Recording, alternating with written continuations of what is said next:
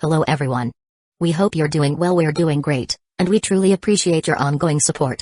We'd like to briefly address some comments regarding our audiobook series. Rest assured, progress is ongoing. That said, your feedback is vital. If there's a novel you particularly enjoy and want to hear more of, please let us know in the comments. Each chapter requires a financial investment, so we can only continue series that receive strong audience interest. Although we retain core names and plot lines, we make significant editorial changes to enhance clarity, pacing, and immersion. These are not simple recitations. We work hard to deliver a polished, thoughtful listening experience. Without sufficient feedback or engagement, we may need to discontinue a series. So if you're enjoying something, don't stay silent. Your input truly matters. Note, our default audio speed is 3x. If that's too fast, let us know. We're happy to adjust it. Interested in early access to unreleased audiobooks? Visit our Patreon. You'll get to experience new content before it reaches YouTube. Just to clarify, I'm a fan like you. I've purchased these novels and adapted them with care, while respecting all rights and guidelines. For updates, follow us on Facebook and Twitter, X. YouTube update: recently, YouTube flagged some of our content for including mature themes, realistic violence, and darker story elements. As a result, we've decided to stop uploading anything that violates YouTube's guidelines.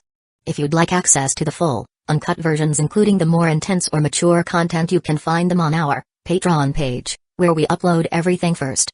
Available now on Patreon: Shattered Innocence transmigrated into a novel as an extra. Transmigrating over 10,000 years late, I was forced to become a mighty presence. I, the celestial dragon, rule the heavens through the double gate, reigning supreme in countless worlds with peace taming, Tower of God sequence strength, cultivation when you take things to the extreme. Naruto is an Uchiha with cyst. WTF, the centuries-old ancestor in our family take concubine again. Plus 18, Ichi, reincarnated in Bleach as a wizard. Thanks for listening and happy listening. Chapter 1. When can I leave? Yoichi Uchiha inquired. Wait for the Anbu investigation, came the response. Don't the Anbu usually question the individuals involved during investigations? Yoichi persisted. Wait for the Anbu investigation. The masked Anbu remained tight-lipped thereafter, ignoring any further inquiries from Yoichi. Observing this, Yoichi reluctantly gave up. Now, he could only wait for the Anbu to release him or for his clan to intervene.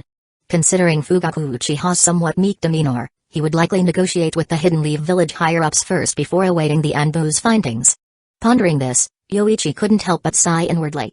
The heavy casualties among his teammates were not his fault, it was due to Hidden Leaf village's inadequate intelligence. It was already commendable that he managed to bring back one teammate from a C-rank mission where Jounin, a Chunin, and 2 Geinin appeared. Yoichi shouldn't have been seized upon Hidden Leaf village's intelligence failure.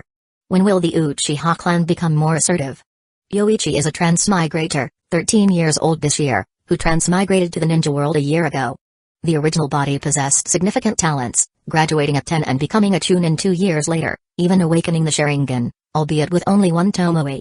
However, after the transmigration, things became somewhat awkward. Although he inherited memories, his combat experience was essentially like a mental replay of movies. Immediately after transmigrating, Yoichi decisively requested a 6-month leave from the clan to hone his strength before taking on any missions. He knew how to refine chakra, perform hand seals for ninjutsu, and even use the Sharingan. He just needed to convert these into his true strength. So, Yoichi spent 6 months practicing within the clan. During this half-year, he made considerable progress, becoming proficient in ninjutsu and chakra control according to his memories, inheriting all the abilities of the original body. And he also endured many cheats. Speaking of Yoichi's cheat, it's the superpower Roulette, which highlights infinite variations. Every month, it randomly refreshes the superpower, some of which are unbelievably strong, while others are so useless that not even a dog would bother. For example, in this mission, he, a regular Chunin, along with 3 Geinin, managed to survive and defeated the enemies, all thanks to the blessing of today's superpower. Catch the blade barehanded. When you swing your blade, your primary target will unconditionally kneel and grab the blade with both hands. About when the enemy lets go depends on when you draw your blade, but drawing the blade will deplete all your stamina. It was this move that Yoichi used to coordinate with a Geinin to kill the missing ninja Chunin. In fact, there was another time when his team was almost wiped out. At that time, their team was on a border patrol mission and happened to encounter 2 elite teams of Cloud Ninja trespassing. If it hadn't been for his superpower being just right at the time, Yoichi, who had only been in the ninja world for 6 months, would have been on his way to the afterlife.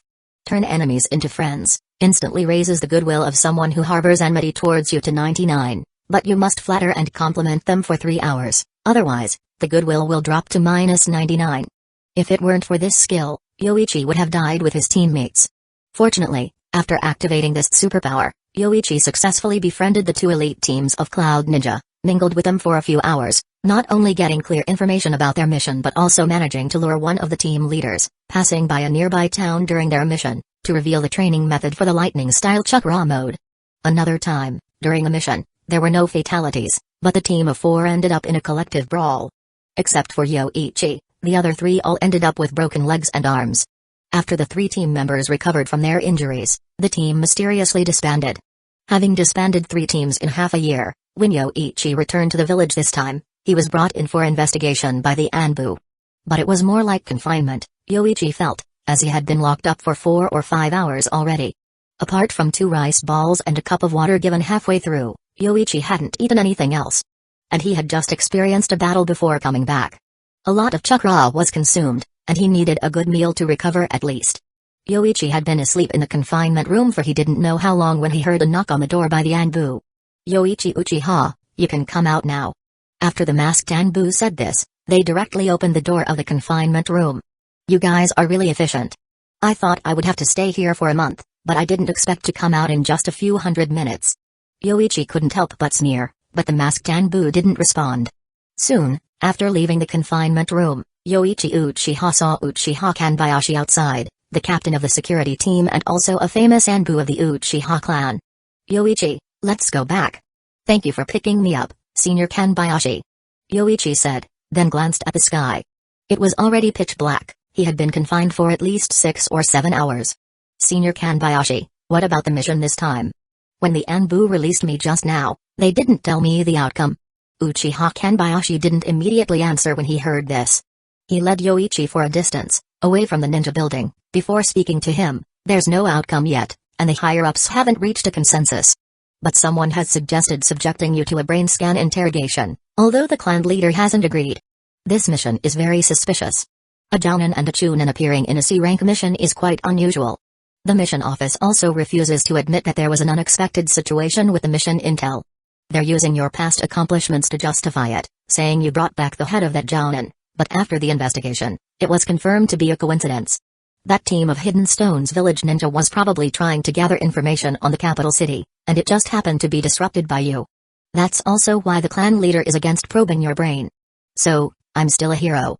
But what's going on with the higher-ups in Hidden Leaf Village?" Yoichi, despite his good temper, almost cursed the clan genealogy. Then he continued, "I risked my life to bring back intelligence for Hidden Leaf Village, and now they want to probe my brain? Senior Kanbayashi, don't you find it unreasonable? I'm the hero who killed in Hidden Stones Village Ninja Jounin. And the unexpected situation with the mission office is too normal. Kakashi took Naruto on their first C-rank mission, and it was upgraded to A rank or even S rank. If it weren't for Naruto's kind heart, Kakashi's team would have lost at least 2 orphans. It's indeed unreasonable." The clan members of the security team were very angry when they heard this news. "But the clan leader has just taken office, so you have to understand him a bit." Uchiha Kanbayashi sighed and said that the clan leader wants to further develop the Uchiha clan through his own methods, so as clan members, they can only support him. "But, Yoichi, how did you kill that Hidden Stones village ninja?"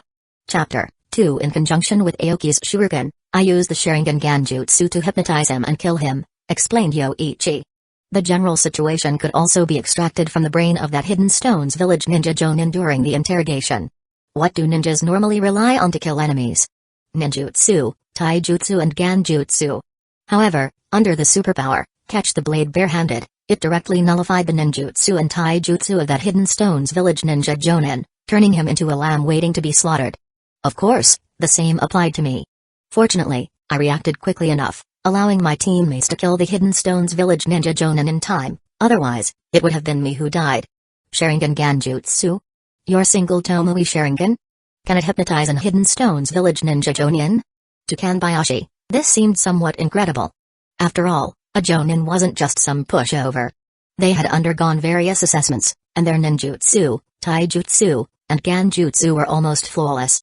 How is it possible for a Jounin to not be able to dispel ganjutsu? And this isn't even a Mangekyo Sharingan, just a single Tomoe, Kanbayashi questioned, skeptically.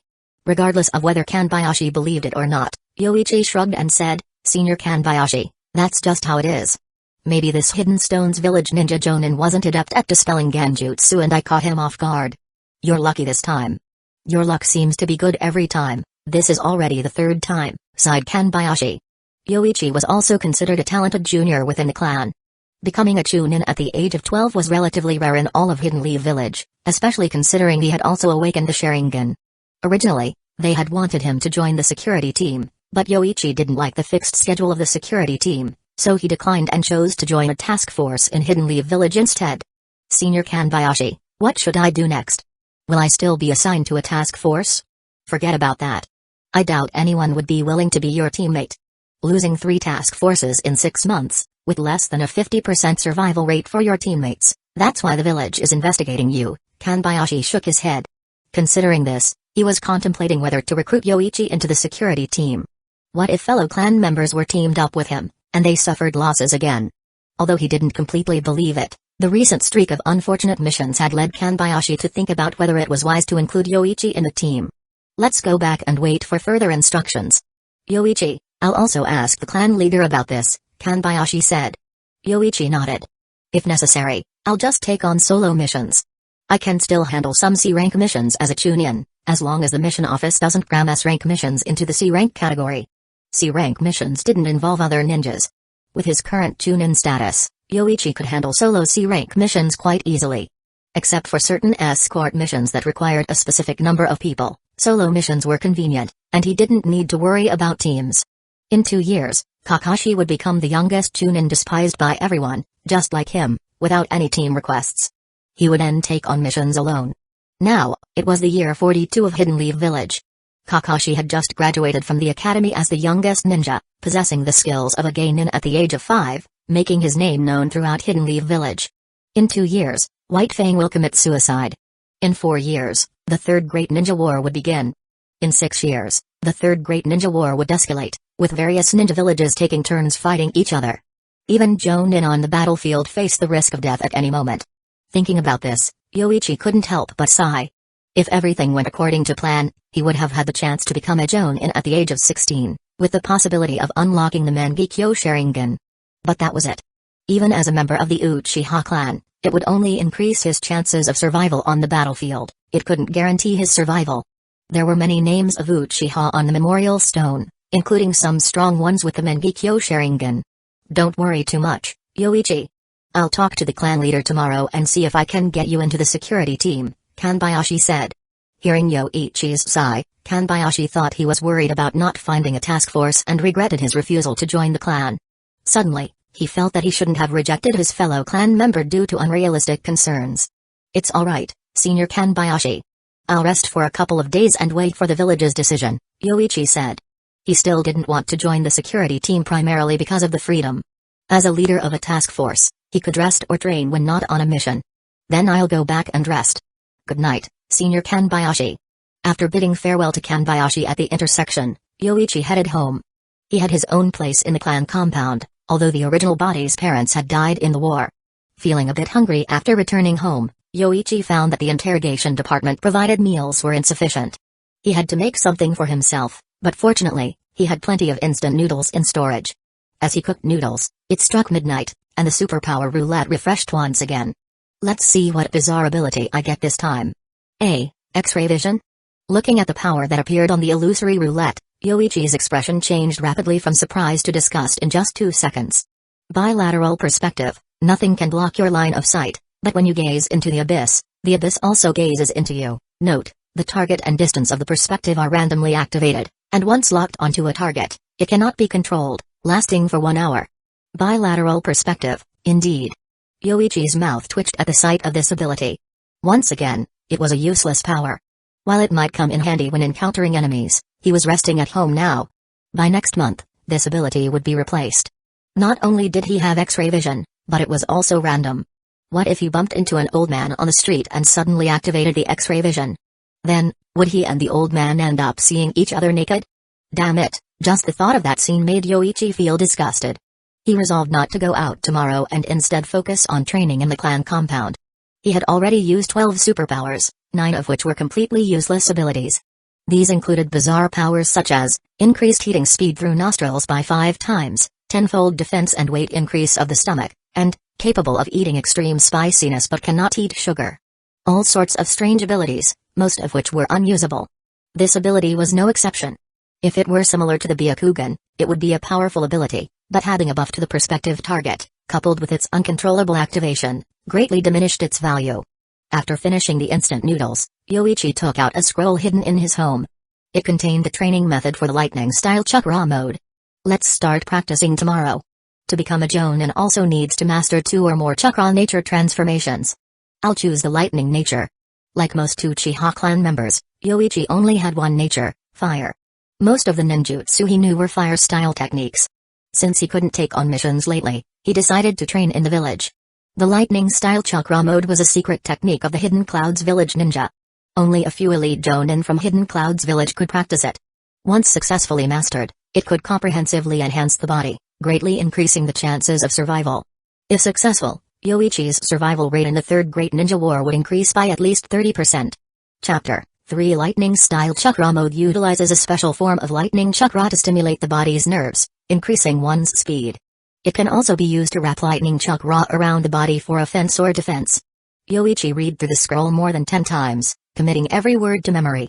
After reaching a point where he could almost recite it backwards, he destroyed the scroll. First, he needed to control the nature transformation of chakra into lightning, which was a prerequisite for performing lightning-style ninjutsu. Nature transformation, in essence, involved making chakra simulate various elemental changes. It didn't actually transform chakra into lightning or water. When chakra is used to cut by wind style or burn by fire style, it was due to the chakra mimicking the sharpness of wind or the temperature of fire, achieving similar effects. Yoichi distinctly remembered when Sarutobi Azuma taught Naruto wind nature transformation. He mentioned splitting chakra into 2 parts and continuously rubbing them together to make it thinner and sharper, which represented the nature transformation of wind.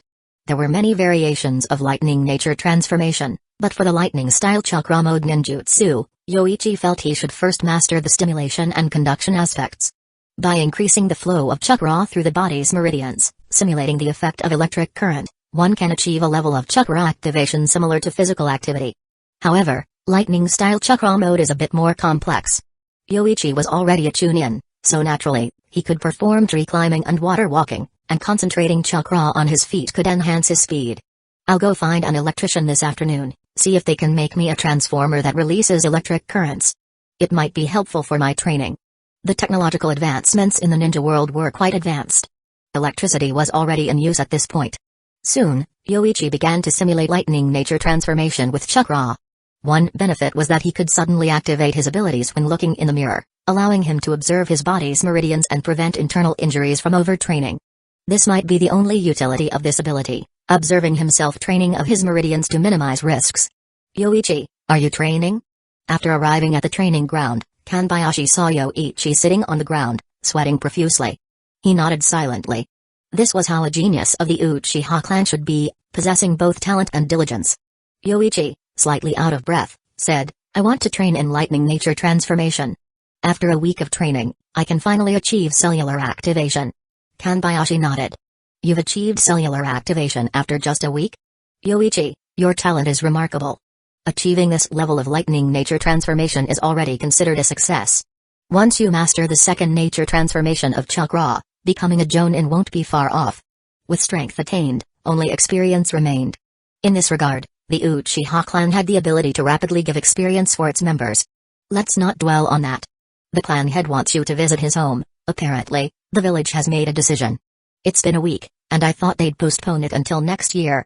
Yoichi, I know you felt unfairly treated for being reprimanded despite your achievements, but sometimes the clan head has to compromise. You'll understand that when the time comes. Kanbayashi sighed.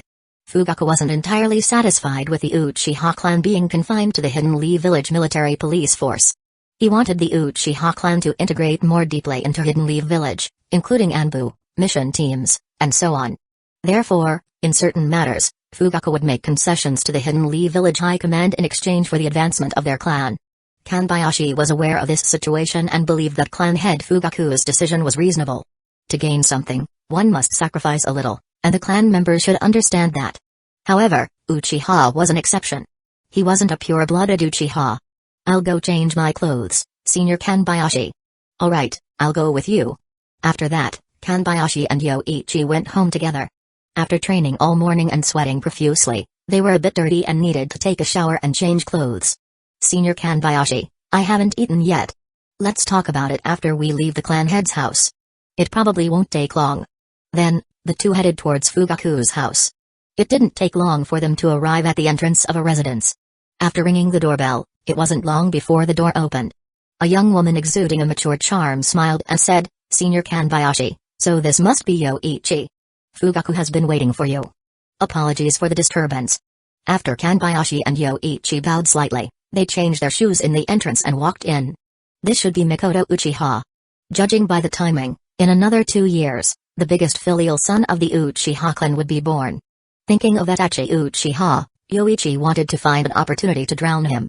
After entering the house, the two were led by Mikoto to the living room. Fugaku was already waiting in the room. Upon seeing Kanbayashi and Yoichi, Fugaku nodded expressionlessly and said, Senior Kanbayashi, Yoichi, you're here. Please, take a seat. Clan head. After sitting down, Fugaku got straight to the point without beating around the bush. Yoichi, the matter from last time has been discussed by the Hidden Lee Village High Command. Your bringing back the head of an Hidden Stones village ninja has greatly aided the village. Now, the village has dispatched personnel to thwart the plans of the Hidden Stones village ninja. However, the interrogation team also questioned your surviving teammate and the intelligence obtained from the head of the Hidden Stones village ninja. The village believes that during your mission, you showed a tendency to exploit your teammates. Although you accidentally achieved merit this time, the village high command does not recommend you continue to form or participate in mission teams. Senior Kanbayashi also informed me of your intention. Even so, I wanted to ask you personally today, do you wish to join the military police force?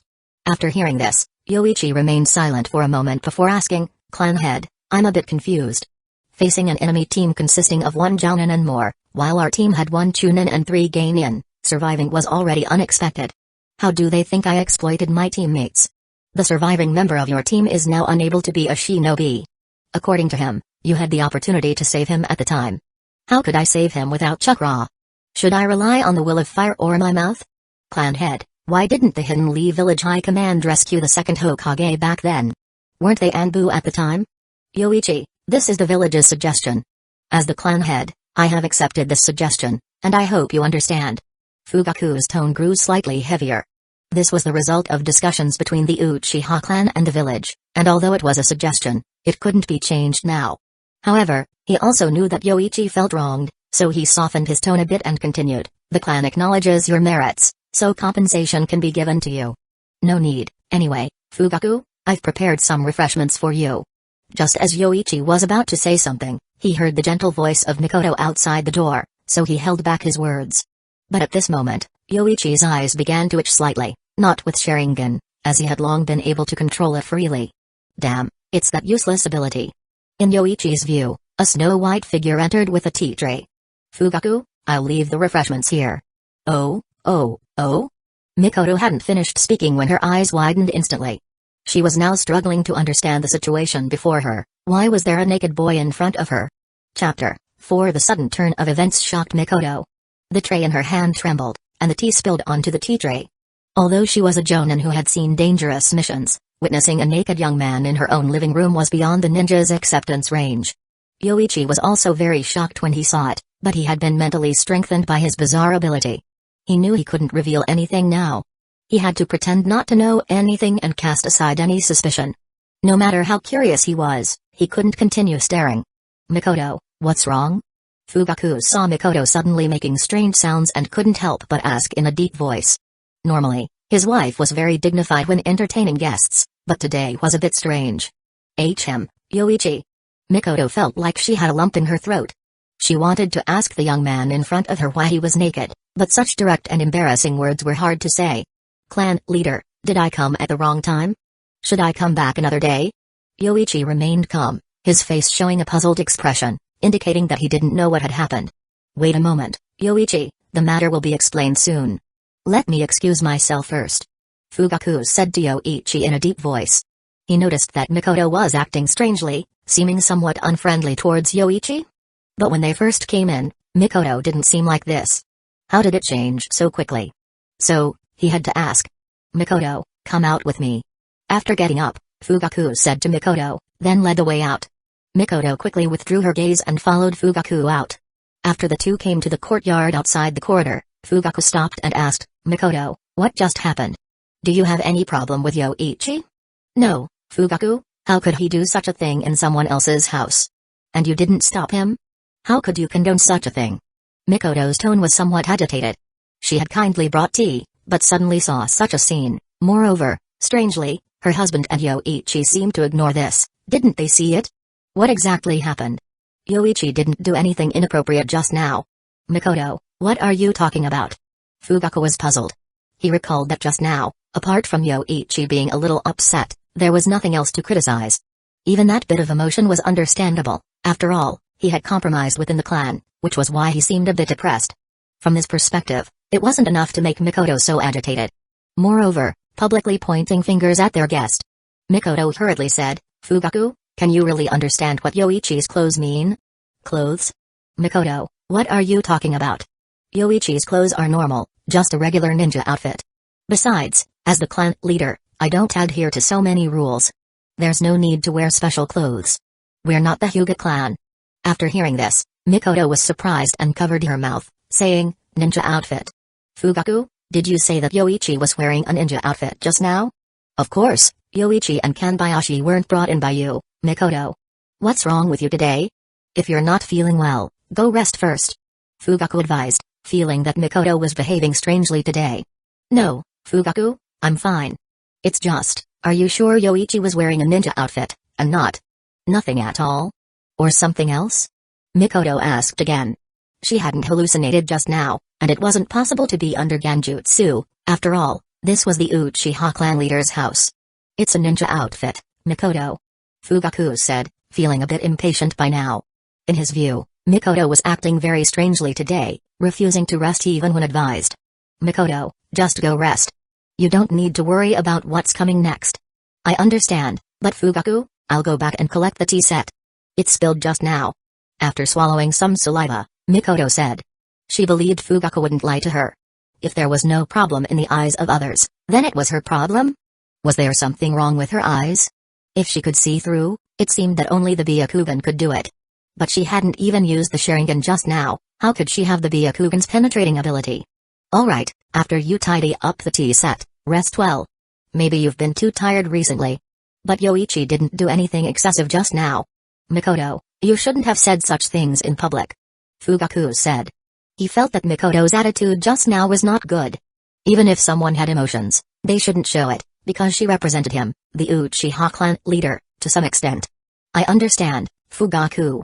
I'll apologize to Yoichi later. Mikoto expressed her apologies with a guilty look. She also realized that she was the clan leader's wife, but what happened just now was too strange. How could she see such a scene? Then, Mikoto followed Fugaku back to the reception room. As soon as she entered, she saw the naked body again. Indeed, only I can see it. No one else reacted. But why only Yoichi? Mikoto's mind shook, but she had prepared herself mentally before entering. Yoichi, I was a bit rude just now. Please forgive me. No, madam, please don't worry about it. It's okay. Yoichi saw that Mikoto wanted to clean up the tea tray and slyly got up to help, pushing the tray over with his hand. However, his movement, in Mikoto's vision, gave her a huge visual sensation, and she quickly averted her gaze, but couldn't help but glance at it again. After cleaning up the tea tray, Mikoto hurriedly left, not saying much polite words. I'm sorry, Mikoto has been too tired recently and didn't rest well, so she behaved abnormally. After Mikoto left, Fugaku apologized on behalf of his wife. Let's get back to business. Yoichi, the clan will compensate you. Is there anything you need? I'm not particularly concerned about compensation, but clan leader, you said the village suspects me of intentionally not saving my teammates. I cannot accept this. If I had ill intentions towards my teammates, I wouldn't have brought him back from tens of kilometers away. Yoichi's tone was still firm, but because of Mikoto's interruption, his attitude softened a bit from earlier. I'll take solo missions in the future. Senior has plans for me to join the guard squad, but I still prefer to have some freedom in my schedule. Chapter 5 Yoichi, I apologize for burdening you. If there's anything about ninjutsu you don't understand, feel free to come to me. My chakra nature happens to be lightning, reassured Kanbayashi as they left the Fugaku household. Although the clan compensated Yoichi with ninjutsu training and money, the former held little use for him, while the latter was rightfully his due. Both of Yoichi's parents were ninjas, and their home undoubtedly contained numerous scrolls of ninjutsu. Yoichi was familiar with most of the basic fire-style techniques. Regarding the money, it was rightfully his due. Upgrading from a C rank to an A rank mission, and considering the importance of the obtained intelligence, giving him 500,000 ryo was not excessive. This time, Yoichi had to make concessions for the clan. Not only did he not fight for the recognition he deserved, but he also couldn't clear his name when suspicions arose about his failure to save a teammate. It wasn't surprising that Yoichi felt frustrated. He was unfairly labeled despite doing nothing wrong, and the clan didn't support him either. Now that the village didn't assign Yoichi to a team, it tacitly endorsed the rumors circulating about him, things like being a teammate jinx or intentionally not rescuing. Furthermore, he couldn't take on B-rank missions. Although Chunin could undertake B-rank missions, Yoichi couldn't form a team, so he didn't qualify. He would only be able to take on solo C-rank or D-rank missions in the future. I don't need anything recently, Senior Kanbayashi. If there's nothing else, I'll head back, Yoichi said, wanting to return immediately. He was disappointed with the Uchiha clan, but more so, he was worried about the unintended activation of that damned power. Gawking at men's naked bodies was sure to cause problems. Then go ahead, Yoichi. If you need help, you can find me at the Vigilance team, Kanbayashi said before parting ways with Yoichi. Meanwhile, after preparing lunch, Mikoto entered the quiet room. Fugaku, lunch is ready. Shortly after, the door opened, and Fugaku stepped out, saying, Mikoto, if you're tired, you can rest first. No need to rush. Mikoto hastily replied, Fugaku, I'm fine. Just a momentary lapse. Seeing her insistence, Fugaku stopped persuading her. As they entered the dining room together, they began to enjoy their lunch. During the meal, Mikoto couldn't help but ask, Fugaku, why did Yoichi come to our house earlier? Because of some illogical rumors, Yoichi had to make a concession. But it's also for the benefit of the Uchiha clan to progress further in the village. However, this does indeed overlook his contributions, so I was planning to compensate him, Fugaku explained, still believing in the third Hokage. He believed that under the leadership of the third Hokage, the Uchiha clan might overcome its past embarrassments and integrate better into Hidden Leaf Village. I see. Fugaku, a question, does the Sharingan have the ability of clairvoyance? Mikoto asked tentatively, wondering if her eyes had malfunctioned. It was strange that she could see Yoichi's naked body, but others couldn't. It must have been her own problem. Clairvoyance? The Sharingan can only perceive chakra and, by observing chakra, see the shadows of objects behind them. However, it only goes this far. In terms of clairvoyance, the Byakugan is indeed superior to the Sharingan. But overall, the Sharingan is more powerful, Fugaku explained to Mikoto, emphasizing the strength of the Sharingan. Then is it possible for the Sharingan to have the abilities of the Byakugan? Mikoto began to ask, but Fugaku interrupted her, saying, don't believe in such illogical rumors. There were indeed rumors before that claimed the Sharingan originated from the Byakugan, but those were made up by those who admired the Byakugan. The Sharingan surpasses the Byakugan in many aspects. I see. I understand, Fugaku, Mikoto nodded, then lowered her head to eat. However, she still couldn't understand why she could see Yoichi's naked body. Why was it only her? Activating the lightning-style cellular activation is almost achieved. The next step is to increase the flow of lightning attribute chakra to achieve the effect of lightning armor. But this will require meticulous practice, Yoichi thought to himself satisfactorily. With the help of a transformer, he spent a week mastering the nature transformation of lightning and then spent over a week enabling himself to use the lightning-style armor while activating cellular activation. Next is to control the lightning-style chakra to continuously strengthen the body, allowing the meridians, cells, muscles, and bones to withstand higher levels of lightning-style chakra. This way, his body would continuously become stronger, and his speed and reflexes would also increase. The fourth Raikage's speed was almost unmatched in the ninja world, only slightly slower than the cheating teleportation jutsu. It relied on continuously enhancing the body's limits with lightning-style chakra. To practice this ninjutsu and to avoid activating his clairvoyance ability, Yoichi hardly left the clan territory during this period. After cellular activation, my speed has doubled. If I can enhance the flow of lightning-style chakra to the extreme, my speed could triple. The focus in the future can be on taijutsu, Yoichi thought. His ninjutsu was average, his hand seals were not fast enough. At best, he could perform 3 hand seals per second. He had the upper hand against ordinary chunin, but he was insufficient against jonin, especially those specializing in ninjutsu.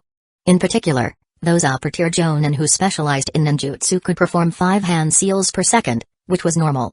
Powerful taijutsu posed a significant threat to ninjutsu-type ninjas. The Hyuga clan became famous in the ninja world through the Byakugan and Gentle Fist taijutsu. Moreover, Yoichi Uchiha vaguely remembered a renegade from the Hyuga clan who defeated the Rukonga's body flicker technique with powerful taijutsu. This was enough to show the advantages of taijutsu in combat. With increased strength, the next step is to familiarize and control. Ninjas always increase their strength through combat, Yoichi thought, feeling like taking on missions again. He also suspected that the village elders didn't want him to form a team because they didn't want him to take on B rank or higher missions. Logically, the village elders had no reason to focus on him, a mere middle-ranked ninja. Moreover, the relationship between the Uchiha clan and the village wasn't so bad as to warrant such actions. But merely based on rumors, they advised against him forming a mission team further, claiming there was no subjective bias, which Yoichi didn't believe. I can take on a long-term out-of-village mission and then visit the underground exchange to see. Of course, it's limited to within the borders of the Land of Fire, he thought. His strength was not weak to begin with. Now that he had learned the lightning-style chakra mode cellular activation, his overall strength was considered elite among middle-ranked ninjas. If he could develop the lightning-style chakra mode into a lightning armor wrap and combine it with a Sharingan, he would be able to compete with special Jonin in taijutsu alone. If he could unleash some abnormal abilities and encounter elite Jonin, Yoichi was confident he could kill them. Chapter 6. A new month began. After contemplating leaving the village, Yoichi spent an additional 2 days familiarizing himself with the lightning-style chakra mode.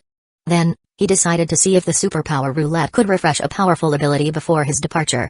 Sneeze transformation. After sneezing, randomly make a person possess an animal within a 10-kilometer radius. The person who becomes the animal will hear your thoughts. Sneezing again will end the possession for the other person. What kind of bizarre ability was this? And what did it have to do with him? Yoichi pondered for a moment and confirmed that this was almost a prank ability unrelated to him. So, he closed the superpower Roulette and stopped paying attention to it. In the past year, he had drawn too many strange abilities. Yoichi had gone from expecting the superpower Roulette to change his fate and achieve the 6 paths, to just checking it routinely. Today, this ability was obviously for pranks. It was random, and Yoichi couldn't control it. Moreover, if he remembered correctly, he had already sneezed when he woke up in the morning. After breakfast, Yoichi packed his ninja tools and armed himself before heading to the Hokage's office. There were still some savings at home. Taking missions was Yoichi's way of wanting to leave the village. He was not a native Uchiha or Leaf Shinobi, so he didn't feel much attachment here. Moreover, despite the seemingly large size of Hidden Leaf Village, over 60% of it was inhabited by villagers and ninja clans. There were few places to visit, and staying here for a long time would suffocate him. Arriving at the Hokage's office, Yoichi went directly to the mission desk. Usually, the 3rd Hokage managed the distribution of missions. A and S-rank missions were personally assigned by the 3rd Hokage to the ninja. However, when the Hokage was busy, he wouldn't come to the mission desk. I want to take a mission, preferably a C-rank mission outside the village, like a solo mission to subdue bandits. After speaking, Yoichi paused for a moment, then continued in a more serious tone, it's C-rank, not fake C pretending to be A or pseudo-S. Don't mix in some enemy Jonin in the mission. The ninja at the mission desk recognized the ninja in front of them who had disbanded 3 mission teams within half a year and was known as the cold-blooded teammate, prioritizing mission completion without caring about the lives of teammates. Understood. Although the people at the mission desk were not very happy, there was indeed a mistake in the last mission. Besides, the other party was an Uchiha, and his expression wasn't very friendly, so the people at the mission desk didn't argue. There aren't many C-rank missions left to leave the village. There are only 4. One is to escort a merchant group, which requires a team. There are also 2 long-term protection missions, also requiring ninja teams. The last one was just submitted by the client, a resident near the village. It is said that wild beasts trampled their fields and even broke into their houses. The ninja at the mission desk explained that apart from skirmishes, there were hardly any missions suitable for solo individuals. Especially for escort and protection missions, in the eyes of employers, the more ninjas, the better. They couldn't distinguish which ninja was stronger. Only the last one, clearing out the wild beasts, is available for you.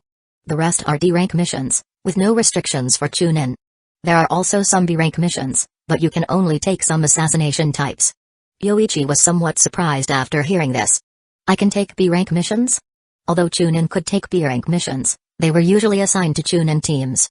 Solo missions had a higher failure rate. If there were several failures recorded, it would damage Hidden Leaf Village's reputation. Others can't, but you, Yoichi-san, can. After hearing the words of the mission desk, Yoichi suddenly realized that this was probably arranged internally and informed to the higher-ups. Help me see if there are any suitable B-rank missions. Yoichi took on a C-rank mission to clear out wild beasts and a B-rank mission to eliminate a black market organization supported by a ninja. The former was reported to the village just a day when Yoichi arrived at the Hokage's office, so he probably just missed the client. According to the investigation feedback, it was said to be a wild boar that ran out from the Forest of Death, trampling fields and crashing into a village near Hidden Leaf Village. At that time, the village head was frightened and hurried to Hidden Leaf Village, hoping to hire ninjas to kill the beast. The wild beasts that emerged from the Forest of Death were likely to have chakra in their bodies, but even if they did, they were still beasts without intelligence and didn't pose a threat to ninjas. Yoichi took on this mission incidentally. Slaughtering a wild beast would earn him 50,000 ryo, without the need to split it with other team members. Thinking about it, it wasn't bad to do it alone. At the gate of Hidden Leaf Village, Yoichi met the client who had commissioned the mission and walked with him towards the village. The attacked village was not far from Hidden Leaf Village, only 10 minutes away. While on the way, Yoichi learned about the situation from the village head. The village was attacked by a wild boar, but the tusks of that wild boar were as big as elephants, and its body was like a small hill. The village head was frightened at that time, but according to his memory, it was conservatively estimated to have a body length of 4 to 5 meters. This size was not small even in the Forest of Death. However, in the irregular natural environment of ninja, it was considered normal. There were even bamboo trees over 10 meters thick in the land of grass. Tracking wild beasts was simple. Unlike ninjas, they couldn't hide their tracks. The footprints they left behind when they left were clearly visible. After observing for a while, Yoichi prepared to take action to find the beast. Village head, wait here for news. With that, a body flicker technique, and Yoichi disappeared from the village head site.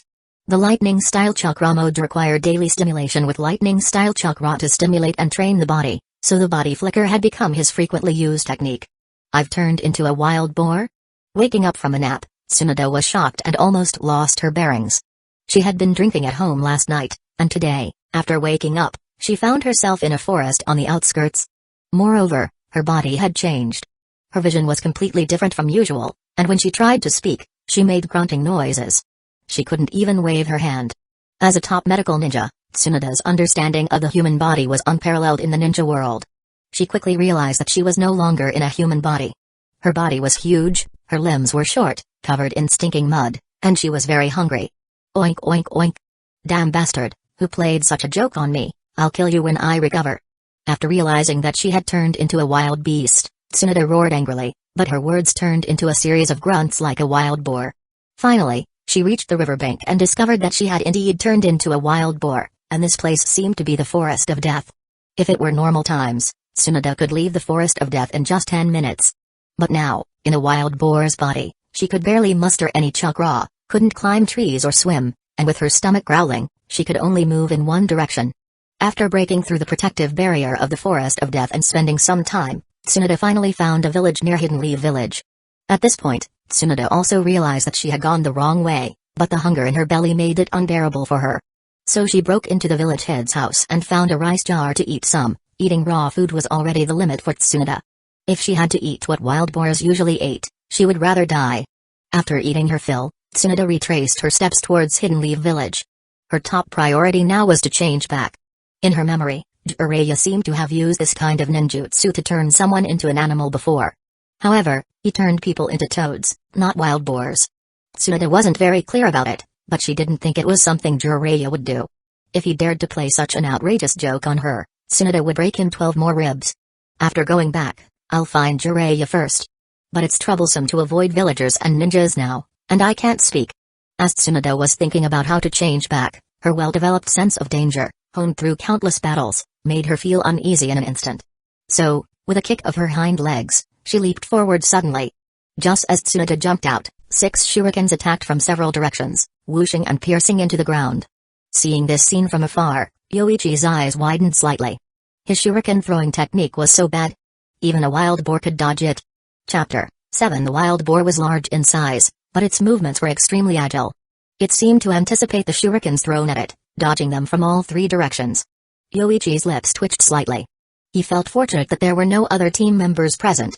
Otherwise, being laughed at for having his shuriken dodged by a wild boar would have been embarrassing. Soon finish this mission, quicker go on to the next, Yoichi thought to himself. The next moment, a faint flicker of lightning surrounded his entire body.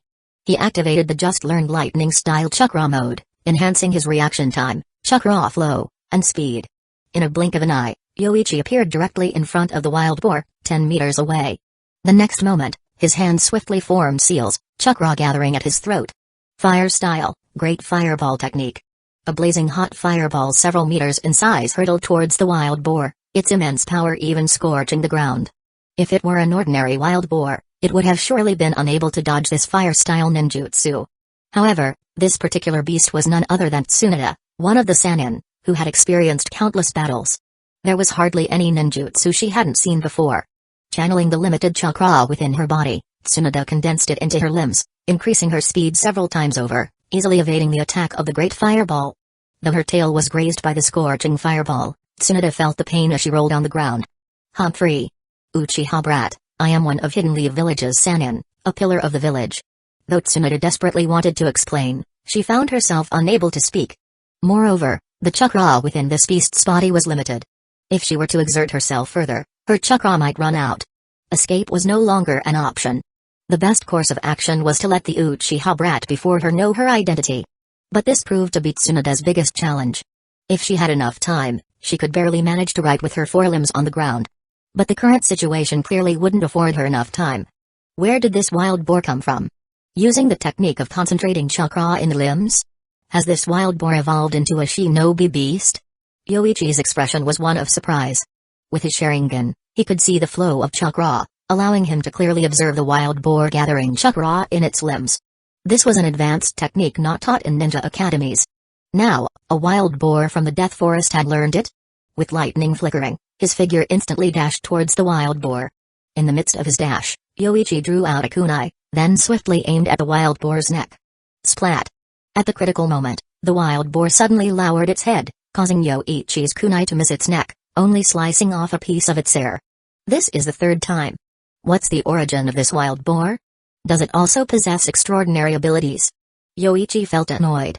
If he couldn't even defeat a wild boar, what chance did he have of surviving the third great ninja war?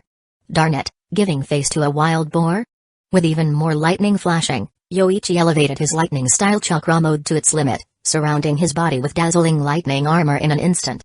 The next moment, Yoichi's figure disappeared abruptly, appearing beside the wild boar. He kicked fiercely, sending the massive wild boar flying. It hurts. Damn you, Uchiha. Once I break free, you're finished. Tsunade continued grunting incomprehensible words, but the next moment, she felt a deadly threat. However, the wild boar's body contained little chakra, barely supporting Tsunade's consecutive usage. Nevertheless, she struggled frantically, kicking her limbs in all directions, attempting to evade Yoichi's pursuit. But it was evidently futile. Yoichi's speed and strength were much greater now than before, and the wild boar's body controlled by Tsunade couldn't escape. However, a small unexpected incident occurred. As Tsunade kicked her limbs wildly, the dust kicked up made Yoichi's nose itch uncontrollably, causing him to sneeze suddenly. And it was this sneeze that instantly caused Tsunade's consciousness to detach from the wild boar's body, returning to her own. After Yoichi finished sneezing, he continued his previously flawless killing move, chakra imbued on his kunai, and severed most of the wild boar's head. Soon, the wild boar, as large as a small hill, lay motionless, a pool of blood forming on the ground. Lost 3 hands in a row, luckily no one saw it. Yoichi glanced at the wild boar on the ground, feeling that something was off about it. But now that it was dead, he couldn't be bothered to investigate further. After marking the location, Yoichi hurried towards the village of the client, where they would confirm the death of the wild boar and conclude the mission. Stop it. I am Tsunade of the village. Tsunade shouted loudly with her beautiful eyes tightly closed, then began kicking the bed wildly, quickly overturning it. But soon, she snapped out of it.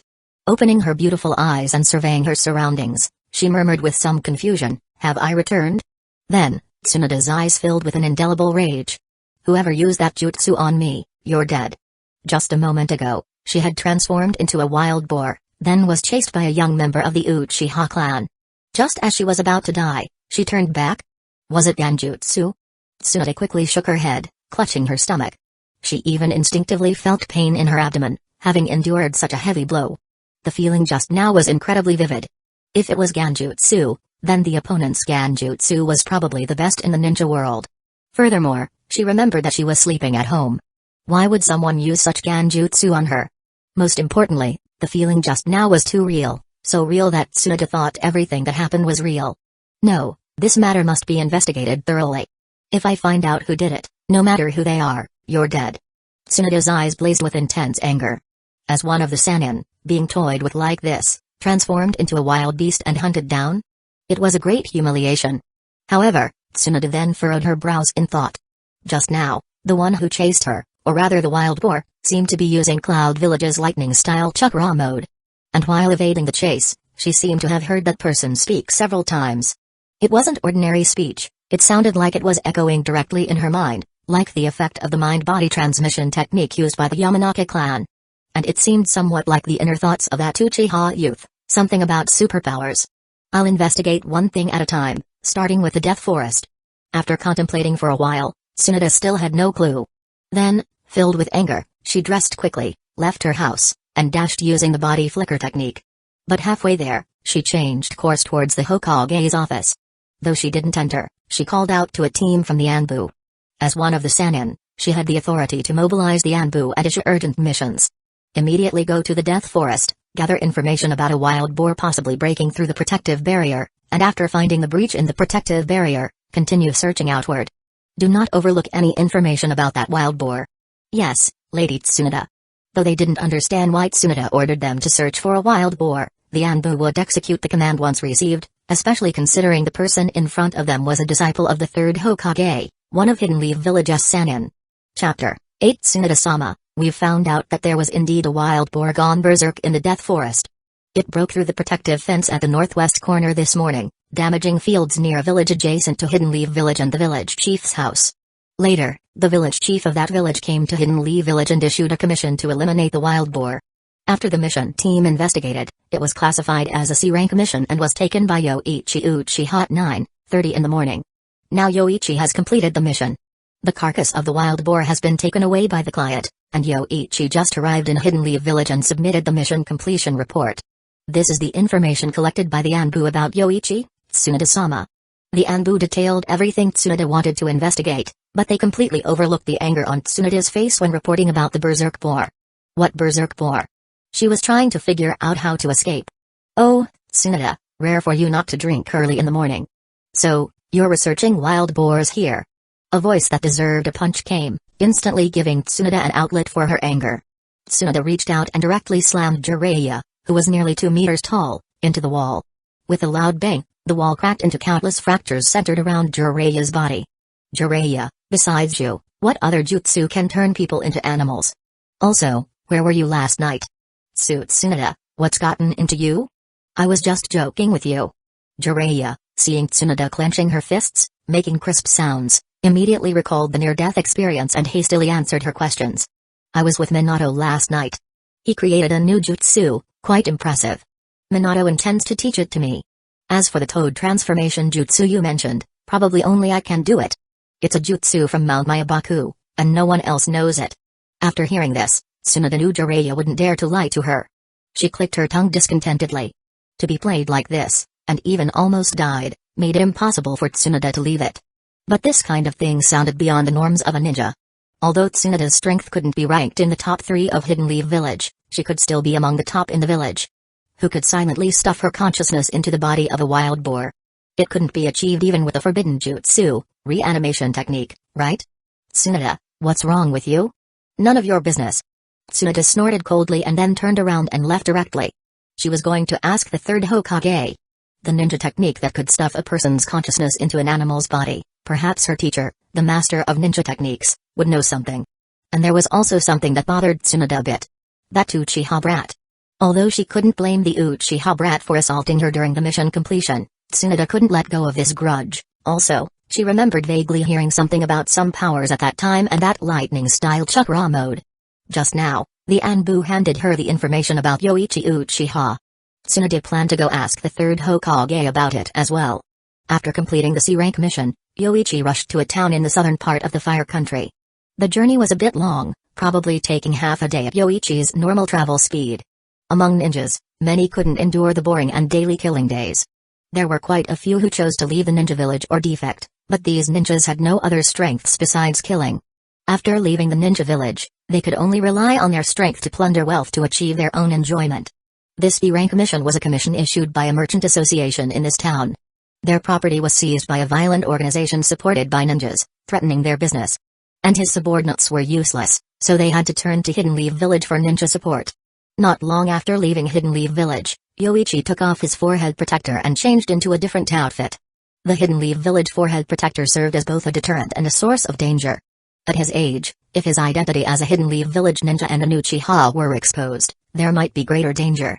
After arriving into the town, Yoichi found the employer and inquired about the mission.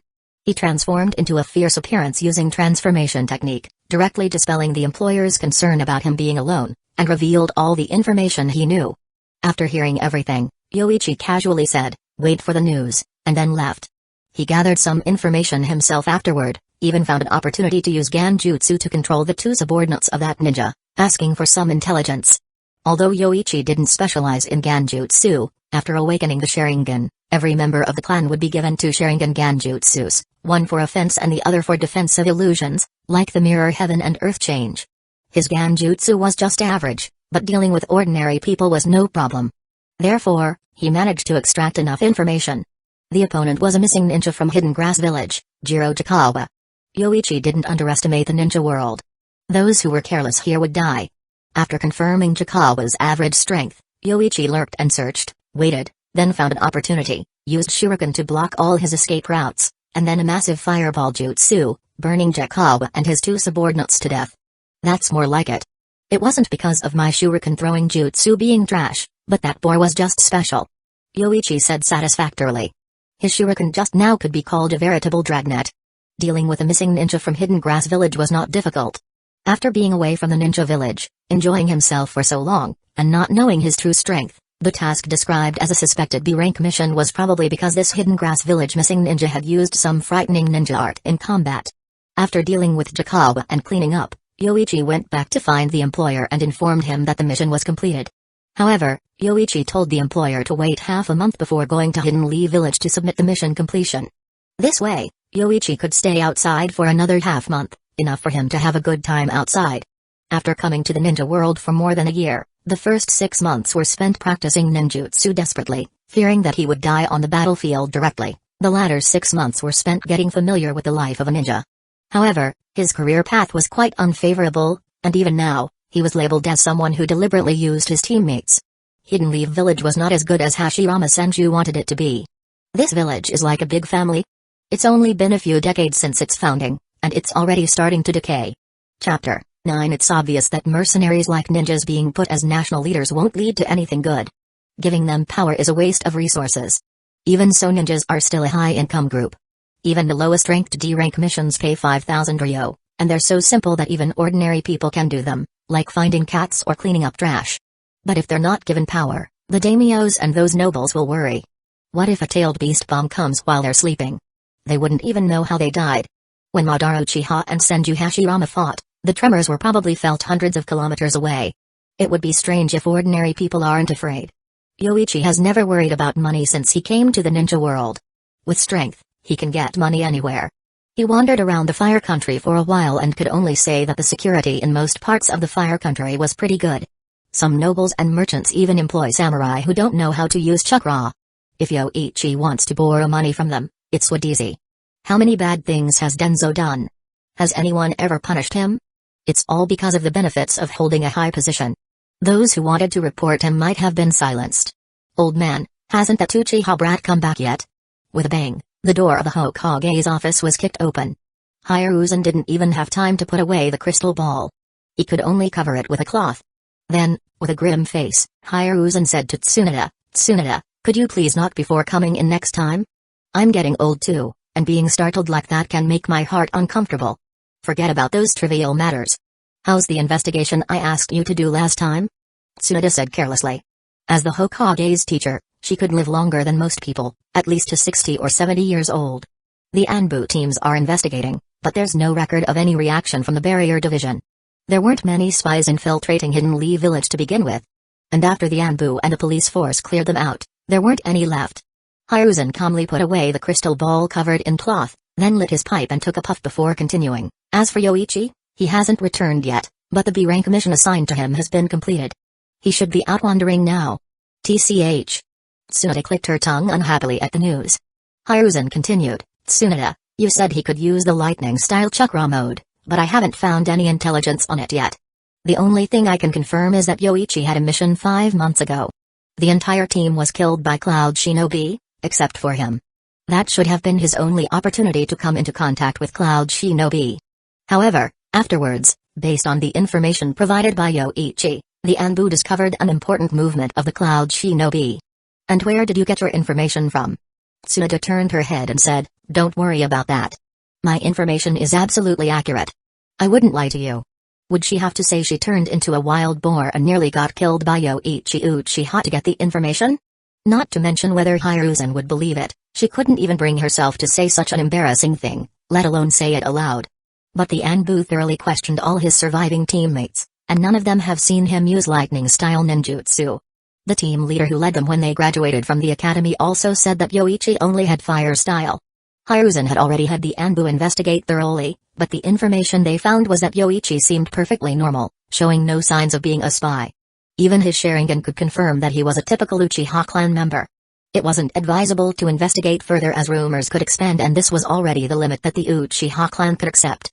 Tsunade, do you have any thoughts on taking on students? There are quite a few talented students in the academy, like Sakamo's son, who already has the strength of a Chunin. Forget it, old man. I won't be staying in Hidden Lee Village for much longer.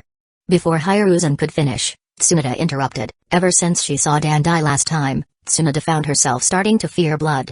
Now she couldn't even perform surgeries, so what's the point of taking on students? Even if she did, she couldn't take them on missions or teach them medical ninjutsu. What would be the point of her taking on students like this? The Anbu have some extra manpower. Let me borrow them to investigate the matter I told you about. It's important. After saying that, Tsunade turned and left directly. If she stayed here any longer, the old man would start nagging her about taking on students again. Why can't she learn to close the door? Seeing Tsunade leave, Hiruzen quickly put down his pipe and closed the door. Then, he took out the crystal ball and used the telescope technique once again. But when he looked at the image displayed on the crystal ball again, he sighed, she already went out of the bath. Well done. Here's your payment. The manager of the Underground Bounty Hunter Exchange handed Yoichi a stack of money and asked, do you want to take on more bounties? There have been quite a few assassination and sabotage missions recently. If you dare to take on those from the Leaf Villages, the rewards will be 10 times higher. Forget it. Is Leaf Village so easy to provoke? Aren't you afraid of being wiped out here? What am I afraid of? This is just a base. If someone takes on a mission, whether they succeed or fail, I'll return to the grass country. If they succeed, they can come to the grass country to collect the reward. Do you think Leaf Shinobi would dare to invade the grass country on a large scale? The manager of the currency exchange didn't care at all. How much money could a base like this make? Completing a bounty mission would earn back the investment in full. This time, the employer has put in a lot of effort. Killing any of those ministers in the fire country would earn at least tens of millions. How about it? Want to give it a try? Yoichi shook his head and said, don't joke around. What strength do I have? I'd just die if I got involved. You'd better find those more famous bounty hunters. And about the chakra metal you promised me last time? Seeing that Yoichi wasn't moved, the manager sighed and said, forget it. Since you're not interested, let's make the transaction. Do you have enough money? Yoichi took out a scroll, unsealed it, and revealed millions of ryo. This was the money he had saved up from the 3 bounty missions. Of course, the majority of it wasn't from the rewards, but from the additional income during the missions. After all, the targets of assassination were all able to afford ninja protection. If they could afford ninjas, their wealth was beyond doubt. I'm cutting you a deal here. Remember to come to me if you want to take on more bounties. I'll take better care of you than anyone else. After glancing at the money on the ground to confirm that there was no problem, the manager took out a box from the safe and handed it to Yoichi. Chakra metal might not be useful to others, but to ninjas, it was like adding wings to a tiger. Being able to create weapons that were sharper and more compatible with chakra flow, in a video game context, it would be considered top-tier equipment. In close combat, a weapon made of chakra metal would be at least 10 times stronger than an ordinary kunai. However, due to its scarcity and the fact that every ninja village was collecting it, chakra metal was rarely circulated.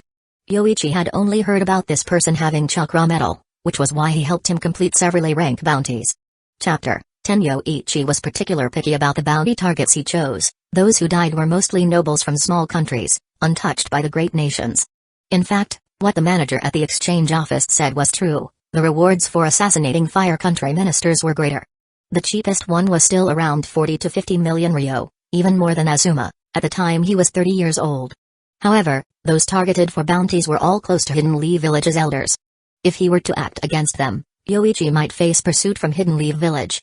Even if he disguised himself before taking action, he could still be traced.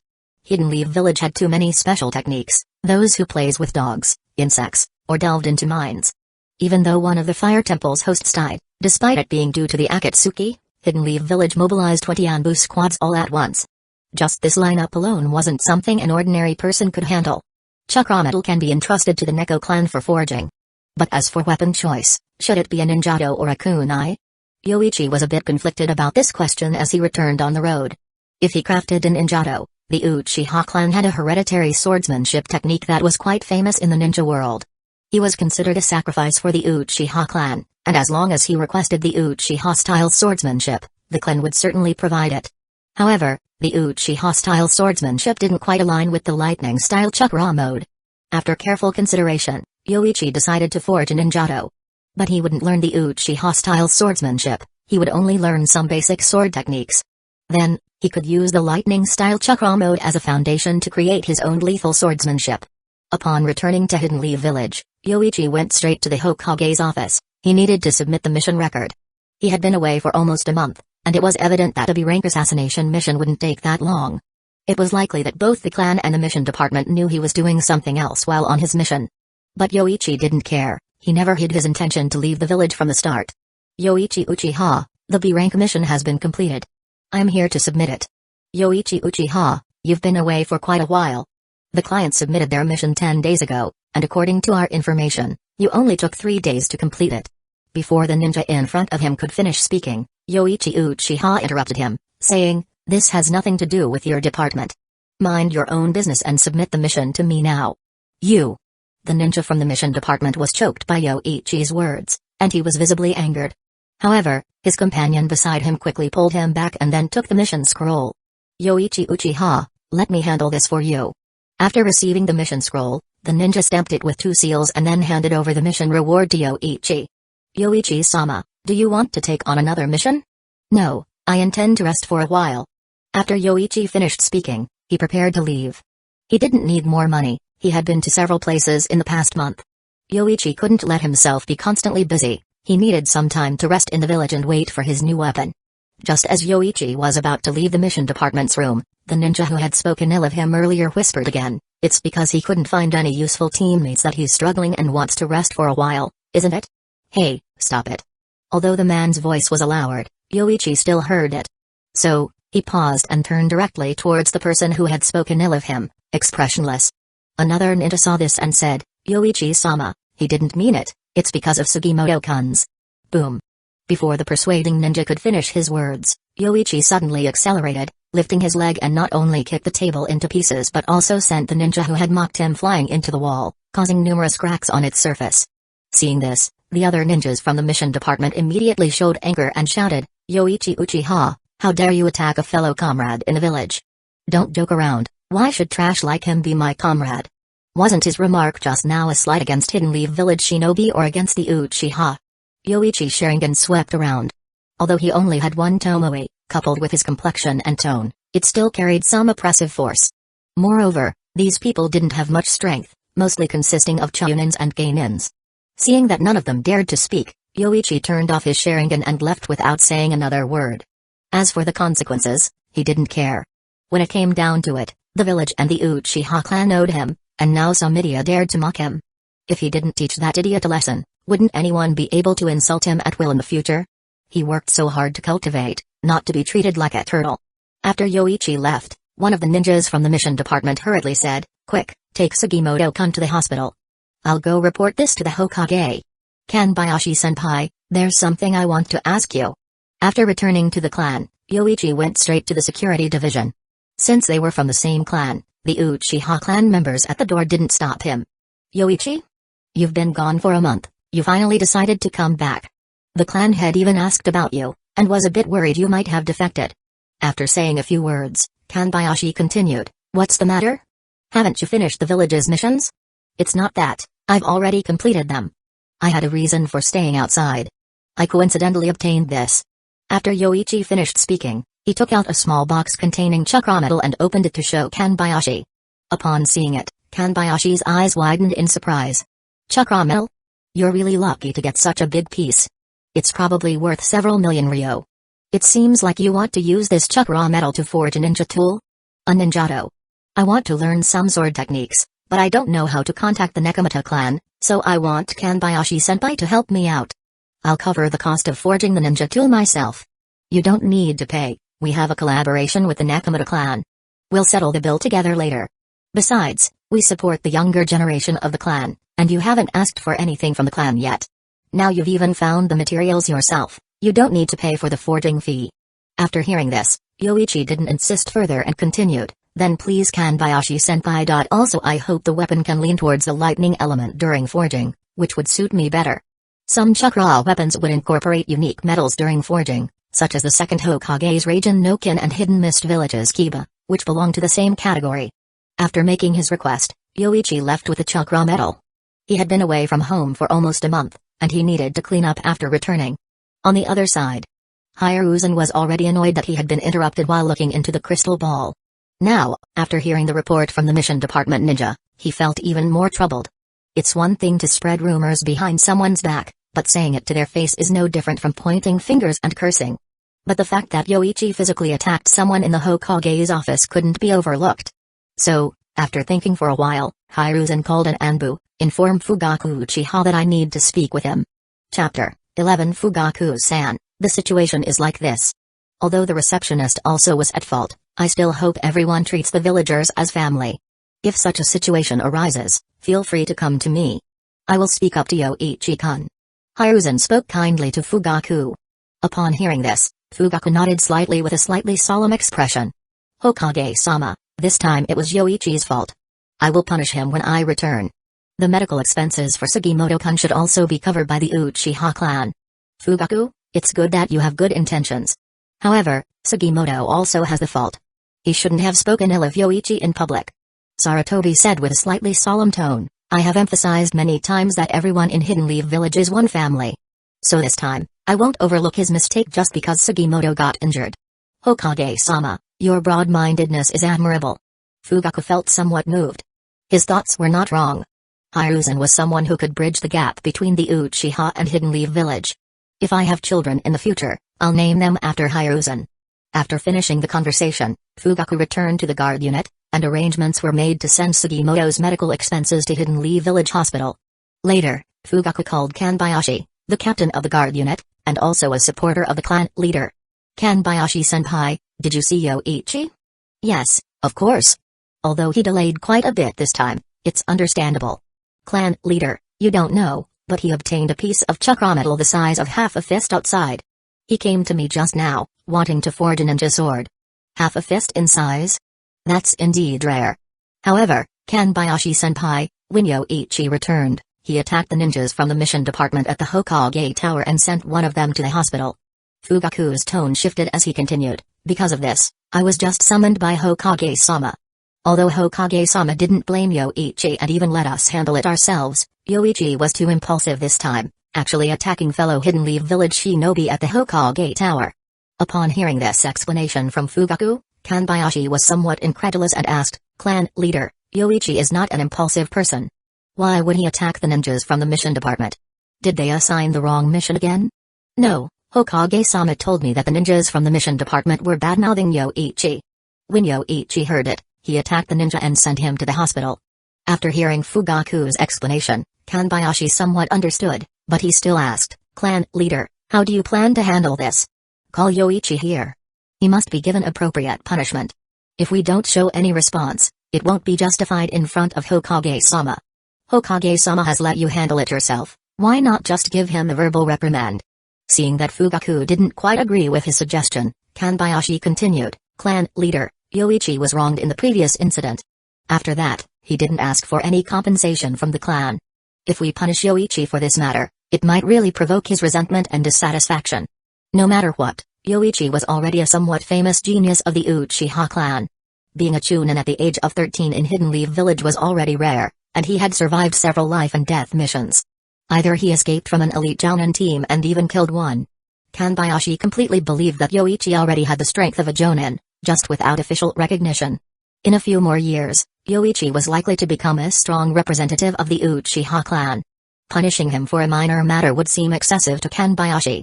Kanbayashi-senpai, what you said makes sense. However, although we Uchiha are strong, there are many ninja clans in Hidden Leaf Village, and there are also many strong individuals. We already control the guard unit. If we try to grasp other powers, it will surely cause dissatisfaction among other ninja clans. Fugaku said in a deep voice, many people in the village are watching us Uchiha closely. It's best not to give them any handle at this time. Although Yoichi is right in this matter, it's still unacceptable for him to injure fellow villagers at the Hokage Tower. Let him apologize to Sugimoto, the Chunin, to show his acknowledgement of his mistake, and it'll be enough for Hokage-sama to see. Just admitting his mistake isn't much of a punishment. I'll go persuade Yoichi. Kanbayashi breathed a sigh of relief upon hearing this, but he and Fugaku overlooked one thing.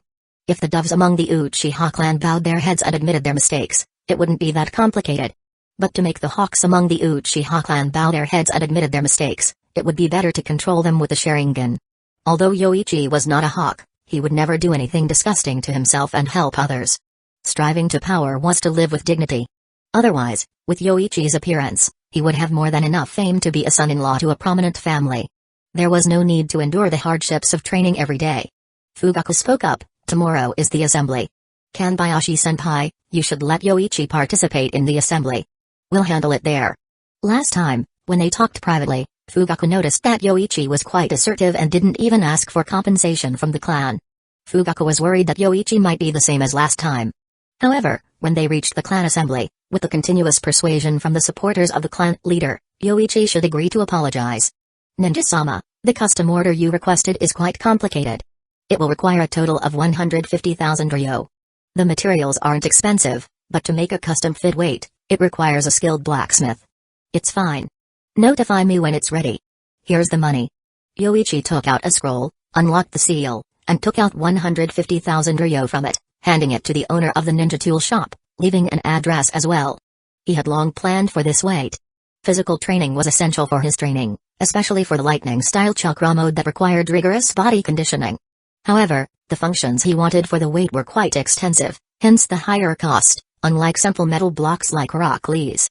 The wrist guards, leg bindings, and ninja outfit all needed to have protective capabilities and be easy to disassemble. That's why it was so expensive. The 43rd year of Hidden Leaf Village was approaching soon. Yoichi had just returned not long ago, and he heard that Hidden Leaf Village's top talent, Kakashi, planned to participate in the Chunin exams alone. Let's focus on training for a while. If only the Sharingan could be stimulated a bit more. The single Tomoe is somewhat lacking. Yoichi knew that the evolution of the Sharingan required stimulation, but it seemed that nothing could stimulate him. Chapter 12. A new month begins, and the superpower roulette refreshes.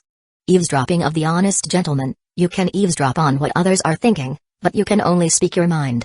What ability is this? It seems very useful, but the inability to lie gives off a terrible feeling. Yoichi suddenly became alert.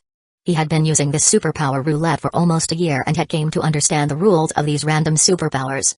The stronger the ability, the greater the cost. If one day it refreshes to a power that can directly kill the opponent, Yoichi estimates that he would probably have only one breath left after using it.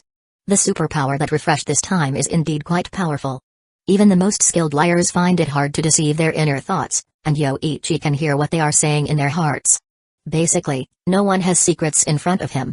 But similarly, he probably can't lie in front of others either. However, after thinking for a moment, Yoichi thought that if he couldn't lie, then he wouldn't. It's just being mute for a month, how could a chunin like him not endure even this kind of thing? Thinking of this, Yoichi relaxed slightly in his mind, but he didn't completely let his guard down regarding this superpower. Fortunately, he had planned to train alone this month anyway.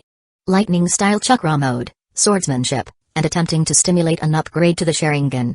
Thanks to the rumors circulating freely in Hidden Leaf Village, Yoichi had no friends at all, cutting off his social connections. Moreover, the Third Great Ninja War was about to happen, and Yoichi felt considerable pressure. Thinking of this, Yoichi began his swordsmanship training. When he left the guard squad, Kanran gave him some basic scrolls on swordsmanship, including chakra manipulation and sword techniques. Kanran even wanted to introduce him to a swordsman from the clan, but Yoichi refused. Uchiha style swordsmanship was nothing more than a combination of fire style or wind style with sword techniques, which didn't suit him, so there was no need to learn it. There didn't seem to be much to learn about that sword techniques. Master the moves, then kill the enemy. Even the moves seemed unnecessary. A ninja's abilities should be diverse, as rigid attack methods would only lead to one's downfall. Yoichi stared at the scroll of sword techniques in front of him for a long time, finally feeling that he only needed to master two. One was to kill the enemy, and the other was to block attacks. The former only required him to skillfully wield the ninja blade, so Yoichi only needed to practice the latter. As for how to train, Yoichi already had a method in mind. Ding ding ding ding ding. After Kanran arrived at the place where Yoichi often trained, he heard the sound and couldn't help but ask when he saw what was happening. Yoichi, are you practicing swordsmanship with shuriken throwing? Oh, Kanran-senpai, it's you. Upon seeing the newcomer, Yoichi replied, that's right, I want to practice my reflexes. Once proficient, it adds another layer of survival ability when fighting against enemies, but it's troublesome to train alone. First, use shuriken throwing to make them bounce back towards oneself, then use a short knife to block them one by one. This can also simulate the situation where the enemy attacks with shuriken. At first, Yoichi found it difficult to block. His goal was to stand still with both feet and block all attacks with the short knife in his hand. I plan to post a mission and find a few ninjas to continuously throw shuriken at me. This will also save time. Kanran asked, why not call clan members? In terms of shuriken throwing, aren't our fellow clansmen stronger? It's precisely because Uchiha's shuriken throwing is so outstanding that I'm looking for outsiders. Kanran-senpai, I'm a beginner. If I practice with a few clan members and accidentally get injured, I'll end up in the hospital. The effect of one Uchiha's shuriken is equivalent to that of two people.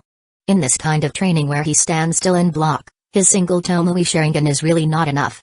If he can last half an hour, it would be remarkable. Kanran nodded in understanding, then said to Yoichi, right, Yoichi, come to the clan gathering tomorrow. You know the location, it's at the Naka Shrine. Oh, I'm sorry for troubling you, Yoichi, but you need to understand the clan head. After Kanran finished speaking, Yoichi suddenly heard another sentence, still in Kanran's voice, but it sounded directly in his mind. And the meaning of this sentence seemed to suggest that there was another purpose for calling him to the gathering. Kanran-senpai, why suddenly call me to the gathering? Is it another sacrifice the clan head wants me to make? Let me think, since I came back, the only thing that happened was the incident at the Hokage Tower. Could it be that the clan head wants to punish me for that? Yoichi was about to test what the gathering was about, but his mouth seemed to be out of control, speaking what he was thinking. Other than that, there shouldn't be anything else. I'd say the clan head is really a loyal dog of Hidden Leaf Village. Without asking about the reasons, he plans to sacrifice me again? This is the second time. Yoichi immediately controlled himself and closed his mouth. Even though he thought that way, saying it out loud would be too embarrassing. Yoichi, how can you say that about the clan head? The clan head sees that you have almost the strength of a jounin and wants to cultivate you. That's why he let me inform you to attend the clan gathering. How did Yoichi know? Was it obvious from what I just said? However, what Yoichi said just now was indeed too much. Although the clan head wants Yoichi to apologize, it's entirely for the sake of the Uchiha clan. How can you not understand that? Let him come by himself, Kanran-senpai. I have something to do, so I won't attend the clan gathering. Yoichi now understood the meaning of this honesty. As long as he speaks first, it must be what he's thinking.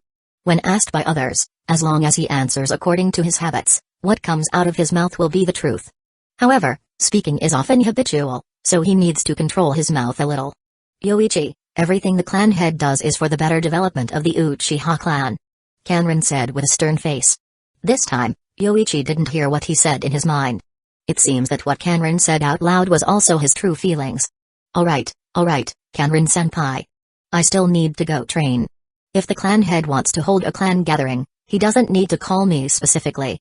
Moreover, I don't like his philosophy. Don't try to persuade me. After saying that, Yoichi turned and left.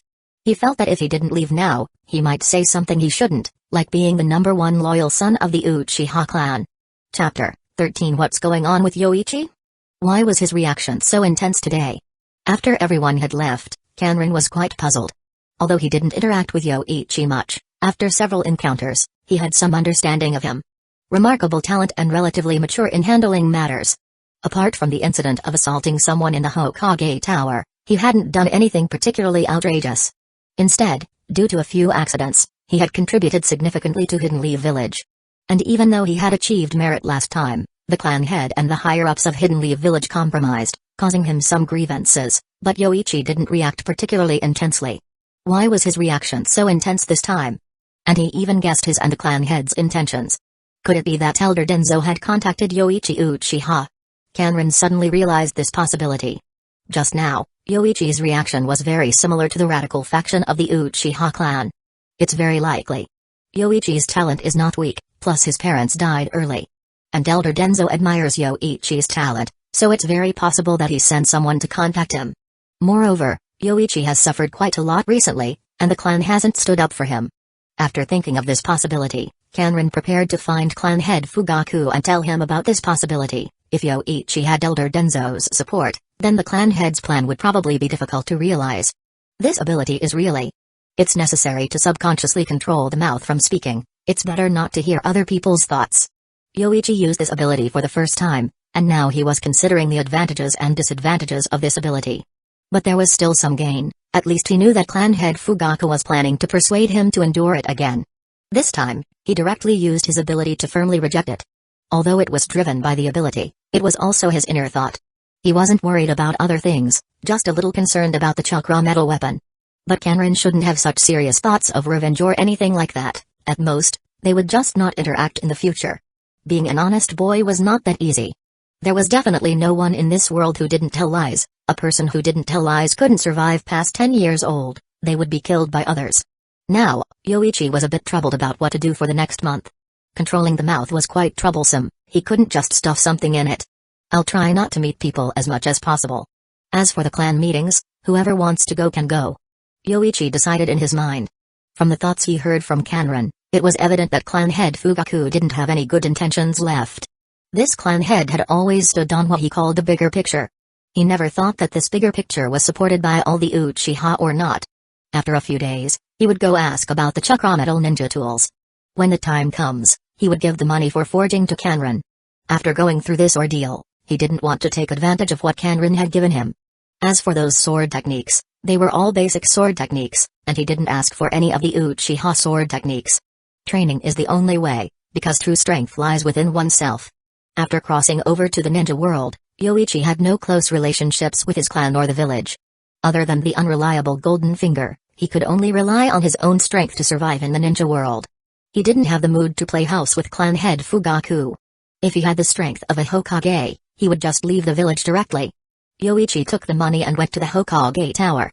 He was prepared to ask someone to help him post a mission. He was worried that he wouldn't be able to resist blurting out about Hiruzen and Danzō's tainted underwear at the Hokage Tower. A C-rank mission would suffice, with a small team of 3 accompanying him for about a week, with a reward of 80,000 ryo. Yoichi had earned tens of millions of ryo in just 1 month. Just the noble from the land of grass alone had sent him 20 million ryo, so he wasn't lacking money now. After casually finding Uchiha clan member and giving him 10,000 ryo as a messenger fee, Yoichi waited for the team of ninjas to come to accept the mission. On the other hand, Kanran, who had returned to the guard team, also informed clan head Fugaku about Yoichi's unusual behavior. Clan head, have we pushed too hard? That's why Yoichi reacted so strongly. After all, he achieved merit during that C-rank mission to subdue bandits, but he was still criticized.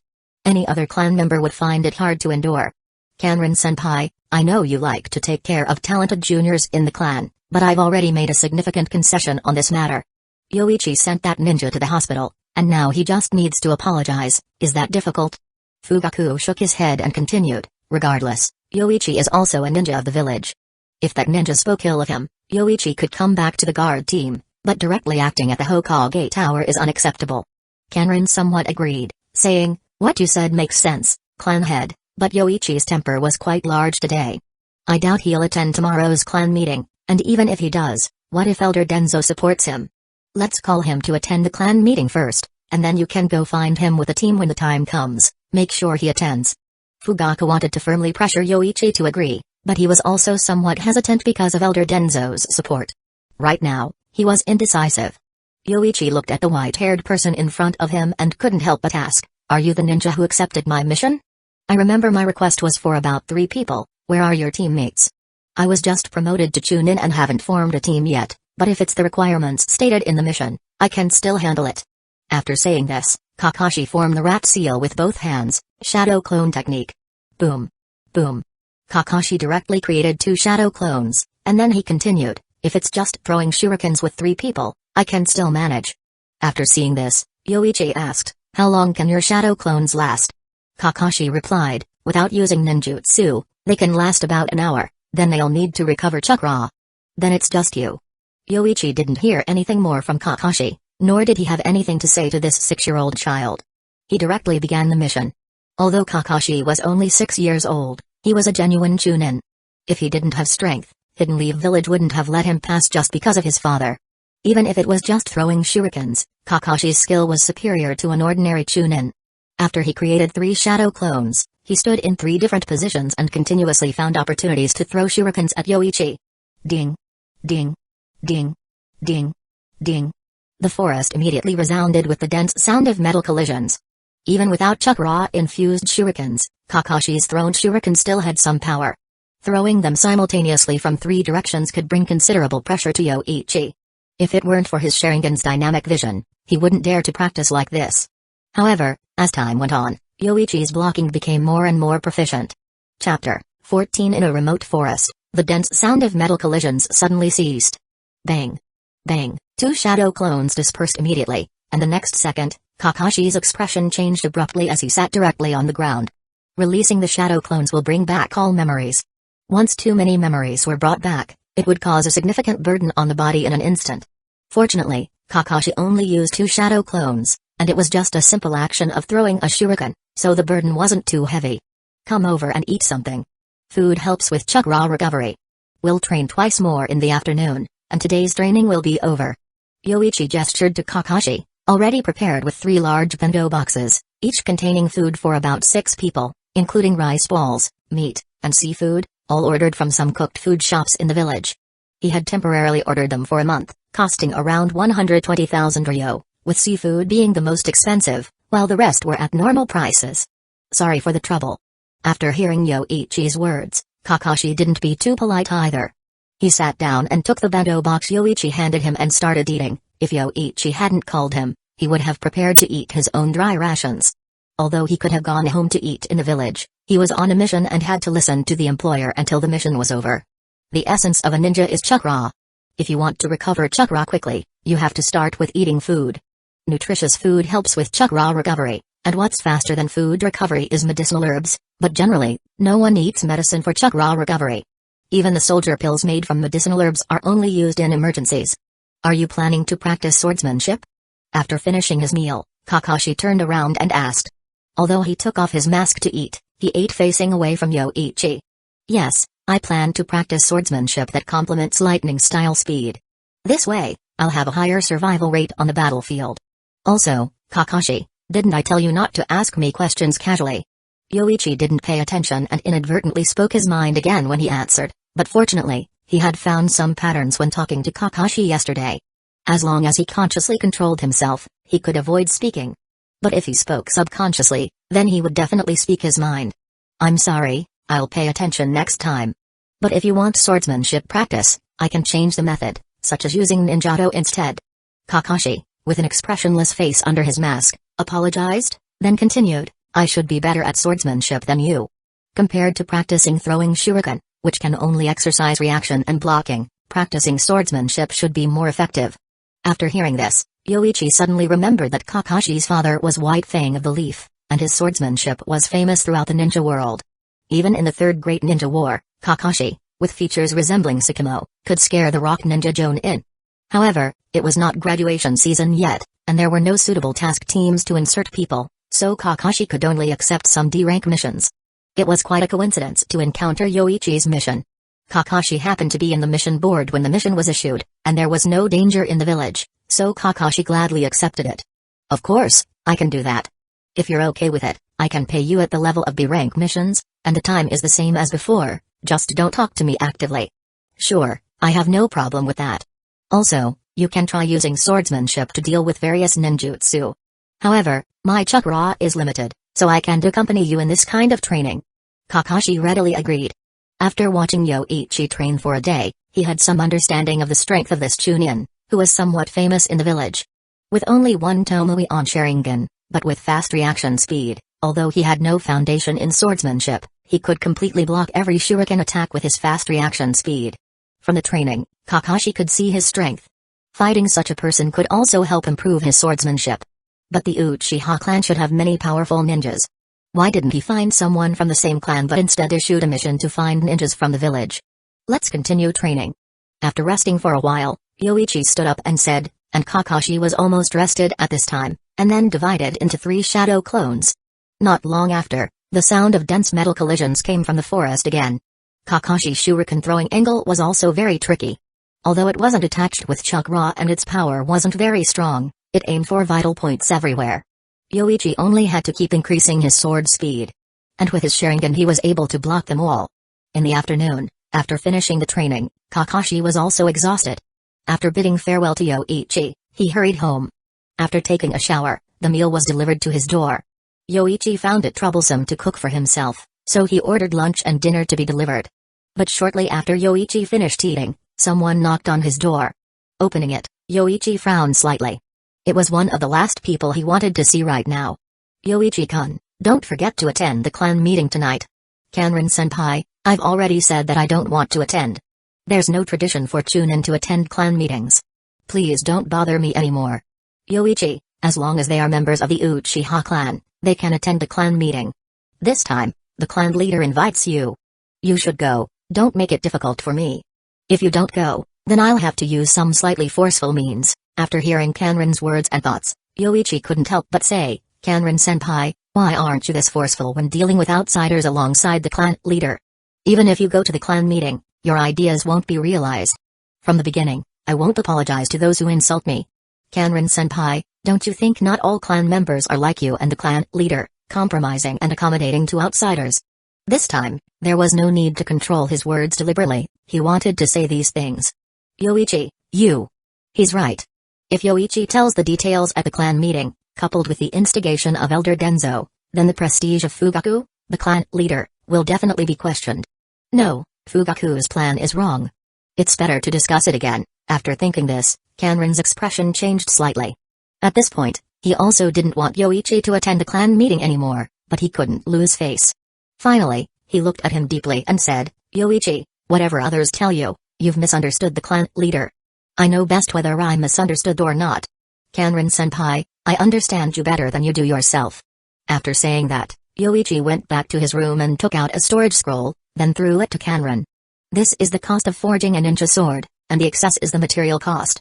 If you haven't contacted the Necromancer clan, then return my chakra metal to me, and I'll find someone myself. I don't want to accept your and the clan leader's kindness. Otherwise, I'm afraid one day I'll die under the clan leader's kindness." The scroll contained 1.5 million ryo, which was more than enough to hire a master craftsman from the land of iron to forge ninja tools. Chapter 15. Did he really say that? Fugaku's face remained calm, concealing any sign of anger. However, facing such a situation, as the clan leader, he undoubtedly wouldn't be in a good mood. The clan members wanted a clean break from him as their leader. It was already polite of them not to openly defy him, they were just short of uttering the words of betrayal. Speaking of what the Uchiha clan had given to Yoichi, it seemed like they hadn't given him much at all. Yoichi's parents were also ninjas, his mother was even a chunin. They had some savings, although his parents had an accident when he was 8 years old. Before that Yoichi's ninja basics had already been well taught. The only things the clan had given him, besides the name Uchiha, were the basics of swordsmanship from Kanrin and the Sharingan Ganjutsu. They had even planned to use the clan's money to forge a ninja sword for Yoichi, but now he had given away even the money, and he was still quite well off. Kanrin sighed. "Yes, the way Yoichi is, he probably can't understand your goodwill, clan leader. He's been deeply influenced by others." As for these others, Kanrin suspected they were the radicals within the clan. After all, Yoichi was somewhat famous, he had narrowly escaped death several times in the past 6 months, and the last time, he even killed a jonin of Hidden Stones village, making him quite a renowned genius. Then let's not bother with him. Losing the protection of a clan, someone with his temperament won't last long. Let's go to the shrine, Kanrin-senpai. Fugaku suppressed his anger and then proceeded along with Kanrin. He was the clan leader, he had more important matters to attend to. The next day someone from the ninja tool store came to inform Yoichi that the weights he had requested were ready. Efficiency was high, perhaps because he had paid a large sum, and transportation in safe areas of the ninja world was efficient. When Yoichi arrived at the ninja tool store, the owner had already brought out the weighted ninja suit he had requested. Yoichi-san, this is made according to your specifications. Please check if it meets your satisfaction. After finishing speaking, the owner of the ninja tool store explained how to use the weighted ninja suit. Yoichi-san, this weighted ninja suit can change its weight. Even without adding weight plates, the suit itself weighs 40 kilograms, and with all the weight plates added, it weighs 400 kilograms. In addition to the ninja suit, there were also wrist guards and leg bindings, each weighing approximately 150 kilograms. Altogether, it totaled 1,000 kilograms. Half a ton of weight was quite a burden even for taijutsu ninjas. Fortunately, this weight could be gradually increased so he can start lower. Initially, Yoichi only needed to wear 100 kilograms of weight. Thank you very much, boss. I'll come to you if I need ninja tools in the future. You're welcome anytime, Yoichi-san. The owner of the ninja tool store said with a smile. If it weren't for the danger, he would have wanted to advertise. All the ninja from the Uchiha clan could come to him to buy ninja tools. After putting on the weighted ninja suit, Yoichi left the ninja tool store. Subsequently, Yoichi prepared to return to the place where he usually trained. Today, Kakashi was still going to accompany him for training. He was quite looking forward to learn his father's swordsmanship. Becoming so renowned in the ninja world was definitely not just talk. Ah, it's you. The little Uchiha brat. As Yoichi was about to leave, he suddenly heard someone shouting loudly behind him. He subconsciously turned around upon hearing Uchiha, and what he saw was a mass of pure white. Golden hair tied into twin tails, beautiful, and with big airbags. Just by seeing these few main characteristics, Yoichi knew who was calling him. He just didn't know why Tsunade was calling him. So he pretended to be confused and asked, Lady Tsunade, why are you calling me? What do you mean? Tsunade felt somewhat tickled. She had clearly instructed the Anbu to inform her as soon as this Uchiha brat returned, but it seemed like they were as useless as dead people. As for the reason for finding Yoichi, Tsunade couldn't say it outright. It was absurd to say that she had almost been killed by Yoichi, who had suddenly become a wild boar. And she had been investigating this matter recently, but there was no progress, making Tsunade even more angry. However, Tsunade's intuition made her suspect that this matter might have something to do with Yoichi, because the last time she heard Yoichi mention something about powers, but according to the Anbu's investigation, Yoichi hadn't shown any powers. Little brat, do you have anything to say to me? Tsunade, these are truly big. After Yoichi finished speaking, he regretted it immediately. He should have asked the boss of the ninja tool store to make another mask that could control his speech. It would be better to be talked about than to speak recklessly. After hearing this, Tsunade also paused for a moment, then looked down following Yoichi's gaze, and then angrily said, Fine, big it is. Indeed, it is quite big. Crackle. With a slight thunder, before Tsunade's foot could strike, a figure accompanied by lightning flashed and instantly leaped onto the roof to dodge that terrifying kick. When Yoichi uttered the words, he already had the consciousness to leave this place, but then Tsunade asked him again, and he subconsciously answered. Boom. Under Tsunade's foot, a large pit was directly stomped into the ground, and the walls on both sides collapsed, just like a 10-ton object falling from the sky. Yoichi just glanced at it and immediately left without looking back. At this time, the three Sannin of Hidden Leaf Village were not at their peak, but they had also fought against the peak of the ninja world. Although Yoichi didn't understand why Tsunade came to him, just now the words he was forced to say had already angered her. As Jiraiya said, the Uchiha clan's evil brat. Tsunade was furious. Not only was she teased by a little brat, but she also didn't misread the situation just now. The lightning chakra swirling around Yoichi Uchiha's body was the lightning-style chakra mode. There were many in Hidden Leaf Village who could use lightning style, but besides using it for ninjutsu, most could only activate cellular activity, with the main ninja represented by Sakamo Hatake. He used lightning style to stimulate cellular activity, making his movement speed similar to that of other ninjas using body flicker technique, and then used twin-style nature transformation to slash, making his speed and sharpness terrifying, as if his sword was as terrifying as a white fang. Hence, he was called Hidden Leaf Village's White Fang. But to be able to materialize lightning-style chakra and wrap it around the body to increase speed and defense, only the Cloud Village's lightning-style chakra mode could do that, which was their secret ninja art. This little Uchiha brat had exposed himself in front of her. Tsunade quickly flashed this thought in her mind, and then gathered chakra under her feet, following Yoichi's escape direction. Although the speed of the lightning-style chakra mode just now was fast, it was still not as fast as her Azusanin. After Tsunade left, people nearby slowly came out to see what had happened, but Yoichi and Tsunade had left too quickly, and they didn't know what had happened. Then two Anbu arrived, dispersing the surrounding villagers, and began to investigate the scene. The deep pit caused by the heavy blow, and the faint footprints in the middle of the pit, were enough for the Anbu to know who had caused this large pit. So the two looked at each other, and one of the Anbu said, "I'll report to the Hokage-sama, you go find Lady Tsunade." Understood. Chapter 16 Kakashi, let's have a duel today. Obito clenched his fists tightly, brimming with fighting spirit. Though he had been careless in their last encounter at the ninja school, today he was different. He was determined to surprise Kakashi, who was quite unlike the Kakashi of last year. "I'm busy. And please, don't bother me. I'm currently on a mission," Kakashi replied expressionlessly. However, internally, he wondered why Yoichi was late today. Typically, when he arrived, he had already been training for quite some time. Nevertheless, Kakashi's words did not dissuade Obito. He had been diligently attending classes at the ninja school and practicing rigorously in private, all to defeat Kakashi in front of Rin. The thought of Rin's admiration upon his victory over Kakashi filled Obito with a sense of excitement. He couldn't wait to earn her admiration. Lost in his thoughts, Obito subconsciously glanced at Rin. However, to his dismay, he noticed Rin looking admiringly at Kakashi, which immediately stirred feelings of jealousy within him. "Kakashi, let's duel. This is a challenge between men," Obito insisted. "Don't bother me anymore. If you want to duel, wait until you become a ninja," Kakashi retorted, unmoved. He would rather duel with Yoichi than with Obito.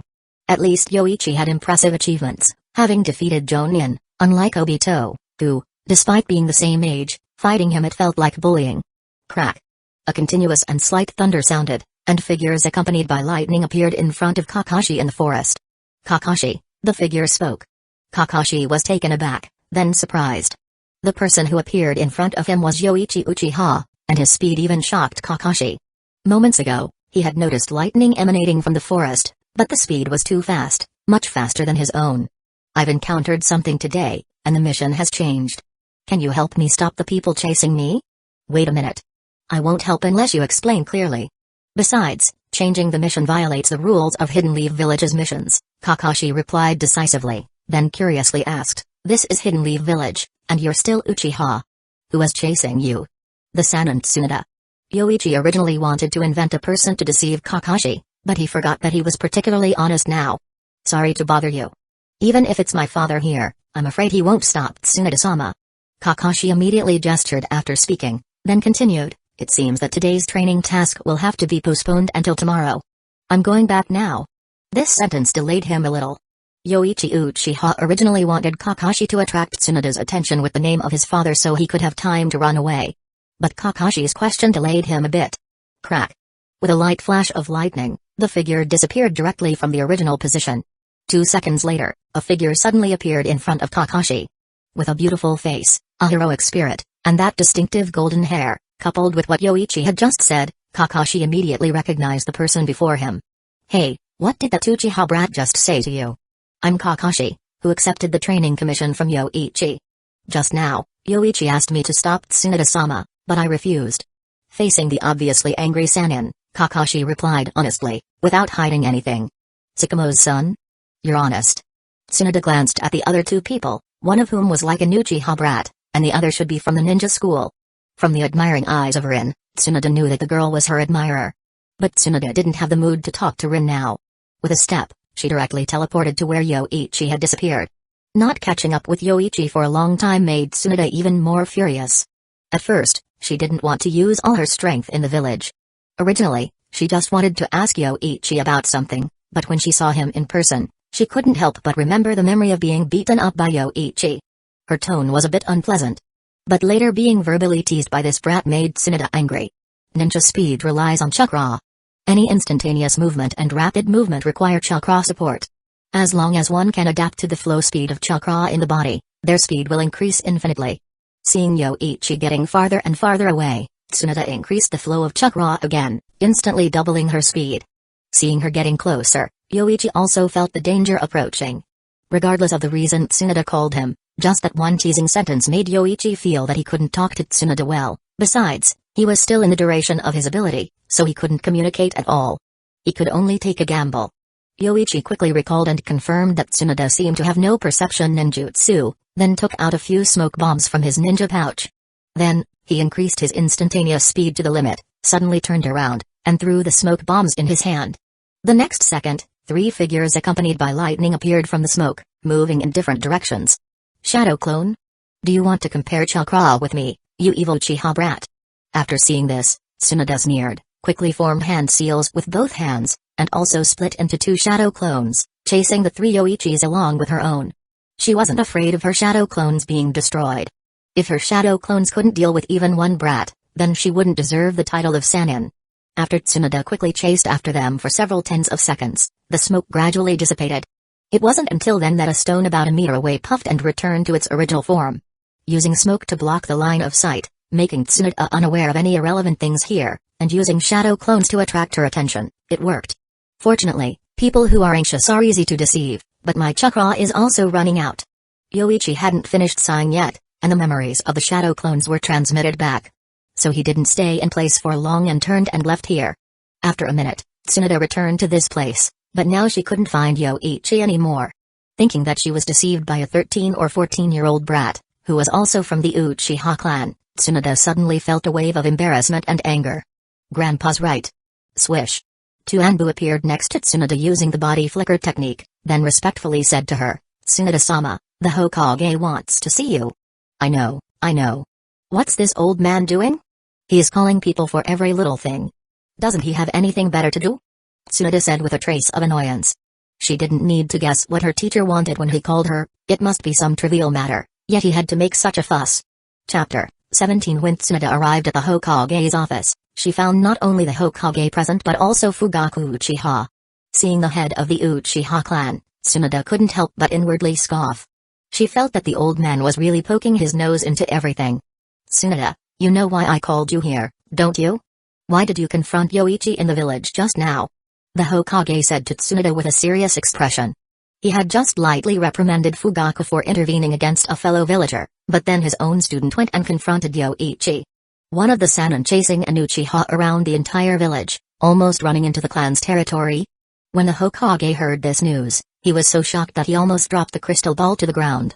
If the Anbu Black Ops could receive information, then so could the guard unit. In the eyes of Hiruzen, Tsunoda was too impulsive, she completely ignored her own identity. Tsunoda-sama, if there's anything Yoichi did to offend you, I will make sure Yoichi comes to apologize to you, Fugaku spoke up. His words made Tsunoda feel somewhat embarrassed. Since the other party took the initiative to apologize, and it was Yoichi who offended her, Tsunoda couldn't just dismiss Fugaku's offer. It's nothing to do with you, Uchiha. This is a personal matter between me and that little brat. Afterwards, Tsunoda clicked her tongue and said to Hiruzen, old man, don't make a big deal out of it. I've already discussed this with you before. As for today, it was indeed my impulsiveness, but it was also that little brat's nonsense that made me act rashly. With that said, Tsunoda left directly. Her departure left Hiruzen feeling somewhat embarrassed. Among the 3 students, Tsunoda had the worst temper. Sometimes when she got anxious, she would even show disrespect to him at the Jonin meetings. However, this situation was known to all Jonin in Hidden Leaf Village, so Fugaku pretended not to see it either. Fugaku, Tsunoda did indeed talk to me about it before, but I was a bit busy at the time, so I forgot. Hiruzen explained to Fugaku about Yoichi's lightning-style chakra mode. Activating cells with lightning-style chakra to enhance physical speed is quite common, but the lightning-style chakra mode is a secret technique of the Cloud Village. After hearing this, Fugaku frowned slightly and thought for a moment before saying to Hiruzen, Hokage-sama, Yoichi has been studying the second nature transformation of chakra on his own recently. He has already learned cell activation, so it should be a misunderstanding regarding lightning-style chakra mode. Yoichi Sharingan wouldn't lie, and his life in Hidden Leaf Village could be traced back. There was no way he was a spy from the Cloud Village. Even if he did master lightning-style chakra mode, it could have been a coincidence. Fugaku remembered Yoichi's previous mission, where he encountered an elite squad of Cloud ninjas. Out of the 4 ninjas in his team, he was the only one who survived and even brought back information about the Cloud's activities. If Yoichi did have the opportunity to learn lightning-style chakra mode, it would have been during that mission. Well, I also believe that Yoichi is not a spy. This matter may indeed be a coincidence. Fugaku, I'll leave the matter with Yoichi to you for communication, and I'll deal with Tsunoda on this side, Hiruzen said with a gentle smile. Fugaku nodded and said, I understand, Hokage-sama. This crazy woman, shouldn't she be immersed in sorrow and gambling right now? Why does she look at me as if I'm her enemy the moment she sees me? After returning home, Yoichi relaxed a bit. This was the Uchiha clan's territory. Even if Tsunoda was arrogant, she couldn't barge into the clan's territory. As for just now, he didn't have the chance to return home because the Uchiha territory wasn't welcoming to outsiders. So, after asking Kakashi to be his Kenjutsu sparring partner, he trained in the forest on the outskirts of the village. There was quite a commotion in the village just now. There might be Anbu coming soon. I can't afford to be questioned in this state. This ability to eavesdrop honestly must be treated. If I keep talking, the first one to be harmed will be me. Yoichi thought of several methods to limit this ability and decided to give them a try. After using it so many times, Yoichi was quite familiar with this psychic power. While its abilities and rules were consistent, they were not impossible to restrict. Yoichi grabbed pen and paper, then left his home to find someone to test the ability on. After wandering around the clan for a while, Yoichi suddenly saw familiar faces, Obito Uchiha and Nohara Rin. Yoichi-senpai. Obito saw Yoichi and waved to him, then walked over with Rin. Yoichi had no good feelings towards Obito. Uchiha already tended to be a bit extreme, and Obito was among the most extreme, practically bipolar. But since he happened to encounter them, Yoichi decided to test on them. Click. Yoichi directly detached his jaw, then walked up to Obito and Rin and wrote a question on the paper. Did Kakashi go back? He already went back. Damn it, I was planning to challenge him. Looks like he knows I've gotten stronger and is afraid of losing to me, so he doesn't dare to duel. Speaking of Kakashi, Obito seemed to have endless things to say. But thinking of what happened just now, his enthusiasm about Kakashi was suppressed by curiosity. Senpai, did you just escape from Tsunoda, one of the Sannin? Why was she chasing you? And she seemed quite angry. After hearing Obito's question, Yoichi instinctively wanted to answer, but he couldn't because his jaw was detached and he couldn't speak. Alright, there's a solution. Detaching his jaw was just a crude method. There were many ways to prevent speaking, and Yoichi could even have a half-face mask made by the ninja tool shop specifically to suppress speech. Senpai? It's none of your business, don't ask too much. After writing this on the paper, Yoichi turned and walked towards the ninja tool shop. He needed to place an urgent order, the kind that would be needed by tomorrow. As he headed to the tool shop, he also reattached his jaw. He had learned some simple first aid techniques from a teammate before, so he could detach and reattach his jaw by himself. It was just a bit painful. This thing couldn't be delayed. Before getting the mask to suppress speech, Yoichi planned to stay at the tool shop. Chapter 18 Yoichi-san, it's ready. Do you think this meets your requirements? The owner of the ninja tool shop wiped away non-existent sweat and said, You have been waiting in my shop for almost a day, putting quite a bit of pressure on me, so I hurriedly urged the craftsman to make what Yoichi-san wanted and sent it over. It was a metal mask that covered the lower face, somewhat similar to Kakashi's face mask, but what Yoichi wanted was made of metal. Let me try it out first. Yoichi said uncontrollably, then put the mask on his face and took out a pen and paper to write to the weapon shop owner, Ask me any question. Ask any question. Well, Yoichi-san, are you satisfied with this mask? After hearing the weapon shop owner's question, Yoichi wanted to directly express his dissatisfaction, but his mouth couldn't move, so he couldn't say it. Perfect? Yoichi thought to himself satisfactorily. He should have resolved this issue earlier, without the need for deliberate control. The daily training had already exhausted him, having to control his mouth on top of that was unnecessary. It was better to simply restrain it forcefully. Now, no one could hide secrets from him, and he didn't have to speak his mind anymore. If he had resolved it earlier, he wouldn't have caused so much trouble. After paying, Yoichi headed home. The incident today, where Tsunoda chased after him, would definitely be known by the higher-ups and a security team of Hidden Leaf Village. He would undoubtedly face interrogation. But Yoichi was puzzled by this. It was clearly Tsunoda who came looking for trouble, but even before he could say anything, Tsunoda had already shown a hostile attitude. When he returned to the clan's territory, it was already afternoon. Yoichi-sama? On his way back, Yoichi encountered Mikoto, who happened to be returning home after buying groceries. This Jonin of Hidden Leaf Village had become a housewife after marriage. Yoichi nodded and took out a pre-prepared greeting note to signal Mikoto over. Is your throat uncomfortable, Yoichi-sama? Please take care of yourself. Fugaku often mentions you at home. After all, we are all part of the same clan. Although Mikoto's face was very calm, Yoichi heard everything she was thinking. Can he not speak anymore? But what happened before? I could clearly see Yoichi-sama's naked body and his thing before, why can't I see it now? What exactly do you want to see, madam? Madam, if there's nothing else, I'll go back now.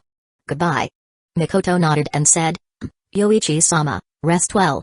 If you need anything, you can come find Fugaku. Could it be that I can only see it in our house? Or was I really just seeing things before? Stop fantasizing, madam. That ability has nothing to do with you at all. After bidding farewell to Mikoto, Yoichi went straight home. He suspended today's swordsmanship training and replaced it with weighted physical training. The lightning-style chakra mode also required a strong body. The third Raikage fought the Eight Tails hand-to-hand, and the fourth Raikage cut off one of the Eight Tails' horns with his bare hands. If Yoichi could train the lightning-style chakra mode to a level similar to theirs, he would definitely be more powerful than them.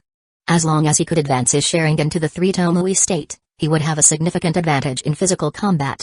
As he approached the door of his house, Yoichi suddenly saw someone standing in front of his house. It was Tsunade, who had chased him during the day. Yoichi didn't expect Tsunade to dare to come to the Uchiha clan territory.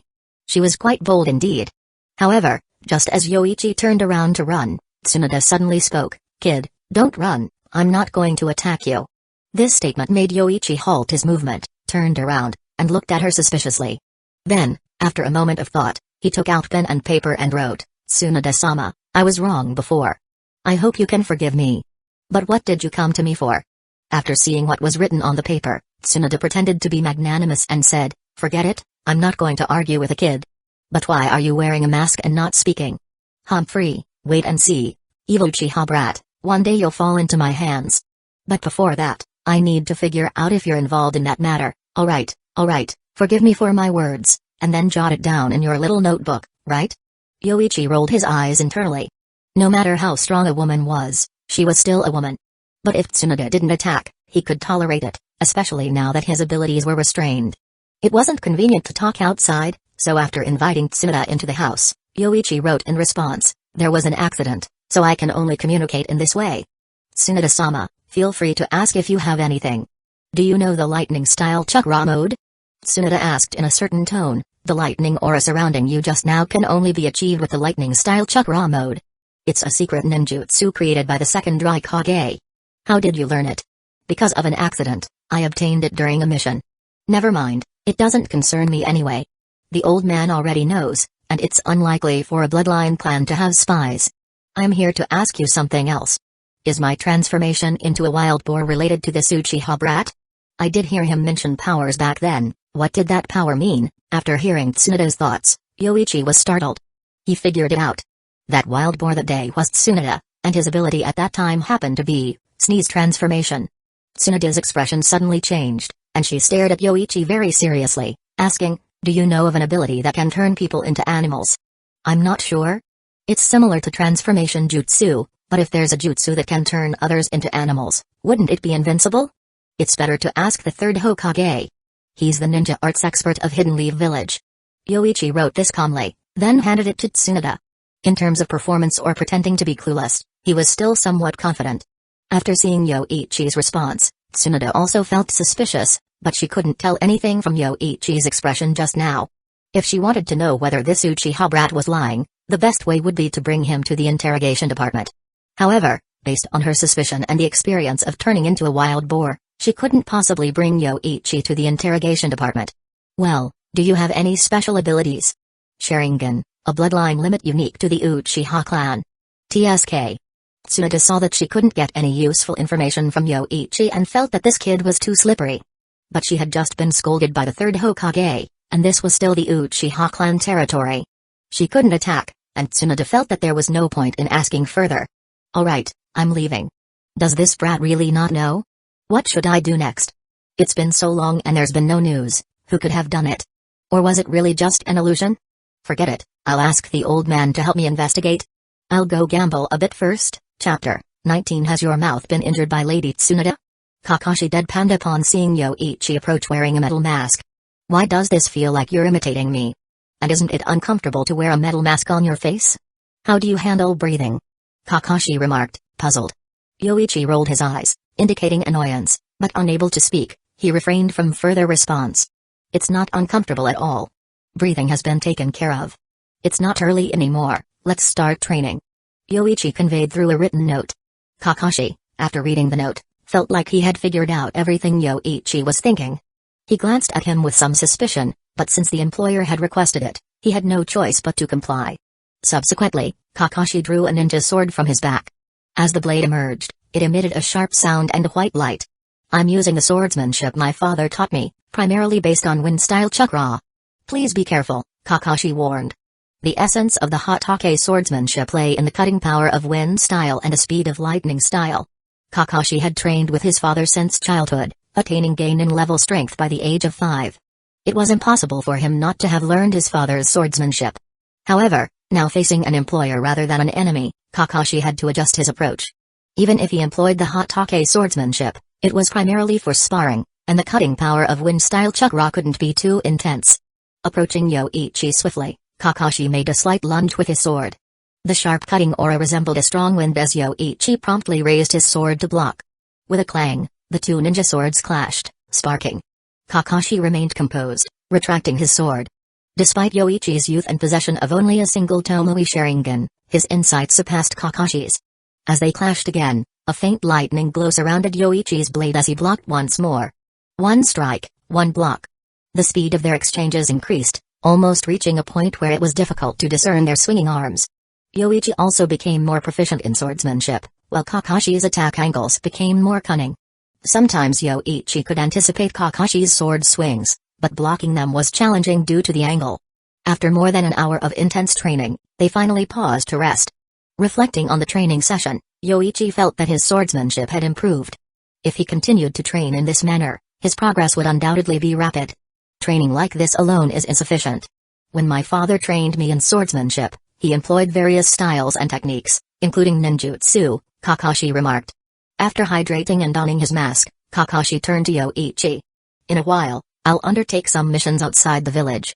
Ninjas gain the most experience in battle. Upon hearing Kakashi's proposal, Yoichi considered for a moment. Kakashi's prowess was commendable, much stronger than his previous genin teammates. If we team up, I must be the leader, and you must obey me during the mission, Yoichi stipulated. Kakashi nodded in agreement. Naturally, I have no experience leading a team. Hiruzen, why didn't you inform me that someone from the Uchiha clan obtained the secret ninjutsu of the Cloud Village? Danzō questioned Hiruzen in the Hokage's office. Danzō, it was merely Tsunoda's speculation before. It was only confirmed a few days ago, Hiruzen explained calmly. Tsunoda had inquired about it, but he only received confirmation 2 days later. Moreover, this was something Yoichi had acquired independently. Danzō comprehended Hiruzen's concerns. Despite the absence of a customary practice in Hidden Leaf Village for ninjas to hand over their ninjutsu, there were several clans with secret techniques. Setting this precedent might lead other ninja clans to have differing opinions. That's the secret ninjutsu of the Cloud Village. Hiruzen, acquiring it could train a group of Hidden Leaf Village's sharpest blades. It could potentially resolve many enemies for Hidden Leaf Village. Danzō emphasized. Danzō understood Hiruzen's apprehensions. However, the individual in question was merely an Uchiha youth, and his reputation in the village wasn't favorable. Moreover, the lightning-style chakra mode was truly precious, symbolizing the Rukongai signature ninjutsu. Even in the Cloud Village, practitioners of this ninjutsu were scarce, likely not exceeding 30. If you're unwilling to speak up, then allow me to try. After all, it's just an Uchiha, Hiruzen. Hidden Leaf Village has many lightning-style ninjas, but what's lacking is ninjutsu. Danzō asserted. After hearing Danzō's proposal, Hiruzen fell silent momentarily. Eventually, he relit his pipe, took a puff, and advised Danzō, Danzō, exercise caution in your methods. The Uchiha clan has been quiet lately. Don't overstep. Humphrey, Hiruzen, have you forgotten why Sensei confined the Uchiha clan to the guard team? Fugaku's aspirations are not agreeable even to Hamura and Koharu. Danzō retorted sharply before departing from the Hokage's office. I am the one most capable of inheriting the sensei's will. Initially, you were merely ahead of me, which led the sensei to mistakenly appoint you as Hokage. Back at the root base, Danzō promptly instructed his subordinate, summon Rumen to see me. Shortly after, a root ninja appeared before Danzō. Observing a Burame Ruma, Danzō issued a directive. Ruma, someone from the Uchiha clan, Yoichi Uchiha, has acquired the lightning-style chakra mode. Inquire whether he is willing to contribute this ninjutsu. My lord, what if he refuses? Ruma inquired. If he refuses, then he will have to face the harsh reality of the ninja world. Danzō declared firmly. Chapter 20. Let's take a break. After Kakashi finished speaking, he directly dropped the shinobi knife in his hand and sat down on the ground. He was starting to feel a bit exhausted now. After all, he was only 6 years old, and his physical strength and chakra were already almost exhausted. Your swordsmanship has improved rapidly. I almost used my full strength just now. Kakashi wasn't lying about this. He wasn't going to curry favor with the employer for the sake of a little mission reward. He hadn't held back at all with the speed of his lightning style and the sharpness of his wind style slashes. But everything was blocked by Yoichi, and Kakashi's shinobi knife was wrapped in finger-thick lightning threads. Although wind style counters lightning style, Yoichi's strength was still formidable. If Kakashi tried to use wind style to counter and shatter the lightning on his opponent's shinobi knife, Yoichi would turn the tables and overpower him with his strength. Although Yoichi's swordsmanship lacked specific techniques, his speed was fast and his strength was immense. Coupled with the lightning chakra mode's extreme speed, Kakashi felt that if he were to retaliate, he wouldn't be able to hold on and would have to resort to ninjutsu. In that case, let's take a rest, eat something to replenish energy, and continue later. Yoichi wrote on a piece of paper, then brought over a lunchbox filled with nutritious food. Fresh seafood, freshly grilled meat, various fruits, and some not-too-bad-tasting medicinal soups were all inside. Yoichi didn't care about money. In a world where extraordinary power was common, obtaining money was easy. Those nobles hoarding money were all helping him to save it for him. Kakashi didn't hesitate either. He had been mooching off Yoichi's food for the past few days. However, he was also a bit curious. Although ninjas weren't short of money, was such lavish spending really not a problem? But just as Kakashi was about to enjoy the food, a piece of paper suddenly reached out to him. Your father is also quite skilled at making money, it's just that your family is thrifty. This guy. Kakashi felt helpless. He strongly suspected that Yoichi was from the Yamanaka clan, otherwise, how could the guy know what he was thinking all the time? It was terrifying. While resting after the meal, Kakashi suddenly spoke up, do you know about the rumors in the village?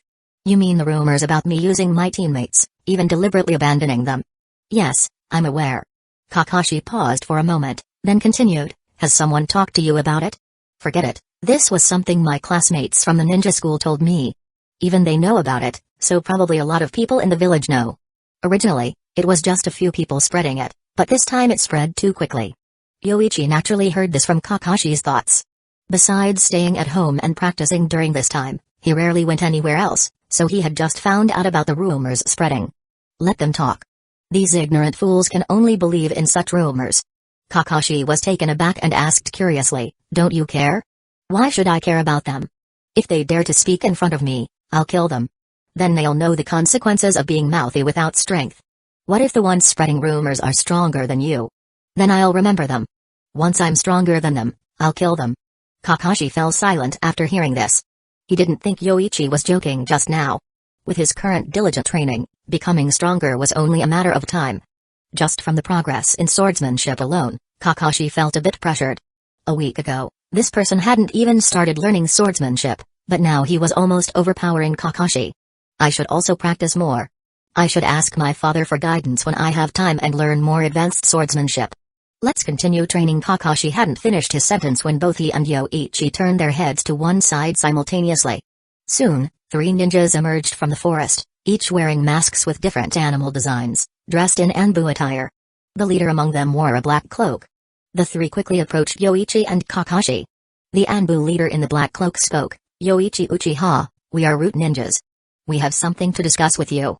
Kakashi, standing beside them, understood that they wanted to send him away. However, seeing Yoichi nod, he stood up and walked away. After Kakashi left, the Anbu leader known as Ryouma continued, Yoichi, rumors about you are spreading widely in the village, even reaching Root. However, to Danzō-sama, these are insignificant.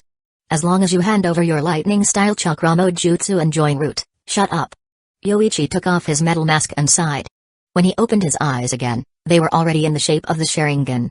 Root is truly despicable. First spreading rumors about me, then pretending to be kind and offering advice to settle the rumors, all while demanding my lightning-style chakra mode jutsu. Oh, and they want me to join Root too, thinking they can research the Sharingan? Let me hear what else you want to do. Let me execute some difficult tasks, and if I fail, you'll just retrieve my body. Truly fitting for Root. Ryouma's expression changed upon hearing this, but fortunately, he was wearing a mask. However, in front of Yoichi Uchiha, Whether wearing a mask or not made no difference. Yoichi, don't maliciously suspect Root and Danzō-sama. We are guardians in the darkness. Hiss. Yoichi's body suddenly surged with lightning, then he dashed towards Ryōuma and the other two Root ninjas. Yoichi, how dare you? Ryōuma's heart tightened. He hadn't expected Yoichi to attack them, and his speed was incredibly fast. He closed a distance of over 10 meters in an instant. Insect jar.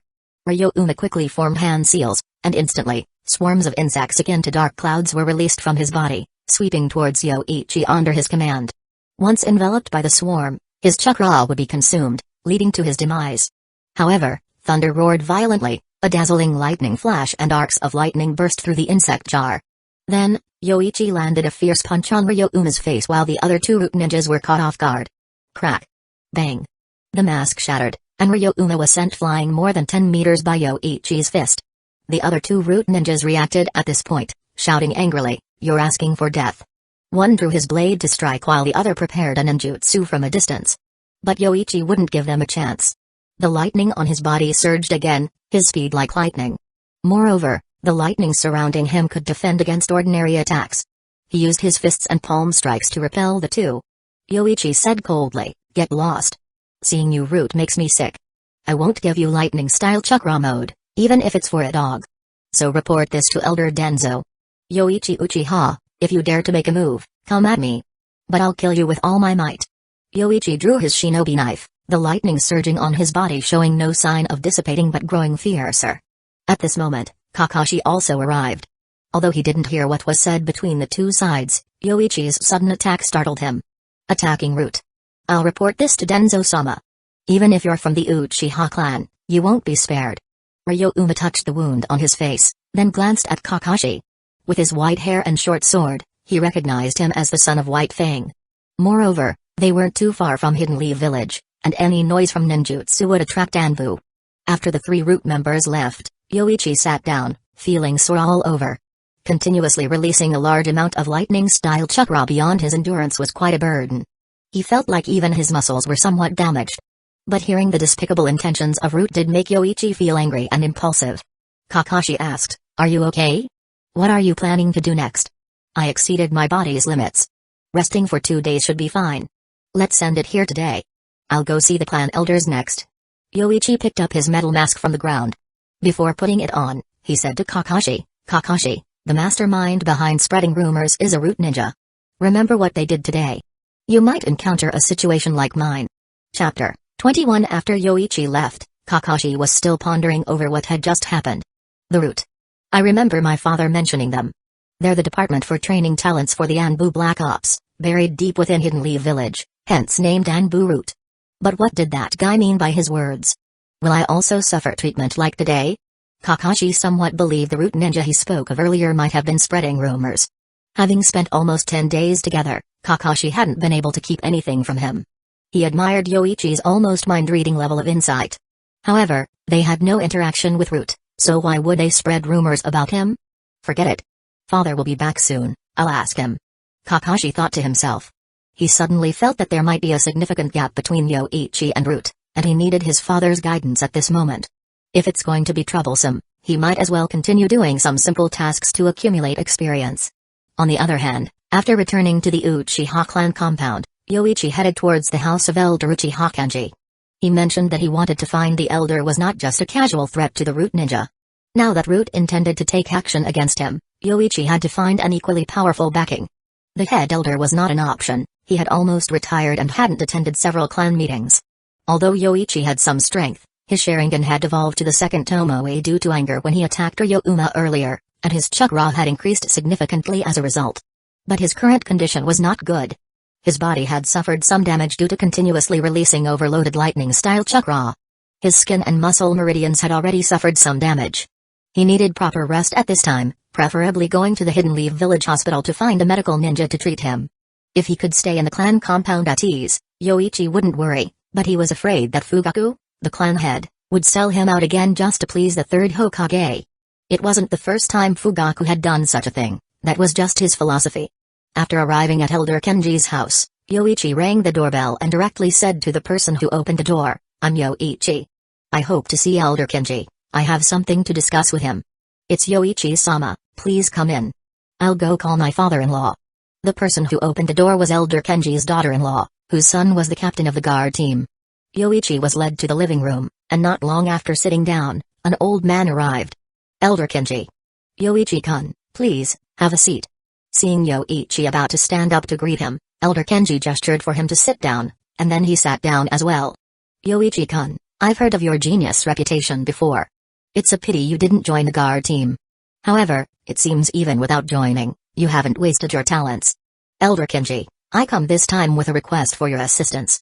Yoichi didn't beat around the bush, he directly placed the scroll of the lightning-style chakra mode on the table and continued. Recently, rumors about me using team members to complete missions have been spreading widely in Hidden Leaf Village. Today, I learned that Root has been secretly fueling these rumors. Humphrey, Danzō, that old man only knows these tactics. Elder Kenji snorted coldly. Although he rarely went out in the clan compound, he was still aware of the rumors surrounding Yoichi. These rumors had spread particularly widely in the past 2 days, he wouldn't believe no one was behind them. Yoichi-kun, what do you want to do now? When Root came to me, they were very arrogant. I couldn't help but take action against them. Thanks to their anger, my Sharingan evolved to the second Tomoe, but now I'm injured. I hope Elder Kenji can help me and keep Root from causing me trouble until I recover. Yoichi stated his request and pushed the scroll of the lightning-style chakra mode forward. After glancing at the scroll, Elder Kenji asked again, Yoichi-kun, why did you come to me? It would be better to discuss this matter with the clan head. Forget about the clan head, I'm afraid he'll hand me over to take the blame for the sake of the clan's interests, especially since he had such thoughts last time. Yoichi shook his head, then continued to write on a piece of paper. Compared to the clan head, Elder Kenji's way of doing things is more trustworthy to me. Elder Kenji nodded, then fell into silent contemplation. After a while, he spoke up and called his daughter-in-law to say, Go to the guard team and find a competent person, let him send 2 guard team members with Yoichi-kun to the hospital for treatment. Then let him lead the guard team to arrest and punish those spreading rumors. Yes, father. Ri bowed her head in acknowledgement, then turned to Yoichi and said, Yoichi-sama, please follow me. Yoichi nodded to Elder Kenji, then followed his daughter-in-law out. 13 years old, probably not yet 14, with second Tomoe Sharingan, killed the rock ninja Jounin, and it seems he won against a Burimuma. His talent is even better than a regular person. After everyone left, Elder Kenji carefully recalled the information about Yoichi. He remembered that apart from his parents, Yoichi had never received guidance from clan members. After graduating from the academy, he even practiced on his own. With his talent, Yoichi could become a renowned ninja for the Uchiha clan. As long as he is properly nurtured, along with some opportunities, Yoichi could become the next clan head. Elder Kenji's face showed an increasingly expectant expression. He was becoming more and more disappointed in Fugaku, the current clan head, to the point where he felt the Hyuga clan head was better. Although the guard team was a department established by the second Hokage to restrict the clan members, it still had great power, security, and was suitable for the development of clan members. But Fugaku seemed to have a blurred vision of the situation. Coincidentally, Yoichi's appearance gave Elder Kenji hope for a new clan head. Moreover, his temperament and character suited him well, much better than his son. After Yoichi was brought to the guard team by Uchiha and explained the situation to Masato Uchiha, the son of Elder Kenji, 2 guard team members accompanied Yoichi to the Hidden Leaf Village Hospital. This was for his protection, otherwise, if Root Ninja suddenly appeared and tried to forcibly take Yoichi away, he wouldn't have the ability to resist. With the guard team accompanying him, even if Root Ninja came, they wouldn't be able to take him away. After arriving at Hidden Leaf Village Hospital, Yoichi found a doctor to treat his injuries. If he wanted to quickly heal the injuries to his muscles and meridians, 2 uses of the chakra palm technique would suffice. As for the skin burned by lightning, applying some medicine and wrapping it with bandages would be enough. Just as Yoichi finished receiving treatment and was preparing to leave, someone suddenly called him from behind. Hey, Uchiha brat. Chapter 22. Yoichi turned around and saw Tsunade and he wrote. Oh, it's Lady Tsunade. Do you need something from me? TSK, what's wrong with your throat? Do you want me to help you with that? Tsunade glanced at the note and clicked her tongue before saying, I see. By the way, Yoichi, I noticed you have quite a few bandages on you. Looks like you have some burns. With enough money, you could recover in just a couple of minutes. No need, I'll be fine in a few days. But Lady Tsunade, you've caused me quite a bit of trouble. How so? How did I cause you trouble? Tsunade immediately crossed her arms, looking displeased. Are you saying these things because you hold a grudge against me for what happened last time? I only told you about my lightning-style chakra mode ninjutsu, but recently rumors about me abandoning my teammates have been spreading again. It's all because Root wants to obtain my lightning-style chakra mode, so they've been fueling the rumors. Also, these injuries of mine were caused by Root Shinobi. They came to threaten me, demanding that I hand over my ninjutsu and join Root in order to clear my name of these rumors.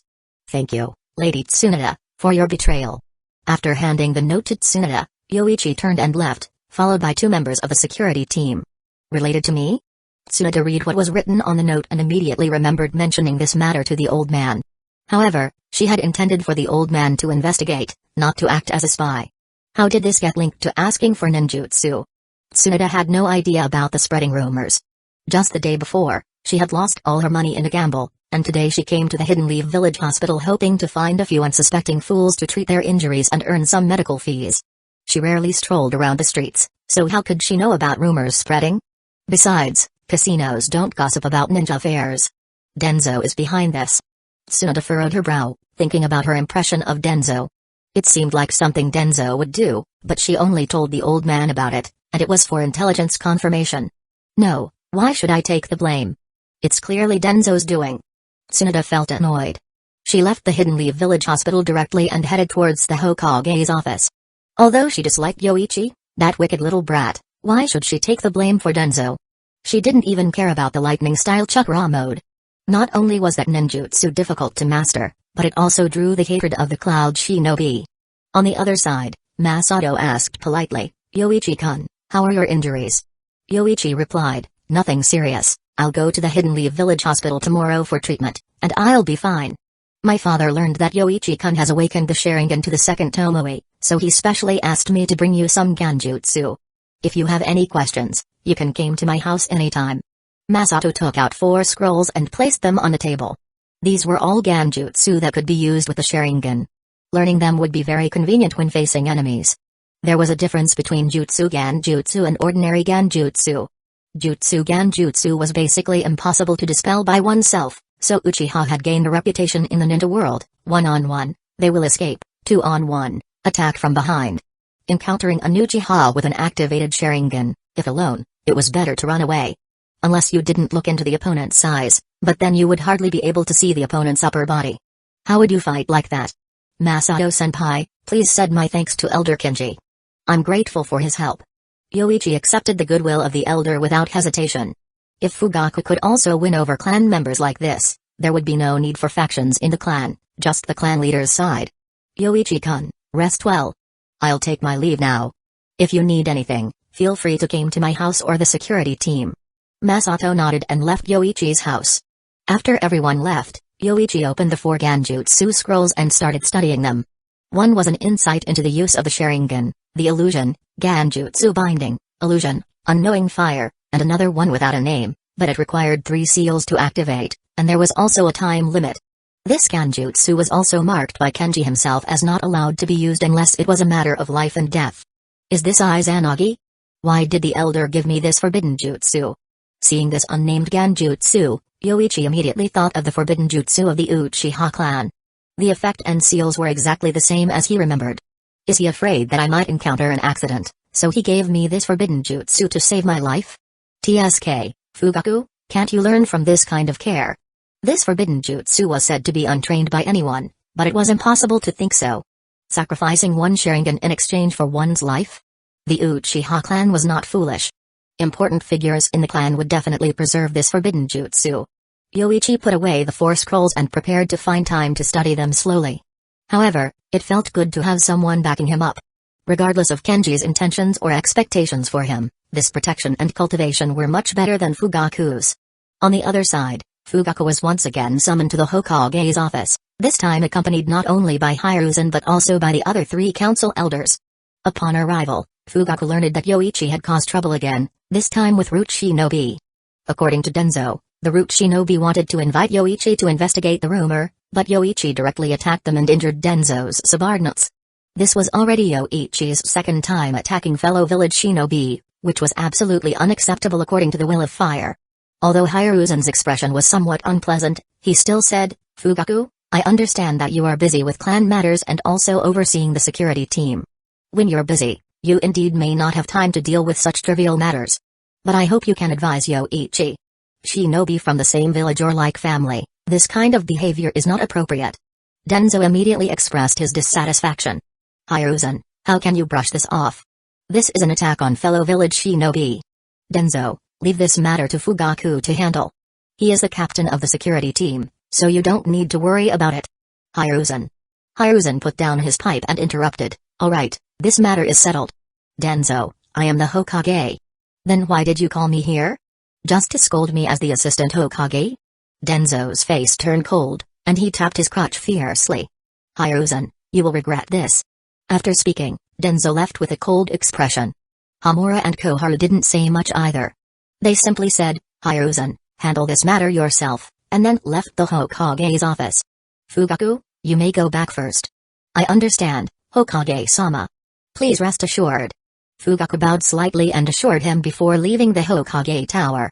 Chapter 23 Elder Kenji, did you summon me for something? Fugaku ignored the tea brought by Ri, his expression slightly solemn. Despite having retired from the Anbu, he as an elder still held considerable influence within the clan. If it weren't for the incompetence of the head elder, who handed over the clan's authority to Fugaku Uchiha, this young clan leader would likely have been a mere puppet. Setting down his teacup, Kenji asked with a faint smile, Fugaku, you just came from the Hokage Tower. Are you planning to find Yoichi? Upon hearing this, Fugaku fell silent for a moment before speaking, yes. Does the elder also know about this? After Yoichi attacked the root ninja, he came to my house and explained the situation. All of this commotion was caused by the root. Kenji didn't hide or deceive Fugaku. After all, he was the clan leader, and petty deception would serve no purpose. So, I sent the guard force to apprehend the 13 people who spread the rumors the most. 3 of them acted out of previous grudges against us, 5 of them accepted money, and 5 others showed traces of Ganjutsu. Out of concern for the younger generation, I had a righteous person use the Sharingan Ganjutsu on Yoichi's former teammate, and the conclusion was based on envy. He resents that he couldn't become a shinobi himself, while Yoichi completed the mission unharmed and could potentially become a hero of Hidden Leaf Village. That's why he slandered Yoichi. Kenji calmly recounted what he had discovered and placed a scroll on the table. Fugaku, Yoichi is having a stroke of bad luck. However, he knows to come to me when trouble arises, like a child causing trouble outside would seek their parents' help. This is the lightning-style chakra mode technique scroll he gave me. You may take it, clan leader. Fugaku had not spoken since earlier and showed no reaction even when he saw the scroll on the table. If he took the scroll containing the lightning-style chakra mode, he, as the clan leader, would have to live up to the expectations of his people. Taking the jutsu scroll meant endorsing Yoichi, dispelling the rumors spread in the village, and questioning Danzō. Fugaku clenched his fists tightly. He was cornered by the elder, and now he only had 2 choices. However, choosing to take the jutsu scroll would come at a great cost. All his previous efforts would be in vain. Elder, let's end this matter here. Fugaku, there are still matters to attend to at home, elder. I'll take care of Yoichi's situation. As for those from the root, leave them to me. With a slightly bowed head, Fugaku spoke decisively, then rose and walked out. He didn't drink the tea on the table, nor did he take the jutsu scroll with him. After a while, when everyone had left, Kenji shook his head with a sigh, indecisive. I shouldn't have listened to this guy in the first place. If Yoichi had been born a few years earlier, I wouldn't have had to choose him. Fugaku's actions only strengthened Kenji's determination to nurture Yoichi. His son, Masato, lacked the talent to be the clan leader. Being a squad leader and obediently following orders was sufficient for him. The bottom line for a clan leader was not to unconditionally cater to others, but Fugaku was completely unaware of this issue. Tsunade-sama, it's unnecessary for you to personally attend to such minor injuries. Stop blabbering. Consider it my way of unintentionally compensating you. Come over here quickly. With a command and a posture of crossed arms, Tsunade hummed, giving off an air of if you don't come, I'll come to you and beat you. Last time, you accused me of snitching, but when it comes to foreign villages techniques, I have to report it. But I didn't expect Root to go this far. A woman in her 30s being tsundere? It was somewhat embarrassing, but this kind of behavior made the mature woman somewhat adorable, especially considering her youthful appearance. Yoichi shifted his gaze away from Tsunade's face, then walked to the chair in front of her and sat down, replying, since that's the case, then help me heal once, and we'll call it even. Thank you, Tsunade-sama. This minor injury is no trouble at all. If I treat you, you'll be fully recovered in one go. As Tsunade spoke, She formed hand seals and used her medical ninjutsu, then placed her hands on Yoichi's body. Medical ninjutsu stimulated cell division using yang-released chakra to accelerate wound healing. With Tsunoda's mastery over chakra, the efficiency of healing injuries was 10 times that of other medical ninjas. Even if using slugs to treat others, the effect was stronger than that of ordinary medical ninjas. Tsunoda had now earned the title of the world's #1 medical ninja. Countless people would want to have her treat them, but Tsunoda was usually too lazy to bother, only becoming busy when she was short on money. Before long, Yoichi's injuries had healed almost completely. After expressing his gratitude, he left the Hidden Leaf Village Hospital. Feeling better? Outside the Hidden Leaf Village Hospital, Kakashi suddenly appeared in front of Yoichi, greeting him expressionlessly. Don't appear out of nowhere next time. Also, do you have something to discuss? Yoichi replied, thinking that Kakashi wouldn't come looking for him after completing his mission, especially since he had clashed with root ninjas. I actually went to your clan compound first before coming to the hospital. Kakashi glanced at Yoichi, then continued, since you seem to have no urgent matters for the village missions, when do you plan to pick up the next mission? After returning home that day, Kakashi did inquire with Sakamo, but Sakamo only provided him with some information. The rest was up to Kakashi to judge and decide. After much contemplation, Kakashi decided to continue teaming up with Yoichi. He trusted his instincts. Yoichi wasn't the person rumors made him out to be. That's why he visited the Uchiha compound today before coming to the hospital. If you're not in a hurry, how about in 5 days? I've acquired some new techniques recently and need to familiarize myself with them. This way, the chances of mission success will be higher. Alright then. Will you be training these few days? If you have any plans, meet at the usual place. Understood. After saying this, Kakashi turned and left. His father wouldn't be in the village for long, as he would soon be sent on a mission. Training alone was too slow for him, and only Yoichi in the entire Hidden Leaf village was suitable as a training target. Despite graduating a year ago, Kakashi knew few people.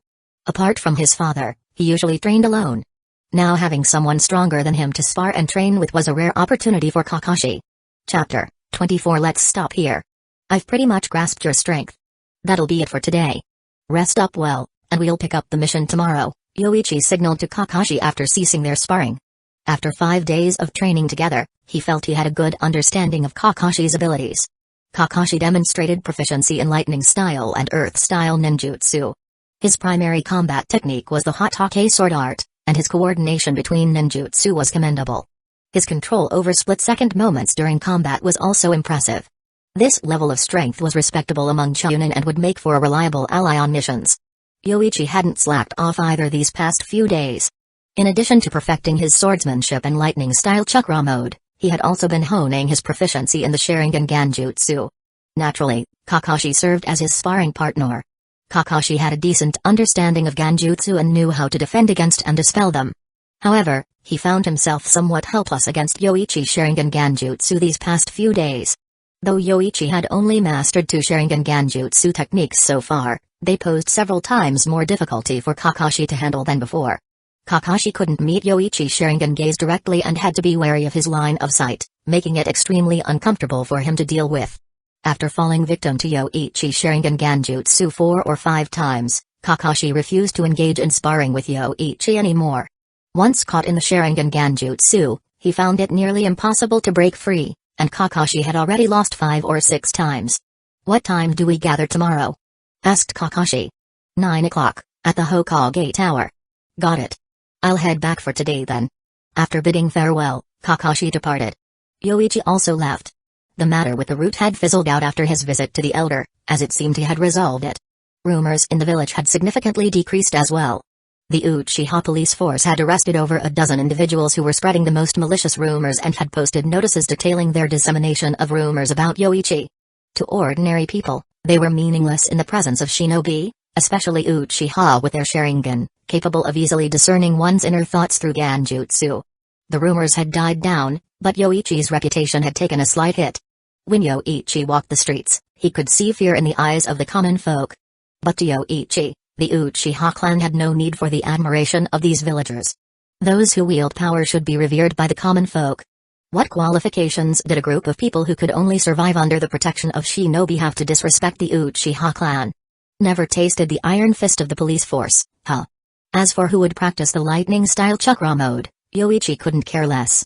Training in this ninjutsu was incredibly difficult, almost on par with the difficulty of mastering the gentle fist, requiring the release of chakra from most of the body's major acupuncture points. Yoichi's chakra ninja sword had also been delivered. However, it wasn't Uchiha Kanrin who delivered it but Masato Uchiha. It seemed the elder had taken charge of all matters, hence why his son was sent to deliver the sword.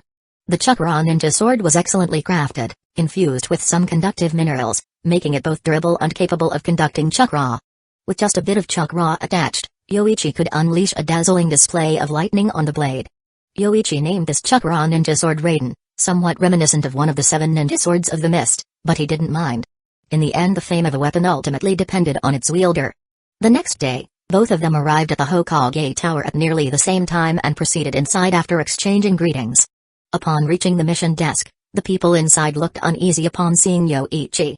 Especially Sakaguchi, who had his 2 ribs broken by Yoichi last time.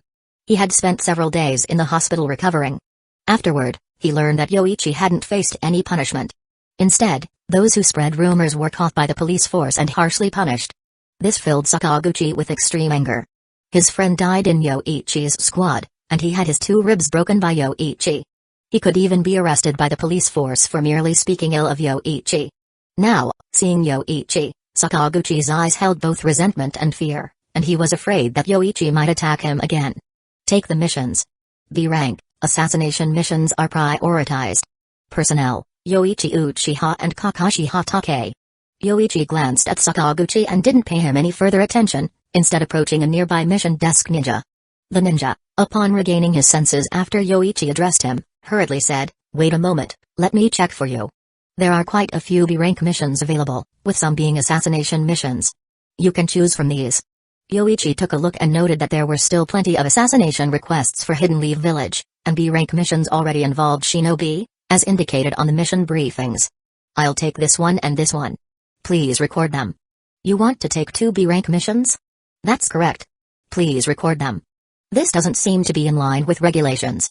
I need to consult with the Hokage." The mission desk ninja looked troubled. Seeing Yoichi's lack of reaction, he stood up and headed towards the Hokage's office. Seeing this, Kakashi approached and whispered, "Why don't we just take 1 mission for now? It's safer." "No need. These 2 missions are conveniently located in the Land of Grass and the Land of Earth.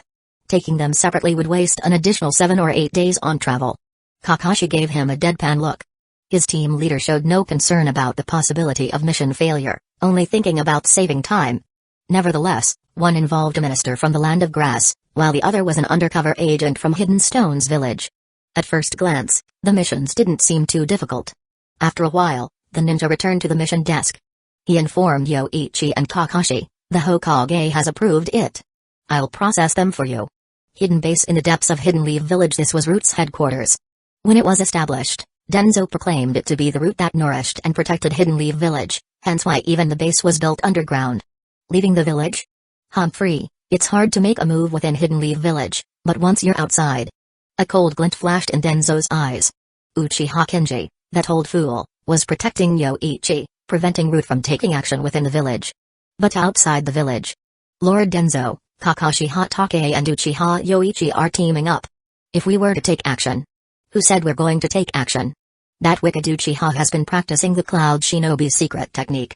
With Raikage's foul temper, do you think he'll let this slide? Is Lord Danzō suggesting?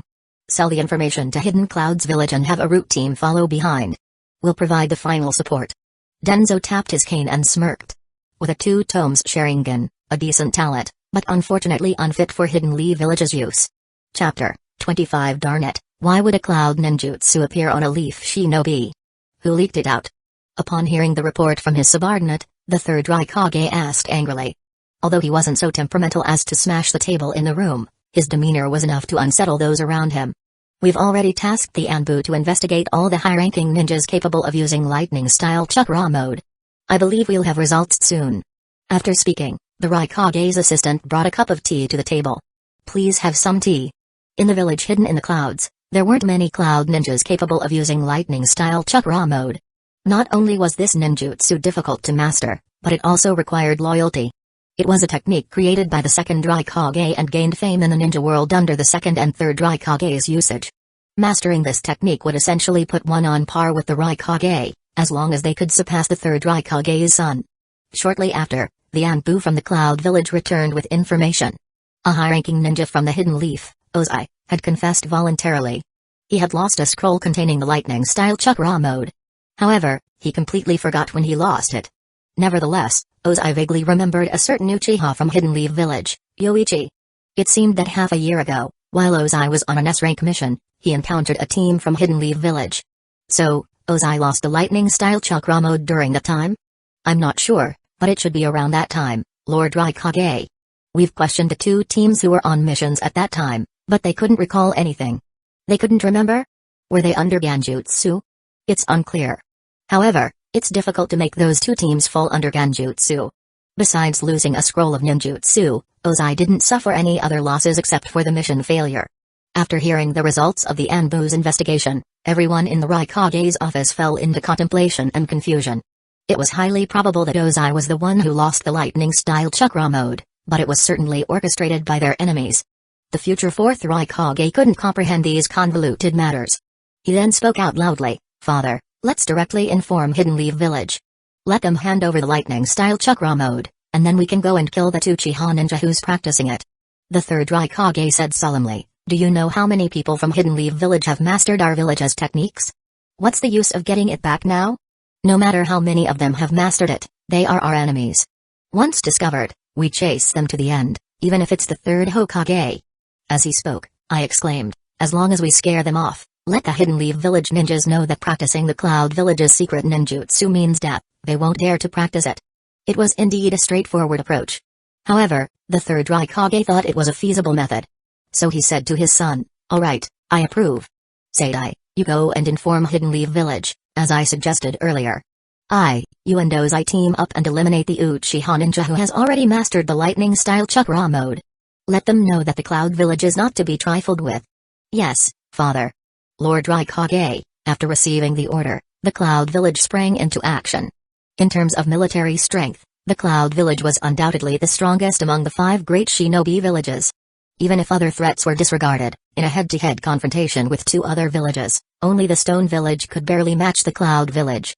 However, the Cloud Village had a bad reputation. Most of its villagers were martial-oriented. Initially, the second Raikage was considered a half-peaceful leader, which was only because they couldn't defeat the second Hokage in war. However, during peace talks, the second Raikage was eliminated by the martial faction in the village. Plundering secret techniques and pillaging villages were traditions of the Cloud Village. Anything advantageous to them would be seized upon. Although there was no clear evidence, the downfall of the Land of Whirlpools might be related to the Cloud Village. At that time, except for Hidden Leaf Village, the sealing methods of tailed beasts in various villages were rudimentary. But after some time, the Cloud Village suddenly mastered the perfect Jinchuriki training method, which inevitably raised suspicions. Accustomed to being overbearing, even if the third Raikage knew that those who leaked information to them had ill intentions, he couldn't be bothered to think about it. Anyone who dared to stick their head out would be killed. That was the mindset of the third Raikage. Random summoning, gain the opportunity to summon a monster from another world every day. It may be capable of destroying the world, or it may not even be able to defeat a baby. You only have 30 minutes to tame it. If not completed within the time limit, it will automatically return to its original world. At last, I can speak. Yoichi removed his metal mask. Nearly a month of continuously wanting to speak the truth almost broke his jaw against the metal mask. "Let's go, Kakashi." Upon hearing this, Kakashi, who was beside him, glanced at Yoichi with his dead fish eyes and asked, "Captain, did your throat suddenly heal?"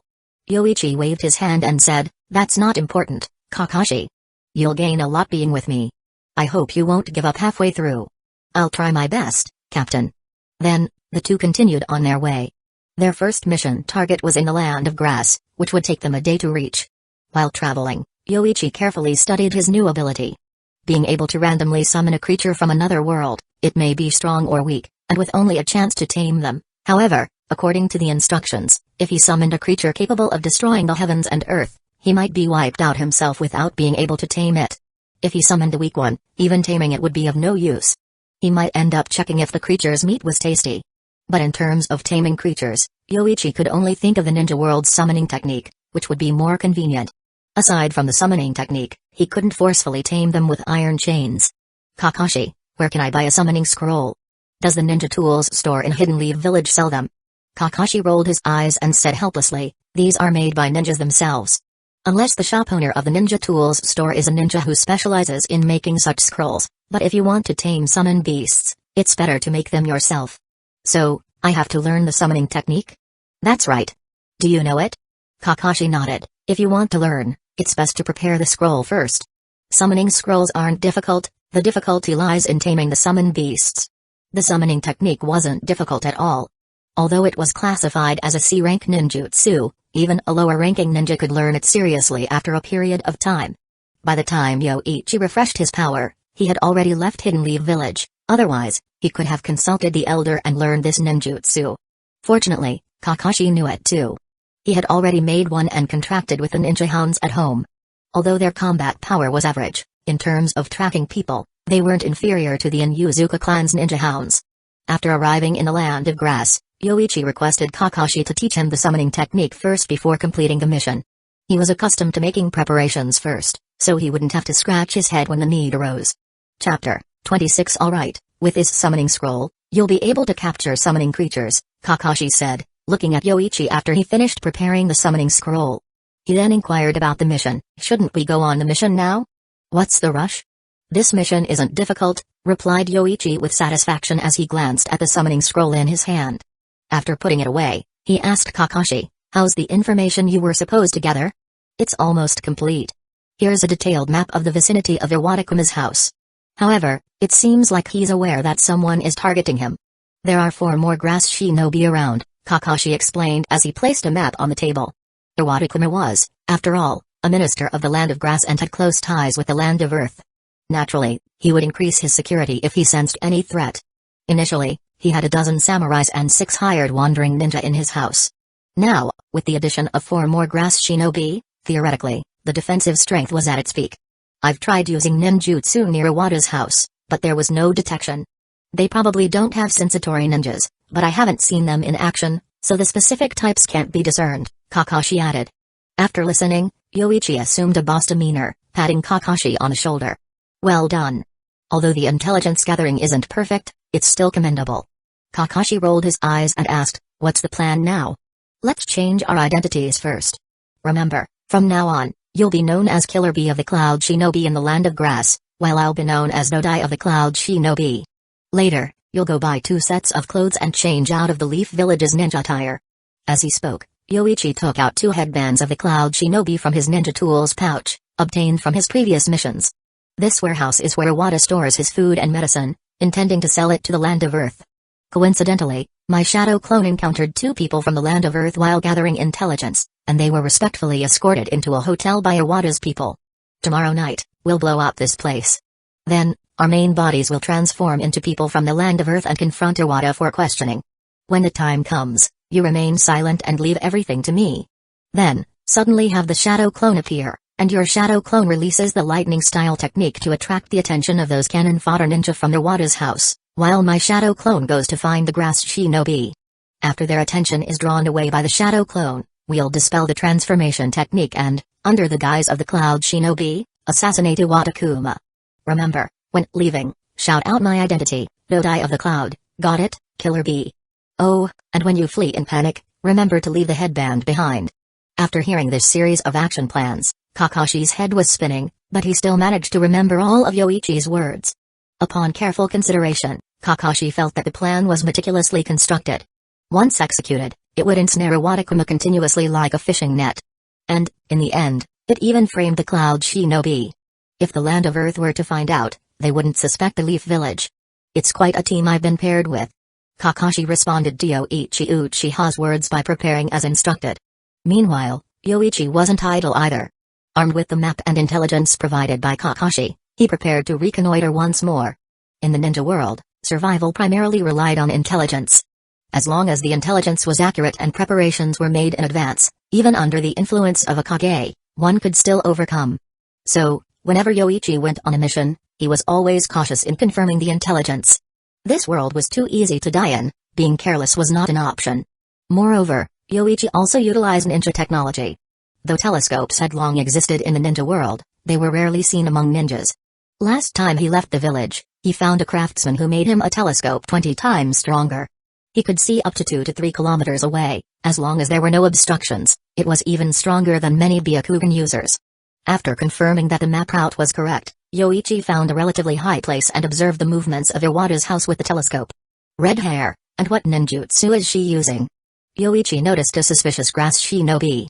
After observing for a while, that grass shinobi seemed to perform a ninjutsu at regular intervals, with a frequency somewhat resembling sensory ninjutsu. If she's really a sensory-type ninja, wouldn't Kakashi be discovered? Well, it's better to test. Subsequently, Yoichi used a shadow clone to send it near Iwata's house and use ninjutsu again. This time, Yoichi observed carefully from a distance. After his shadow clone used ninjutsu, immediately, 2 grass shinobi with a red-haired female grass shinobi came out of Iwata's house and headed towards the location of his shadow clone. It's indeed a sensory-type ninja. Red hair, a woman. Could she be Karen's mother? After dispelling the shadow clone, Yoichi pondered. Sensory ninjas were very rare, even in Hidden Leaf Village, let alone in the Grass Shinobi Village. If there were a few, it would be considered fortunate. And she had red hair. The plan needs to change a bit. This female ninja is also a target.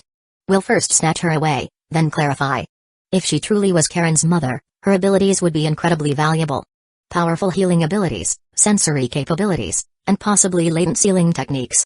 We might have to change the plan. Let's go back and discuss with Kakashi. Originally, Yoichi planned to kill Iwata-kuma, pinning the blame on the Cloud Shinobi and leave. But now, they had to also abduct another female ninja. After Kakashi returned, Yoichi shared his thoughts with him, but he only mentioned that the Grass Shinobi's red-haired female ninja was a sensory ninja, without revealing the possibility of her being from the Uzumaki clan. Captain, it doesn't seem right to kidnap a woman during a mission. I suggest we wait until after the mission is over. Kakashi, questioning the captain's intentions without understanding them isn't right, suspecting them of having malicious intentions is even worse. After humming, Yoichi Uchiha continued, you don't understand the value of this female ninja. After we snatch her away, I'll confirm her value carefully. But for now, let's follow my plan. Let's rearrange the plan now, delay the timing, and by the way, hand over your explosive tags to me. Yoichi reached out his hand to Kakashi for the explosive tags. Although there were incidents of human bombs in the ninja world, dealing with Grass Shinobi should catch them off guard. If it didn't succeed, it would still startle them. After carefully discussing their respective roles, Yoichi disguised himself and went out. He had just learned the Sharingan Genjutsu before the mission. Controlling ninjas' success rate couldn't be guaranteed 100%, but for wandering samurais, it was definitely no problem for Yoichi. Chapter 27. After waiting for 2 days, Yoichi finally seized an opportunity. One of the samurai from the Iwata clan went out, and Yoichi spotted him and trailed him. After they were considerably far from the Iwata residence, he found an opportunity when no one was around. The samurai from the Iwata clan was directly captured by Kakashi using Earth Style and taken away. If we're only doing the mission, there's no need to make it this complicated, Kakashi couldn't help but comment. According to the mission requirements, if they only dealt with Iwata-kuma, they could have significantly simplified Yoichi's plan, saving a lot of trouble. Don't question the captain's plan, Kakashi. Learn from it. If you're not more careful, you'll end up costing lives when you lead missions in the future, Yoichi said. After that, Yoichi used his Sharingan Genjutsu to extract all the information about the Iwata clan, including the most important details about Iwata-kuma's bodyguards. Finally, he also asked about the whereabouts of the Iwata clan's treasury. Kakashi, who was still young, couldn't help but look disdainful upon hearing this. However, Yoichi didn't care at all. Once you become a ninja, you shouldn't think of yourself as righteous. Ninjas, to put it nicely, were extraordinary peacekeepers, but to put it bluntly, they were tools in the hands of the ruling class. Money could do many things, chakra metal, secret medicines, hiring others to do tasks, all required money. After obtaining the information, Yoichi implanted commands into his mind using Genjutsu and then had him bring out another samurai friend, whom he also controlled with his Sharingan Genjutsu. Yoichi gave explosive tags to both of them and instructed them to keep them hidden. Afterwards, he also captured 2 merchants kept by the nobles of the Land of Earth. Only after obtaining all the information did he and Kakashi prepare to execute the plan. In the dead of night, the capital of the Land of Grass suddenly resounded with a thunderous explosion, startling many from their slumber. The Iwata clan's warehouse exploded suddenly, instantly killing half of the people inside. The ones who survived were left dazed and bewildered for a moment. Once they regained their composure from the shock, these members of the Iwata clan began loudly demanding to report to the clan head. They all had a rough idea of how much the goods inside were worth, at least 100 million. If they were lost in the explosion, Their entire families would suffer. Clan head, clan head. The overseer of the warehouse rushed back to the Iwata residence, his face full of panic, and cried out loudly. When Kuma came out, he burst into tears and snot, crying, "Clan head, it's bad." The warehouse suddenly exploded, and everything inside was burned to ashes. What? Upon hearing this news, Kuma almost couldn't catch his breath. All the goods he had recently purchased were stored in the warehouse, and with this explosion, the Iwata family's assets shrank by at least 50%. What on earth happened? Kuma roared with bloodshot eyes, but the overseer of the warehouse couldn't provide any explanation. He begged for mercy on his knees, repeatedly saying only one thing: he hoped to be forgiven for his life. "Get out of here. Take me to the warehouse and gather everyone to put out the fire. If my goods can't be saved, your entire family will commit seppuku." Kuma said angrily, and then hastily went out without even putting on his clothes.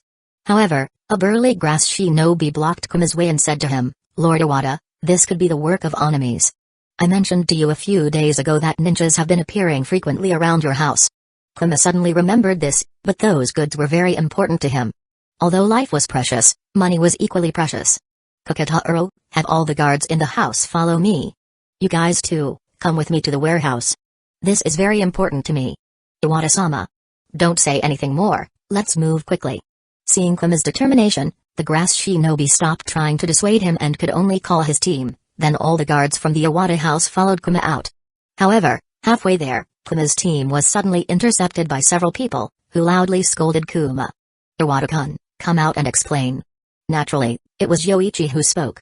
Having obtained information through Ganjutsu and disguised as a merchant from the land of Earth, he knew exactly when to be arrogant and when to be cautious. "Why are you blocking me? Let Kuma come out and see me." "It's Tsuchijiro, oh no, how did they receive the message so quickly?" Kuma thought it was bad, but he ordered the guards to let Tsuchijiro's group in, then apologized with a guilty face, saying, "Jiro-san, it's so late." "Don't say that, Iwata-kun. I'm not a fool.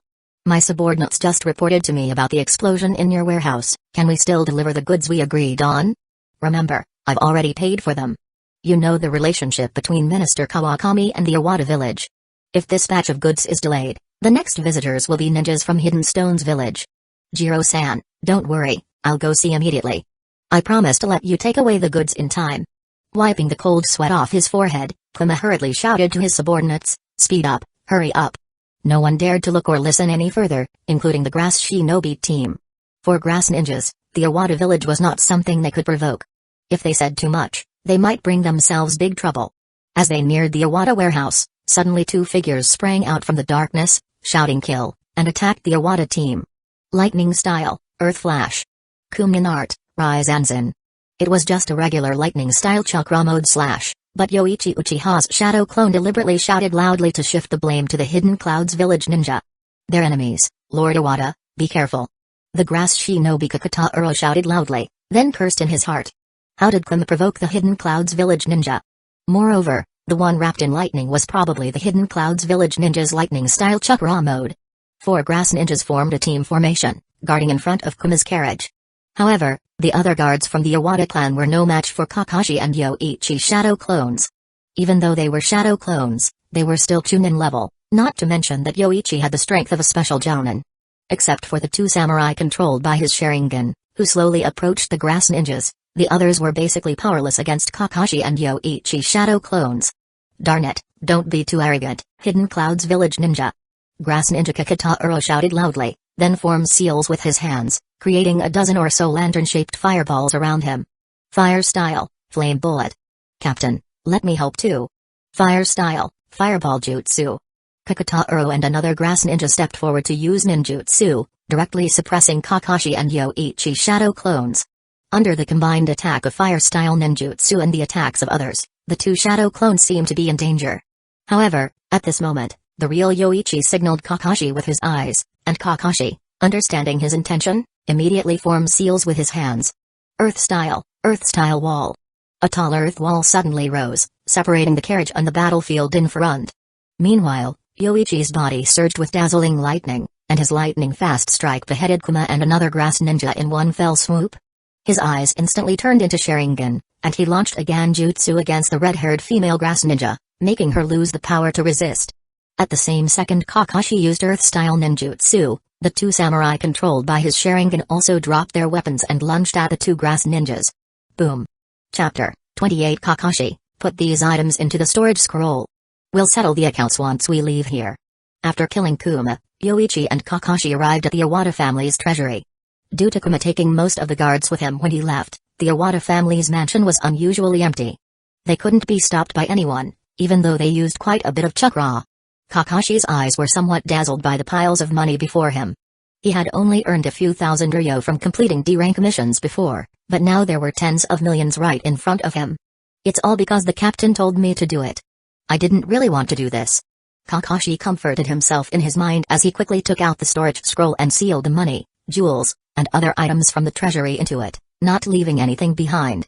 After finishing packing, Kakashi carefully placed the storage scroll into his ninja pouch and then turned to see Yoichi's disdainful gaze. He immediately said seriously, "We can't leave any clues. Let's leave here first and head to Sunsho Town." After saying that, Yoichi and Kakashi leaped onto the roof and headed straight for the outskirts of the town. As for Sunsho Town, it was a small town on the border between the Land of Grass and the Land of Earth. 50 miles south of Sunsho Town lay an important transportation route connecting the Land of Earth and the Land of Grass, the Kanabi Bridge. When the remaining guards of the Iwata family returned, all they found was the empty mansion that had been looted. Seeing the devastated mansion, the leader of the guards couldn't help but panic and rush out while shouting, "Go, report to the daimyo." This is all the work of the Cloud Shinobi. On the other side, Cloud Village Shinobi who were chasing after Yoichi had also arrived in the Land of Grass. However, upon arrival, they lost the specific information about Yoichi and needed to send someone to gather information. "Have you found out where that Uchiha is?" "Isama, Ozai-sama, we have received information indicating that he is on a mission in the Land of Grass. We have dispatched people to find out his exact location." I responded after hearing this, "The Land of Grass? That's not too bad. After killing him, leave directly. It would be troublesome if he were in Hidden Leaf Village." Ozai felt guilty and a bit eager to make a contribution, so he spoke up to I-san, "How about I go clear out a few outposts on the Hidden Leaf Village border?" "Absolutely not, Ozai-sama." A female Cloud Shinobi spoke up, "We don't have appropriate justification. If we do that, Hidden Leaf Village will retaliate in the same way, and the friction between the two countries might escalate into a war. If they were chasing after someone who was practicing the lightning-style chakra mode, then Cloud Village would certainly be justified. However, if they were to clear out Hidden Leaf Village border outposts for that reason, Hidden Leaf Village would see it as an act of provocation for war. At that time, the two major shinobi villages would definitely go to war, and Hidden Stones Village would be delighted." I said, "Ozai, first kill that Uchiha who obtained the secret technique from you." "I understand, I-san." The team of 7 Cloud Shinobi consisted of 1 member responsible for village communication, 2 for intelligence transmission, and 4 strong fighters. After a while, the Cloud Shinobi who gathered information returned, but his expression was grim. Upon entering, he said, "Isama, it's bad. The capital of the Land of Grass is spreading rumors that we, the Cloud Shinobi, killed the minister of the Iwata family in the Land of Grass, plundered the Iwata family's property, and killed the relatives of the minister of the Kawa clan in the Land of Earth. Damn it, why wasn't I informed of this mission?" I was stunned by this and immediately angrily exclaimed. Then he looked at his companion, who shook her head, indicating that she also didn't know. If there really was such an assassination mission, it must be an A-rank or S-rank mission, and it almost made the entire Land of Grass aware of it. Within the Cloud Village, it could be determined that the mission had failed. "Isama, it's probably other shinobi villages framing us. After all, before we came to the Land of Grass, Lord Rukongai didn't warn us. It must be someone else framing us. This bastard. Don't let me catch you." Suddenly, the companion guessed, "Isama, could it be that Uchiha who learned the lightning-style chakra mode? That's Lord Rikogai's signature technique. If someone uses it, it's easy to mistake it for our doing." Upon hearing this, most of the other Cloud Shinobi realized, and then they all showed expressions of anger. Stealing their secret technique and then smearing the Cloud Village's name by assassinating nobles, what a bastard. Quickly gather information about that guy. After finding him, I want to gouge out his eyes. Yes, Isama. Yoichi and Kakashi arrived at Sunsho Town and found a place to stay in an inn. Once in the small town, they had changed out of their ninja attire, and with the use of transformation jutsu, no one could guess that the 3 of them were ninjas. After entering the room, Yoichi released the transformation and dispelled the Ganjutsu on the red-haired female grass shinobi. After breaking free from the Ganjutsu, the red-haired female grass shinobi immediately stepped back, but soon she leaned against the wall, Don't be nervous. I'll ask you a few questions. If you answer incorrectly, you'll become a Medal of Honor for my subordinate here." Yoichi pointed at Kakashi, who gave him a deadpan look upon hearing his words. The red-haired female grass shinobi looked at Yoichi and Kakashi with some fear in her eyes, then nodded silently. So Yoichi went straight to the point and asked, "Are you from the Uzumaki clan? In the squad of grass shinobi just now, you should be the sensor ninja, and the teeth marks on your arm should be able to quickly heal wounds. So you were treated as a healing packet by the grass shinobi." Yoichi's words made the red-haired female ninja tremble all over. Kakashi, who was standing aside, also looked more serious after hearing this. No wonder the captain insisted on bringing back this female ninja. Uzumaki clan, sensor ninja, and the ability to heal wounds quickly with just a bite. Kakashi realized the value of this female ninja after hearing all this. This wasn't something that a B-rank mission could compare to. "I am from the Uzumaki clan. Your name?" "Mina." "Do you have any relatives among the grass shinobi?" "No." "Then you can't go back to the grass shinobi. Come back with me to Hidden Leaf Village." Just as Yoichi finished speaking, he sensed a hint of resistance in Mina's eyes. He thought of a possibility and continued, "To be precise, come back with me to the Uchiha. There are quite a few people within the Uchiha who don't have good relations with Hidden Leaf Village. I am one of them. If you come back with me to the Uchiha, you don't have to worry about what Hidden Leaf Village will do to you." Upon hearing Yoichi's words, Kakashi immediately rubbed his temples. He knew that Yoichi's relationship with the village was not great, but to say it so blatantly, it was very suspicious of treason. Moreover, he also mentioned that many people within the Uchiha were like this, which made it difficult for Kakashi as a Hidden Leaf Village ninja to simply let it pass. Mina, on the other hand, was considering. If she said she wanted to leave, it wouldn't be very realistic. The other party knew she was from the Uzumaki clan and had so many abilities. If she tried to leave, she might be stabbed directly. But Mina didn't like Hidden Leaf Village either. Otherwise, she could have gone directly to Hidden Leaf Village after fleeing from Hidden Eddy Village. Why bother crossing the land of fire to come to the land of grass? However, Yoichi's words about his not-so-good relationship with Hidden Leaf Village convinced her. After thinking for a few minutes, Mina finally spoke up. "Okay." Chapter 29. The duo's mission squad suddenly had an addition, someone from outside the village. This was technically a serious violation of the ninja handbook. Kakashi was about to say something when Yoichi cut him off. "Kakashi, you need to learn to adapt." Mina became one of the Uchiha clan the moment she agreed.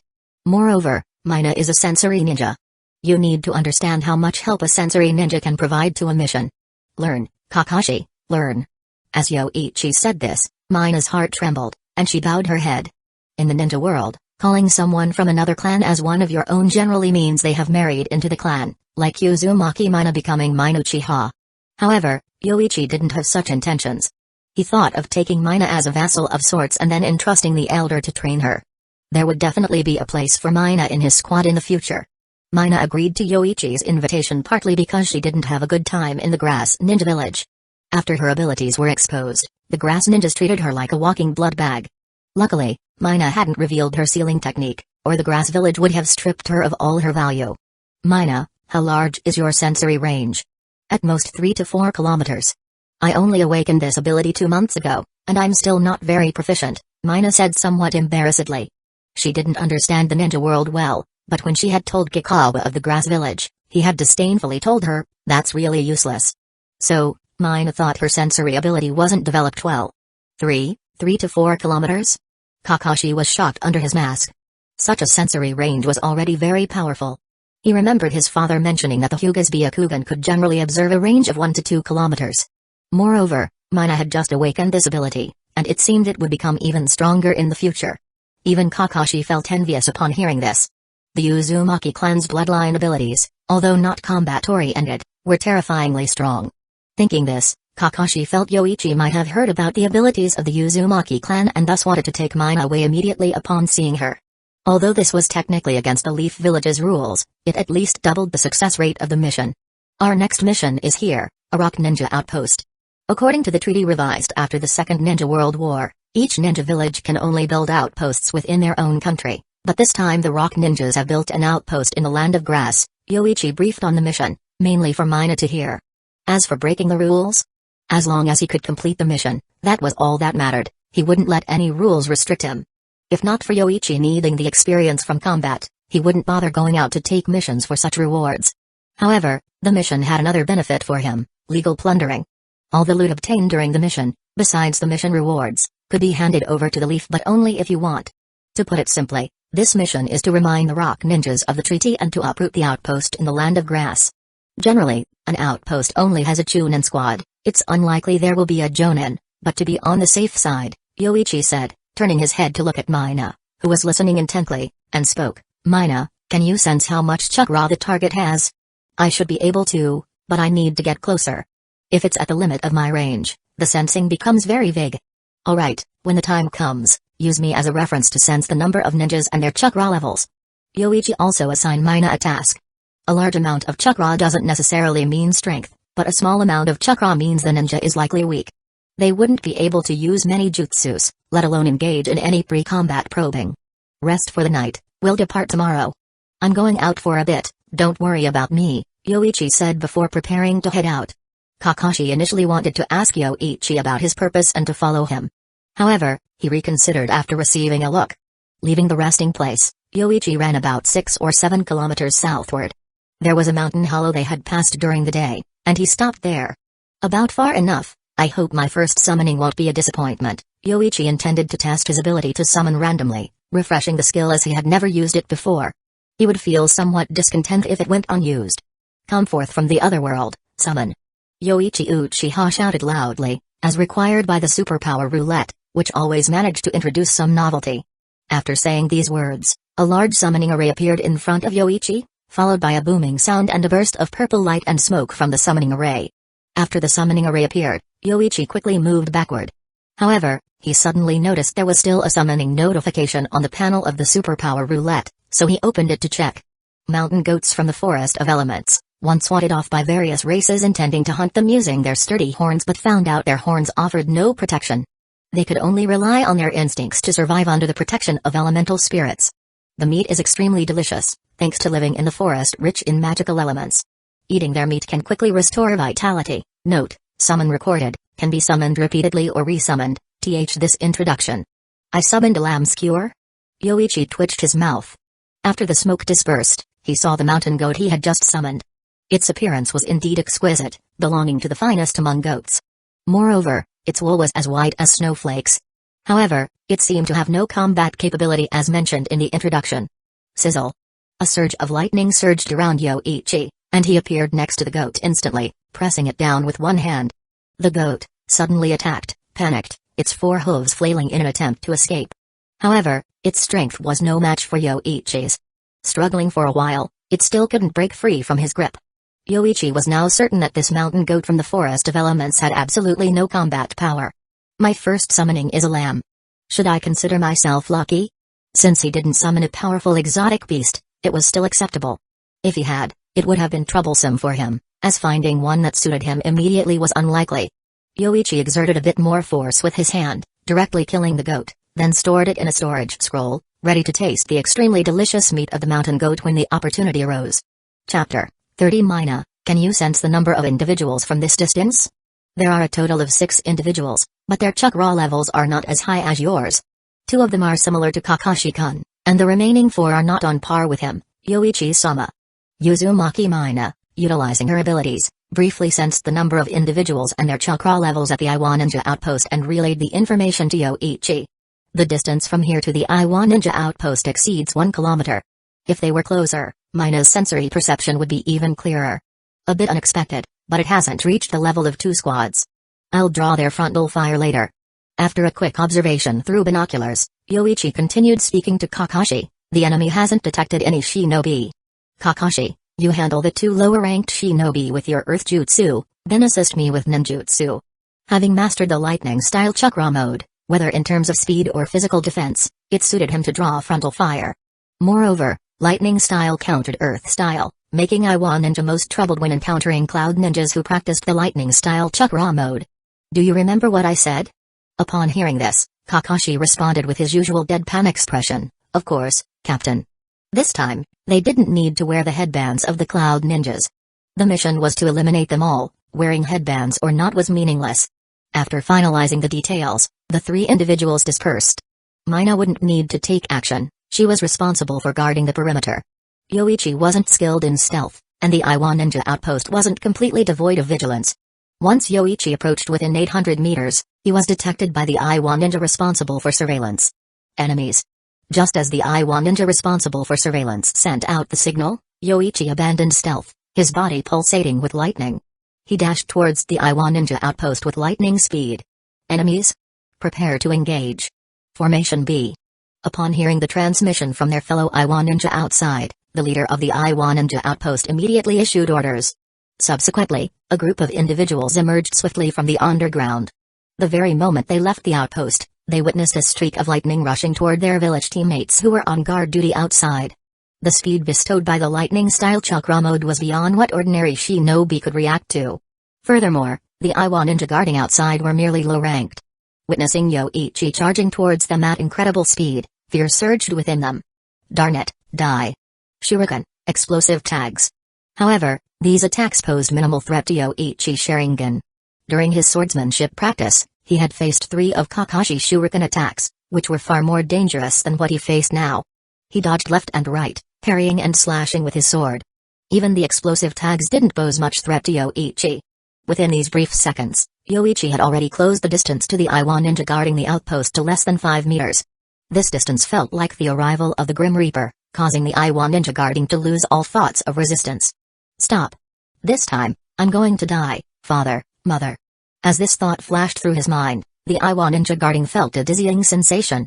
Amidst the rotation, he seemed to see his own body, the terrifying figure from just moments ago, and his captain and teammates in the distance. You damn bastard. The leader of the Iwa Ninja outpost emerged with a grim expression. Initially, he thought it was the Cloud Ninjas who were attacking them, especially with that jutsu pulsating with lightning, which seemed unique to them. However, upon seeing the Sharingan of Yoichi, the captain of the Iwa Ninja team stopped his voice again, his face turning ugly as he said, I just told you to stop. Fool.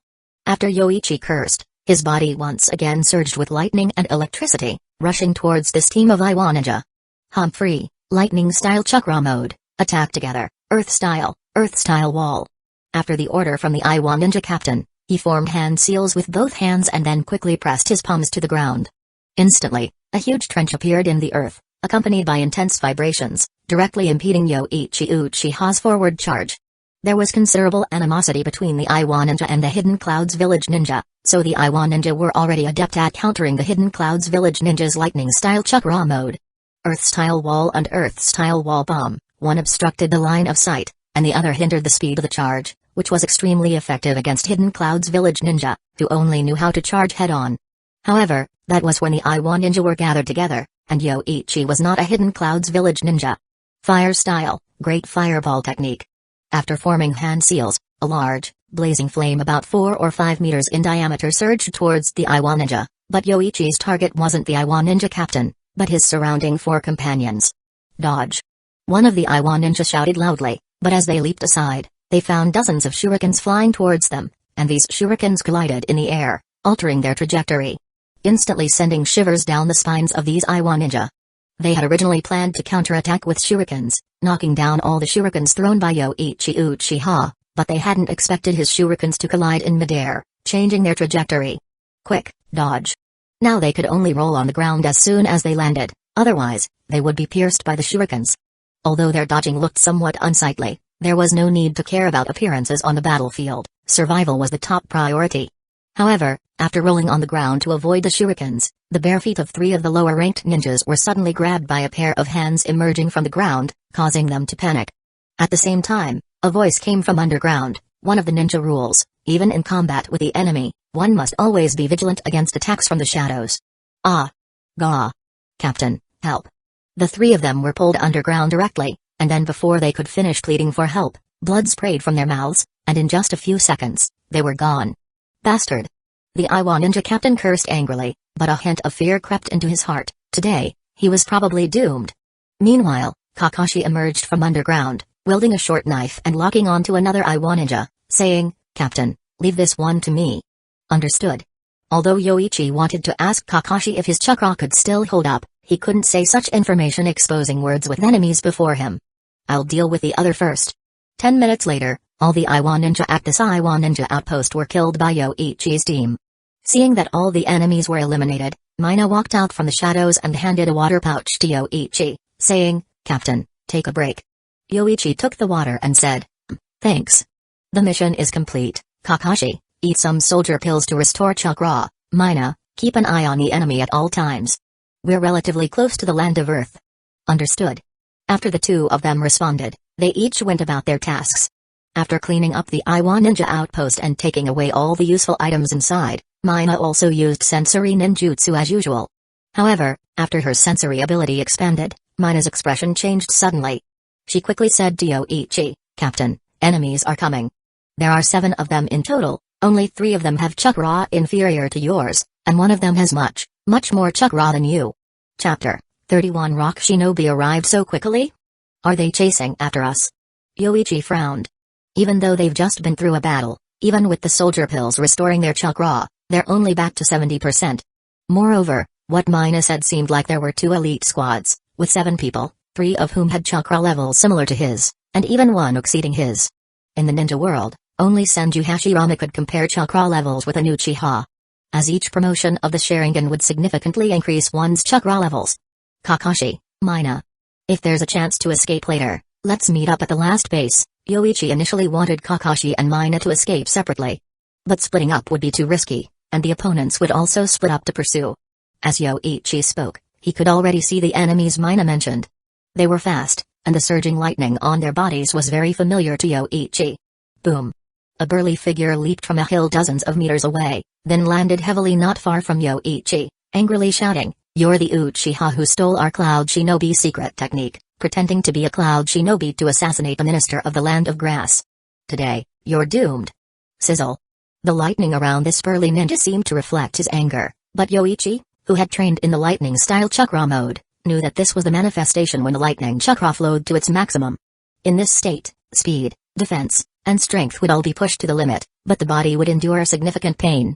Seeing the burly ninja's indifferent expression, it seemed he was accustomed to this level of lightning chakra flow. Cloud Shinobi Village, huh? Yoichi saw this person and quickly thought of ways to escape. But after thinking about it, he could only rely on his superpower's random summon. Your intelligence network in the Cloud Shinobi Village is quite impressive. I've only left the village for less than half a month, and you already know about me. Moreover, being able to obtain information circulating within Hidden Leaf Village, it seems you've lost at least one high-level spy. While speaking, Yoichi also signaled to Kakashi and Mina behind him.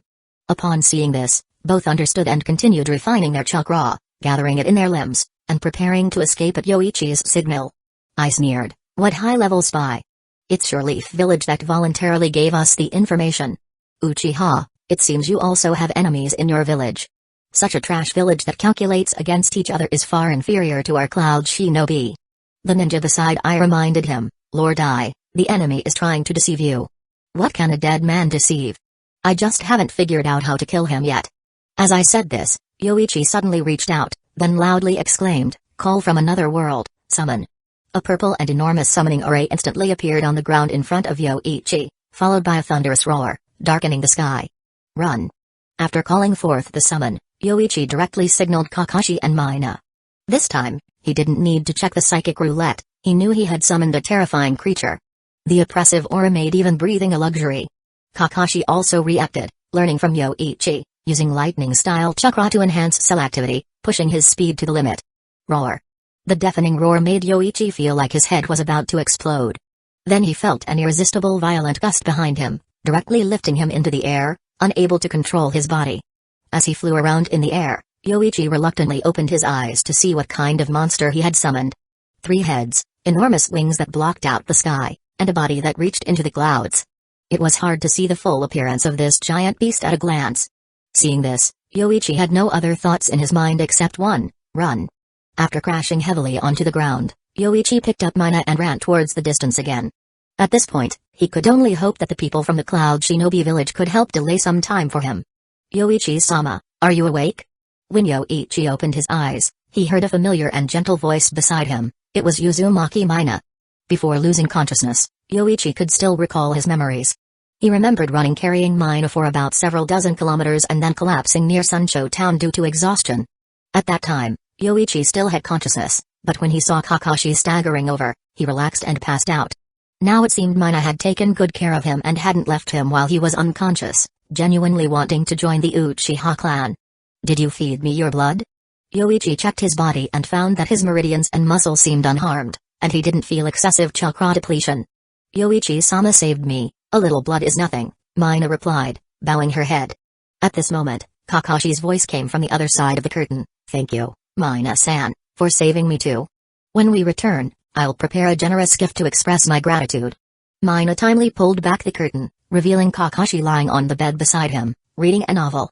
However, his condition seemed worse than Yoichi's, with many bandages wrapped around him. After all, Kakashi's body wasn't as tough as Yoichi's. Being blown away by the violent wind, falling to the ground, and still being able to run away with consciousness was already quite good. Seeing the curtain pulled back, Kakashi put down the book, his face slightly solemn as he asked, "Captain, what was that monster?" "That was..." Yoichi opened the psychic roulette and saw a recorded beast under random summon. King Ghidorah, known as the number 0 monster, it descended to Earth in ancient times, an invasive species from Venus, one of the Alpha-class titans, the archenemy of the legendary Godzilla. Note, this is a newly awakened Ghidorah, and it's a bit temperamental, a randomly summoned monster, not that important. "But, Kakashi, you should remember what those cloud shinobi said, right? Our information has been leaked." Yoichi's face grew slightly cold as he continued, "After the mission, mention this to your father, and I'll report it to the clan." "Yeah, I understand, Captain," Kakashi said calmly. Almost dying in a B-rank mission, if it was due to insufficient strength and failing the mission, he had nothing to say. But if someone in the village deliberately caused their deaths, no one would easily swallow that. Chapter 32A, How are you feeling?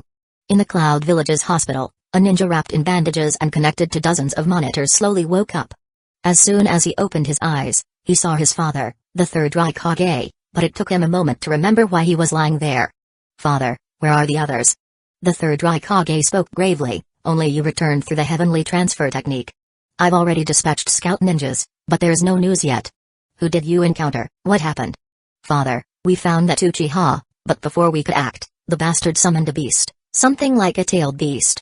It had 3 heads, about 3 times the size of the 8 tails. But when that monster spread its wings, it might have been 10 times the size of the 8 tails. It could emit lightning attacks almost as powerful as the tailed beast bomb. I initially thought to stop the 3-headed monster, but its strength was overwhelming." Hearing this, the third Raikage understood what had happened. A creature 3 times the size of the 8 tails, with formidable attack power, and wingspan 10 times that of the 8 tails.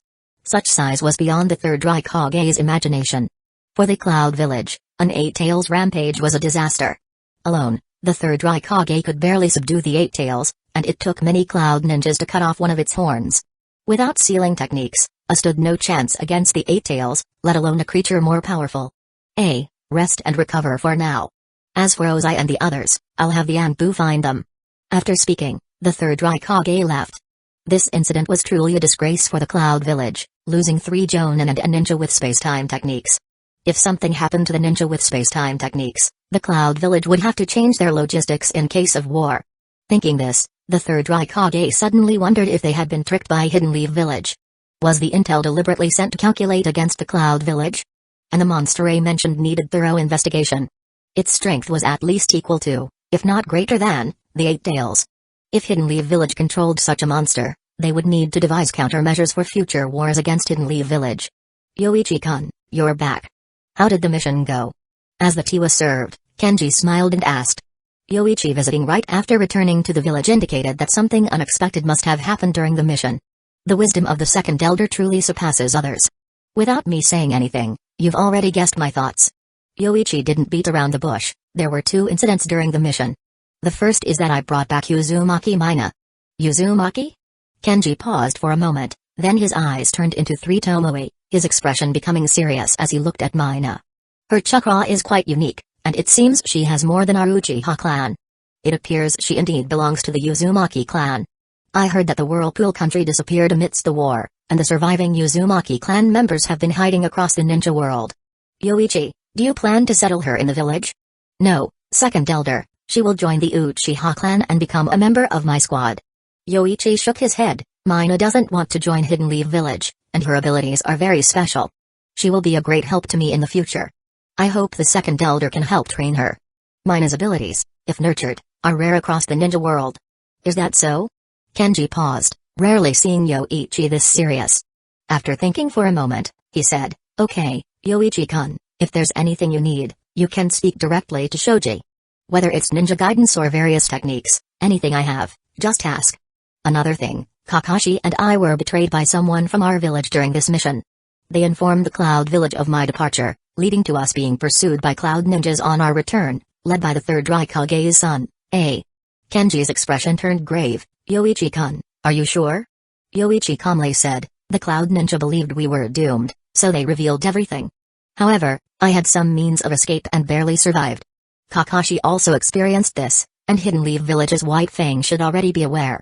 Yoichi, since you've brought this to me, you must have a plan, let's hear it." Danzō must have erased all evidence linking to him, making it difficult to trace back to him. And with the root acting in secrecy, waiting for a chance to retaliate is unlikely. But what about the Shimura clan, second elder? Hearing this, Kenji smiled and said, "You already know about Danzō's root. I can roughly guess the extent of its development by now. But to train so many people, village funding alone won't suffice. After all, root isn't the Anbu. Is the Shimura clan gathering funds for Danzō? Providing finances to train root ninjas?" Yoichi asked, seeing Kenji's affirmative expression confirming his thoughts.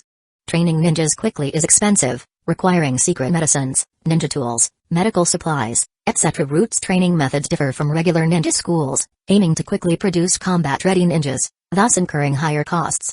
The village has many expenses and couldn't allocate much funding to Root, often leaving Danzō to gather funds himself. Correct. If second elder is willing to help me, I'll lead this matter. In the Warring States period, the heads of the Shimura clan had to apologize to our Uchiha clan, yet in the village, they act above us. Uchiha is not to be trifled with, and combating criminals, guarding against spies is also the duty of the police force. I understand, second elder. This matter, I'll have Shoji cooperate with you, lead the way. Kenji spoke. The Uchiha clan had compromised too much externally, causing most clan members to forget the prestige the Uchiha once held. During the Warring States period, employing the Uchiha meant the opposing side had to hire the Senju, otherwise, they couldn't cope. Though the Uchiha were defeated by the Senju, they weren't to be stepped on by just anyone. For clans like the Shimura, daring to act out could lead to their annihilation the next day. Thank you, second elder.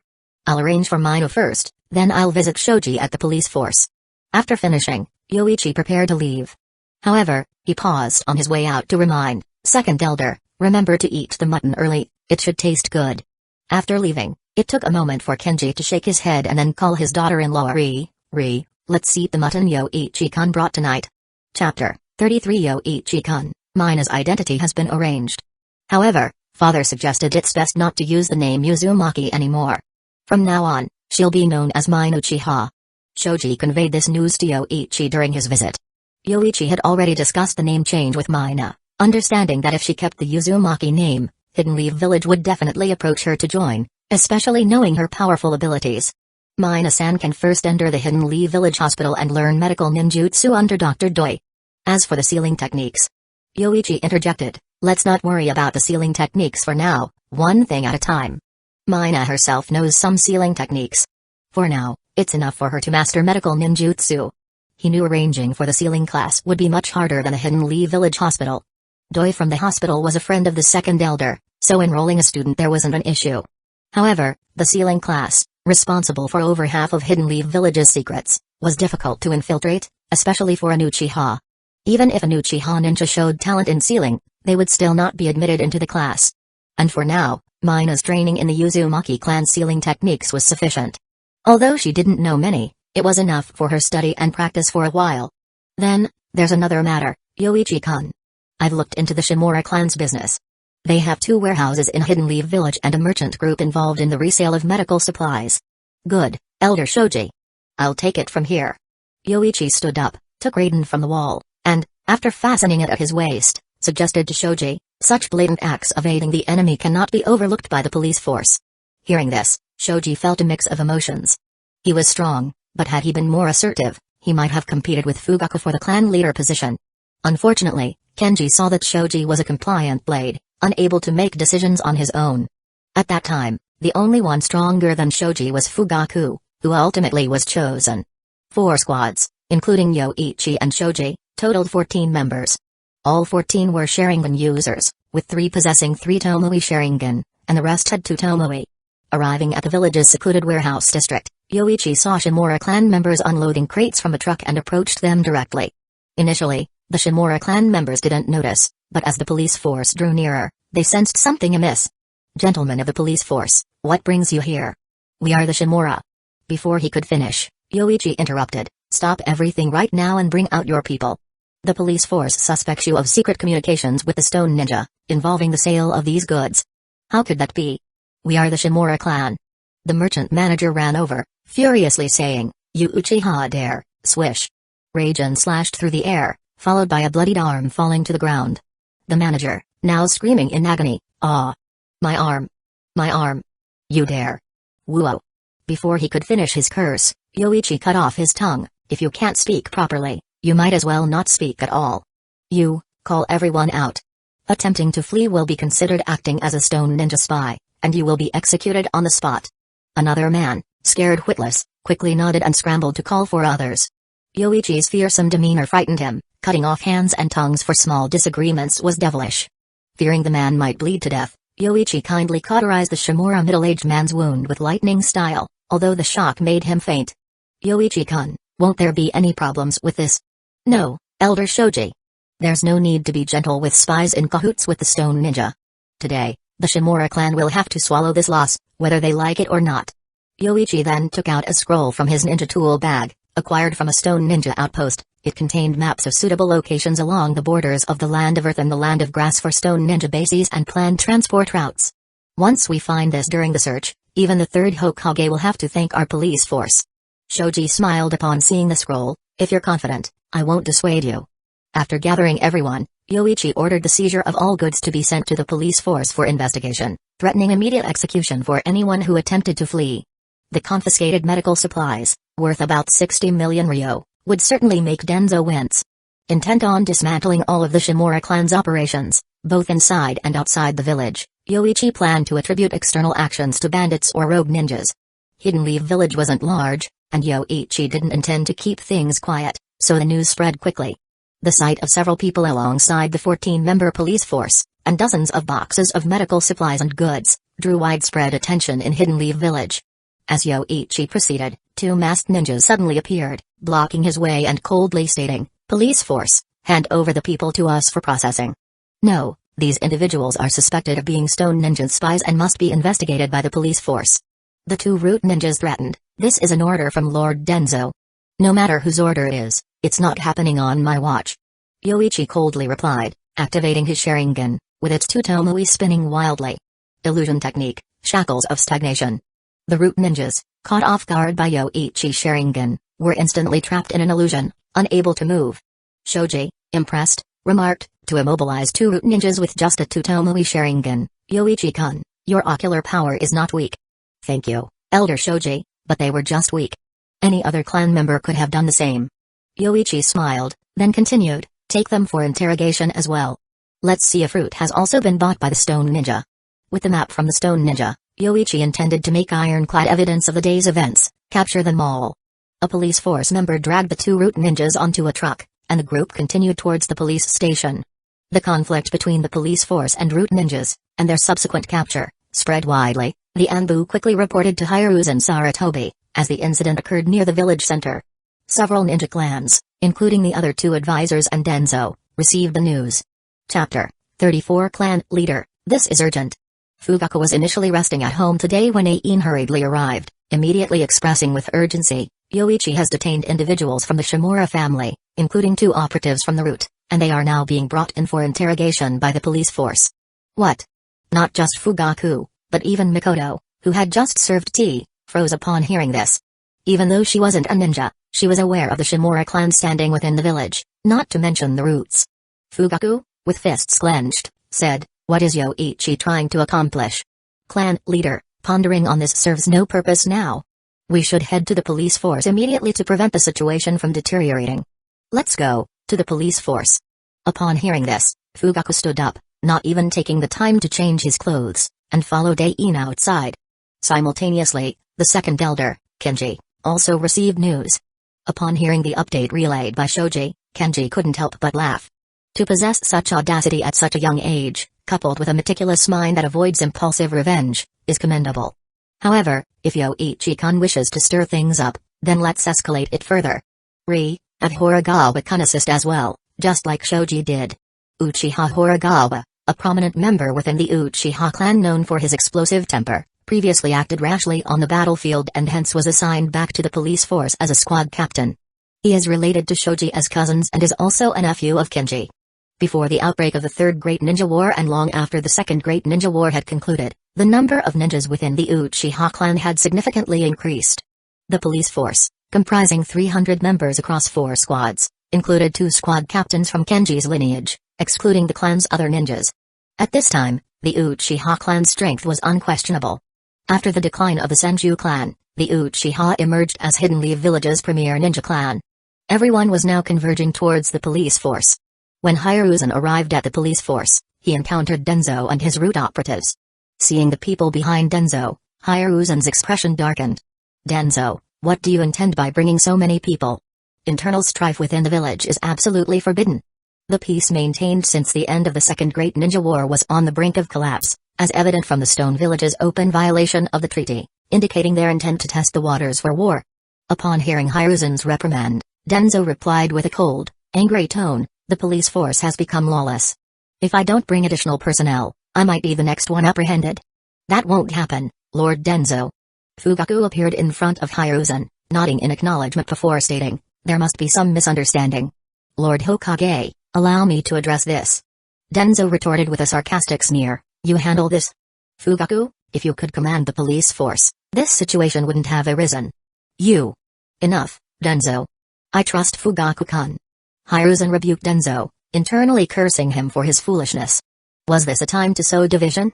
However, Danzō didn't share this view.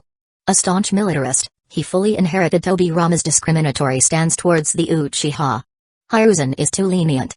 This is the moment to firmly suppress the Uchiha, eliminating any undesirable tendencies. Had I been Hokage, such incidents would never occur within the village. Let's proceed, Fugaku-kun. Let us clarify the misunderstanding at the police force. After speaking, Hiruzen gestured for Fugaku to lead the way, and the group promptly headed towards the police force headquarters. Upon their arrival, Fugaku immediately sensed something was amiss. Normally, the police force would rotate 2 squads for duty, but today, members who were supposed to be off duty had also convened here. "Horagawa, why are you here?"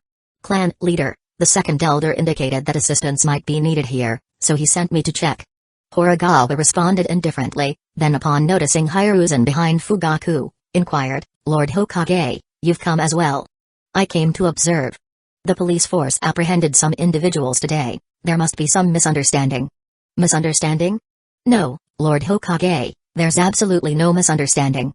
Far from it, the police force now possesses ample evidence that those detained were secretly communicating with the Stone Ninja." Yoichi emerged from the police force, gradually starting to speak, while glancing at Danzō and offering a cold smirk. "Lord Hokage, it's unclear how extensive the Shimura clan's involvement is. I believe it's prudent for the police force to detain all Shimura clan members for now. As for Lord Danzō himself, a disciple of the second Hokage is unlikely to betray the village, but it would be best for Lord Danzō to voluntarily submit to interrogation to prove his innocence." Danzō's complexion turned utterly livid. How many years had he served as the Hokage's advisor? Who in the village dared speak to him in such a manner? Demanding he submit to interrogation? What gave this Uchiha youth the audacity to utter such words? Fury blazed within Danzō as he glared murderously at Yoichi, aware that he couldn't touch him within the confines of the police force and prioritizing the retrieval of his personnel. "Retrieve the individuals," Danzō ordered coldly, eager only to take his people and depart. As for settling scores with this detestable Uchiha, opportunities would arise later. Clang. The Raiden blade was swiftly unsheathed by Yoichi, who was then enveloped in a crackling surge of potent lightning. Intrusion into the police force will be treated as espionage and betrayal, punishable by immediate execution. His tone was definitive and resolute. Yoichi then coldly smirked at Danzō again. "I'm aware you possess numerous loyal subordinates, Lord Danzō, but there is no need to test my commitment to protecting Hidden Leaf Village in such a manner. Once I declare it, I will act." "Absolutely. If Lord Danzō doubts me, continue to send them over." After Yoichi concluded, his gaze slightly narrowed, the blood-red pupils with 2 swirling tomoe, and the lightning-wreathed Raiden blade, as if poised to strike imminently. Danzō's face turned an angry shade of purple, his fury nearly crushing the cane in his grip. Then, gritting his teeth, he addressed Fugaku. "This is the police force, Uchiha clan leader." Upon hearing this, Fugaku internally conceded that the situation could not be allowed to deteriorate further, also noting Hiruzen's displeasure. Thus, Fugaku approached the police force, simultaneously issuing a stern directive to Yoichi. "Yoichi, let me take the individuals for now, I will handle this matter." Crackle. Before Fugaku could finish, the lightning-enshrouded Raiden blade was brandished in front of him, halting him mid-sentence at Yoichi's icy gaze. "Clan leader, do not test whether I will act. It would be better for the root operatives to attempt it. Let's see if they dare breach the police force, and whether this Raiden blade hesitates to fall upon their heads. Or perhaps, let Lord Danzō personally test it, to see if this Raiden blade wavers." Upon Yoichi's declaration, the blood-red eyes of several police force members behind him activated their Sharingan in unison. Both 2 Tomoe and 3 Tomoe Sharingan were present in abundance. The gaze of over a dozen crimson pupils exerted an immense pressure on those present. At that moment, numerous Uchiha clan members emerged from the police force headquarters, silently aligning behind their kin who had activated their Sharingan, remaining speechless. The atmosphere on site instantaneously plummeted to an icy silence. Chapter 35. Fugaku's face had never looked so grim. As a clan leader, being threatened with a ninja blade by his own clansman, who even mentioned decapitating him, was unprecedented. His dark pupils swiftly turned blood red, and the 3 Tomoe of his Sharingan slowly rotated. Fugaku Uchiha said with a somber tone, "I am the head of the clan, and I will enter now to take those people away." "Hey!" Yoichi snickered upon hearing this, his expression cold. He tilted his head, indicating the police force's gate to Fugaku Uchiha. "Try it, clan leader." The Raiden blade remained raised, its blood-red Tomoe locked in a stare with Fugaku's 3 Tomoe. Yoichi's expression seemed to state a fact: "If you dare enter, I dare to chop off your head." In Yoichi's view, Fugaku, who had been propped up by Danzō's words, didn't deserve to be the clan leader. By this time, the militaristic faction aligned with the second elder had already made their choice, and it would be best for Fugaku, the clan leader, not to betray the will of his clansmen. Otherwise, the same way he was elevated to his position, he could be dragged down. Truth be told, Fugaku did not possess the Mengekyo Sharingan nor the strength to convince all clan members. Even if he did, making an unsatisfactory decision would still not garner their support. Take Madara Uchiha, for example, whose decision to join Hidden Leaf Village was his own, and yet he wanted to leave again just a few years later, causing turmoil, moving the clan to the village only to declare moving back. Should Fugaku indeed take a step forward, Yoichi would genuinely dare to strike him down. It wasn't as if he had no cards to play. Yoichi could still summon King Ghidorah one more time. If Hidden Leaf Village wanted to turn hostile, then no one would get off easily. He could summon King Ghidorah directly within Hidden Leaf Village, destroying this damn village, initiating the Third Great Ninja War 2 years early and making Hidden Leaf Village history. Fugaku found himself in a difficult position, pressured by Danzō from behind and watched by Hiruzen. What infuriated Fugaku the most was being threatened by Yoichi, a younger member of his clan. Fugaku felt that if he truly didn't enter now, the clan leader's dignity would be completely lost. Thus, a few seconds after Yoichi finished speaking, Fugaku lifted his foot towards the police force's gate, seemingly determined to go in and bring those people out. What a pathetic clan leader. Yoichi thought bitterly, ready to go down together, who was afraid of whom? The Raiden blade crackled intensely with lightning, and with a swift motion, it aimed straight for Fugaku's neck. Yoichi held nothing back with his strike, believing that if he didn't establish his authority now, he might face a fate worse than death later on. If Fugaku dared to step forward under the guise of the clan leader, then death was what he sought. Clang. A clear, ear-piercing clang of metal collision sounded as a chakra blade, shimmering with white light, intercepted the Raiden blade. The invisible wind-style chakra on the white short blade easily shredded the lightning encasing the Raiden blade. Wind-style's cutting power countered the piercing force of lightning style, something Yoichi had experienced during spars with Kakashi, though Kakashi's wind style wasn't as strong back then, making the counter not as apparent. However, on the White Fang of Hidden Leaf Village, the elemental counter was strikingly clear. Yoichi-kun, please calm down. The most important thing now is to clarify the spy issue. Everyone is too impulsive. Tsukumo spoke with a gentle tone, having used almost instantaneous movement to appear from behind Hiruzen to Fugaku's side, blocking Yoichi's strike. The sparks generated by the collision of the two ninja blades nearly splattered onto Fugaku's neck, leaving him with a mix of anger and astonishment. Fugaku hadn't expected Yoichi to truly attempt to kill him. Had it not been for Tsukumo's intervention, his neck might have been severed by now. Yoichi Uchiha. Fugaku shouted angrily, about to use his Sharingan to cast a Genjutsu on Yoichi. However, before he could act, a hand rested on his shoulder, interrupting Fugaku's move with a gentle but firm grip. Clan leader Fugaku, let's all calm down. The misunderstanding will deepen if we continue like this. We just need to clarify if Yoichi-kun's detainees are indeed spies from the Stone Village. All misunderstandings will be resolved, and Yoichi-kun's actions were for the village's sake. Moreover, Yoichi-kun didn't actually harm anyone. Even without me, clan leader Fugaku wouldn't have been in danger. I was just being meddlesome.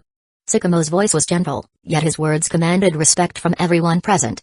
Being the White Fang of Hidden Leaf Village, with a reputation and prowess that could intimidate enemy village jonin and even earn respect from the Sannin, many in the village speculated that in terms of sheer strength, perhaps only Hiruzen was stronger than the White Fang. And his words also surprised Yoichi, seemingly helping him smooth over the situation. However, after a moment of thought, Yoichi understood it was probably because Kakashi had discussed the matter with his father.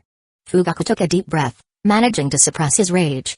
Sukumo had just saved him, and being significantly stronger, Fugaku decided to see how Sukumo would handle the situation. Third Hokage, the root of the dispute lies in whether those individuals are spies. If so, let's investigate now to dispel all misunderstandings, Sukumo addressed Hiruzen, prompting action. Hiruzen, no longer able to feign ignorance, responded, very well, Sukumo-kun. I entrust this matter to you. Relieved, Hiruzen sighed internally. Sukumo seldom approached him, but his visit to the Hokage's office today, discussing Kakashi's mission and the leaked intelligence, hinted at a near disaster for Sukumo's only son. Betraying village ninjas and leaking intelligence violated Sukumo's principles. Knowing Sukumo wouldn't deceive him, Hiruzen took the matter seriously. Given the news of Kakashi teaming up with Yoichi and a bit of deduction, it wasn't hard to guess who had the audacity to undertake such actions. Danzō.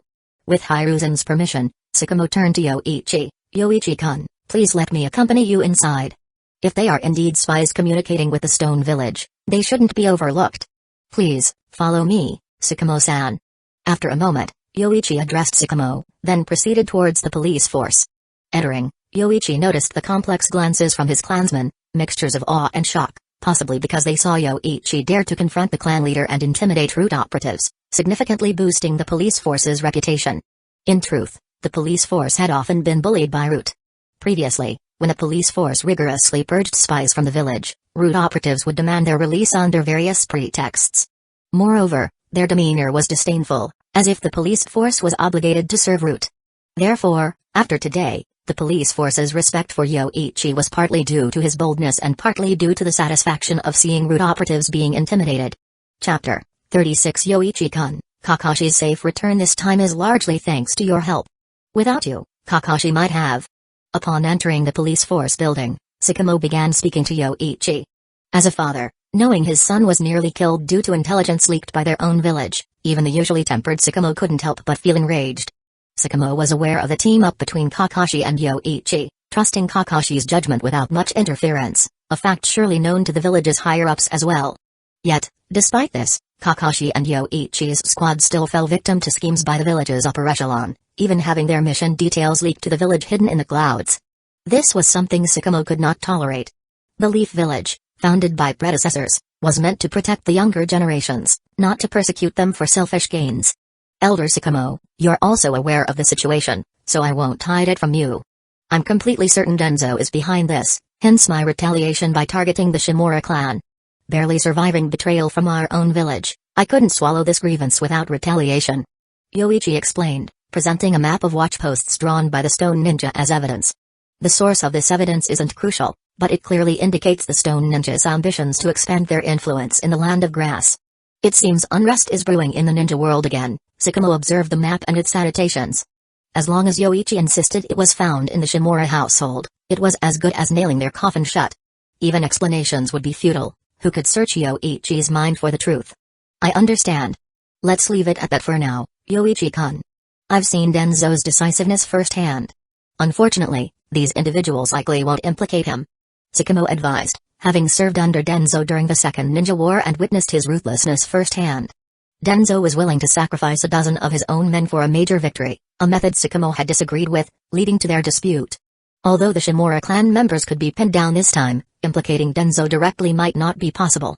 I know, Elder Sukumo. After all, the third won't let his old teammate face trouble. Yoichi said with a cold laugh, unable to fathom the depths of Hiruzen's tolerance for Danzō, even forgiving assassination attempts. Though this wouldn't immediately doom Danzō, Yoichi, a vengeful soul, wouldn't forget the care Danzō showed him. Let's go, Yoichi-kun. I must report back to the Hokage. With that, Sakamo, carrying evidence against the Shimura clan along with other supporting documents, made his way out of the police force. Upon exiting, everyone's gaze turned to Sakamo and Yoichi. Sakamo, holding the evidence, whispered to Hiruzen upon reaching him, Lord Hokage, these were found on the Shimura clan members. It details the Stone Village's expansion plans in the Land of Grass and residual trade contracts from the Land of Earth. These were acquired by Yoichi during previous missions, now used against the Shimura clan. After reviewing the evidence, Hiruzen's expression darkened, then he turned to Danzō. Danzō, you are hereby relieved from your duties as the Hokage's advisor and will be investigated by the Anbu. Danzō, you. Until the Anbu concludes their investigation, Root will be under their jurisdiction. That's unacceptable. Enough, Danzō. I am the Hokage. Hiruzen raised his voice, silencing Danzō instantly, his clenched fists betraying his fury. Following the verdict on Danzō, Hiruzen turned to Fugaku, clan leader Fugaku, since the evidence against these individuals is conclusive, let the police force handle it according to Hidden Leaf Village's laws. With that, Hiruzen adjusted his Hokage hat and departed. Despite knowing Danzō wouldn't act against Hidden Leaf Village's interests and that the evidence might have been gathered by Yoichi on missions, Yoichi's timing in presenting it was to ensure the Shimura clan's downfall. After Hiruzen left, Danzō, with a thunderous expression, also departed, leaving almost only the police force members on site. Yoichi spoke, Elder Shoji, Elder Horagawa, just imprison those individuals for now. For the moment, there seemed to be no further issues. Thank you for your efforts. Shoji nodded, there shouldn't be much left to do. Horagawa patted Yoichi's shoulder, Yoichi-kun, you can defeat me, I'll truly trust you. I'll do my best, Elder Horagawa. After parting, Yoichi left without exchanging words with Fugaku, indicating no room for reconciliation between them. Yoichi-kun, although the outcome is favorable this time, you acted too impulsively, Kenji said after setting down his teacup. He had discreetly observed the unfolding events near the police force, feeling relieved by Yoichi's decisiveness yet frightened by his boldness, as if the blade was swung not at Fugaku but at Kenji himself. You can swing your blade at Danzō, given his suspected collusion with the Stone Ninja. But you must not do the same to the clan leader, no matter your disdain for him. Fugaku remains the Uchiha clan's leader. Though you've tarnished Fugaku's reputation today, word will spread, and your reputation will suffer. You'll need to find ways to remedy this, as most will likely side with Fugaku over you. Kenji continued, his advice stemming from the place of concern, almost suggesting he saw Yoichi as a future clan leader. I understand, Elder Kenji. I'll be more cautious in the future. Yoichi expressed gratitude, thankful for Kenji's support today, without which he would have faced a lose-lose situation against Danzō. As for the Shimura clan, there will be plenty of opportunities to deal with their external business. I'll handle it. If a chance to confront Shimura ninjas arises, Yoichi-kun, it'll be your turn. Kenji nodded, focusing on reputation and rallying clan members will mitigate today's impact, as those who came today wish for the Uchiha to break free from endless compromises. However, you'll need to lay low for a while, avoiding missions for the time being. And, accompany me to see the Great Elder. Just remain silent when we get there. Oh, and bring along some of the mutton we received yesterday. Chapter 37. In the evening, after visiting the Elder, Yoichi, having received some recent advice from Kenji, headed home. According to Kenji, Yoichi's retaliation this time was extremely intense. It was as if someone had stabbed him with a knife, and in response, Yoichi dragged the entire Danzō's family to stab them back. That afternoon, just as the police force had captured the second batch of people from the Shimura family, the Root had delivered the mastermind behind the Shimura family's secret communications with the Stone Ninja, an elder responsible for the family's business affairs, likely the one who took the blame voluntarily. With this person stepping forward and admitting guilt, combined with the evidence already submitted by the Anbu, the police force found it difficult to continue pursuing the Shimura family. Only about 30 people were captured this time, and Danzō couldn't save them. The first group captured by Yoichi was already condemned, and the second group held by the police force could be condemned at any moment. Danzō was also removed from his position as the Hokage's assistant due to lax supervision and was now reflecting behind closed doors. However, Elder Kenji informed Yoichi that the matter wasn't so simply resolved. He had already looked into the Shimura family's business operations outside the village, and soon, they would have no business left. Put bluntly, The Shimura family rose solely because of Danzō's influence. Without the authority granted by the village, Danzō could not have been so intimidating and would be considered just a ninja with proficient wind-style techniques at best. Yoichi was advised by Kenji to keep a low profile for the time being. Without the catalyst of war, unless Yoichi could become renowned like the White Fang of Hidden Leaf Village by frequently completing missions and leaving a profound impression on enemies with his blade, it would be difficult to gain fame in the ninja world. Moreover, Yoichi's strength was somewhat lacking. While his Sharingan and lightning-style chakra mode could handle some special Jonin, he struggled against elite Jonin with no weaknesses. Lord Yoichi, you're back. Upon returning home, Yoichi was greeted by Mina at the door. Only then did Yoichi realize his house was somewhat small, having not paid much attention to it yesterday due to planning against the Shimura family. Yes, you've worked hard. The house is very clean. Yoichi sat down at the table, and Mina promptly served dinner.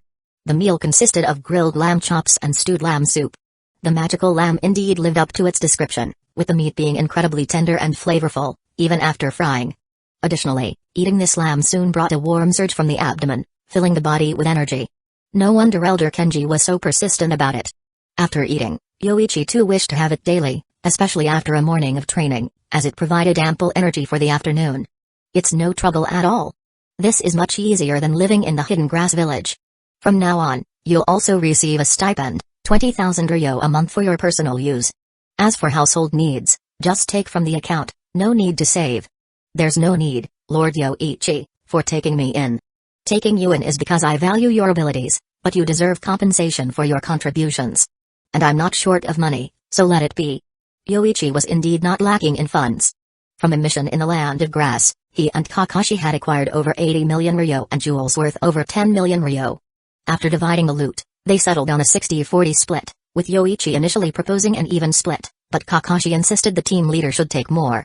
With over 50 million ryo, plus his previous savings, Yoichi had nearly 60 million ryo, enough to last until he was 60, even with extravagant spending. Although 60 million ryo was substantial, it paled in comparison to Yoichi's ambitions. After leaving Elder Kenji, Yoichi was certain about his aspiration to become the Uchiha clan leader. Otherwise, with Fugaku inherently holding the moral high ground, Yoichi's disagreement with his methods would only escalate, potentially leading to defection as the only outcome. Defection, frankly, was not an appealing option. Leaving Hidden Leaf Village would mean facing its pursuit, and other major ninja villages might not welcome a defector, leaving only smaller countries as options. However, moving to a minor country would be like giving up watermelons for sesame seeds. Staying in Hidden Leaf Village, with resources and protection from Elder Kenji and assistance with troubles, seemed far more advantageous than defecting and losing everything. Defection would mean becoming a wandering ninja, a fate even more unfortunate in the ninja world. Thus, Yoichi accepted Elder Kenji's persuasion to strive for the clan leadership. However, Yoichi had different ideas about winning the clan's support. It essentially boiled down to enhancing the clan members' sense of happiness. Among the Uchiha, there were surely ordinary clan members as well. Having lived in the clan for a year since coming to the ninja world, Yoichi was well acquainted with the clan's attitude towards ordinary members. Families of fallen ninjas received generous pensions, and assistance was available upon request. Orphans attending the ninja academy received subsidies, but these ceased upon graduation. Ordinary clan members had their jobs and could seek help from the clan, but that was about it. All benefits were as described, neither particularly impressive nor dismal, certainly better than the village's orphan situation. Yoichi believed that relying on reputation and strength to gain clan support was too abstract, lacking tangible backing. Instead, establishing a comprehensive welfare system within the clan to win over people seemed more effective. Even ordinary clan members could receive pensions at an older age, alleviating financial worries. For clan ninjas, better treatment would extend to their families. Geinin, Chunin, and Jonin each had different levels of benefits, with Jonin providing for 3 generations of their family. Without delving into specifics, establishing this welfare system would make all clan members grateful to Yoichi. The only challenge was finding a continuous source of income, which Yoichi felt was manageable. Having traveled outside the village twice, he had a decent understanding of the ninja world. The technological development in the ninja world was quite advanced, with modern appliances available, including televisions and computers. In terms of profitable ventures, simply launching a trading card game from the Boruto series ahead of time could generate continuous revenue. Additionally, the medical field, particularly pharmaceuticals, represented a cash cow. Hidden Leaf Village's medical facilities were among the most advanced in the ninja world, yet pharmaceuticals were still semi-manually produced, with virtually no health supplements available. All medical advancements were geared towards warfare. Such products would be highly profitable, but Yoichi believed he needed to discuss this with Elder Kenji. Chapter 38 Mina, don't neglect your sealing techniques. If you need help, just tell me, and I'll do my best to assist you. Yoichi Uchiha suddenly thought of another member of Mina's clan within Hidden Leaf Village, Uzumaki Kashina, who by now must have become the Jinchuriki of the Nine Tails. He wondered if they knew each other since their ages were similar. Mina, there's another Uzumaki in the village, named Uzumaki Kashina. Do you know her? Kashina? Upon hearing this name, Mina fell into reminiscence but quickly responded, I knew her when we were children. The Great Elder taught us sealing techniques together, but Kashina left when she was 8, and we haven't seen each other since. Mina was also a prodigy within the Uzumaki clan. Although he awakened the adamantine sealing chains later than Kashina, the strong healing ability contained in his chakra garnered special attention from the clan's Great Elder. Unfortunately, after the Land of Whirlpools was embroiled in war, Minato had no chance to further develop his skills before being set adrift in the ninja world. Kashina is probably the Nine Tails Jinchuriki now. Meeting her won't be easy. Even a casual greeting might subject you to scrutiny.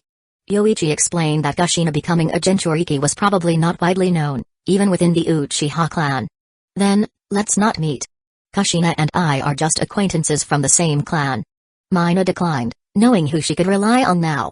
When her parents and the clan elders died to send them away, they advised avoiding Hidden Leaf Village and living incognito in the ninja world. However, Mina's abilities were exposed in the Land of Grass, leading to her capture by the Hidden Grass Village, where she was used as a healer when not on missions. Having been taken from the Land of Grass by Yoichi, Mina now relied solely on him. It's not that you can't meet her, but since I brought you here, and my relationship with Hidden Leaf Village's higher-ups is quite frosty, getting close to Kashina might lead to surveillance. After thinking, Yoichi shook his head, let's focus on improving our strength for now, Mina. I need your sealing techniques. I understand, Lord Yoichi.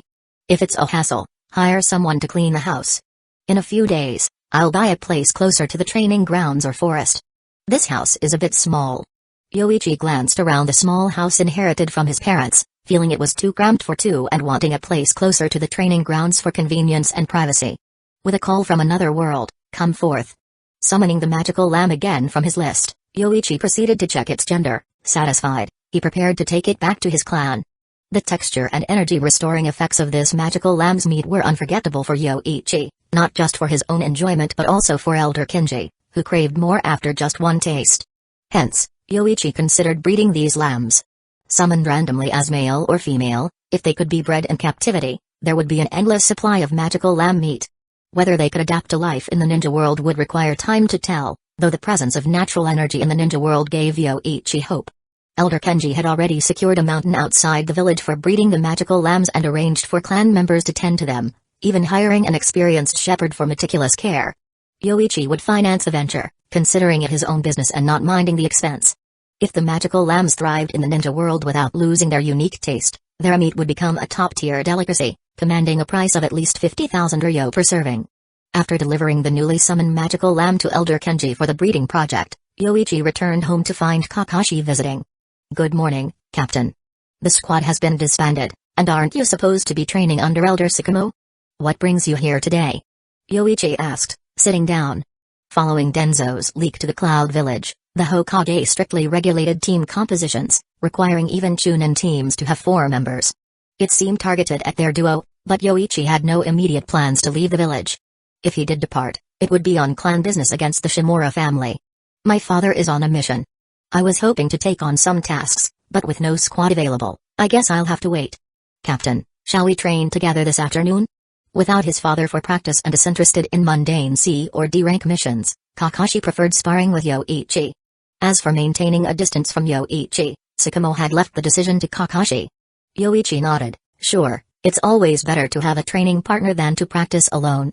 Since Elder Tsukumo isn't in the village, why not stay for dinner? Kakashi's eyes lit up at the invitation. Can I request a dish, Captain? I'd like to have the lamb from last time. Alright. Yoichi sighed, realizing his opportunities to summon were limited. After finishing the half-lamb at home and delivering a few to the breeding project, future cravings would have to wait until the project's success. Their training session focused on swordsmanship, with Yoichi wearing weight gear to even the playing field. Despite his advantage in chakra volume and speed, he could easily defeat Kakashi without the handicap. Advancing to the Tsutomu Sharingan enhanced his dynamic vision, combined with the reaction speed from practicing the lightning-style chakra mode. Yoichi gradually mastered the Hotake sword technique. However, lacking the wind-style chakra's cutting power, the technique's effectiveness was diminished. Yoichi developed his own brutal swordsmanship style, aiming for vital points with speed and power, making him a formidable opponent even under the weight of 80 pounds during their spars. Lord Yoichi, let me show you my recent progress. Days later, after dinner, Mina called Yoichi over and presented a blank scroll on the table. Quickly forming hand signs, Minato slammed her palm onto the scroll and declared, "Seal." Instantly, a spiral seal appeared on the scroll, surrounded by 4 sealing symbols. Wiping away non-existent sweat, Mina beamed, "Lord Yoichi, this is the result of my recent training. The technique the Great Elder taught us as children, I've mastered it, the 4-symbol seal." Chapter 39. Wow, Mina, that's impressive. Yoichi couldn't hide his amazement upon witnessing her success. If he remembered correctly, the 4-symbol seal was considered highly advanced within sealing techniques. It's nothing really. This sealing technique just made a big impression on me when the Great Elder taught us. He emphasized remembering it.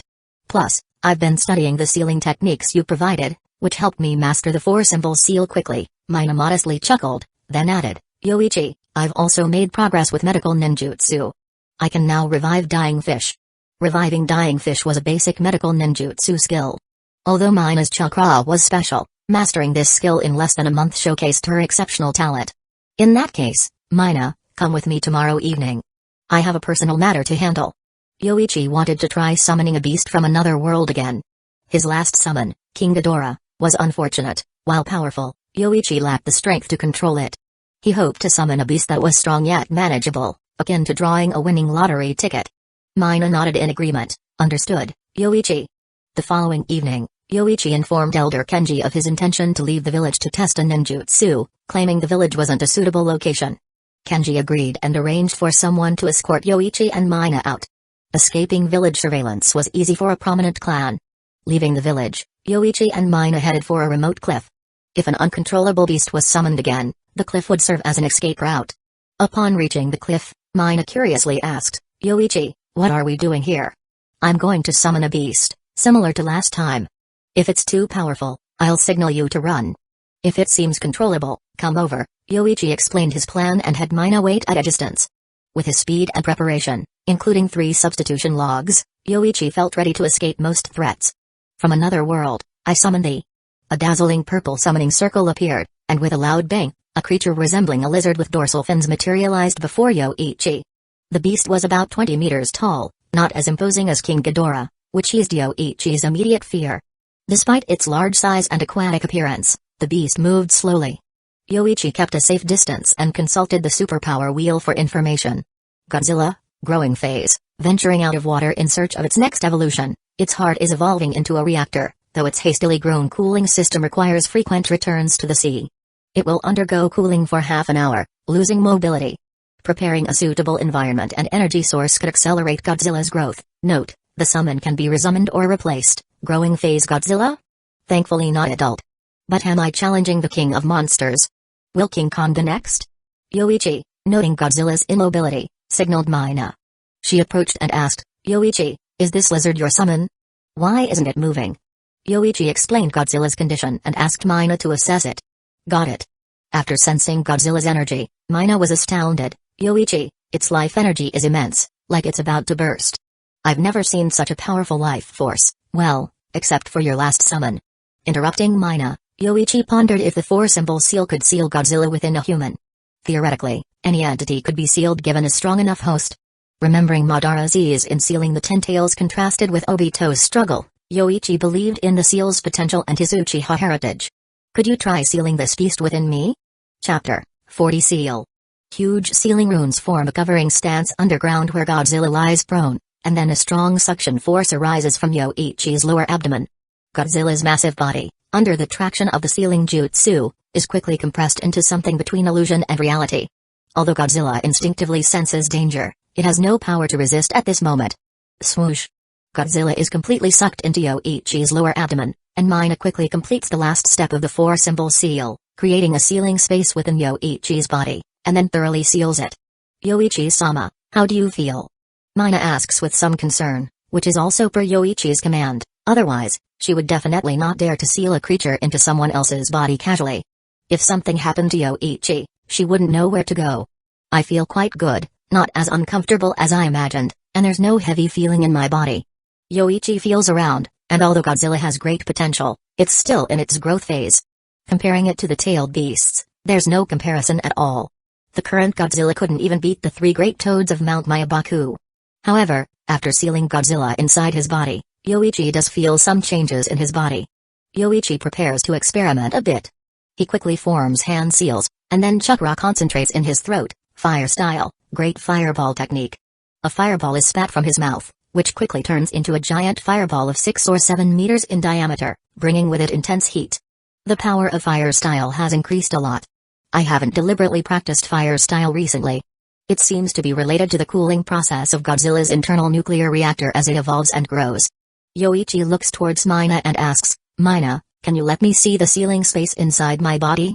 Mina says somewhat sheepishly, I'll try, but Yoichi-sama, I need to place my hand on your abdomen. Then do it, don't mind these little things. After Yoichi speaks, he exposes his abdomen, where the 4 symbol seal's runes were visible during the sealing but vanished after a while. Mina looks at Yoichi's perfect ABS, unconsciously swallows, and then thinks to herself, although Yoichi-sama is a few years younger than me, it doesn't show at all, and his abdomen is so. Are you done, Mina? Yes, I just need to control the 4 symbol seal a bit. After being urged by Yoichi, Mina slightly opens a small part of the seal with her chakra and maintains it. The next second, Yoichi feels the scenery before his eyes change, and he suddenly finds himself next to a lake, which is blocked by a huge railing, the railing being the 4 symbol seal. Behind the railing, in the lake, lies Godzilla that was just sealed inside Yoichi's body. Now, Godzilla has settled in the lake and fallen into a deep sleep. Yoichi-sama, this summoning beast's consciousness is too weak. While sealing it, the 4 symbol seal also sealed its consciousness. However, it's not a big issue, this way, it won't go berserk inside Yoichi-sama's body. Mina? How did you get in? Yoichi is startled to suddenly see someone beside him, realizing this is his inner space. This seal is made of my chakra, so I entered, is that okay, Yoichi-sama? Mina says sheepishly. Yoichi, upon hearing this, doesn't dwell on such matters anymore and proceeds to ask Mina some questions about the seal. According to Mina, the sealed Godzilla can still grow but requires nutrients, which can be chakra or what it originally needed. Moreover, the 4 symbol seal is not very stable, as Mina has just learned it and needs to be reinforced once a year.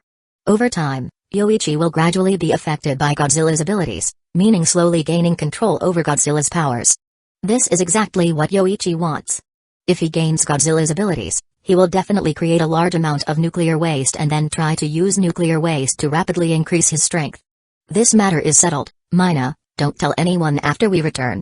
Yoichi says satisfiedly, then as a token of gratitude, he strokes Mina's red hair. It has to be said that people with strong vitality definitely have good hair quality, at least Mina's hair is very smooth.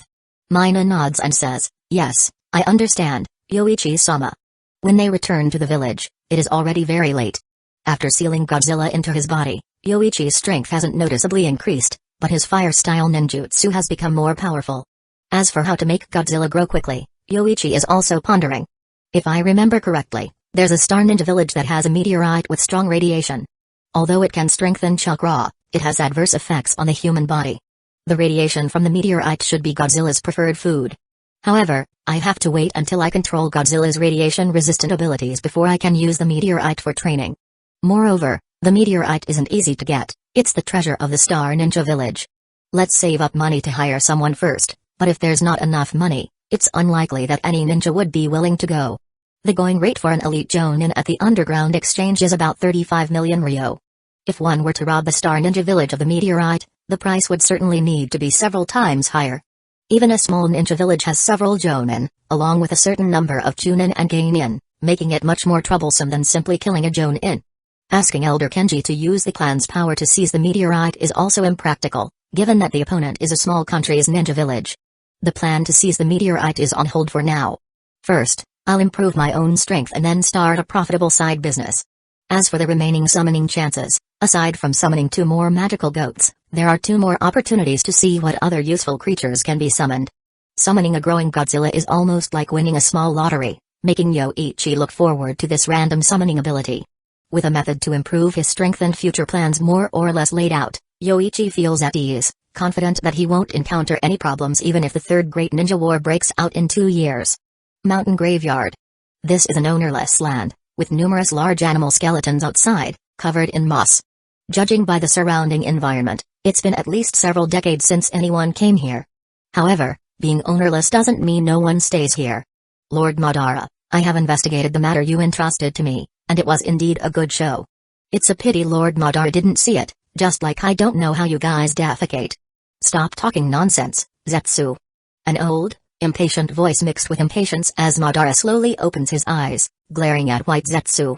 If he didn't really need someone, he wouldn't use this half-finished product to gather information for him. Chapter 41. Alright, Lord Madara, but you know this is all I wish for, so why can't you just indulge me and create a fart? Suddenly, White Zetsu feels a strong killing intent. Even as an unfinished product, he can sense danger and quickly changes his tune. Within the Uchiha clan territory, there are not many who meet your requirements, Lord Madara. The most affectionate might be a youth named Obito Uchiha. He is always around a classmate named Nohara Rin, and he even does good deeds. He would even help me up when I turn into an old man, he. Another is Shizue Uchiha, who appears very aloof, but he never refuses requests from others and always completes them very well. Uchiha Yagura is somewhat similar in character to Obito, but he's already married. White Zetsu listed many candidates, all meeting Madara's criteria. This type of person is not rare within the Uchiha clan, cold on the outside but warm on the inside, usually maintaining a stern face, but besides that, they don't have many other flaws. There's another interesting person, Yoichi Uchiha, who also has a reputation as a prodigy within the Uchiha clan. He became a Chunin at 13, but within a year of becoming a Chunin, mysterious incidents befell his teammates, with half of them dying. Also, not long ago, he seemed to have had a conflict with Danzō of Hidden Leaf Village, leading a group that captured Danzō's clan members. He even pinned the crime of communicating with spies on Danzō, leaving the Hokage of Hidden Leaf Village unable to do anything to him. Lord Madara, do you think if we recruit such a smart person, our plan could be completed faster? Madara glances at White Zetsu and says, "Shut up, Zetsu." After a scolding that silences Zetsu, Madara begins to ponder. His days are numbered. Decades have been spent trying to unlock the Rinnegan, and although he succeeded in obtaining the power of the Sage of Six Paths, he's now on the verge of death, with no energy left to collect the tailed beasts and initiate the infinite Tsukami. Fortunately, after obtaining the Rinnegan, Madara discovered a technique within the Rinnegan that allows resurrection. Upon discovering this technique, Madara began planning his own resurrection to return to his prime, enabling him to capture the tailed beasts and execute the infinite Tsukami plan with a younger body. Firstly, the Rinnegan needs to be placed in a youth with both Uzumaki and Senju bloodlines, as only someone with such a special constitution can bear and utilize the power of the Rinnegan. However, Nagato wouldn't simply revive Madara according to his wishes, and even if Madara took precautions, by the time Nagato mastered the Rinnegan to use the Rin rebirth technique, he would possess a certain level of resistance. Moreover, someone needs to actively guide Nagato to use the Rinnegan, or else without using or practicing it, he would never be able to utilize the Rin rebirth technique in his lifetime. Keep a close eye on Obito to see if his understanding of love is truly that profound. The three tomoe in Madara's eyes slowly rotate, as if reminiscing about the past, then he continues, only with a deep understanding of love, when he falls into hell, will he understand this world and unleash the true power of the Sharingan. So, we're choosing Obito then? Alright, I thought we would choose Yoichi, after all, his abilities could be very helpful in collecting the tailed beasts. Madara gives this fool a look and says indifferently, I don't need someone that smart, someone who can just execute my plan is enough. The Eye of the Moon plan will be executed by me personally when the time comes. Go and monitor that Obito, and inform me when the opportunity arises. After speaking, Madara closes his eyes, intending to draw some power from the Jidomazo. Yoichi-sama, are you planning to summon a summoning beast today? However, a person's body can only contain one sealed beast, if the quantity is. I know, I don't plan to stuff everything inside my body. Yoichi interrupts, just accompany me out tonight as usual, don't worry about the other things. By the way, Mina, you've been at the Hidden Leaf Village Hospital for a while now, do you know who is the best at mixing medicines there? Mixing medicines? It should be Lady Tsunade. I've heard from the seniors at the hospital that Lady Tsunade can cure all poisons, which requires a deep understanding of pharmacology. Besides her, who else? Yoichi asks, Knowing it's unrealistic to approach Tsunade, not to mention the gap between him and Tsunade, the Senju and Uchiha clans are unlikely to cooperate. He needs to improve his strength and make money. However, for making money, Yoichi only needs to come up with ideas. He discovers a business opportunity not yet tapped in the ninja world, leaving the rest to his subordinates to handle. His main focus remains on increasing his strength. By the way, has Tsunade spoken to you? No, but everyone who comes to learn at the Hidden Lee Village Hospital knows Lady Tsunade. Many have learned medical ninjutsu from her. Oh, the head of the pharmacy department, Akimoto, should be the medical ninja most proficient in mixing medicines, second only to Lady Tsunade. Usually, when Lady Tsunade is not around, it's Jonin Akimoto who mixes antidotes and such. After thinking for a while, Mina says. She herself doesn't know anything about mixing medicines, having only learned for less than a month, just enough to barely save a fish. A qualified medical ninja has to know too much: human anatomy, medical ninjutsu, surgery, detoxification, etc. Even with great talent, it would take at least 4 to 5 years to learn. Help me arrange a meeting with Akimoto tomorrow. I have something I'd like to entrust to him. Yoichi plans to commission Akimoto to research health supplements and other medicines, ideally inventing something akin to Viagra. If so, the Uchiha would be sitting on a gold mine. Mina nods and says, I'll go speak to Akimoto in a bit, Yoichi-sama. Yoichi only leaves the village to use the random summon ability at night, while during the day, he usually trains near the clan's training grounds. Lately, he's been keeping a low profile, quietly leaving the village and focusing on training. However, the results are promising. Yoichi can now spar with Kakashi, bearing a weight of 100 pounds, and often has the upper hand. Sometimes, Kakashi has to give up on swordsmanship and use ninjutsu to gain the advantage. Moreover, just one day after sealing Godzilla inside his body, Yoichi gradually feels changes in his body. His body temperature is high, but he doesn't feel any discomfort. Instead, this change significantly enhances the power of his fire-style ninjutsu. Additionally, his recovery speed has increased, even if he trains to exhaustion one day, as long as he gets a good night's sleep, without eating magic goat meat, he can recover up to 80% to 90% of his energy by the next day. Chapter 42. In the evening, Yoichi and Mina once again quietly left Hidden Leaf Village.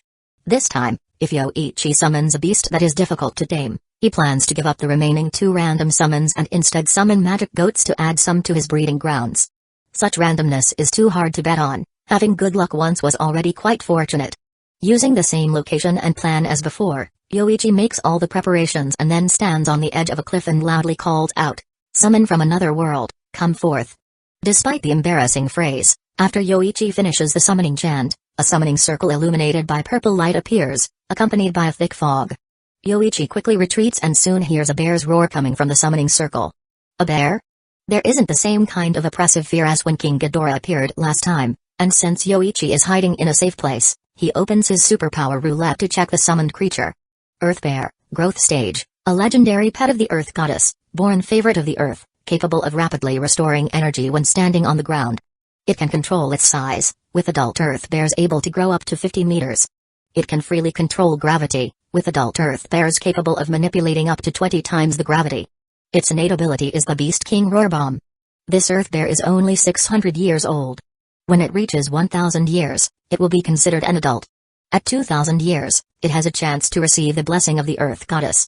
Feeding it energy-rich food can also help the Earth Bear grow rapidly. If you wish to tame it, it's best to subdue it first. Note, the summoned creature has been recorded. It can be summoned again or replaced. Earth Bear?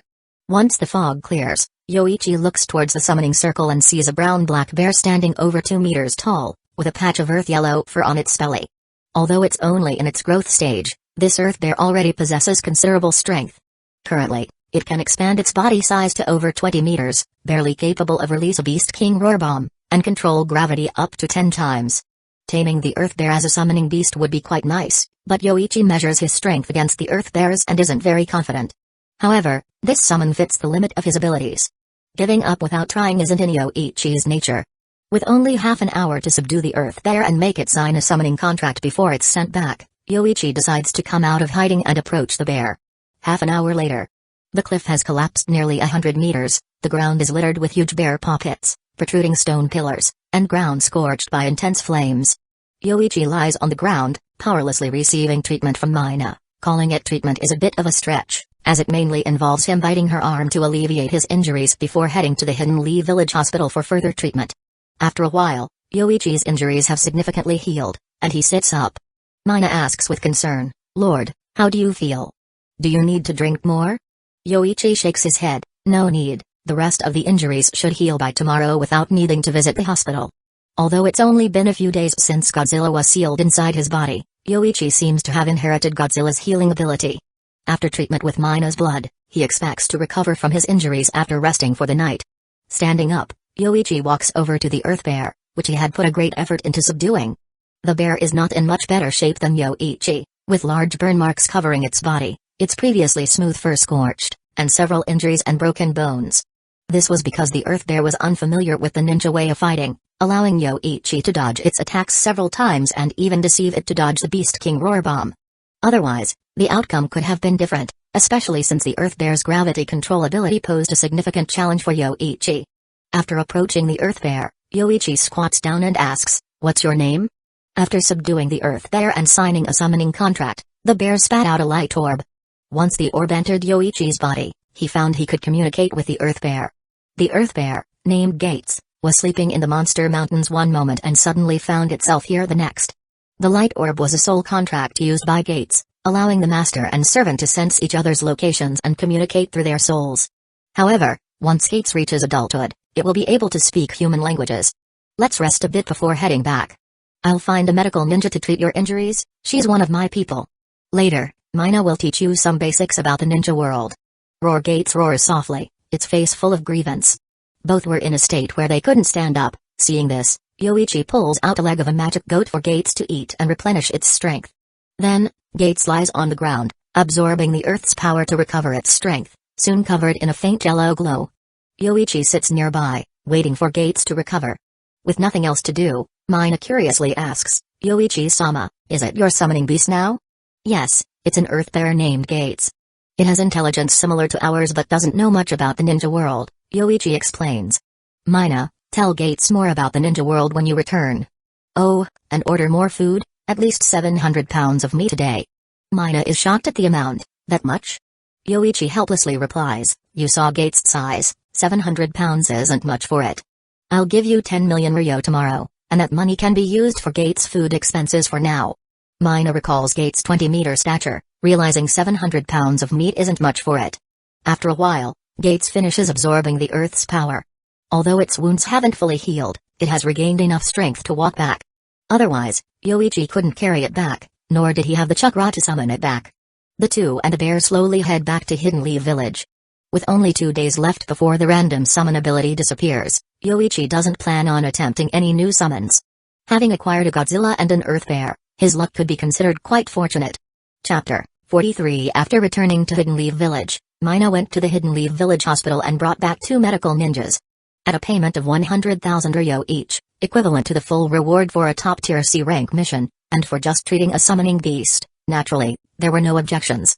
Ninjas, although not lacking money, wouldn't refuse such easily earned cash. Upon arriving at the Uchiha compound and seeing Gates' pitiful state, the medical ninjas immediately started their treatment without any comments.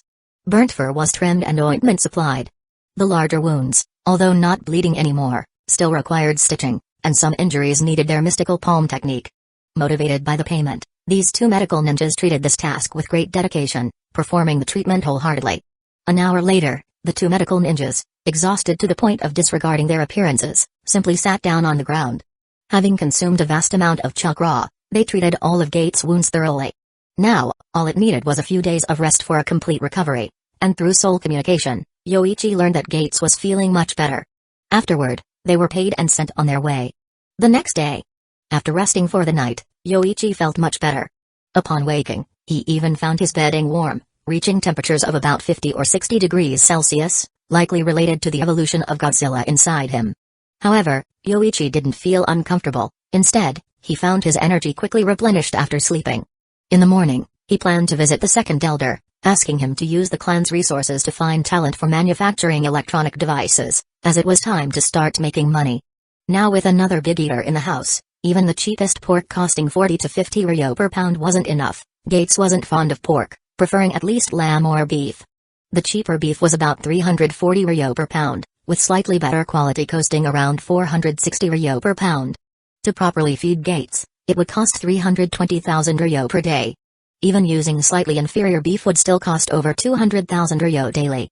Calculating this figure last night, Yoichi hardly slept well.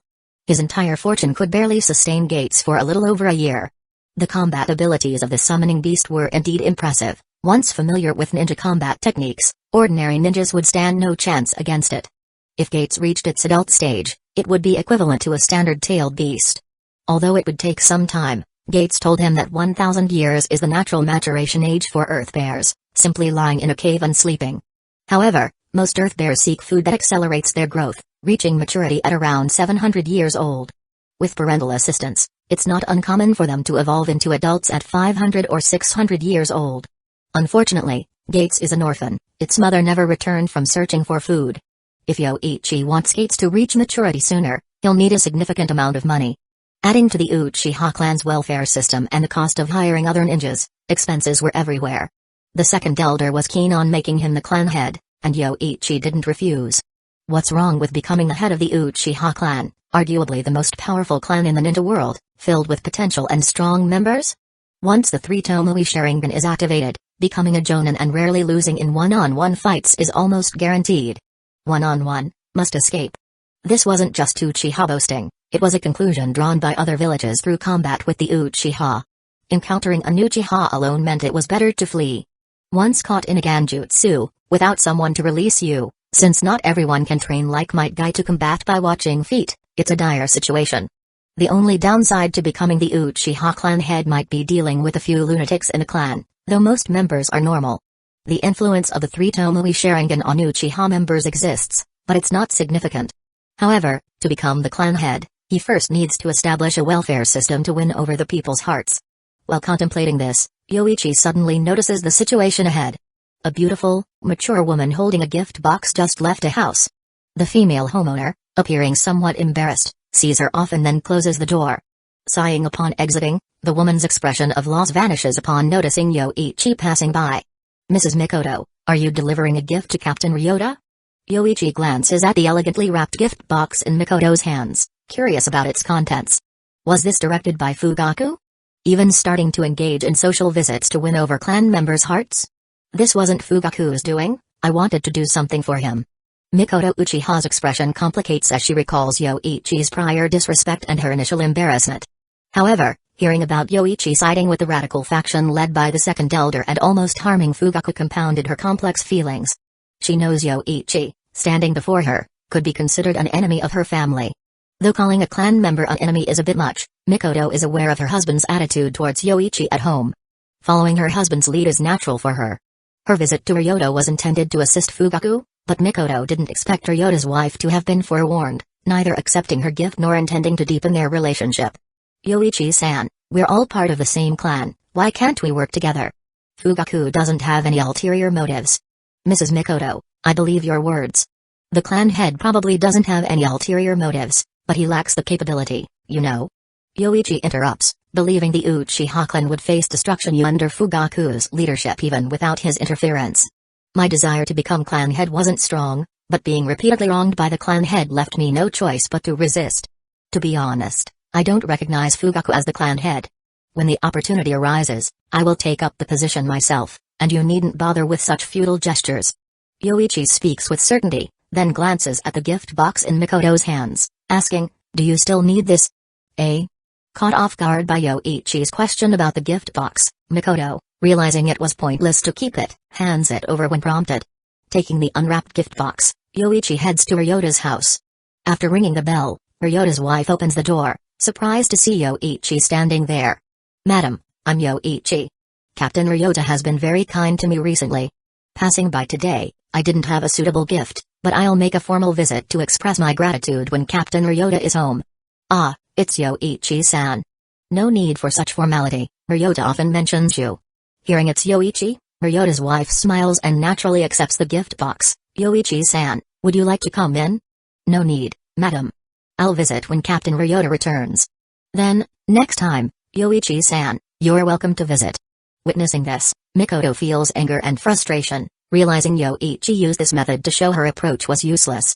This sense of defeat intensifies Mikoto's frustration, biting her lip before turning to leave with a thought, Fugaku was right, This guy is really annoying. Chapter 44 Yoichi, what brings you here in the morning? Kenji asked as he slowly sipped his tea, then smiled and said, I thought you were training. What do you need from me this time? Oh right, I heard you brought back a bear last night and got a bit injured. After saying that, Kenji took a look at Yoichi's body and noticed he didn't have any injuries. That bear is quite special, stronger than the average Jonin. I've made it my summoning beast, but it eats a lot. My savings over the recent years might not be enough to keep it fed. Yoichi had barely finished speaking when he saw the second elder about to say something, so he quickly interrupted. Second elder, I'm not here to ask for money. I have a few ideas that could definitely make a lot of money. This way, the Uchiha clan will have a few continuous sources of income, and even the children won't have to worry about spending money in the future. Kenji laughed at Yoichi's words, then shook his head and said, Yoichi-kun, your idea is good, but money isn't that important to ninjas. One of the 3 ninja prohibitions is the ban on luxury, meaning money and material goods can corrupt the spirit of the strong. This is why some jonin easily earn high rewards from missions but live in modesty. Second elder, I'm not talking about spending money on luxury. In combat, ninja tools play a significant role in enhancing strength. Maybe jonin rely on them less, but chunin and geinin definitely can't ignore the role of ninja tools. Yoichi explained. For example, if one of our chunin encounters 3 enemy chunin but has 300 exploding tags on him. Kenji was momentarily speechless, almost crashing his brain with that analogy. Even a low-quality exploding tag has more destructive power than most D-rank ninjutsu and doesn't consume much chakra. Just activate and throw it. 300 exploding tags are almost equivalent to 300 Z-rank ninjutsu. Could even a Hokage-level ninja continuously cast 300 fire-style techniques? Second elder, if it's just about making money for luxury, I wouldn't agree either. But having more money can increase our clan members' survival rates on the battlefield. Even jonin can't ignore that. If everyone had a chakra weapon or top-notch armor, it would significantly increase our clan's survival rate. After hearing Yoichi's words, Kenji put down his teacup and nodded in agreement. Yoichi continued, if I aim to become the clan head, support from our clan members is essential. So, I want to establish a welfare system for the Uchiha, ensuring every clan member's food, clothing, and medical benefits. He briefly outlined the welfare system he envisioned. Kenji nodded along, recognizing it as a great idea that would benefit all clan members. If it's built, the whole clan will be grateful to Yoichi. Moreover, on my way here, I saw the clan leader's wife preparing to visit Elder Ryota's wife. Second elder, even Fugaku is now trying to win over clan members' hearts. Although I plan to keep a low profile, I don't want to do nothing in the competition for clan head. Yoichi spoke up, realizing he had the intention but not the conditions. Even Kenji couldn't place someone without battle achievements, the support of most clan members, or significant contributions to the clan as the clan head. In summary, it's about winning people's support. Yoichi's age, battle achievements, and contributions hadn't reached a level to convince the majority. If he could win over most Uchiha members, Fugaku naturally couldn't remain clan head and would have to step down. I understand, Yoichi. Your idea is excellent. Although our clan isn't lacking money, we don't have surplus funds for these things.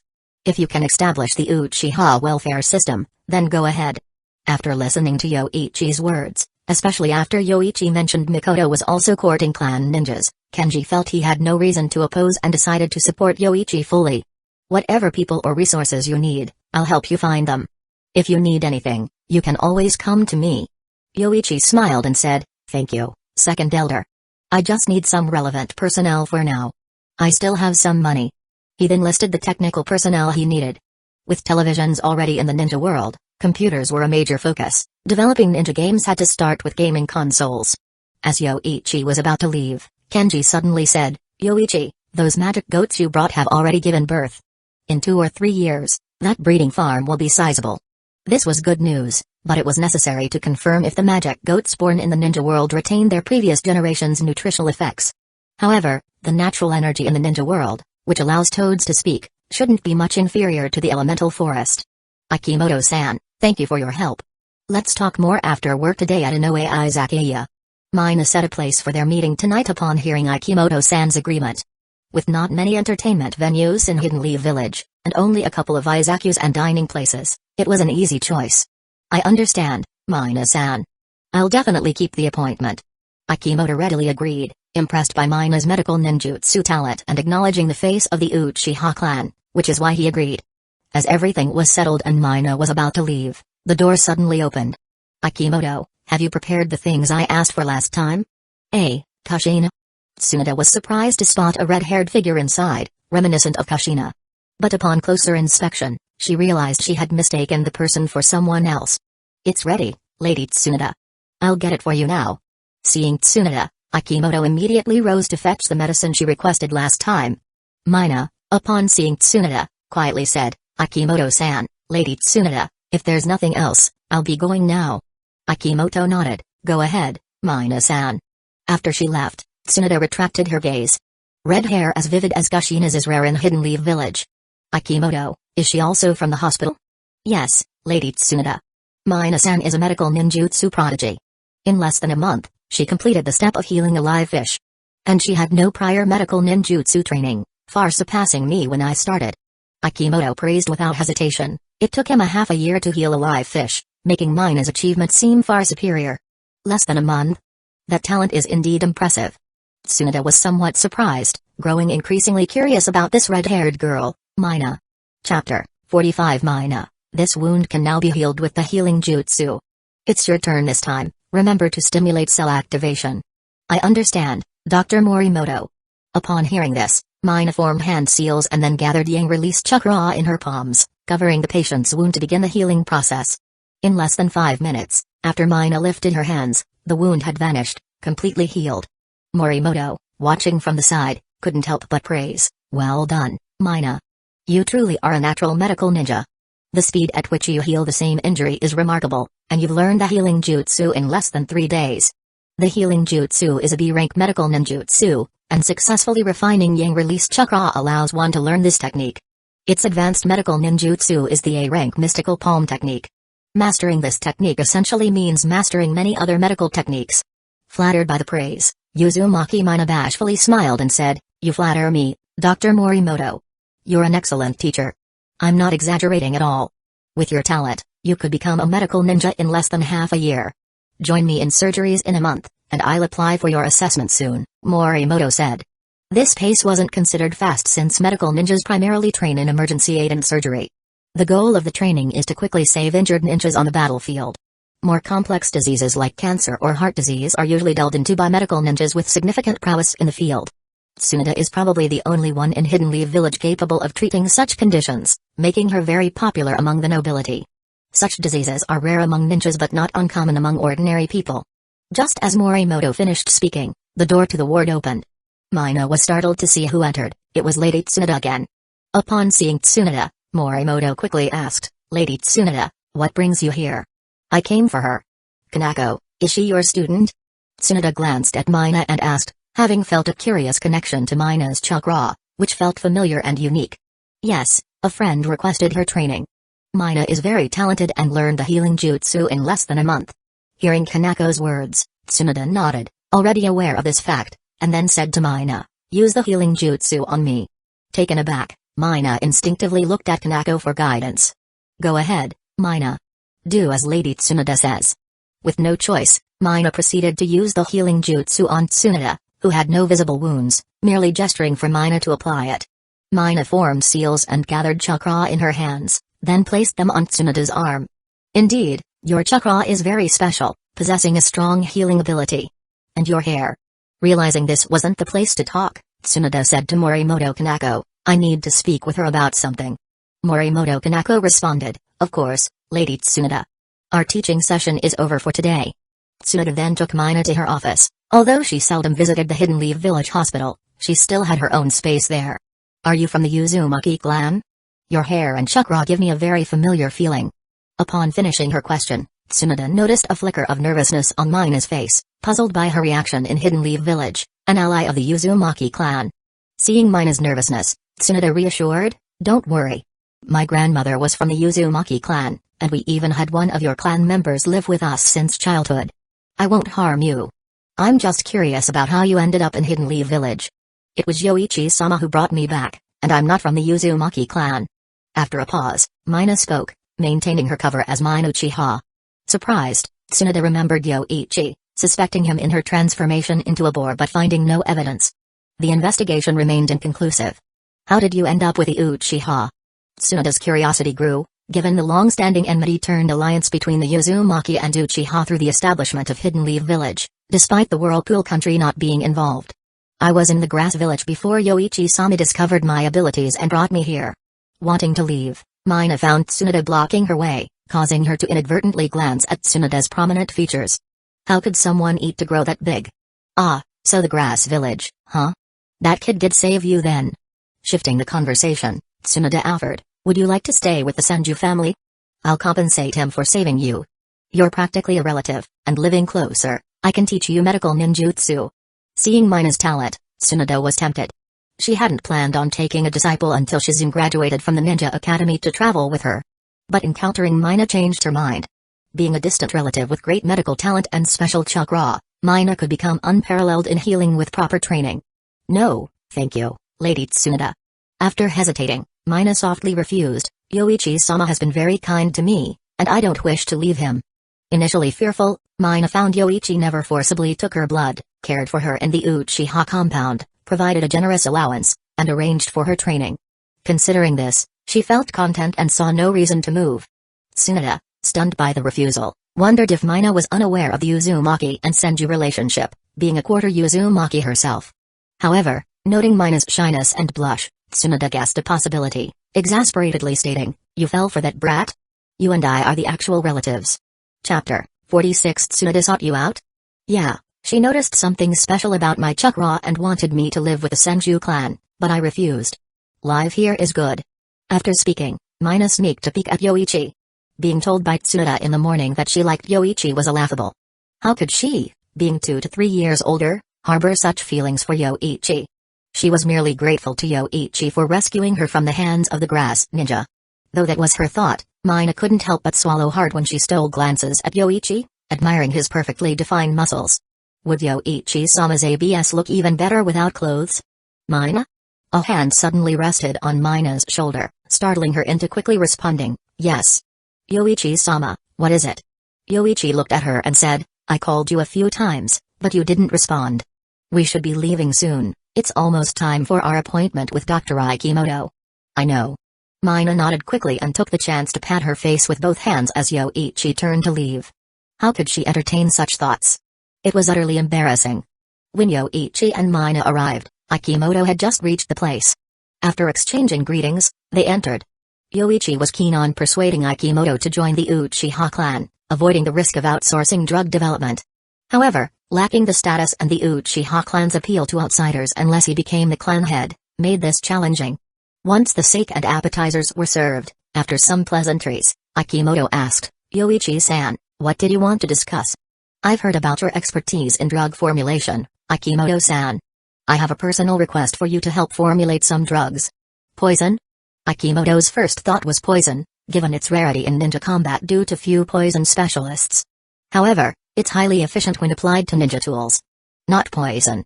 I'm talking about supplements for ordinary people, nothing too potent, just effective over long use, and the cheaper, the better. Yoichi outlined his request for 3 different drugs, including 2 health supplements with varying effects and 1 to rejuvenate men's vigor. Hearing the last part, Mina's cheeks flushed with embarrassment. She now understood why Yoichi had her sit at a different table. He intended to discuss such matters. This is something I haven't researched before, but it shouldn't be difficult. What are you planning with these drugs, Yoichi-kun? Ikimoto asked, curious since these drugs posed no harm and didn't require village approval. They're needed by the clan. The Uchiha clan lacks expertise in this area, which is why I've come to you, Ikimoto-san. Yoichi semi-joked, then seriously added, Ikimoto-san, would you be willing to take this on? I'm willing to pay as if it were an S-rank mission. Is that so? Ikimoto, tempted by the S-rank mission pay and the feasible request, was about to agree when a voice from behind Yoichi interrupted, how about I help you with that? As Ikimoto turned, his gaze landed on the conspicuous Tsunade sitting across Yoichi, already slightly flushed from drinking. What are you doing here, Lady Tsunade? Mina asked in surprise. What do you mean? I come here almost every day for a drink. Drinking at home means cleaning up afterward, which is a hassle. Realizing she might have revealed too much about her aversion to housework, Tsunade quickly changed the subject. How about it, kid? I can work on those for you. You just need to let Mina follow me. Yoichi was initially tempted by the offer, considering Tsunade's reputation. However, after giving it some thought, he decided against it. The project didn't require someone of Tsunoda's caliber, as Ikimoto was more than capable. There's no need, Lady Tsunoda. Mina has her own choices, and I'm currently discussing with Ikimoto-san. Unless he refuses, I won't abandon him for you. Ikimoto felt appreciated by Yoichi's statement, glad for the acknowledgement even without intending to compete with Tsunoda. I didn't mean to overlook Ikimoto. Never mind then. But if you ever need medical ninjutsu advice, you can ask me, as long as I'm in the hospital. Tsunoda, seeing no interest from Mina, dropped the subject. She had considered taking Mina as a disciple due to her Uzumaki lineage and medical talent.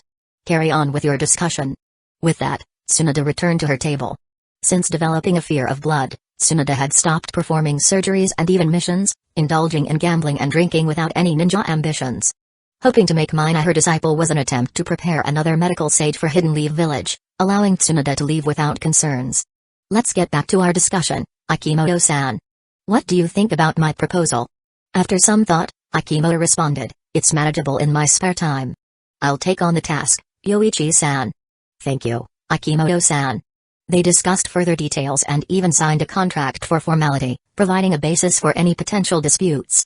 For the 3 drugs, Yoichi paid 3 million ryo, allowing for revisions if unsatisfied. He had thought his millions would last a lifetime, but actual spending showed it might not even last a few months. Remembering the second elder mentioning the Shimura family's external business, Yoichi pondered the potential revenue from their goods and the drugs confiscated from them, though he'd have to share half with the security team. Chapter 47 In the ninja world, there are many secret medicines, some of which can significantly enhance a ninja's abilities at the cost of damaging their physical foundation.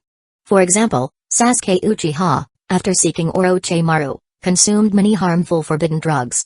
Many ninja clans possess such drugs, with the Akimeki clan's 3 colored pills being among the most powerful. Ninjas devise various methods to enhance their strength, and secret medicines are one of them. Compared to them, health supplements are much simpler, aiming mainly at restoring some vitality and maintaining the body. Hence, Ikimoto readily agreed to Yoichi's request. However, being a ninja himself, Ikimoto didn't quite grasp why Yoichi needed these drugs. He only knew the task was manageable for him, especially with the generous reward Yoichi offered, equivalent to 3 S-rank missions.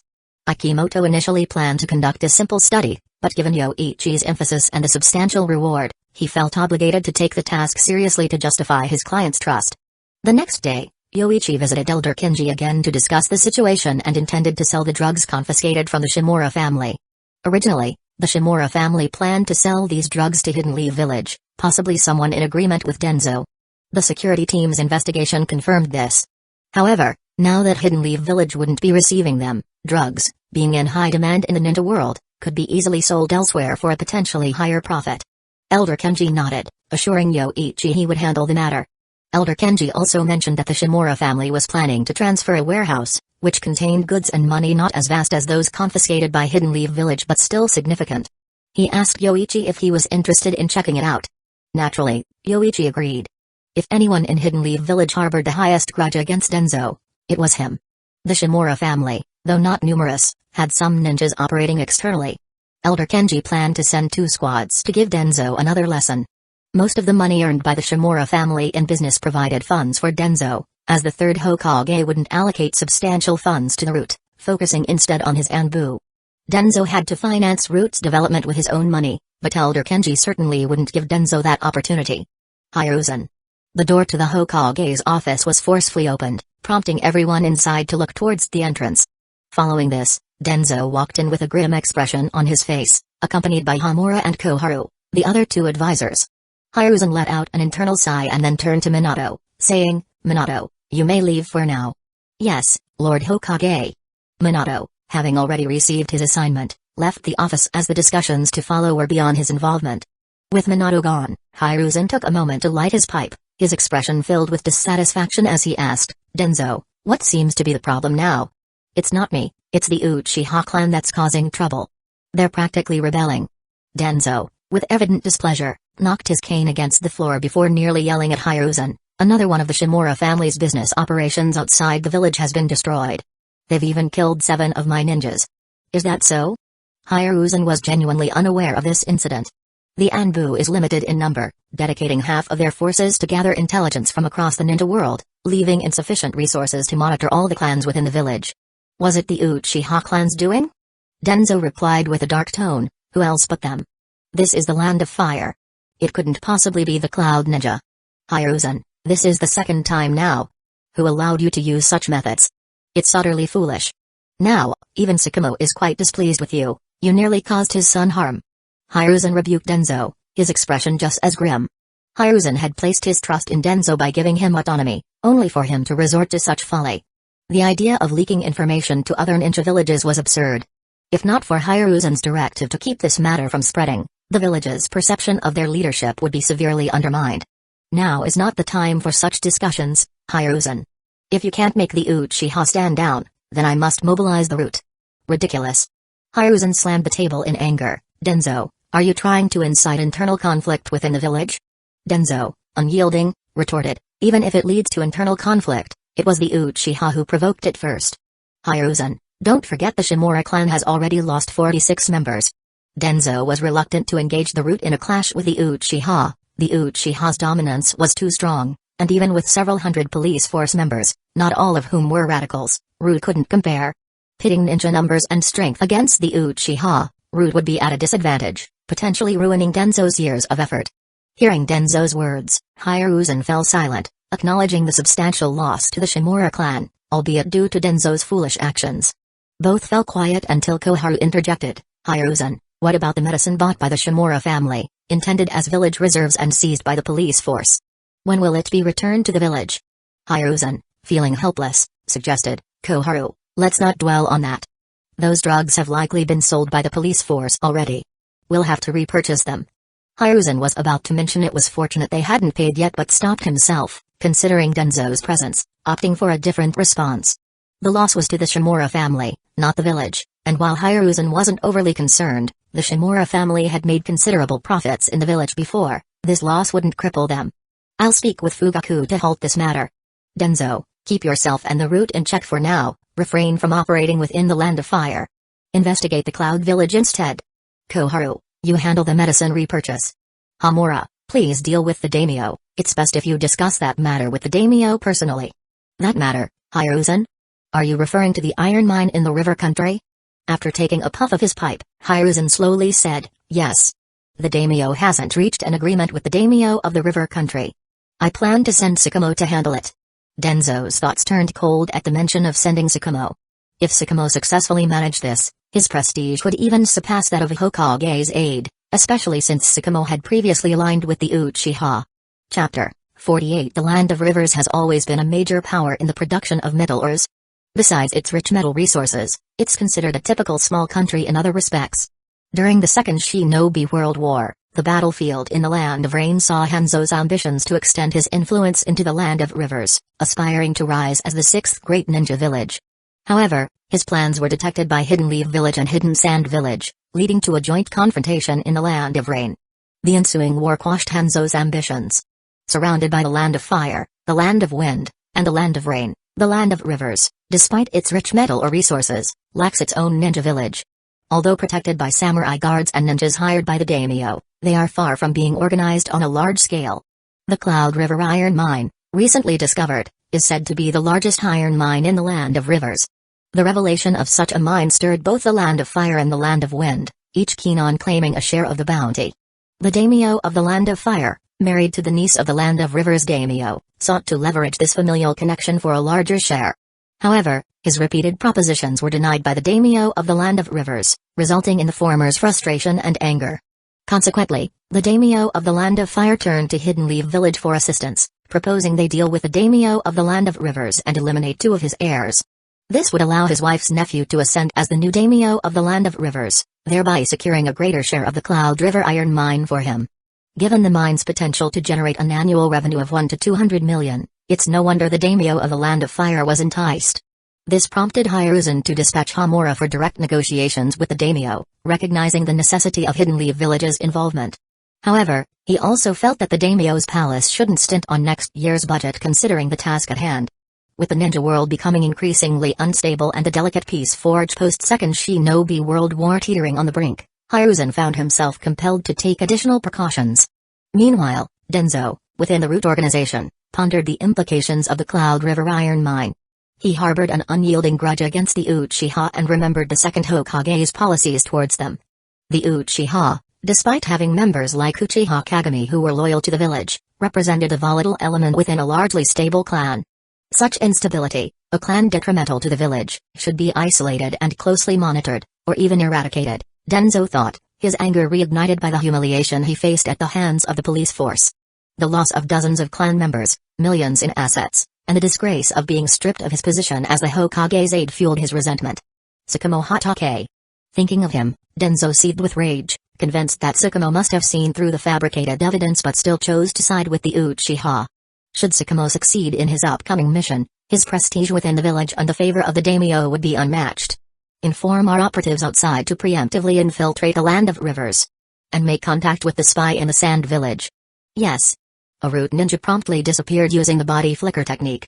Although Hiruzen had briefly handed Root's control over to the Enbu, it was soon returned to Danzō. Only Danzō could manage Root's unique mode of operation effectively. Without him, the organization would be directionless. Danzō, his eyes gleaming coldly, muttered, "Only I can't lead Hidden Leaf Village to eliminate the threat of war." Seizing an opportunity, gain the ability to steal one's daily through physical contact, allowing the theft of any item from the person. Yoichi carefully reviewed this new ability, which appeared quite formidable and devoid of side effects, making it potentially useful in combat scenarios. Imagine, during a skirmish, if an enemy's weapon could be made to vanish upon contact, it would undoubtedly be a game changer. It's worth a try. Yoichi looked out the window. It was already deep into the night, yet Mina appeared to be still awake. Leaving his bedroom, he headed downstairs to the living room.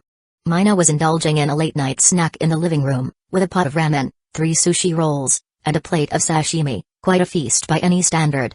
Noticing Yoichi's descent, Mina's face flushed with a hint of embarrassment as she explained, "Lord Yoichi, I didn't eat enough tonight, so I made myself some snacks." Despite her internal turmoil over the appropriateness of eating such a meal late at night in the open, she felt somewhat relieved and grateful for Yoichi's understanding and concern for her dietary needs, highlighting the need for substantial nourishment due to their chakra usage and rigorous training regimen. "By the way, Mina, come here and shake hands with me." "Shake hands?" Despite her confusion, Mina complied, reaching out her hand. Yet, as soon as their hands touched, she felt a sudden drain, leaving her weak and barely able to stand, signaling Yoichi had successfully tested his new ability on her, stealing a portion of her chakra. Apologizing, Yoichi explained his actions as a test of a new technique, advising Mina to rest and recover the lost chakra. Mina, understanding and still respectful of Yoichi's position and intentions, accepted the situation with grace, despite feeling physically depleted. Yoichi, reflecting on the potency and potential of his new ability, considered the strategic advantages it could offer in future encounters, marking a new tool in his arsenal for the challenges that lay ahead. Chapter 49. After a good night's rest, Mina woke up feeling mostly refreshed, though still a bit hungry. After getting up, she ate quite a bit. Yoichi, on the other hand, left home early for training and called upon Gates for assistance. Gates's gravity technique was very helpful for Yoichi's training. While physical weights could only train muscles and bones, gravity could enhance every part of his body, including internal organs and even cells. However, Yoichi could currently only train under double the normal gravity, far from Gates's maximum of 10 times the gravity. His training regimen included weighted punches, kicks, handstand jumps, sit-ups, and push-ups. After these, Yoichi would have Gates attack him with rock formations using earth-style magic, allowing him to practice his swordsmanship against an onslaught of rocks and protruding stone pillars, which he would slice through with his ninja sword. Yoichi's morning routine was intensive, yet he didn't feel burdened by today's training. The chakra he had received from Mina the previous night continued to aid in his recovery and fatigue elimination during training, acting like a source of energy. He even noticed bruises and minor injuries healing much quicker, as if he were constantly drawing on Mina's chakra. The effects are truly remarkable. Perhaps I could try it on someone else. Using it on allies still seems a bit risky, Yoichi pondered after completing his morning training. Despite his intense regimen, he only felt slightly tired, a testament to the threefold increase in his training volume. His clothes were soaked with sweat, yet his fatigue was minimal. If only this chakra boost was permanent, it would be amazing. But that's just wishful thinking. If it were, I could become a tailed beast ninja within a month, Yoichi mused.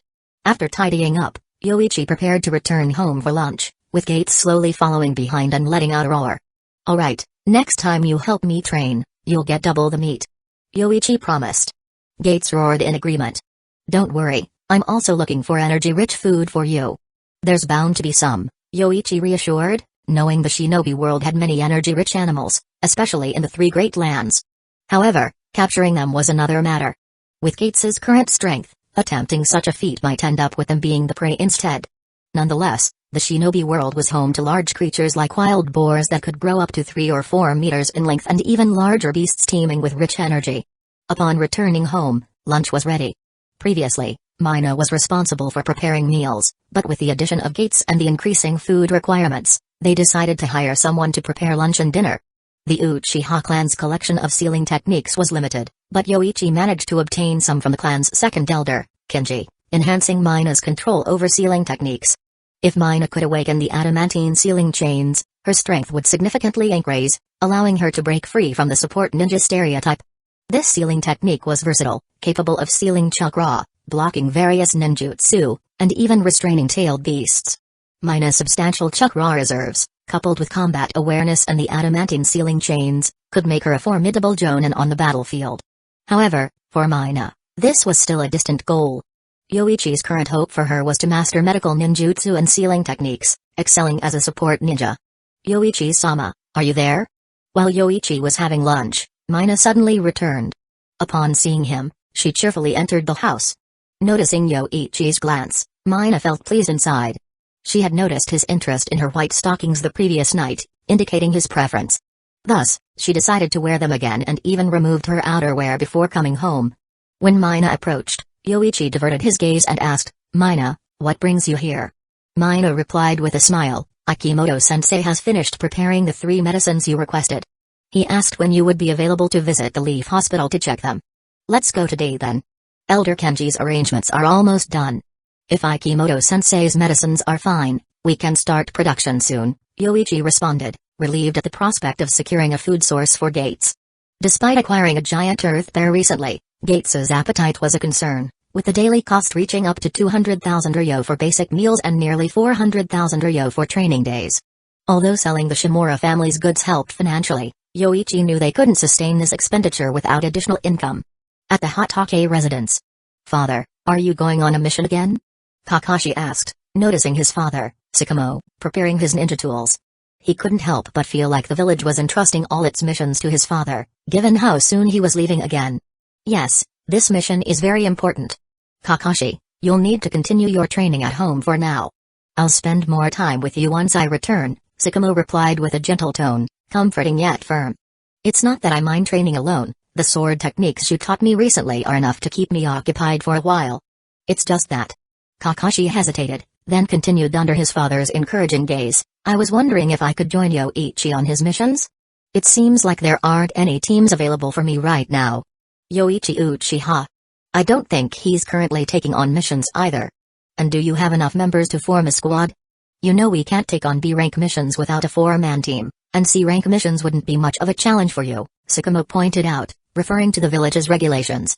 After a moment's thought, Kakashi responded, "Yoichi mentioned that the Uchiha clan has its own set of missions. He said I could join him if I wanted, and it would be just like official missions except for the lack of village records. I just don't know if it would cause any issues for you." Chapter 50 Kakashi, you don't need to worry about these things. The first Hokage founded the village to protect the future, not to burden you with political concerns, Sakamo said to his son, who, at the age of 6 or 7, was already considering his impact on the political landscape. He didn't know whether to be proud or amused. The village atmosphere that made even children think about politics was, in his view, a failure. People living in the village are comrades. You should interact with whoever you want to. Don't worry about me. If you think Yoichi is a friend you can confide in, then just go ahead and befriend him in your own way. Don't overthink it, Kakashi. This mission might take longer, so here's some money for you." Halfway through his sentence, Sakamo remembered Kakashi was actually wealthier than him, having earned over 30 million ryo from just 2 missions. The money was still in Kakashi's possession, as Sakamo trusted his son to abide by the ninja's 3 prohibitions. "I'll take care of myself, don't worry, father," Kakashi said, not bothering to wish him a successful mission, as his father had never failed one in his memory. After Sakamo left, Kakashi got ready to find Yoichi. Despite his young age, Kakashi was a chunin, but without a team, he couldn't even take on C-rank missions, and D-rank missions offered him little benefit. Kakashi had briefly joined the team upon returning to the village, but he left after one mission due to differences in working style and the unfriendliness of his teammates. Being a 6-year-old Chunin made the 12 or 13-year-old Geinin look bad, and they didn't want to listen to him despite his higher rank. Yoichi, however, treated him not as a child but as an equal, making the idea of teaming up with him far more appealing than joining any other team. Akimoto, are these the 3 medicines I asked for? Yoichi inquired upon entering Akimoto's office and noticing 3 small pills on the desk. Yes, Yoichi-san, these are them. These 2 are health supplements, and this one is the Viagra you mentioned. Akimoto recalled the name, finding it odd but not dwelling on it since he hadn't chosen it. The supplements need to be taken over a long period to be effective due to cost reductions. As for the Viagra, it works within 10 minutes of ingestion, Akimoto said, his face breaking into a knowing smile as if he had personally tested its effects. Yoichi examined the medicines closely, noting the ingredients, production process, and cost. The health supplements were cheap, costing 30 ryo per pill for the ingredients since each pill weighed only 4 grams. The Viagra, however, was more expensive, costing about 90 ryo per pill. Even so, it was affordable, especially when bought in bulk, and the supplement's cost was less than half a bowl of ramen. Yoichi planned to sell the health supplements at 5 times their cost, 150 ryo per pill, and the Viagra at 4 times its cost, rounding up to 400 ryo per pill. This pricing was aimed at wealthier clients, though a more affordable version of the health supplements would be available for the general populace at 30 ryo per pill, the price of half a bowl of ramen. Satisfied with the medicines, Yoichi handed Akimoto his payment without warning him against leaking the formulas, trusting that no sane ninja would offend the Uchiha clan. The main purpose of this business venture was to establish a welfare system for the Uchiha and generate income for Yoichi himself. Should anyone attempt to undermine this, the benefiting Uchiha clansmen would take care of them without Yoichi's intervention. Thank you, Yoichi-san. Feel free to contact me if you need more help in the future, Akimoto said, accepting the payment. He was happy to improve his family's life with the extra income from his spare time work. Yoichi then inquired about Tsunoda's reputation among the common people, learning from Akimoto that while he was unsure about the general populace, many nobles frequently sought Tsunoda for difficult-to-treat illnesses. Although Tsunoda had been less active in recent years, she still treated nobles and businessmen on occasion. Thanking Akimoto for the information, Yoichi left with the medicines and headed to the top floor of the Leaf Hospital to find Tsunoda. After knocking on her office door and getting no initial response, he knocked harder, finally prompting a surprised voice to invite him in. Who is it? Come in. Chapter 51. It's you, Uchiha brat, what do you want? Upon Yoichi's entry, Tsunoda somewhat frantically removed some documents from her desk, though Yoichi, with his sharp eyes, noticed water stains on them, and Tsunoda's face was half flushed. Yoichi spoke, I came to discuss something with you, Tsunoda-sama. I heard from Akimoto that you were treating a patient and didn't want to disturb. Now that the patient's gone, what is it? No more patients? Tsunoda-sama doesn't need to treat anyone anymore? That patient didn't require my hands-on care. Brat, why so many questions? Just get to the point. Tsunoda said impatiently, then glanced outside the window, seeing it was afternoon, and felt the urge to leave the Leaf Hospital to gamble. However, thinking of her nearly spent funds, she sighed and abandoned the thought. I am here to propose a business deal with you, Tsunoda-sama. You might remember me discussing researching health products with Akimoto. He has completed his research, but his fame is minimal, so I thought of collaborating with you, leveraging your reputation to advertise. Yoichi guessed some matters when he first asked Tsunoda. She probably couldn't attend to the patient from the land of hot water, possibly due to surgery, and Tsunoda's current state precisely prevented her from seeing blood. Using my fame? No way, brat, you've thought this through well. Knowing my medical ninjutsu 3 million. What? What do you mean by that? Tsunoda almost choked, then asked cautiously. 3 million a year, just to use your name, Tsunoda-sama, to promote these 2 health products. Yoichi presented the information for the first 2 health products, intending to show Tsunoda but decided against showing Viagra, planning to list it secretly, suspecting Tsunoda wouldn't notice. So, it's these medicines. They have some health benefits for ordinary people, but utterly useless for ninjas. Seems like you're aiming to profit from ordinary folks. After reviewing, Tsunoda seemed uninterested, having previously earned from nobles, with a single treatment costing millions, far easier than an S-rank mission. 3 million might not match her past earnings, but now with hemophobia, she could hardly perform most surgeries, drastically reducing her income to an all-time low. Previously, Tsunoda would have scoffed at 3 million, but now, 3 million a year? Just for using my reputation? Exactly, just to promote the medicine researched by Akimoto. Yoichi affirmed, having informed Tsunoda that Akimoto researched 3 medicines, only 2 were presented. If that's the case, I might consider it. Tsunoda was somewhat tempted, currently short on funds. Her daily needs were manageable, but she lacked substantial money. Ninjas, especially top-tier ones like Tsunoda, were among the wealthiest, yet she struggled to produce tens of thousands of ryo, making her uncomfortable. Fine, we'll do it. I'll allow you to use my name for the medication. After a brief contemplation, Tsunoda agreed, indifferent to Uchiha considerations. Being the sole survivor of the Senju clan, she didn't need to heed others' opinions. Let's sign a contract then. If I fail to pay on time, you can use this contract to claim your money. Even if something went awry, with a contract in place, there's no backing out. Yoichi prepared 2 contracts swiftly, showing them to Tsunoda, who, after finding no issues, signed her name and, as requested by Yoichi, imprinted her seal. After signing, Tsunoda extended her hand, saying, "Done, brat. Pay up now. Who carries millions on them? I'll have mine. I'll bring it tomorrow." Satisfied, Yoichi stored the contract. He planned to take Tsunoda's photo for the advertisement to be published in newspapers and on TV stations. With Tsunoda's medical achievements, it was a golden endorsement. "Kakashi? You're here. I was out handling some business today, so no training this afternoon. If you want to spar, come tomorrow morning. Stay for dinner tonight." Upon returning home, Yoichi saw Kakashi waiting at the door. It seemed he had been there for a while. As Yoichi's only team member, it was fitting to offer dinner. He had also visited Elder Kenji, where a ready-made pharmaceutical factory was purchased and staff retained, managed by one of Kenji's non-ninja relatives. Now, only the procurement of raw materials was needed to start mass production, requiring another trip by Yoichi. "It's not about sparring, but dinner sounds good. My father is on a mission." Kakashi's eyes lit up at the mention of food, recalling the delicious lamb stew, now finished. Kakashi considered buying more, but the magical goats hadn't been widely bred yet, delaying sales for at least 2 years. "No lamb left, but there's plenty of other food, though not made by me." Yoichi then welcomed Kakashi inside to the new, spacious house with a yard for gates to rest in its miniaturized form. After serving tea, Yoichi asked, "If it's not for sparring, why visit?"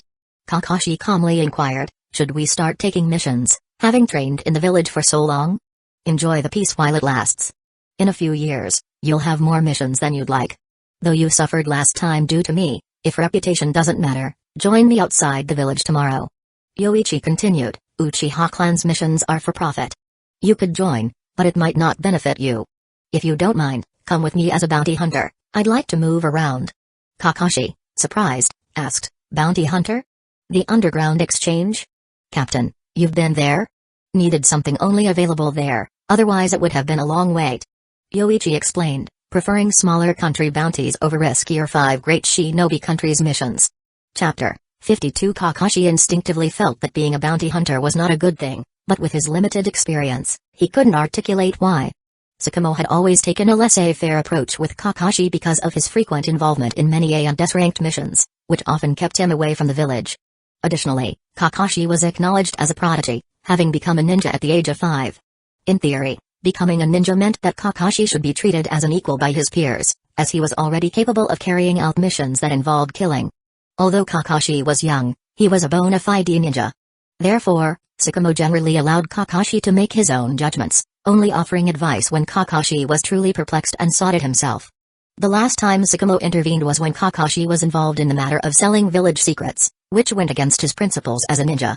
"Bounty hunter, won't this cause any problems?" Kakashi scratched his silver hair, considering his limited options. Without becoming a bounty hunter, his only choice would be to wait for the next class of Ninja Academy students to graduate and form a new team with them. What could possibly go wrong, Kakashi? You are a ninja, but it seems you haven't seen the darker side of the shinobi world. The underground exchange is the darkest place of all. Yoichi took a sip of his tea, then continued, "In the underground exchange, you can find all sorts of clients, even those who would kill their own fathers. And you can find almost anything there, from items to information. I went there last time just for that reason." After explaining, Yoichi Uchiha placed his Raiden blade on the table. Kakashi understood immediately. The captain was looking for chakra metal, which his family possessed. His father had left him a piece for when his swordsmanship reached maturity, so he could forge his own ninja sword. Wouldn't the village find out? If you don't speak of it, and I don't speak of it, at most the village would know you're not around. The Anbu doesn't have the capability to track every detail. Hearing this, Kakashi was silent for a moment, torn between the opportunity and his loyalty to the village. Alright, Captain, when do we leave? Tomorrow. But first, I need to visit my clan to settle some matters. Yoichi Uchiha pondered for a moment, then told Kakashi, it might take a day or two, but it's fine. We'll be outside the village for a month anyway. So, Kakashi, come find me in the clan's area tomorrow noon. Understood, Captain. Later, Yoichi suggested they make use of their free time by sparring in the yard. He stood still, allowing Gates to apply a gravity technique, while Kakashi was instructed not to use any ninjutsu and rely solely on his swordsmanship. Kakashi's mouth twitched beneath his mask, understanding the consideration given his abilities. But knowing Yoichi's strength, he also recognized the gap between them. Although both were Chunin, Kakashi's strength was just at that level, whereas Yoichi's skill surpassed the Chunin rank, hindered only by the lack of formal assessment.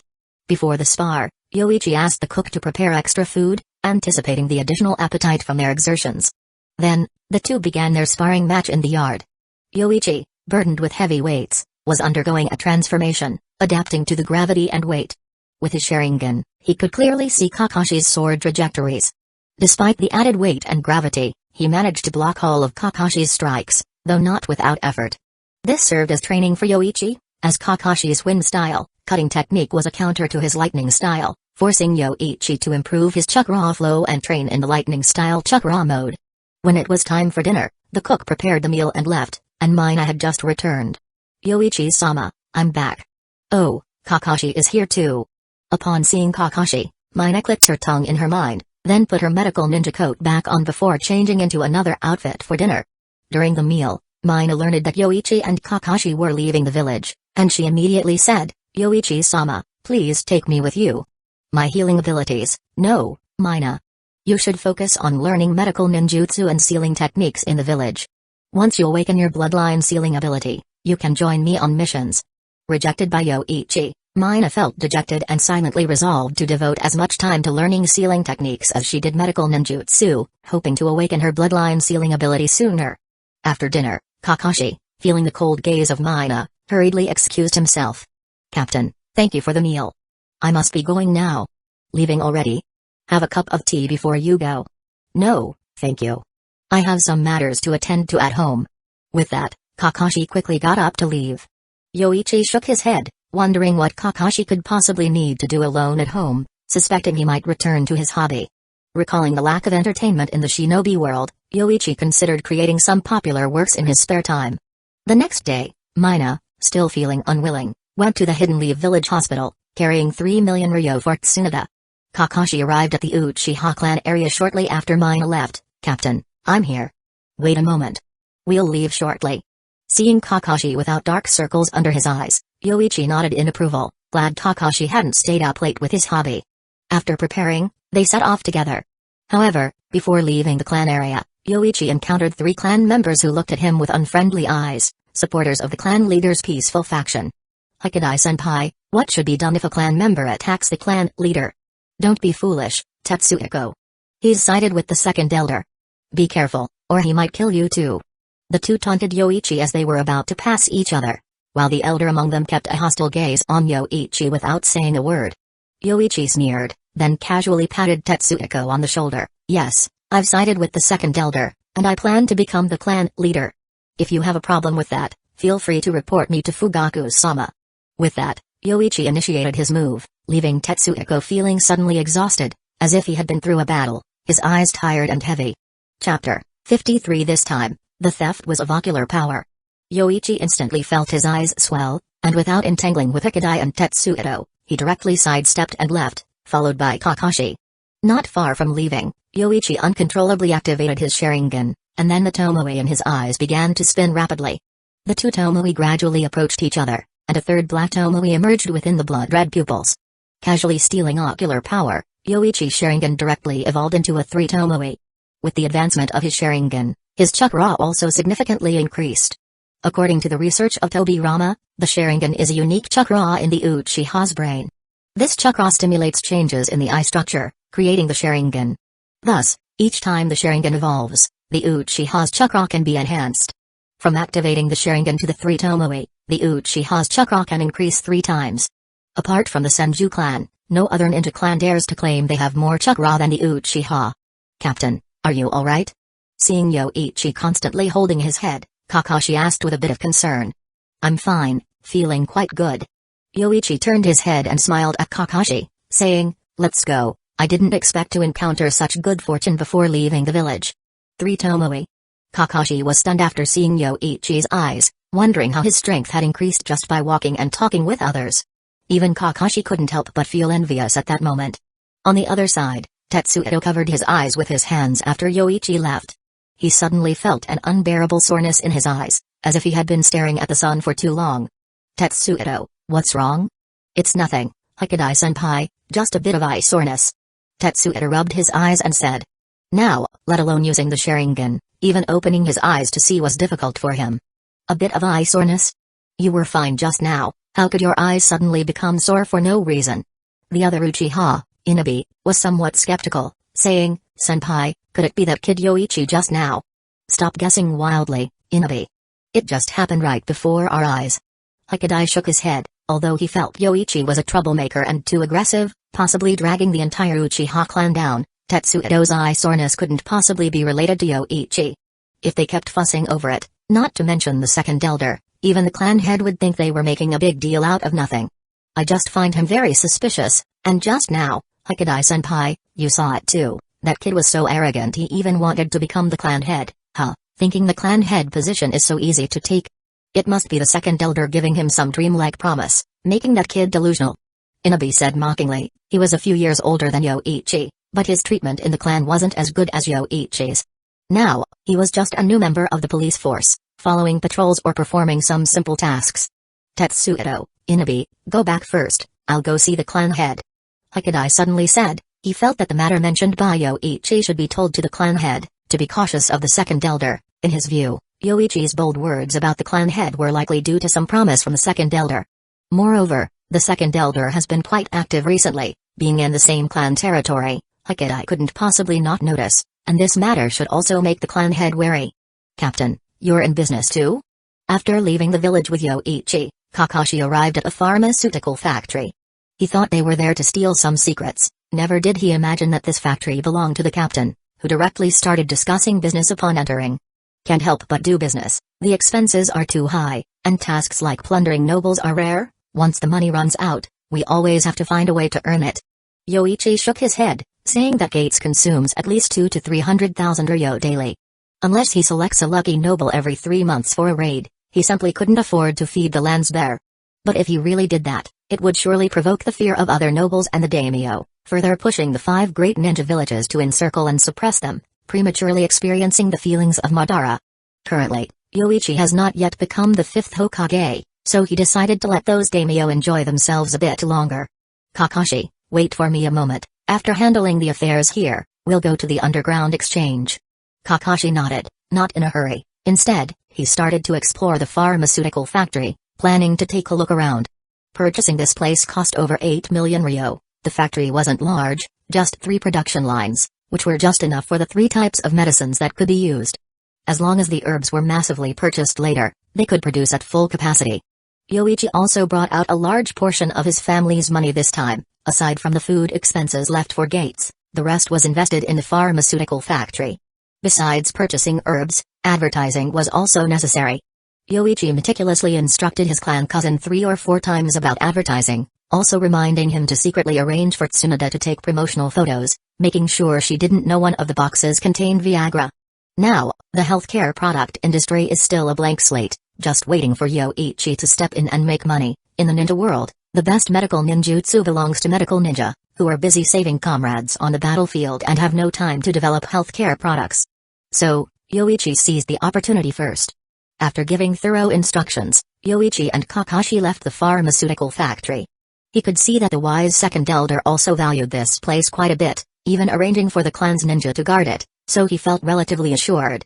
After handling the pharmaceutical factory affairs, Yoichi and Kakashi also planned to do bounty tasks. The reason he enticed Kakashi to the underground exchange was also due to a lack of funds. Captain, where are we going now?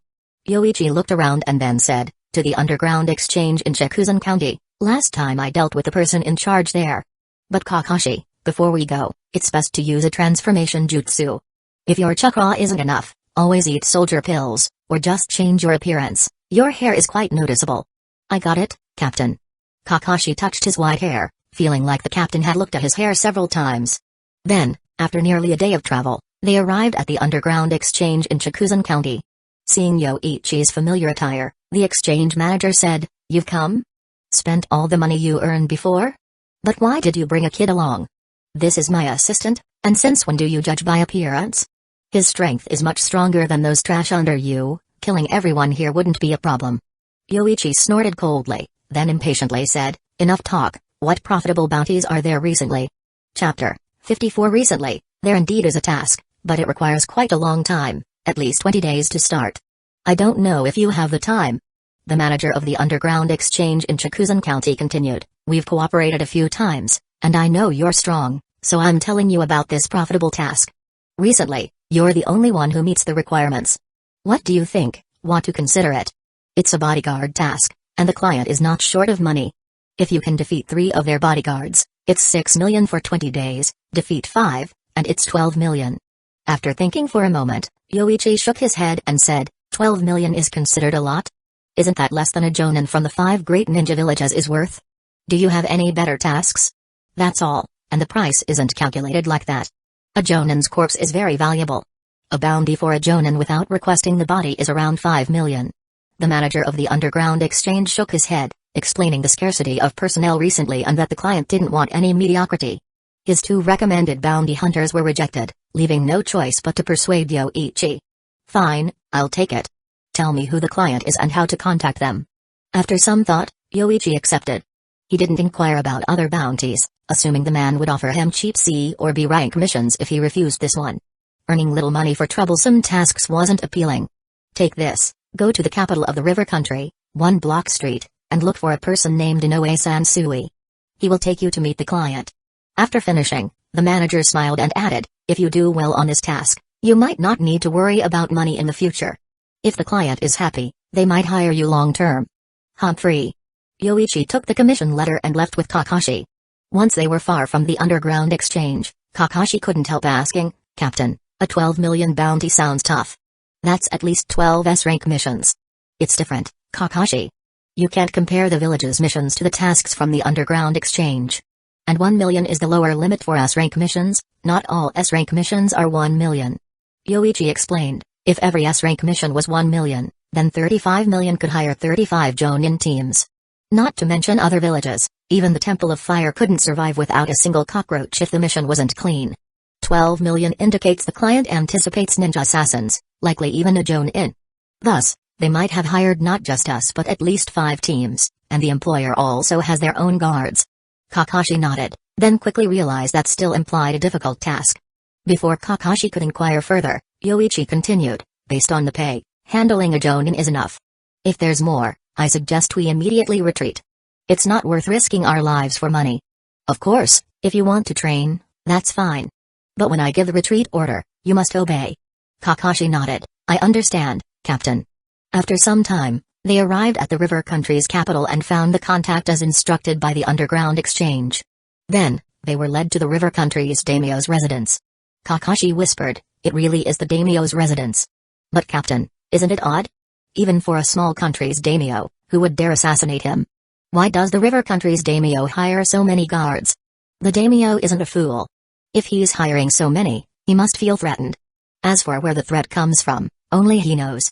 Upon entering the daimyo's residence, they were led to a spacious garden where a dignified person in a high hat, looking like the daimyo's steward, approached them, followed by a group of samurai. You 2 are the ones who accepted the commission, right? You've been informed of the rules. I need to see your strength first.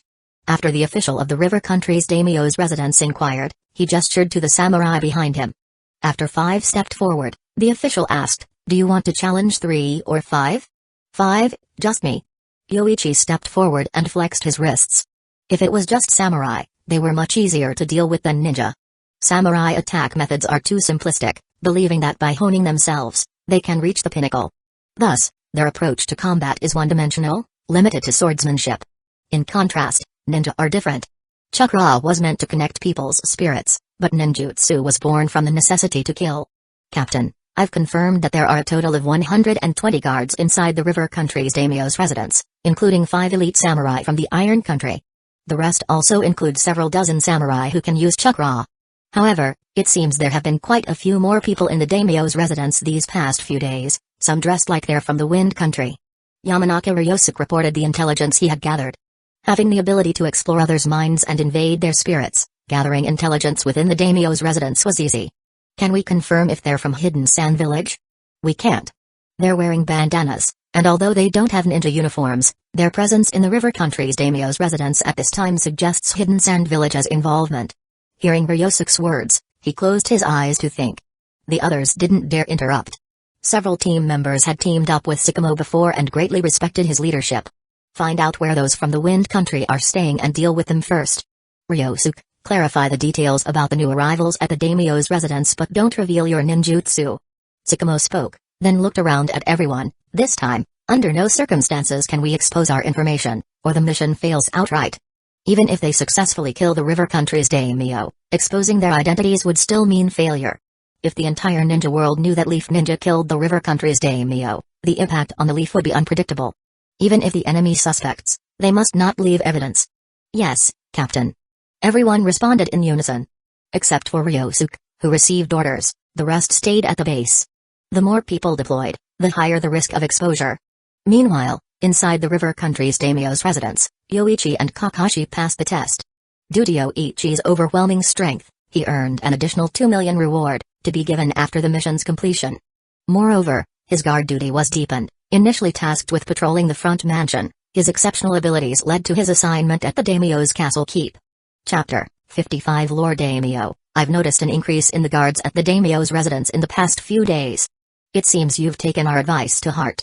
The Sand Village's Saisari addressed the River Country daimyo, feeling confident that this time he could sway the daimyo to their side. This would increase the Sand Village's resource share and stockpile war weapons. Lord Daimyo, although you have familial ties with the Fire Country daimyo, the stable annual production of several 100 million ryo from the Unkai iron mine is enough to tempt anyone. Moreover, you've rejected the Fire Country daimyo's offer, leaving cooperation with our Sand Village as your only option. The Sand Village had taken the initiative to persuade the River Country daimyo alongside representatives from the Wind Country daimyo's estate.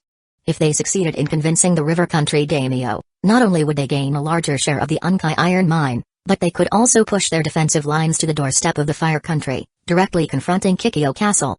Eventually, they aimed to assimilate all of the River Country's metal resources. This was the strategy discussed by the Sand Village's high command. Even without the individual who had secretly informed them, the Sand Village's leadership had planned to slander Hidden Leaf Village, claiming they intended to harm the River Country daimyo. However, that was no longer necessary. To their surprise, Hidden Leaf Village actually had such intentions. The Sand Village was initially skeptical of this information, but after thorough verification and activating a spy hidden within Hidden Leaf Village, they confirmed the news was largely accurate. This bolstered the Sand Village's confidence in persuading the River Country daimyo, who seemed somewhat inclined to believe them. After a moment of silence, the River Country daimyo finally spoke. Let's discuss this matter later. The Fire Country has also sent an envoy, and their emissary will visit in half a month. There will also be messengers from the Rain Village. Wouldn't it be better to discuss this with all 4 parties present? The River Country's neighbors included only 3 other nations. Excluding any of them in trade discussions was difficult, though the Rain Village typically didn't claim a large share, it was mainly to give Hanzo face. Otherwise, completely isolating the Rain Village might drive Hanzo mad. Lord Daimyo, the envoy from Hidden Leaf Village is just a decoy. If they truly come, it's likely they'll came to assassinate you. Saisari solemnly advised, if Lord Daimyo wishes, the Sand Village is willing to provide 3 Jonin teams to ensure your safety. The current guard strength at the daimyo's residence is sufficient, your concern is appreciated, the River Country daimyo replied, closing his fan. However, regarding the Unkai iron mine, it would be best if all 4 parties discussed it together. The River Country is too weak to give a definitive response to your request, unless the Sand Village is willing to support the creation of our own ninja village. That's impossible. Saisari blurted out, his expression changing abruptly. Realizing his tone, and seeing the daimyo's displeased look, he quickly added, this is not within my power to decide. I will convey Lord Daimyo's wishes to the Kazekage. Even if conveyed, agreement was unlikely. The Sand Village had been troubled by the rise of the Rain Village and the idea of the River Country establishing its own ninja village was out of the question. Another ninja village would mean fewer missions for the Sand Village, uncomplicating their access to the river country. This was a consensus reached between the Sand and the Leaf, to absolutely prevent the river country from founding its own ninja village. Hearing this, the river country daimyo responded indifferently. In that case, we'll wait for the envoys from the Fire Country and the Rain Village to arrive before discussing the Unkai Iron Mine. Then, I shall visit another day, Sasaori conceded, realizing persuasion was futile for now. After the Sand Village delegation left the castle, Sasaori glanced at Yoichi and Kakashi guarding the entrance. Once outside, Sasaori asked his subordinates, "Have you identified how many guards the river country daimyo has hired?" A ninja from the Sand Village responded, "We've confirmed an addition of 6 individuals, seemingly hired from the underground exchange. It's unclear if there have been further additions.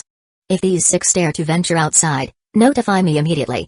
Sasaori intended no courtesy towards the river country daimyo. Small nations should remain aware of their place, not presuming a few hired rogues could stand against a great nation. Shortly after the Sand Village group departed, one of the daimyo's residence guards suddenly collapsed.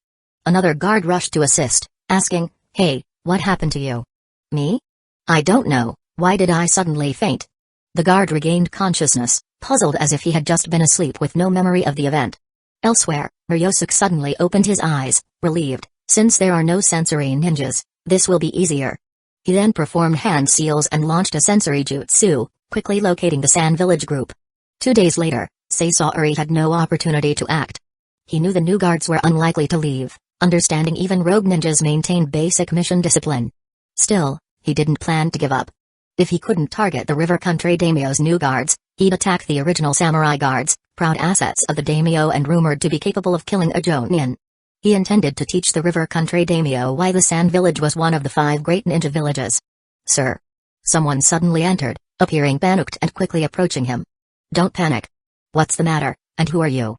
Before Sasaori could finish, he sensed something amiss, swiftly grabbing a kunai and attempting to retreat. But the person disguised as a sand ninja seemed to anticipate this. As Sasaori reached for his kunai, a flash of white light appeared. Whoosh! An invisible wind blade sliced through, causing Sasaori intense pain. Before he could scream, he saw his arm fall to the ground. Silence. A white glowing short blade pressed against Sasaori's throat, its reflection in the light revealing the attacker's identity. White hair and a nearly invisible white short blade. You're the White Fang of Hidden Leaf Village?"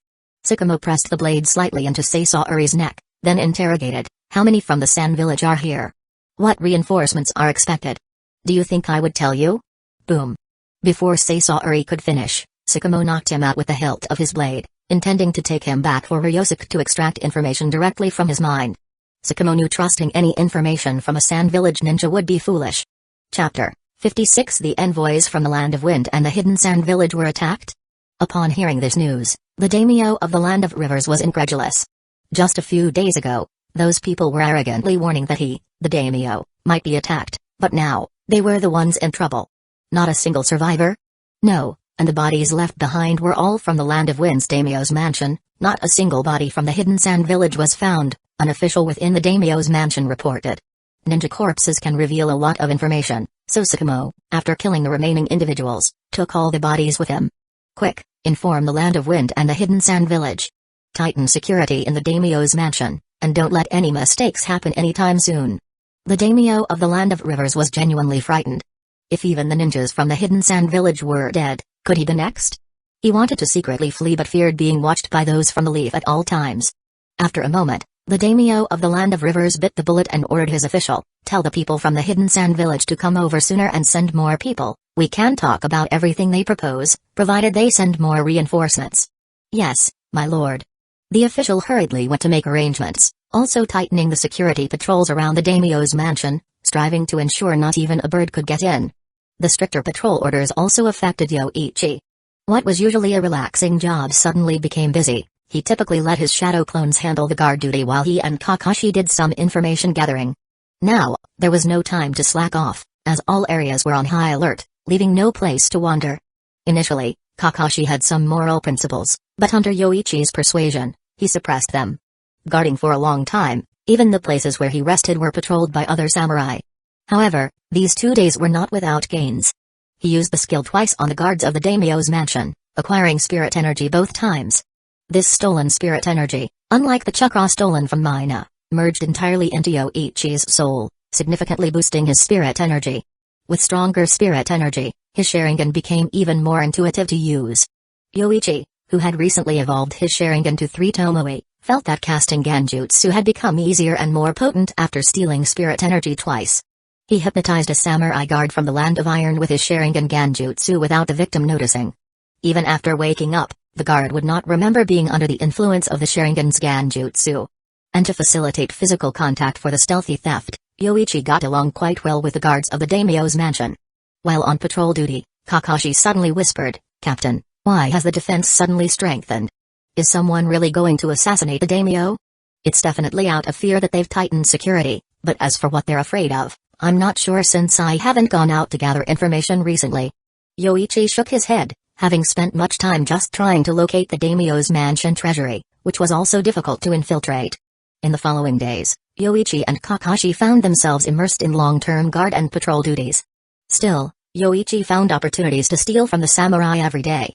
Besides stealing clothes and a samurai sword twice, the other 3 times he stole were all body energy. After each theft, the samurai he stole from would collapse to the ground, while Yoichi felt lighter and gained a significant amount of strength. Stealing body energy 3 times made Yoichi's body stronger. This ability was perverse, and Yoichi even considered targeting strong ninjas for theft, thinking that with some luck, he might steal a Kekkai Genkai. But stealing was somewhat risky. "Captain, the daimyo's mansion's security seems a bit lax today. Aside from the regular guards, some seem to have already rested," Ryosuke observed after studying the map of the daimyo's mansion for a long time.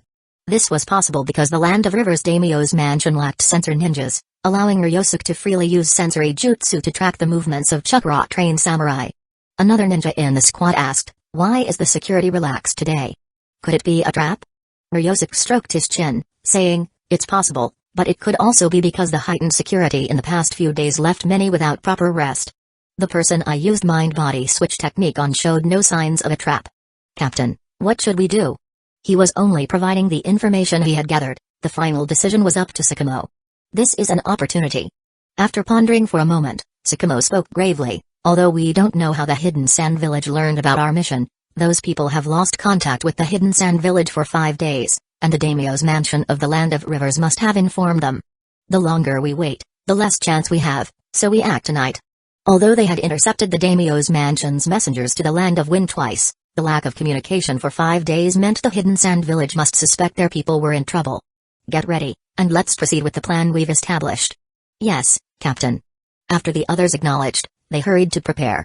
Tsukumo looked at the sky. He had carried out many dangerous missions before, but never felt as anxious as he did today. Then, shaking his head, he stopped dwelling on it, planning to request a long vacation after this mission to spend quality time with Kakashi. The night was pitch black, with clouds covering the moonlight. Inside the daimyo's mansion, lanterns and electric lights were the only sources of illumination. Otherwise, guarding in the dark night would be much more challenging. Suddenly, Yoichi sensed chakra fluctuations not far outside. His spirit energy, now stronger, seemed more sensitive to chakra. The next second, explosions sounded from outside. These explosions, like a signal, instantly woke the slumbering daimyo's mansion. Kakashi immediately reached for his short sword, but Yoichi Uchiha said, "Don't rush. Just follow the mission orders." Despite saying this, Yoichi didn't lower his guard. The noises of battle indicated that tonight would not be quiet. Fortunately, they weren't guarding the daimyo directly, or they'd have to confront the enemy head-on. Then, a figure suddenly leaped from the wall and quickly rushed towards them. Yoichi cursed his luck internally but still took out 10 shuriken, throwing them in a 3-3-4 pattern. The shuriken collided and rebounded in the air, creating a barrage that attacked the intruder from all angles, some even striking from peculiar directions. Uchiha-style shuriken jutsu? Tsukumo recognized the shuriken technique instantly. He drew his short sword, deflecting the incoming shuriken one by one. Then, the guard defending suddenly drew his sword and charged at him. Clang! The short sword, the sound of the wind blade, and the faint thunder echoing on his body. Tsukumo was all too familiar with this technique. This was his White Fang sword technique. Chapter 57. In the black of night, sparks flew as invisible slashes nearly broke the hard stone pavement to pieces. Clang, clang, clang, clang. The collision of 2 short swords resonated fiercely, as if performing a tumultuous symphony within the courtyard of the Heavenly Guard Tower. Kakashi's sword swung faster with each move, a principle he had learned from Yoichi. The strategy was simple: Strike so swiftly that the opponent can only defend, eliminating the need for your own defense. However, facing this adversary, Kakashi felt a surprising lack of strength. Each of his swings was predictably countered and deflected with precision. This is impossible. In Kakashi's mind, disbelief took hold. As a Chunin who had undergone extensive training, how could he be rendered so ineffective against someone? It was as if he was practicing swordsmanship at home with his father. After their exchange, Sakamo immediately knew, the guardian of this tower had to be his son, Kakashi, who was adept in both wind and lightning style, techniques exclusive to their Hotake lineage. Kakashi has indeed improved, but now is not the time for mentoring and sparring. Sakamo recalled his teammates who had been delaying for him at the main courtyard and instantly made a decision. He launched a sweeping 3-strike combo with his short sword. The first strike forced Kakashi to block vertically, the second nearly disarmed him, and by the third, Kakashi's sword was knocked right out of his grasp. With a powerful kick, Sakamo sent Kakashi flying. Given the covert nature of their mission, embracing the shinobi's resolve was essential. Although Sakamo would not fatally harm his son, making a profound impression was within his intentions. After launching Kakashi away, Sakamo swiftly headed towards the tower. Shortly after breaking into the daimyo's residence, Sakamo had managed to capture the river country's daimyo's chief steward, from whom he acquired critical information. It turned out the daimyo of the river country changed his sleeping quarters nightly, and tonight, he was in the tower. This information was known only to the chief steward and the daimyo's 5 personal samurai guards. Once Kakashi was dealt with, Sakamo quickly made his way towards Yoichi, guarding outside the tower. Planning to swiftly handle him and then assassinate the daimyo of the river country inside. Yoichi, suspecting his opponent to be Sakamo from the start, had kept his Sharingan activated, observing. Sakamo's swordsmanship bore a resemblance to Kakashi's, yet with a crucial difference in lethality, confirming his suspicions when Sakamo ultimately chose not to deal a killing blow but rather knocked Kakashi's sword away and kicked him aside. Seeing Sakamo charging at him, Yoichi quickly drew his sword, with lightning coiling around the blade like a serpent. Clang! The blades met, sending sparks flying. Yoichi's sword, wrapped in lightning, was quickly dispersed by Sakamo's invisible wind blades. Indeed, it's Sakamo. His mission must be the assassination of the river country's daimyo. After a single exchange confirming the other's identity, Yoichi decided to withdraw. The location and timing were wrong for a confrontation with Sakamo, despite Yoichi's desire to test himself against the legendary White Fang's swordsmanship. As for the daimyo's commission? Failure would only be blamed on the underground exchange office, not Yoichi Uchiha himself. With another slash, Yoichi used the momentum to retreat, revealing his Sharingan in the dark night, its crimson gaze unmistakable. Sakamo was taken aback by the sight, but it also confirmed why Kakashi was present. As Yoichi made his exit, Sakamo immediately entered the tower. Soon after, panic-stricken shouts for help echoed from inside. This scoundrel was actually hiding here? When did he sneak in? Yoichi shook his head, then hurried to check on Kakashi, contemplating the failed bounty. Missing out on 1,200 million was a setback, but not coming back with anything after half a month away from the village was not an option either. After Kakashi was helped up, clutching his chest, he asked, "Captain, why didn't you stop that man?" "The situation is complicated. I'll explain once we're away from here. For now, follow me." Before Yoichi could finish, several figures suddenly appeared on the courtyard walls of the tower. "White Fang of the Leaf, come out. Your teammates have been captured by us. Even if you've killed the daimyo of the river country, it's useless." Fujiwara, a shinobi from the Sand Village, shouted loudly.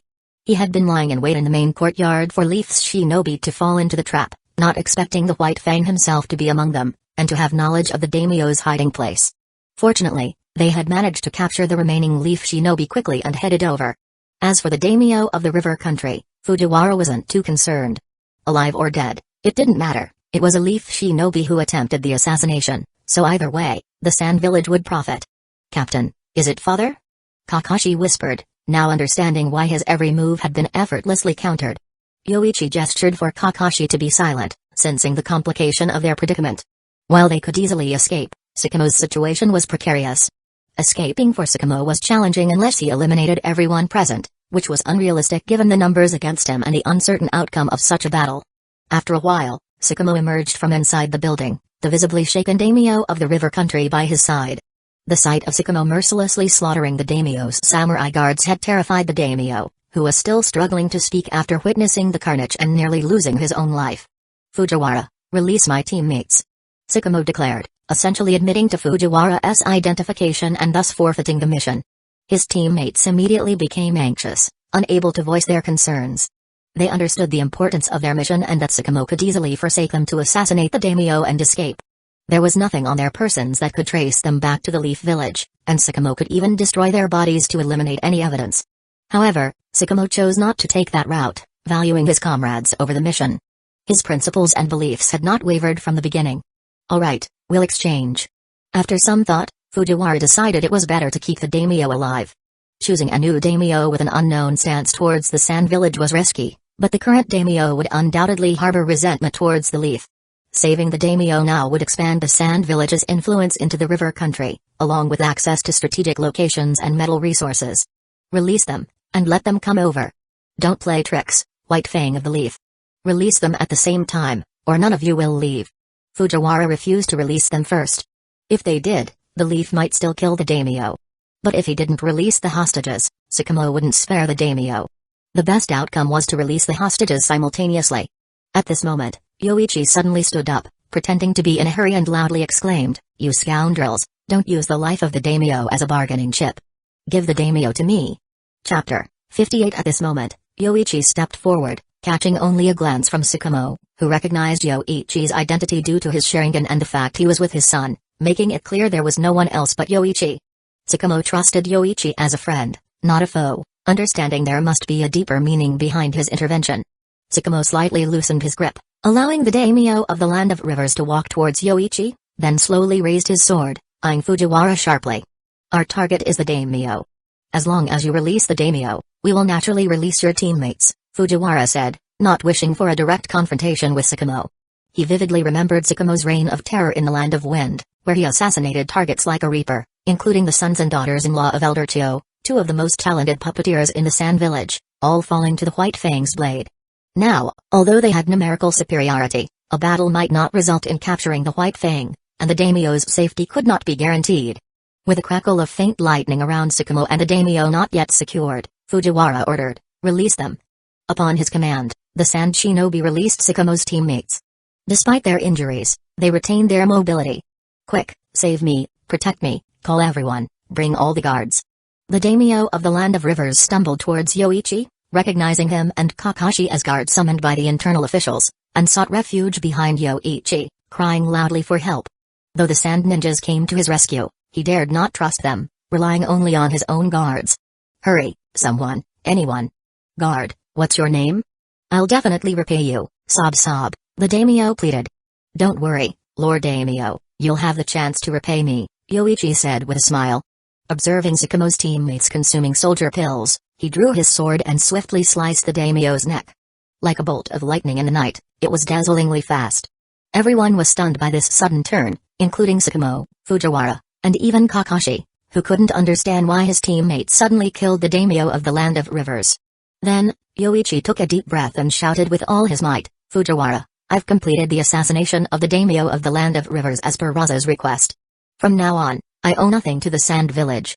This shout, amplified by chakra to carry far, left Yoichi's throat feeling sore and swollen, likely affecting his ability to use fire-style jutsu for a while. After the shout, Yoichi plastered several explosive tags on the daimyo's head, tossed them towards Fujiwara and his men, and urgently whispered to Kakashi, "Run now." With a bang, smoke bombs were deployed, and a figure enveloped in lightning swiftly escaped. Kakashi followed, activating his lightning style to hasten his escape over the wall. The explosion of the explosive tags caused a loud boom, but Sakamo was the second to react, immediately using Earth Style to create a protective wall and ordering, "Retreat." Earth Style, Earth Flow Rampart. A thick earth wall rose rapidly under Sakamo's control, collapsing towards Fujiwara and his ninjas. After deploying the jutsu, Sakamo chased after his retreating teammates. Fujiwara, reacting the slowest among them, was shocked that the daimyo's guard would kill the daimyo, especially since the daimyo had sought refuge with that guard, only to be beheaded. The subsequent explosive tags didn't injure them much but hindered their pursuit. After defending against the explosions, Sakamo's earth wall trapped them. Breaking through the wall, Fujiwara's group heard shouts from outside, "The sand ninjas killed the daimyo. Raza sent someone to kill our daimyo." And similar accusations. Nonsense. Raza was currently refining his magnet style. How could he have ordered the assassination of the Land of Rivers daimyo? Chase them. Don't let that guard or the White Fang escape. Chase. Fujiwara, furious, realized the Sand Village had been schemed against. The commotion at the daimyo's mansion would lead many to blame the Sand Village for the daimyo's death. Even if a few knew the Sand Village had helped, it was too late. The daimyo was already dead. Catching the few who knew the truth wouldn't allow the Sand Village to clear its name in front of the entire shinobi world. Boom. The mansion continued to explode in several places. Fujiwara, after calming down, ordered, "Chase the one who killed the daimyo of the Land of Rivers. We must capture them alive." In his initial anger, he had lost sight of reality. It was unrealistic to capture both parties. Now, they could only try to capture the murderer to persuade the next daimyo of the Land of Rivers to ally with the Sand Village. They couldn't afford to be blamed for this. However, it was already too late. Yoichi had set his sights on the daimyo's treasury from the start, hypnotizing many with his Sharingan over the past few days to obtain detailed maps of the mansion. Moreover, Sakamo used Earth-style to buy Yoichi time, allowing him to spread rumors throughout the mansion about Raza's alleged assassination order, using shadow clones disguised as guards and internal officials. Regardless of the evidence, the Land of Rivers daimyo was dead, and if someone shouted it was Raza's doing, the blame would stick. "Captain, I can't go on," said Ryosuke, pale and exhausted from running while wounded, despite consuming soldier pills. Now, he had reached his limit. The rest, except for Sakamo, were in a similar state, depleted after a battle and struggling to maintain their pace. "Let's rest in the forest ahead." Upon reaching a secluded forest, Sakamo summoned a Ninken with the summoning jutsu and ordered, "Pak-kun, keep watch. Alert me if anyone approaches." "Got it, but it seems like Kakashi's scent is nearby, along with another unfamiliar scent," Pak-kun noted, sniffing towards another direction. The team was surprised, with Ryosuke expressing confusion mixed with realization. "Captain, Kakashi is your son, isn't he? Why is he here?" "The one who killed the daimyo of the Land of Rivers just now is." "I don't know either." "Let's talk about it later," Sakamo sighed, relieved, then continued, "At least the mission is barely considered complete." The death of the Land of Rivers daimyo had threatened to expose their identities. However, Yoichi Uchiha's actions complicated matters, leaving it unclear who was to blame for the daimyo's death, providing the Fire Country's daimyo with an ambiguous yet serviceable explanation. Chapter 59 Sakamo-san. Yoichi and Kakashi made their way to Sakamo's resting place, thanks to Kakashi's keen sense of smell. It's uncertain how he trained it, but his nose is almost as good as those of the Inuzuka clan. "Yoichi-san, thank you very much for earlier. Without your help, our mission would have failed, and our teammates might have been in danger." After saying this, Sakamo bowed deeply to Yoichi, expressing his heartfelt gratitude. Without Yoichi's final strike and the commotion he caused by shouting in the Land of Rivers, the mission would have ended in failure, and the Land of Fire and Hidden Leaf Village might have faced unpredictable consequences for the attempted assassination of a minor country's lord. Sakamo had given it some thought and realized just how severe the consequences of exposing Hidden Leaf Village ninjas' identities after a failed mission could be. "It's okay, Sakamo-san. Since I happened to be there, it was natural to lend a hand," Yoichi said, waving his hand. After a moment, he added, "I only helped because of Kakashi and out of respect for you. The outcomes of Hidden Leaf Village's missions have nothing to do with me." Hearing this, a ninja from Sakamo's team, who didn't quite like what was said, interjected, "Hey, how can you say that? Let's rest up for now. We need to recover some chakra before we hit the road again. We can only rest easy once we reach Kikyo Castle." Sakamo interrupted, understanding Yoichi's lack of fondness for Hidden Leaf Village, especially after incidents of betrayal within the village that also involved his son. Therefore, Sakamo empathized with Yoichi, who had just saved their squad. Arguing over such minor issues didn't seem right. "Father, so it was you just now. That kick really hurt," Kakashi said, holding his chest, still feeling the pain from that kick. His ribs might not be broken, but they were definitely injured. "Sorry, Kakashi. But as a ninja, one must be prepared to endure injuries or even death. Besides, I gave you plenty of hints earlier." Sakamo ruffled Kakashi's hair, then asked, "By the way, were you on a mission in the Land of Rivers?" "We weren't on a mission. Kakashi and I originally wanted to find a summoning beast. We heard there were documents in the Land of Rivers Lord's mansion, so we sneaked in to look." Before Kakashi could reply, Yoichi spoke first. He wasn't trying to hide anything from Sakamo. After all, Kakashi would likely tell his father later, and Sakamo was trustworthy in terms of confidentiality. The issue was the presence of others, especially a member of the Sarutobi clan, who were staunch allies of the Senju, Nara, and Akimaki clans, with the Sarutobi acting as witnesses to their alliance. These people couldn't be trusted, so the excuse Yoichi provided was sufficient for them to deal with Hidden Leaf Village's higher-ups. Sakamo nodded, then asked, "Is that so? What do you plan to do next, Yoichi-san?" Yoichi sighed, We haven't found the summoning beast yet, and I'm not satisfied with just going back. I'm thinking of looking elsewhere. Kakashi, do you want to go back with him, or will you come with me? After a moment's hesitation, Kakashi replied, I'll stick with the captain. Is that okay, father? It's up to you to decide. We should also be leaving now. Kakashi, Yoichi-san, take care. The Sand Ninja might be after you. Tsukumo knew not to believe that excuse, but since the other party clearly had their own plans, he chose not to pry further. Moreover, their current location wasn't very safe. After applying basic first aid and consuming soldier pills to recover some chakra, Tsukumo was ready to lead his team back to Hidden Leaf Village. Let's part ways here. Take care, Yoichi-san. After bidding each other farewell, they headed in separate directions. Once Tsukumo and his team were out of sight, Kakashi asked, Captain, you're not seriously thinking of going back to the Lord's mansion in the Land of Rivers, are you? What else? We can't just let these past 7 or 8 days be for nothing. Effort should yield rewards, that's an unchangeable truth. Yoichi finished speaking and then, sighing, patted Kakashi on the shoulder. It's only because we ran into Tsukumo-san that I didn't complete the assignment with my usual dedication. Now, we probably can't even go near the underground exchange. The Sand Village will definitely trace it back there. Kakashi rolled his eyes, hardly believing Yoichi's bluster, especially since they hadn't completed their assignment. How could they even think of claiming a reward? Sneaking back into the Lord's mansion now, who would expect that? Yoichi said with a smile, confident in his knowledge of the mansion's layout and his familiarity with its interior. Infiltrating using Genjutsu would be simple.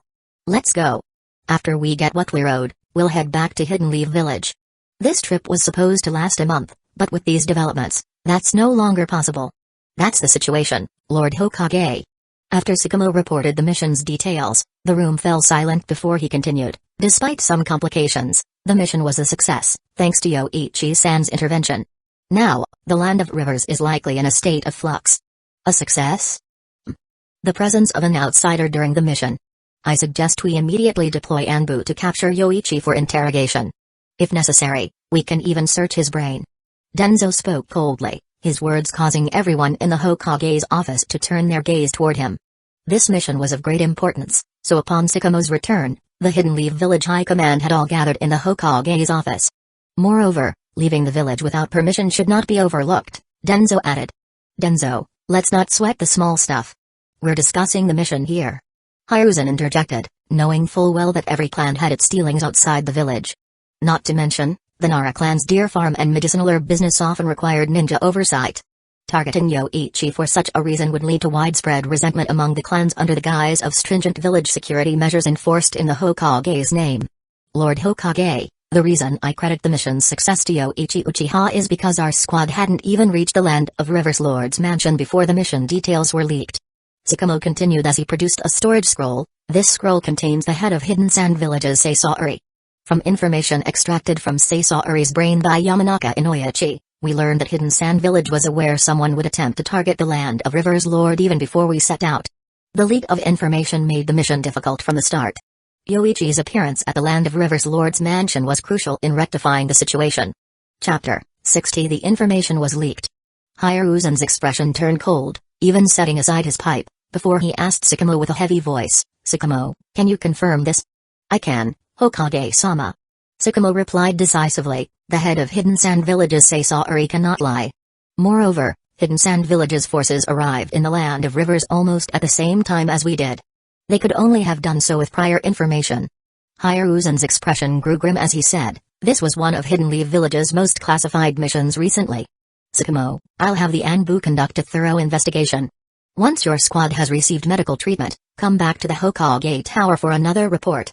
Hand over Seisaori's head to the interrogation unit. It seemed a major investigation was underway, yet Danzō, the instigator, appeared untroubled, confident that the investigation would not trace back to him. It was regrettable to Danzō that Tsukumo had completed the mission. Although the assassination of the Land of Rivers Lord was not perfectly executed, the fact that the blame was shifted to Hidden Sand Village by Yoichi's cunning move somewhat remedied the situation for Tsukumo. How infuriating. Danzō seethed internally, yet he saw an opportunity to exploit this situation further, considering that Tsukumo had also exposed his identity, and the Lord's mansion might not accept this outcome easily. Tsukumo, go rest for now. I'll have the Anbu look into the information leak. In a few days, accompany me to the Lord's mansion. Hiruzen paused before continuing, Your squad has completed the S-rank mission. This statement effectively closed the chapter, on the mission to assassinate the Land of Rivers Lord, causing Danzō to feel a rush of urgency, yet, he could not voice his objections without a valid reason, lest he raise Hiruzen's suspicions. I understand, Hokage-sama. After Sakamo responded, he nodded and left the Hokage's office. Once Sakamo had left, Danzō suddenly spoke up, Hiruzen, are you sure about crediting this mission as completed by Sakamo? Hiruzen frowned, what do you mean by that, Danzō? You know the prestige of Hidden Leaf Village's White Fang in the village. The Lord was immediately satisfied upon learning that the mission was led by Hidden Leaf Village's White Fang. If you credit this mission as completed by Sakamo, the Lord's trust in him will deepen to an unshakable level. Danzō's words silenced the room. He knew what Hiruzen cared about and targeted his weak point from the start. Selecting the Hokage requires the trust of the village's ninjas. After a vote, the Hokage is chosen by Hidden Leaf Village's higher-ups in conjunction with the Land of Fire. Sakamo's reputation in the village, even surpassing the Sannin, backed by the trust of the ninjas and the Lord, positioned him as a prime candidate for the next Hokage. Who else in Hidden Leaf Village could rival the White Fang? Hiruzen fell silent, relighting his pipe and taking a deep drag before slowly exhaling the smoke. After a while, he said, this mission relates to Hidden Leaf Village's future funding, so its completion was necessary. The completion of the mission meant an increase in funding from the Lord's mansion by several 100 million ryo, a significant sum needed for the village amidst increasing border tensions. However, Danzō's point was also valid, Hiruzen thought. Sakamo was not his preferred candidate for Hokage. Since Sakamo's school days, Hiruzen knew he had his principles and was very steadfast in his beliefs. A new Hokage often lacks experience and needs the support of the older generation. If it were Sakamo, he might not heed their advice, choosing instead to follow his own convictions in leading Hidden Leaf Village. This was not ideal. The decision is yours, after all, you are the Hokage. Danzō snorted and left the Hokage's office. Usually, when Hiruzen used this phrase, it irked Danzō, but today, using it against Hiruzen felt particularly satisfying. After leaving the office, Danzō thought, if anyone cares most about the position of Hokage, it's you, Hiruzen, even more than me. Let's head back, Kakashi. This haul is enough to cover you in chakra metal, even enough for a full suit of armor. That's too extravagant, Captain. Remember, the 3 prohibitions of a ninja. But I'd like a ninja suit like yours for weighted training and sword practice. Kakashi's smile was evident even behind his mask. Money has its magic, the more there is, the greater its allure. This was Kakashi's second significant financial gain, and he couldn't help thinking about treating himself to some fine purchases. The wealth in the Land of Rivers Lord's mansion was staggering. Even though they only took the cash, their haul amounted to several 100 million ryo. Many assets were left behind due to their sheer volume, including shop deeds and various property contracts, essentially making the entire Land of Rivers the private property of the Lord's mansion. Cash was not plentiful, as even the Lord's mansion kept most wealth in banks. Yoichi, unable to access these funds, decided to leave them be. After this, we won't have to worry about Gates' food expenses. A portion will go to Gates for meals, another into the medicine factory and the ninja games, and the rest will hire bounty hunters to steal starstones from the Star Village. Yoichi had already planned how to use the money. The funds allocated to the medicine factory would be used to pre-purchase medicinal herbs, securing a 30-year supply contract exclusively for the Uchiha medicine factory. Breaking the contract would mean either financial compensation or death. However, the incident in the Land of Rivers had caused quite a stir. As a bounty hunter who turned on his employer, if Yoichi didn't manage this situation well, his operations in the underground exchange could be jeopardized. The exchange might even spend its own money to find him. Fortunately, Yoichi was cautious, always concealing his identity during his visits. For a long while, Yoichi planned to stay away from the underground exchange, especially since he wasn't short on money now. After discussing with Kakashi, they headed back to Hidden Leaf Village, knowing the outside world was not safe and it was best to return sooner. Upon returning to Hidden Leaf Village, Yoichi was immediately summoned by the second elder. After being seated, the second elder's daughter-in-law served them tea before leaving. Kenji took a slow sip of his tea and then began, Yoichi, you've caused quite the stir this time, even the lords know your name now. Chapter 61 I haven't left the clan grounds for a long time, but yesterday I had to leave to deal with your matter at the Hokage Tower with the clan leader. Kenji's words seemed like a complaint, but the smile on his face revealed his good mood. Although I don't know what secret mission Sakamo was on, after he and the higher-ups returned from the Lord's mansion, the Uchiha clan received rewards from the Lord. While it wasn't direct, ultimately, the village benefits. Yoichi was surprised by this news and asked, The village didn't give me any trouble for leaving without permission? What trouble could that be? If they dared to make an issue out of it, then the police force would start strictly investigating unauthorized departures tomorrow. No one would be able to leave the village then. It was under the Hokage's orders, after all. Kenji laughed confidently. After all, did the members of the Shimura clan ask for permission before they left the village? Applying such rules to civilian ninjas was one thing, but to think they would enforce it on ninja clans? Besides, you involved that Kakashi kid, Tsukumo's son. How would they punish him? Praise the father with one hand and punish the son with the other? Kenji was in a good mood today, quickly finishing his cup of tea. I heard this mission was very important. You might even get a mission reward, possibly getting to choose a ninjutsu. Really? Elder Kenji, I don't mean to doubt you, but last time I almost threw Danzō's face into the toilet.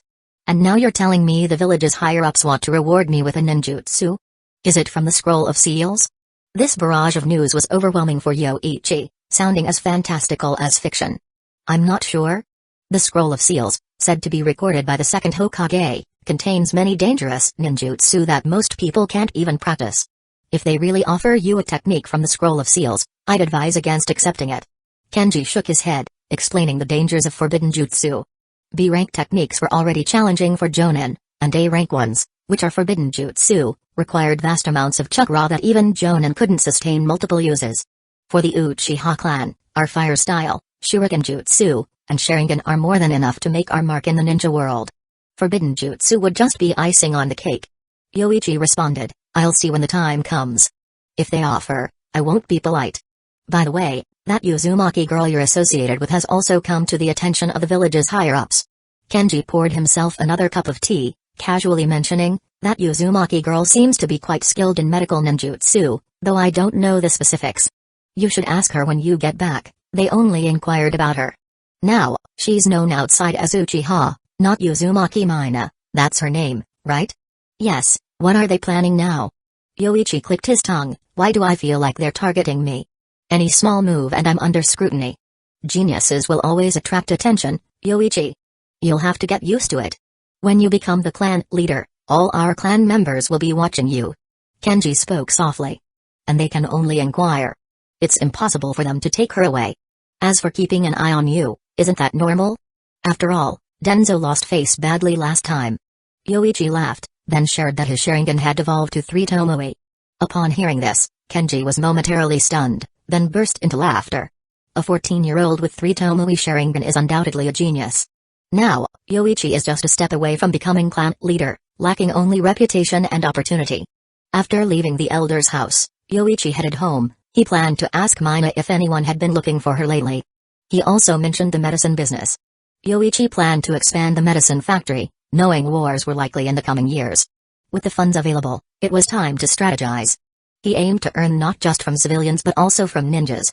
The Uchiha also had their business, collaborating with the Necromancer clan on weapons, who also helped gather information from the ninja world.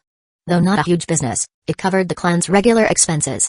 Now, Yoichi had 3 businesses in hand. The medicine business was about to go public, the gaming business was acquiring factories, and as for the magic goats, they'd wait till next year to see the results. After returning home, Yoichi checked on Gates, who spent his days eating and sleeping, then nagging Yoichi for energy-rich meats, only to be kicked away by Yoichi. Gates, always demanding without doing much, would soon be asked to sign a summoning contract with Mina. Mina had plenty of chakra but lacked self-defense techniques. Before awakening the adamantine sealing chains, her strength was akin to a Chunin's, and that too without much combat experience. With Gates' help, Mina wouldn't have to fear even Jonin, despite Gates not being able to use Beast King Roar Bullet, Gravity Control Technique, and Earth Pillar Technique, or utilize his massive bear paws continuously. Facing a dozen ninjas wouldn't be a problem. Yoichi, having used his ability to borrow without permission today, feared he wouldn't have many chances back in Hidden Leaf Village, so he stole some chakra from a wandering ninja on the way back. Through days of stealing, Yoichi learned that only by taking physical or mental energy could he permanently increase his strength. Dujutsu, a manifestation of mental energy, could also be considered yin release. That evening, when Mina returned, she typically announced her arrival at the door, "I'm back." Then, she kicked off her shoes and flopped onto the sofa, not noticing Yoichi's return, and began to mutter to herself. "I'm so tired, and I still have to study sealing techniques later."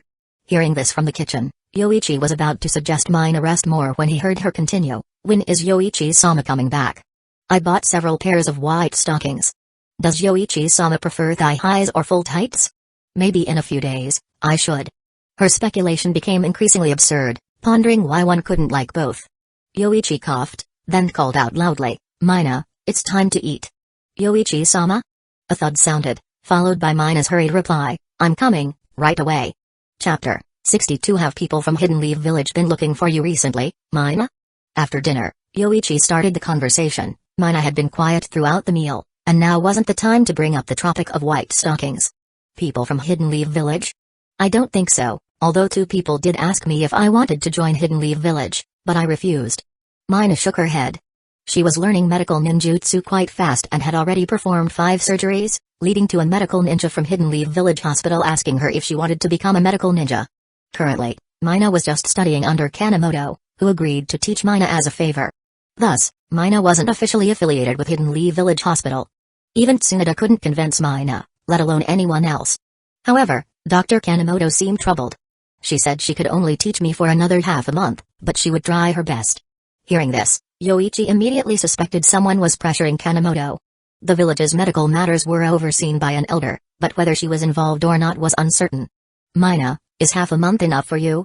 It should be. I think the hardest part of medical ninjutsu is chakra control. As long as you can control chakra down to every cell, you can use any medical ninjutsu. Tsunade-sama said the same, but I can't do it yet. After pondering for a bit, Mina continued, Tsunade-sama said I could ask her if I had any questions, but I haven't gone to see her yet. What Dr. Kanemoto is teaching me is enough for me to handle for now. That's good, then. Keep up your practice, and if you need anything, you can always come to me. Half a month clearly wouldn't be enough, but judging by Mina's tone, she didn't want to trouble him. He decided to consult Elder Kenji later, as the elder's connections were undoubtedly stronger than his. After speaking, Yoichi stood up to return to his room but added before leaving, Oh, I brought you a gift. It's on the table by the entrance. The gift wasn't anything expensive, he had it bought on his way back to the pharmaceutical factory, something for tying her hair, though Yoichi didn't look at it closely. Mina, however, was delighted upon hearing about the gift. She waited until Yoichi had returned to his room before she excitedly ran to the entrance. Seeing the gift box, she picked it up and chuckled gleefully. At the Senju compound. Returning home, Tsunade was surprised to see the lights on. After a moment, she realized who was most likely to visit her home and use it in her absence. Apart from Kushina, who had lived there as a child, no one else would come to her house and turn on the lights without her being there. Upon entering, Tsunade was greeted by the familiar figure of Kushina, who bounded to the door with a ladle in hand, exclaiming, Tsunade-ne, you're back. The aroma of food filled Tsunade's nostrils, prompting her to comment, It's rare for you, Kushina, to cook dinner for me. What do you need from me? Tsunade likes it, so I'll come and cook for you more often. Even if you say that, I'll have to think it over when you ask me for a favor. After saying this, Tsunade took off her shoes and, without bothering to put on slippers, walked barefoot across the floor to the dining table. Seeing the steaming dishes, Tsunade felt hungry. She had been ready to settle for a simple bowl of ramen if Kushina hadn't cooked. After serving herself, Tsunade began to eat heartily. After a busy afternoon, she was quite hungry, and the food tasted exceptionally delicious. Tsunade-ne, I heard there's another Uzumaki in the village, studying medical ninjutsu at the hospital? As Tsunade ate, Kushina, resting her chin on her hands, suddenly asked. Tsunade paused, then replied, Yes, that's true. Her chakra is very special, different from yours, with a natural aptitude for medical ninjutsu. I've seen her file, she's now known as Mine Uchiha. Uchiha? She got married? Kushina was taken aback, then recalling the name Mina, which sounded familiar, she eventually realized, it's Mina. I remember now, we studied sealing techniques together under the elders as kids, then lost contact. Kushina's expression turned wistful. She had arrived in Hidden Leaf Village not long before news of the Uzumaki clan's destruction reached her, and since then, there had been no news of Uzumaki survivors. After finishing her meal, Tsunade explained, she didn't get married, but Yoichi saved her, and out of gratitude, she joined the Uchiha clan. So, she's known as Mine Uchiha. But to deal with Hidden Leaf Village formalities, that kid still often calls her Uzumaki. Kushina, did someone ask you to persuade Mina to join Hidden Leaf Village? Kushina nodded. Minato mentioned it, but is joining Hidden Leaf Village so bad? Don't worry about it. She lives in the Uchiha compound now, so she's technically a part of Hidden Leaf Village. Plus, Given your current situation, it'd be hard to meet her. Focus on your training. Tsunade advised, hinting that Mina's resistance to Hidden Leaf Village made persuasion unlikely, even with Tsunade's status as a Sannin. Kushina's sudden interest likely stemmed from someone suggesting she could appeal to Mina based on their shared Uzumaki heritage, given Mina's ideal medical ninjutsu aptitude. However, Tsunade preferred to stay out of it, recalling how a previous comment led to a confrontation with the Uchiha clan, making her consider leaving Hidden Leaf Village to avoid such entanglements. "Tsunade, can't I see Mina?" Kushina asked, disappointed not at the inability to persuade Mina but at not being able to meet an old acquaintance. "She's either in the Uchiha compound or the hospital, places you can't just visit." Tsunade glanced at Kushina, quickly adding, "I won't go to the Hokage for this. He'd surely have demands, and it's impossible to agree." Given the Jinchuriki's dedicated medical ninja and the Uchiha compound being off-limits, plus Kushina's inability to fully control her tailed beast's power, roaming freely was out of the question.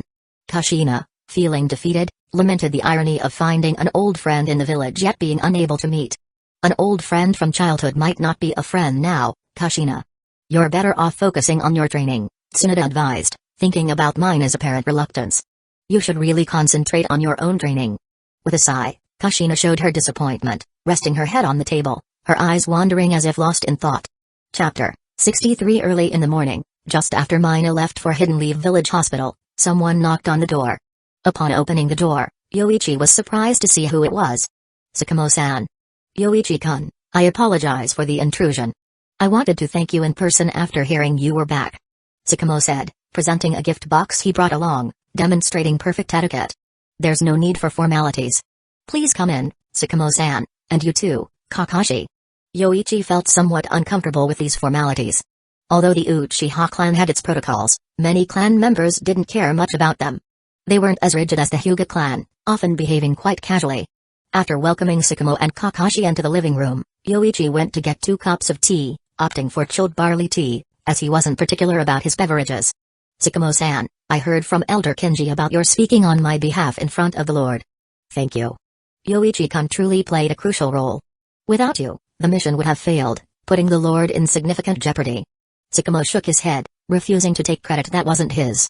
After Hiruzen and Sakamo returned from the Lord's mansion, the Fire Country's Lord sent a second delegation to the Land of Rivers, strongly condemning Hidden Sand Village for daring to assassinate a Lord in violation of the Shinobi Code. Hidden Sand Village naturally wouldn't accept the blame, claiming it was the work of Hidden Leaf Village's White Fang who was there to protect the Land of Rivers Lord. Only a few knew the truth about Hidden Sand Village's intentions, including the Lord of the Land of Rivers, his inner court, and personal guards, all of whom are now dead.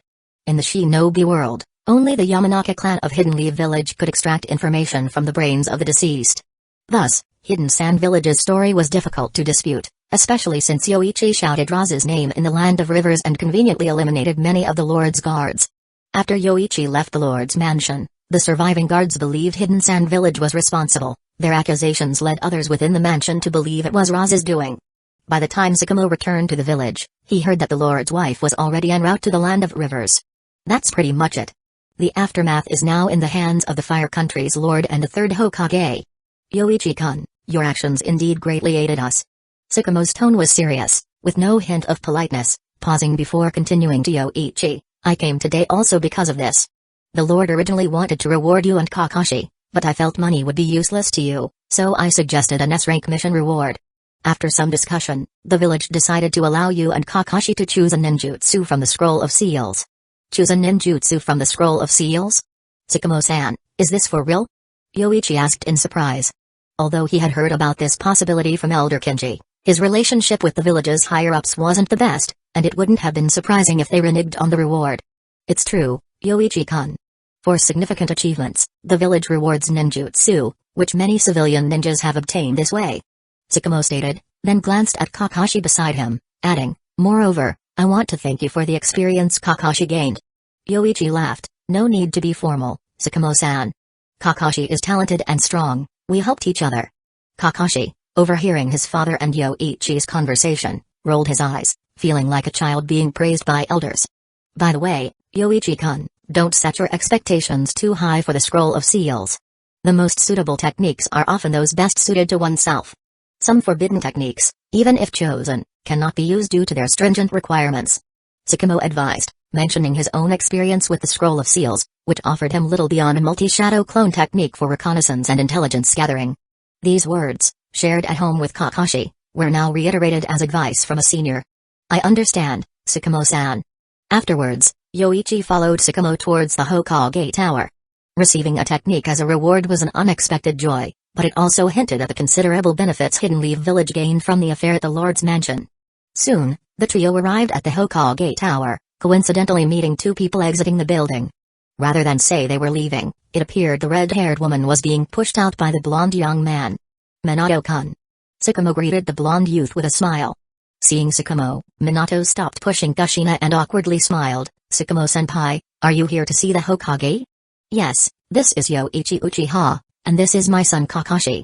I'm taking them to see the third Hokage for a matter." After introducing everyone, Sakamo said to Minato, "Minato-kun, we'll head up first, as we've already arranged with the third Hokage." "Please, go ahead, Sakamo-senpai." Minato responded respectfully. Although he was a jonin, he couldn't compare to Sakamo, whose reputation was at its peak, even surpassing the Sannin and overshadowing a genius like Minato. Hearing Minato's name, Yoichi guessed the redhead was the Nine-Tails Jinchuriki but quickly diverted his attention, nodding to Minato before following Sakamo into the Hokage Tower. Once Sakamo and the others had entered, Kushina suddenly exclaimed, "Right, Yoichi Uchiha. I remember now, Mina is staying at his place. Minato, wait here with me until Yoichi comes out, then we can ask if we can visit his house." Minato immediately shook his head. "That's not possible, Kushina. The Hokage just refused, and you're under protection." "What protection?" "That's clearly surveillance. Although I didn't control the Nine-Tails well before, I've been getting better at using its chakra. Yet he won't even allow me a bit of freedom." Kushina complained, then whispered to Minato, "You know the Flying Thunder God technique. You could leave a mark on me, visit Yoichi yourself, then bring me over." "Kushina, let's not. The Hokage would be furious." Minato adamantly refused, knowing full well the trouble it would cause. A missing Jinchuriki would trigger an all-out search by the Anbu, and he understood the severity of such a situation. "You refuse everything. I think you just don't want to help me." Seeing Minato's refusal, especially after not supporting her in the Hokage's office, Kushina turned away with a huff. "Fine, I'll wait here for Yoichi to come out." Chapter 64. Minato stayed behind, offering a couple of persuasions, but seeing Kushina determined to wait, he apologized and left reluctantly. He had a training session scheduled with his teacher, and being late wouldn't be good. "Idiot, Minato." Kushina, seeing Minato leave, was immediately displeased, stomping her foot twice. It wasn't long before she also contemplated returning. However, deep down, she still wished to see Mina, possibly the only clan member she could meet and someone she knew from childhood. Unfortunately, the Hokage restricted her freedom, confining her within a barrier. Even if she fell ill, she couldn't visit Hidden Leaf Village Hospital and would receive treatment from a medical ninja at home, leaving her no chance to seek out Mina.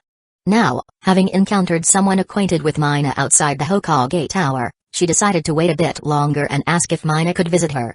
Thus, Kushina disregarded Minato's advice and stationed herself near the Hokage Tower. Inside the Hokage office, this was Yoichi's first visit. The third Hokage, Hiruzen, still in his prime, wasn't particularly tall but was undeniably one of Hidden Leaf Village's top shinobi. "Sakamo, you're here, and Yoichi-kun and Kakashi too." Hiruzen greeted them warmly, setting aside his pipe. "I believe Sakamo has already informed you. Though it was by chance, you've greatly assisted both Hidden Leaf Village and the Land of Fire. On Sakamo's suggestion, the village has decided to reward you both with a ninjutsu." "Thank you, Hokage-sama," Yoichi and Kakashi said almost in unison. Without delay, Hiruzen continued, "As per the rules, the ninjutsu you select must not be widely disseminated beyond your own students. I'll provide you with a ninjutsu scroll shortly, and after you've made your choice, I'll release the seal on it." After explaining the rules, Hiruzen produced a tall scroll for Sakamo and Yoichi to select from, though they had to make their choices separately and privately. Kakashi went first, quickly returning, possibly heated by Sakamo's advice, knowing which ninjutsu to choose, or perhaps indifferent to the scroll of seals, focusing solely on mastering the White Fang's sword techniques. When it was Yoichi's turn, he entered and began perusing the scroll of seals. Multiple shadow clone technique, water style, hard vortex water blade. From A rank to S rank forbidden jutsu, the scroll listed various ninjutsu, both elemental and non-elemental, but the ones Yoichi was most interested in weren't included, such as the Flying Thunder God technique, reanimation jutsu, or the techniques learned by Orochimaru like Impure World Reincarnation and Eight Gates technique. If this wasn't a specifically modified scroll of seals, then those forbidden techniques were stored elsewhere, making them virtually inaccessible to Yoichi. After a while, finding none of the techniques suited him, Yoichi closed the scroll and asked, "Hokage-sama, none of these techniques are quite right for me. Could I possibly choose a sealing technique?" Hiruzen pondered before responding, "A sealing technique? The scroll of seals does list the four-symbol seal. Would that not suffice, Yoichi-kun? It might not be suitable. If there's a slightly simpler sealing technique available, that would be preferable." "Very well, then. I'll have the sealing team compile 3B rank sealing techniques for you. Would that be acceptable?" "That would be more than sufficient. Thank you, Hokage-sama." Yoichi, not one to fuss, readily agreed. The techniques on the scroll of seals didn't quite match his needs. A-rank techniques were unnecessary, he already knew shadow clones, and the 8 gates were less appealing than his constant state of lightning-style chakra mode, not to mention the other Genjutsus were less useful than the Sharingan. After a thorough review, finding none suitable, he preferred to choose sealing techniques for Mina. After the Uzumaki clan's fall, Hidden Leaf Village's sealing techniques undoubtedly ranked first, and Mina remembered few from her clan, with the Uchiha clan possessing even fewer. Choosing 3B rank sealing techniques was the best option. Exiting, Yoichi asked Kakashi what ninjutsu he chose. After a moment, Kakashi responded, "The Art of Darkness, a Genjutsu that obstructs vision." "It's practical, isn't it, Captain?" Yoichi gave the young white-haired boy a sidelong glance, slightly suspicious of his intentions. This unexpected journey turned out quite profitable, not only securing a vast fortune but also unexpectedly acquiring 3B rank sealing techniques. For a while, Yoichi planned to train within the village.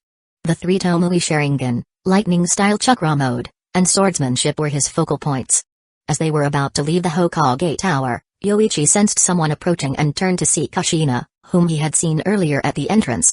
Approaching, Kushina bowed slightly and asked, "Hello, I'm Uzumaki Kushina. Is Uzumaki Mina temporarily staying at your place?" "She's mine Uchiha now. Whatever her name was before doesn't matter to me, but if she's in Hidden Leaf Village, she's only known as mine Uchiha," Yoichi emphasized, considering Mina as part of his household despite her Uzumaki heritage. "Alright, mine Uchiha then.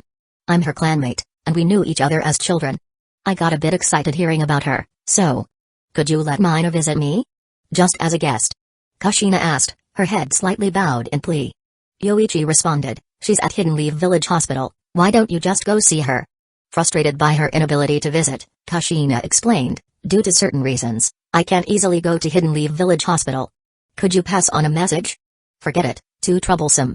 If you can't even go to the hospital, your status must be quite important. I suggest you ask the Hokage, he can decide on matters within the village." Yoichi prepared to leave but was stopped again by Kushina, who pleaded with clasped hands, "I've already asked the Hokage, and he didn't agree.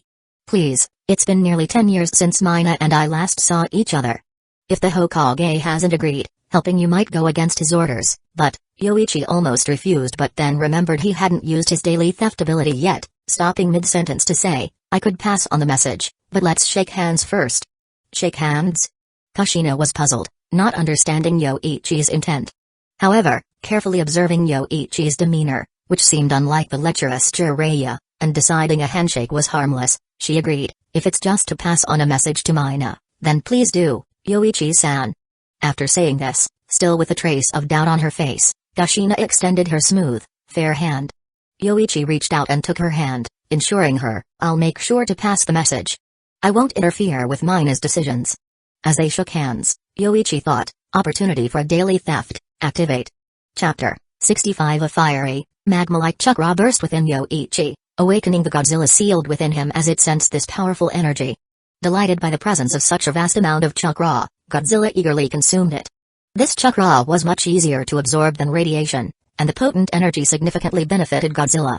The negative and violent emotions within the Nine Tails chakra had no effect on Godzilla. At the same time, within Kushina's sealing space, the Nine Tails suddenly felt a significant reduction in its chakra, losing about 1%. For the Nine Tails, this was not an insignificant amount, requiring several minutes to accumulate, especially with 2 layers of seals restricting its movement. The Nine Tails immediately blamed Kushina, believing only she could have done this, and furiously roared, "Damn human, I'll kill you when I get out." The loss of 1% of the Nine Tails chakra was substantial, filling Yoichi's Godzilla with excitement. This also caused a change in Yoichi's body temperature, which soared to 60 or 70 degrees Celsius in a short time. Yoichi quickly let go of Kushina, but she noticed the sudden increase in temperature and asked with a puzzled look, "Your hand?" "It's nothing. I'll talk to Mina about it tonight. That's all for now." "Wait, let me give you the address." Kushina hurriedly called after Yoichi, giving him her address before he turned to leave. This theft was a significant gain for Yoichi, especially since stealing the Nine-Tails chakra seemed unnoticed by Kushina, who currently lacked perfect Jinchuriki communication with the tailed beast. The influx of chakra was a great boon to Yoichi, feeding it all to Godzilla, which then entered a phase of rapid growth and evolution. It was unclear to what extent Godzilla would evolve, but its strength would undoubtedly increase significantly once it awakened. Returning home, Yoichi, following Mina's instructions, checked on Godzilla within his ceiling space. Godzilla was now in a deep sleep, and Yoichi could feel it growing quickly. The Nine-Tails really does have a lot of chakra. Just 1% is equivalent to 2 or 3 times my own. A complete Nine-Tails would have chakra equivalent to over 300 of me. Yoichi, already possessing a substantial amount of chakra, especially after activating his 3 Tomoe Sharingan and stealing various forms of energy, now matched an elite Jonin in terms of chakra. Time to train. Feeling energized, Yoichi felt he could undergo intense training all morning without tiring. Finding Gates in the yard, Yoichi kicked the hefty bears behind, accusing, "You sneaked out for food yesterday, didn't you? Where did you find it?" Gates rolled over, communicating through their contract, "Hey, Master, there's a forest about 20 kilometers away with plenty of edible creatures. That's the Forest of Death, filled with creatures for the Chunin exam trials. Don't mess around in there, or it'll be trouble if you're caught." Realizing where Gates had ventured, Yoichi warned about the creatures, brought in specially for the Chunin exams. If Gates depleted the forest's wildlife, the Anbu would surely investigate. "Let's add extra meals for you, but today you're training with me." Humphrey Gates grumbled but reluctantly got up to follow Yoichi, serving as a weight and throwing partner to enhance Yoichi's gravitational and sword training. Before the Third Great Ninja War, Yoichi aimed to strengthen himself, planning to become the Uchiha clan leader once the war ended. This was a decision made in consultation with Elder Kinji, contingent on Yoichi achieving notable success in the war. After training till evening, Yoichi and Gates returned home, where dinner was already delivered, several large bowls of fresh meat prepared that morning. Gates, having expended magic all day, eagerly devoured his meal. "Yoichi-sama, you're back a bit late today, dinner's ready." Upon entering, Yoichi saw Mina approaching him, wearing knee-high white stockings, her feet tapping lightly on the floor. "Let's eat then." "Oh, and Mina, I met Uzumaki Kushina at the Hokage Tower today. She wants to see you. Here's her address, it's up to you." Yoichi glanced at Mina's stockings before mentioning his encounter with Kushina. "Kushina, huh?" Recalling her childhood clan member, Mina felt torn. Unsure how to respond, she carefully considered the address Yoichi gave her, asking tentatively, "Yoichi-sama, should I go?" "Make your own decision. You don't have to train so hard. If you want to go, go. With the Uchiha behind you, no one in the village can harm you." Yoichi glanced again before gently touching Mina's vibrant red hair. Registered as Uchiha, she had the support of Hidden Leaf Village's premier ninja clan. "I understand, Yoichi-sama." Mina followed Yoichi to the dining table, secretly thinking, Yoichi-sama looked 3 times, wearing this was the right choice. "Next time, I'll try something else. It should be here." Following the address, Mina arrived at the house and knocked on the door. Shortly, a voice inside called, "Coming." And the door opened to reveal a woman with bright red hair standing before Mina. "Kushina." Mina smiled, recognizing her childhood companion despite the changes. Kushina, once round-faced like a tomato, had slimmed down. "Mina, it's been so long." Kushina excitedly hugged Mina, then dragged her inside after a brief celebration. Chapter 66. After entering Kushina's home, Mina discovered that she had a lover living there, Minato, who was busy cooking in the kitchen. Kushina had a lot to talk about with Mina, so she took her to her room. After Minato served some tea and snacks and informed them about lunchtime, he went downstairs to tend to other things. "Kushina, your life seems so nice now," Mina said somewhat enviously, thinking such a life must be almost perfect. "It's terrible, actually. I'm living entirely under surveillance. They've drawn a circle for me and confined me to live within it. I haven't been out in a long time," Kushina explained, indicating the small range of her life with a circular gesture of her hand. "This kind of life is too suffocating. I was almost taken away by Hidden Cloud's village ninjas when I was younger." Luckily, Minato saved me, and since then, I haven't been able to go out. It's really hard, Mina. Even seeing you required passing a message through someone else. Well, it's not too bad, I guess. Mina awkwardly smiled, recalling her own accommodations in Hidden Grass Village, which were far worse than Kushina's well-furnished, spacious two-story house. In Hidden Grass Village, Mina was almost always under surveillance, and if not for her sensory abilities, she might never have left. She probably would have never met Yoichi or escaped a likely death in Hidden Grass Village. Kushina quickly shook her head and then asked, "Isn't it possible for you to leave the village for missions? I should be able to. But my strength is still too low, and my medical ninjutsu skills aren't polished yet. Yoichi-sama told me to focus on learning for now. He plans to take me on missions eventually since I'm already a member of his team," Mina said with certainty. "That's great. I can't even think of leaving the village, let alone visiting you at the Hidden Lee Village Hospital." Kushina envied Mina and then held her hand, continuing, "Mina, do visit me more often. I'm so bored on my own. Remember the sealing techniques the elder taught us when we were kids?" Kushina enjoyed reminiscing about their childhood.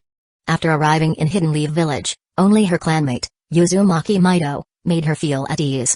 But after Mido's death and Tsunada's constant absence on missions, along with Minato's duties, she had few people to keep her company. "Now that I've met a clan member from our childhood, I want to tell you everything that's happened over the years. Speaking of your current home, Yoichi Uchiha, he seems a bit strange," Kushina suddenly remembered and shared her thoughts with Mina. "I asked him to relay my address to you, but initially, he was reluctant. Then, out of nowhere, he agreed but only if we shook hands first." "Shook hands?" Alarm bells rang in Mina's head, but she pretended to be casual as she glanced down at her attire, an orange dress and bare feet, which seemed safe, likely not Yoichi's preference. "He must have noticed something special about you, Kushina." "Yoichi-sama isn't that kind of person," Mina assured her. Kushina nodded, adding, "That might be it." But after we shook hands, his body temperature suddenly rose, and then he quickly withdrew his hand. "Mina, do you think there might be something wrong with Yoichi's body?" "High body temperature?" Mina immediately recalled the sealing of the beast within Yoichi, which had caused similar phenomena before. But Yoichi had assured her it wasn't a big deal. "It's nothing to worry about. I'm aware of it. It's one of Yoichi-sama's unique abilities." "If you say so, Mina." Kushina wanted to say more, but they were interrupted by Minato knocking on the door, announcing lunch was ready. "Coming." After telling Mina, Kushina added, "Let's have lunch." Minato loves to experiment with cooking. They went downstairs to find a table laid with delicious-looking dishes. Kushina was especially happy that day. The gloom of being trapped in a barrier faded with the arrival of a clan member from her childhood, softening the painful memory of the Uzumaki clan's downfall. "Mina-san, I've heard you've been learning at the Hidden Leaf Village Hospital recently. Are you planning to become a medical ninja?" During lunch, Minato suddenly asked with a smile. Mina paused with her spoon in hand, then replied, "Not yet. I've only been learning for a few months and have much more to grasp. If you're interested, I could speak to the Hokage for you. Then, you could directly become an elite medical ninja." Minato offered warmly, but Mina cut him off, "No need for that. After I finish learning medical ninjutsu, I'll follow Yoichi-sama's plans." Kushina chimed in, "He'll probably have you work as a medical ninja anyway. Why else learn medical ninjutsu? If Yoichi-sama wants me to, I will. If he doesn't want me to be a medical ninja, then I'll just treat him." Mina spoke with conviction, leaving Minato speechless and reconsidering the task the third Hokage had given him. Convincing Kushina's clan member to join the medical team seemed impossible. After lunch, Mina excused herself, claiming she had to study in the afternoon.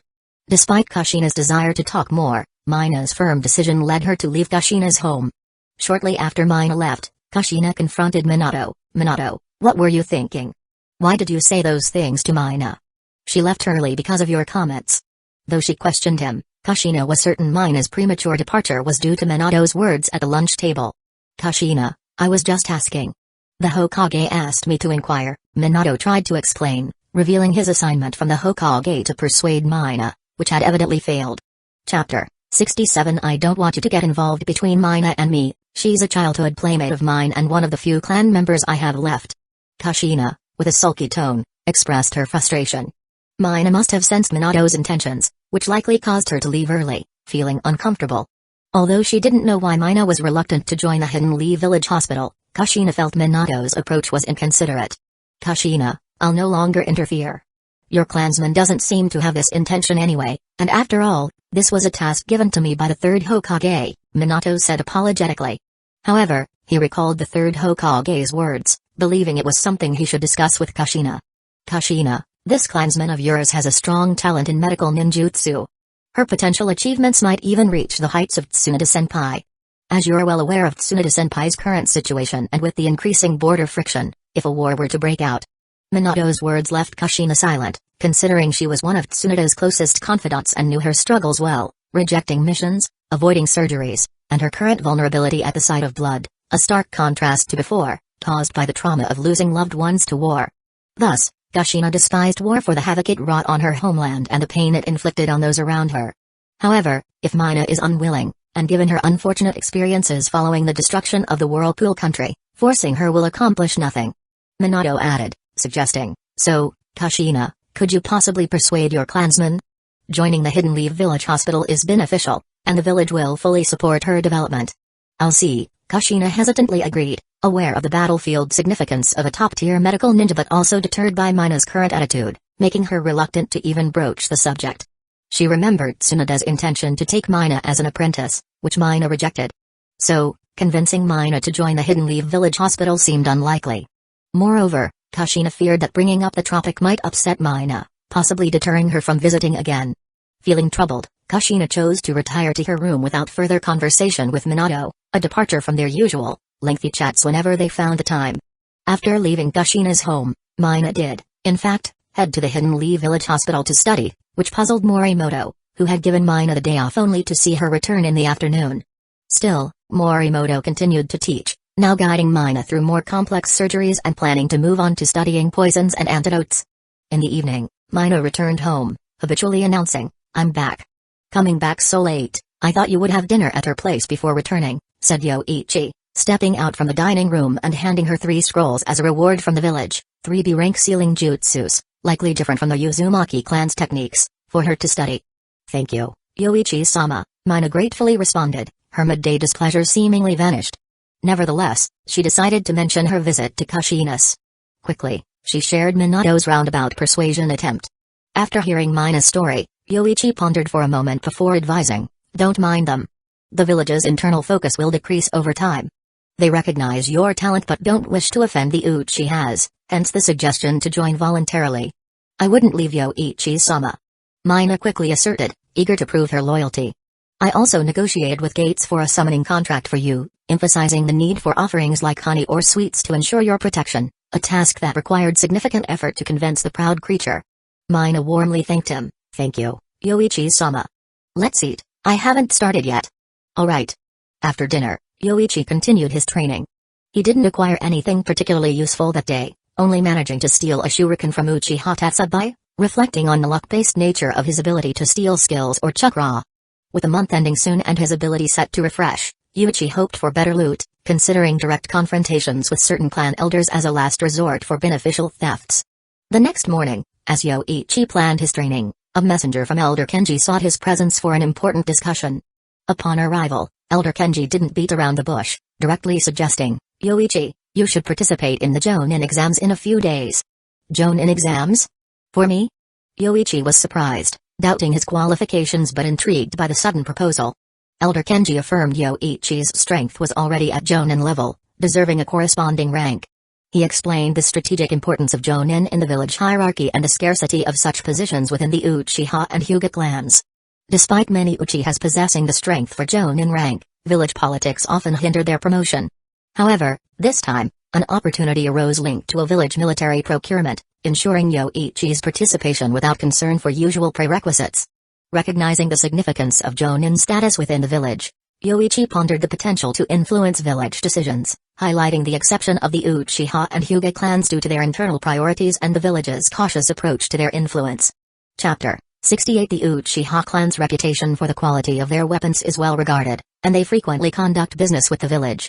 However, the village's current request for a large quantity of military weapons has been effectively monopolized by Kenji, who managed to secure a Jonin exam slot in exchange for fulfilling the order, a minor concession for the Uchiha. As for the mission credentials, Kenji had the clan members sorted out, albeit at a higher cost. Fortunately, money is not a concern for Yoichi at the moment.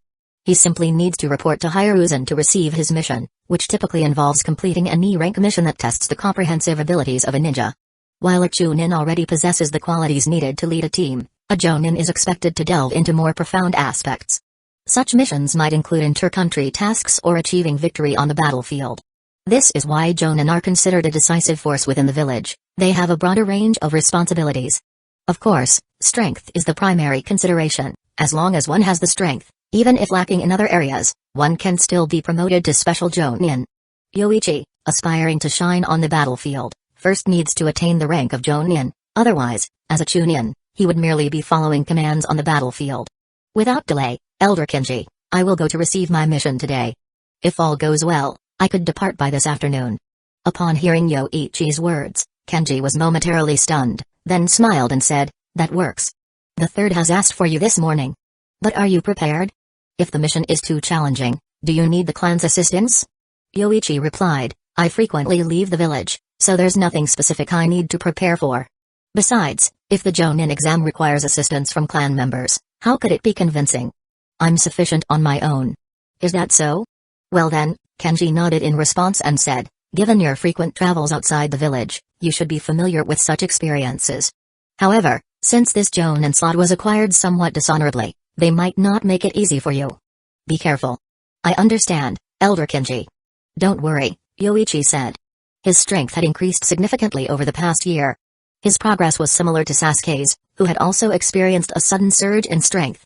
The latter, after years of stagnation in the Ninja Academy, became a Jonin within a year after graduating, thanks to various opportunities. Yoichi was no different. With lightning-style chakra mode, the 3 Tomoe Sharingan, a developing Godzilla-like tailed beast power, swordsmanship, and elite Jonin-level chakra, Yoichi's strength was undeniably formidable. Although he had only exchanged one blow with Sakamo during their encounter at the Land of Rivers daimyo's palace, he felt less pressured than before. It might have been because Sakamo wasn't serious, but Yoichi's improvement was increasingly evident. After leaving the Uchiha clan area, Yoichi headed straight for the Hokage's office. Lately, he had nothing else to do besides train. Whether he left a day earlier or later made no difference.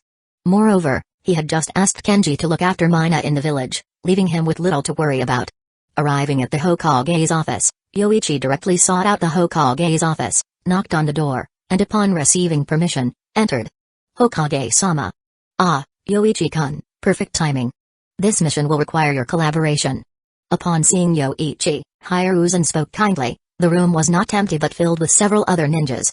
Among them, a white-haired, nearly 2-meter-tall man with clogs and a red coat, along with a red mark on his face and a forehead protector marked with oil, caught Yoichi's attention.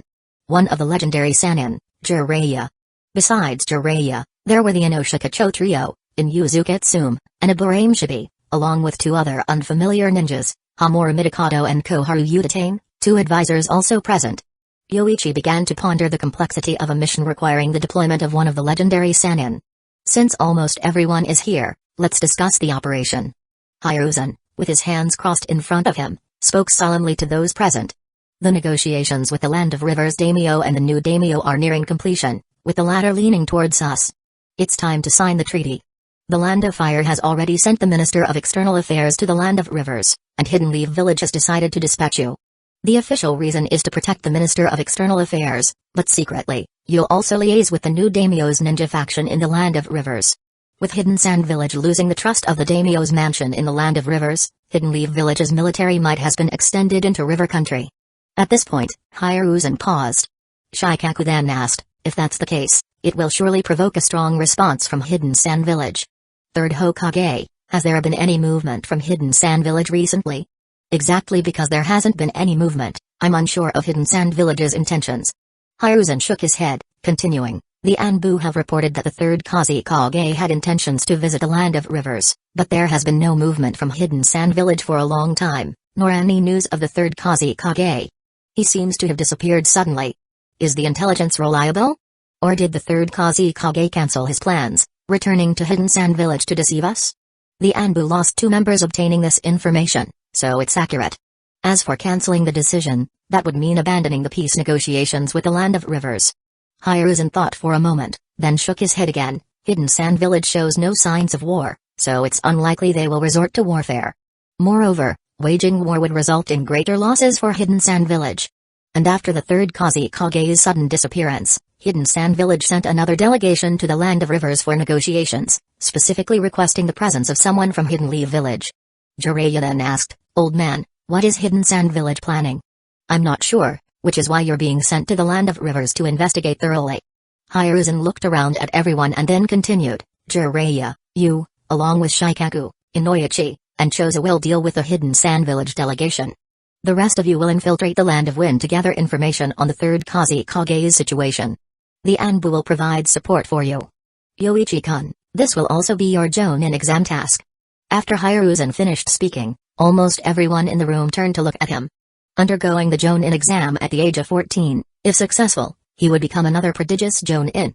The last Jonin to achieve this feat at such a young age was Minato. "I understand, Hokage-sama." Yoichi responded calmly and decisively. He and Elder Kenji had anticipated that the Hidden Leaf Village leadership would not make his Jonin exam easy, but they had not expected them to be so underhanded. Investigating the whereabouts of the third Kazekage was far beyond an A-rank Jonin exam task. It was essentially an S-rank mission suited for a Jonin squad. Gathering information on Kage was no simple feat, especially since he was not a reconnaissance-type ninja. If it weren't for the possibility that the third Kazekage might be in trouble, Yoichi would not have agreed so readily. Chapter 16-9 Gathering intelligence on a village leader is never an easy task. Could even Hiruzen have his whereabouts easily uncovered by spies from other villages? Without some clairvoyance, this mission would be impossible to complete. Failing to complete the mission might give him a chance to slow down or persuade Mina to join the medical team, offering him another opportunity for the Jonin exam. Due to their relationship, Yoichi could only think with a somewhat darker mindset. However, knowing that the third Kazekage might have fallen at the hands of Saisari made things easier. Knowing the outcome meant they only needed to trace the process leading to it. Yoichi remembered that the third Kazekage had been missing for a long time. Since his body was never found, the Sand Village refused to believe that something had happened to their strongest Kazekage ever. The village eventually had to go to war due to the internal strife caused by the relentless search for the Kazekage. For this Jonin exam mission, finding a clue related to Saisari was enough. Anything beyond that, the higher-ups of Hidden Leaf Village could investigate themselves. After finalizing the details, Shikaku asked, "Jiraiya-sama, when do we depart?" "It's 11 now. We'll leave precisely at 2 in the afternoon. However, once we reach the border of the Land of Rivers, we'll have to split up." Jiraiya's last statement was directed at those ninjas like Yoichi who had reconnaissance tasks. Apart from Yoichi, the other 5 ninjas each had their squads, specialized in gathering intelligence. This arrangement made Yoichi suspect the true intentions of Hidden Leaf Village's higher-ups. "Let's get ready and meet at the gates of Hidden Leaf Village." After the meeting, including Yoichi, the ninjas left to prepare their equipment for the mission.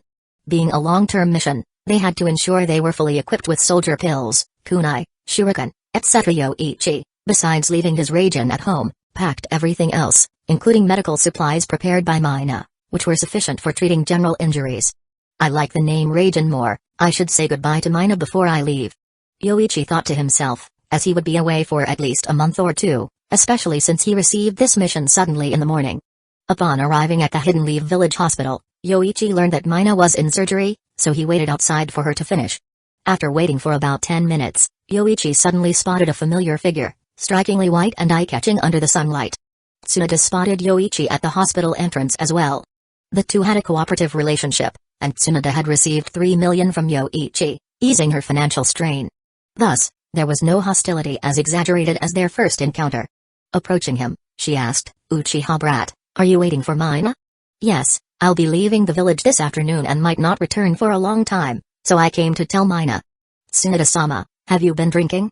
Yoichi sniffed, detecting a faint smell of alcohol, as if she had been trying to sober up outside. "Mind your own business. I can't let it go to waste, brat." Tsunade's expression soured as she swung her fist in a warning gesture. It was nothing for the brat to comment on her smell, especially since she only had a couple of drinks left from yesterday, which she finished off in the morning without wasting. Tsunade's visit to the Hidden Leaf Village Hospital today was to check for any medical requests. The 3 million she had previously won was almost gone after only 2 gambling sessions. Yoichi had no intention of meddling further. Just as he was about to leave, he remembered something and stopped. Turning to Tsunade, he asked, "By the way, Tsunade-sama, would you be interested in taking on a commission? It's well paid." "What kind of commission?" Tsunade was about to leave but stopped at the mention of money. If it was as simple as taking a couple of photos for 3 million, like last time, she might consider it. Provide some guidance on medical ninjutsu to Mina, just an hour a day for 2 months. I'll pay 1.5 million per month. This sudden commission was born out of concern that Mina might face a gap in her training after finishing with Morimoto. In Hidden Leaf Village, if anyone wasn't afraid of the higher-ups, it was Tsunade.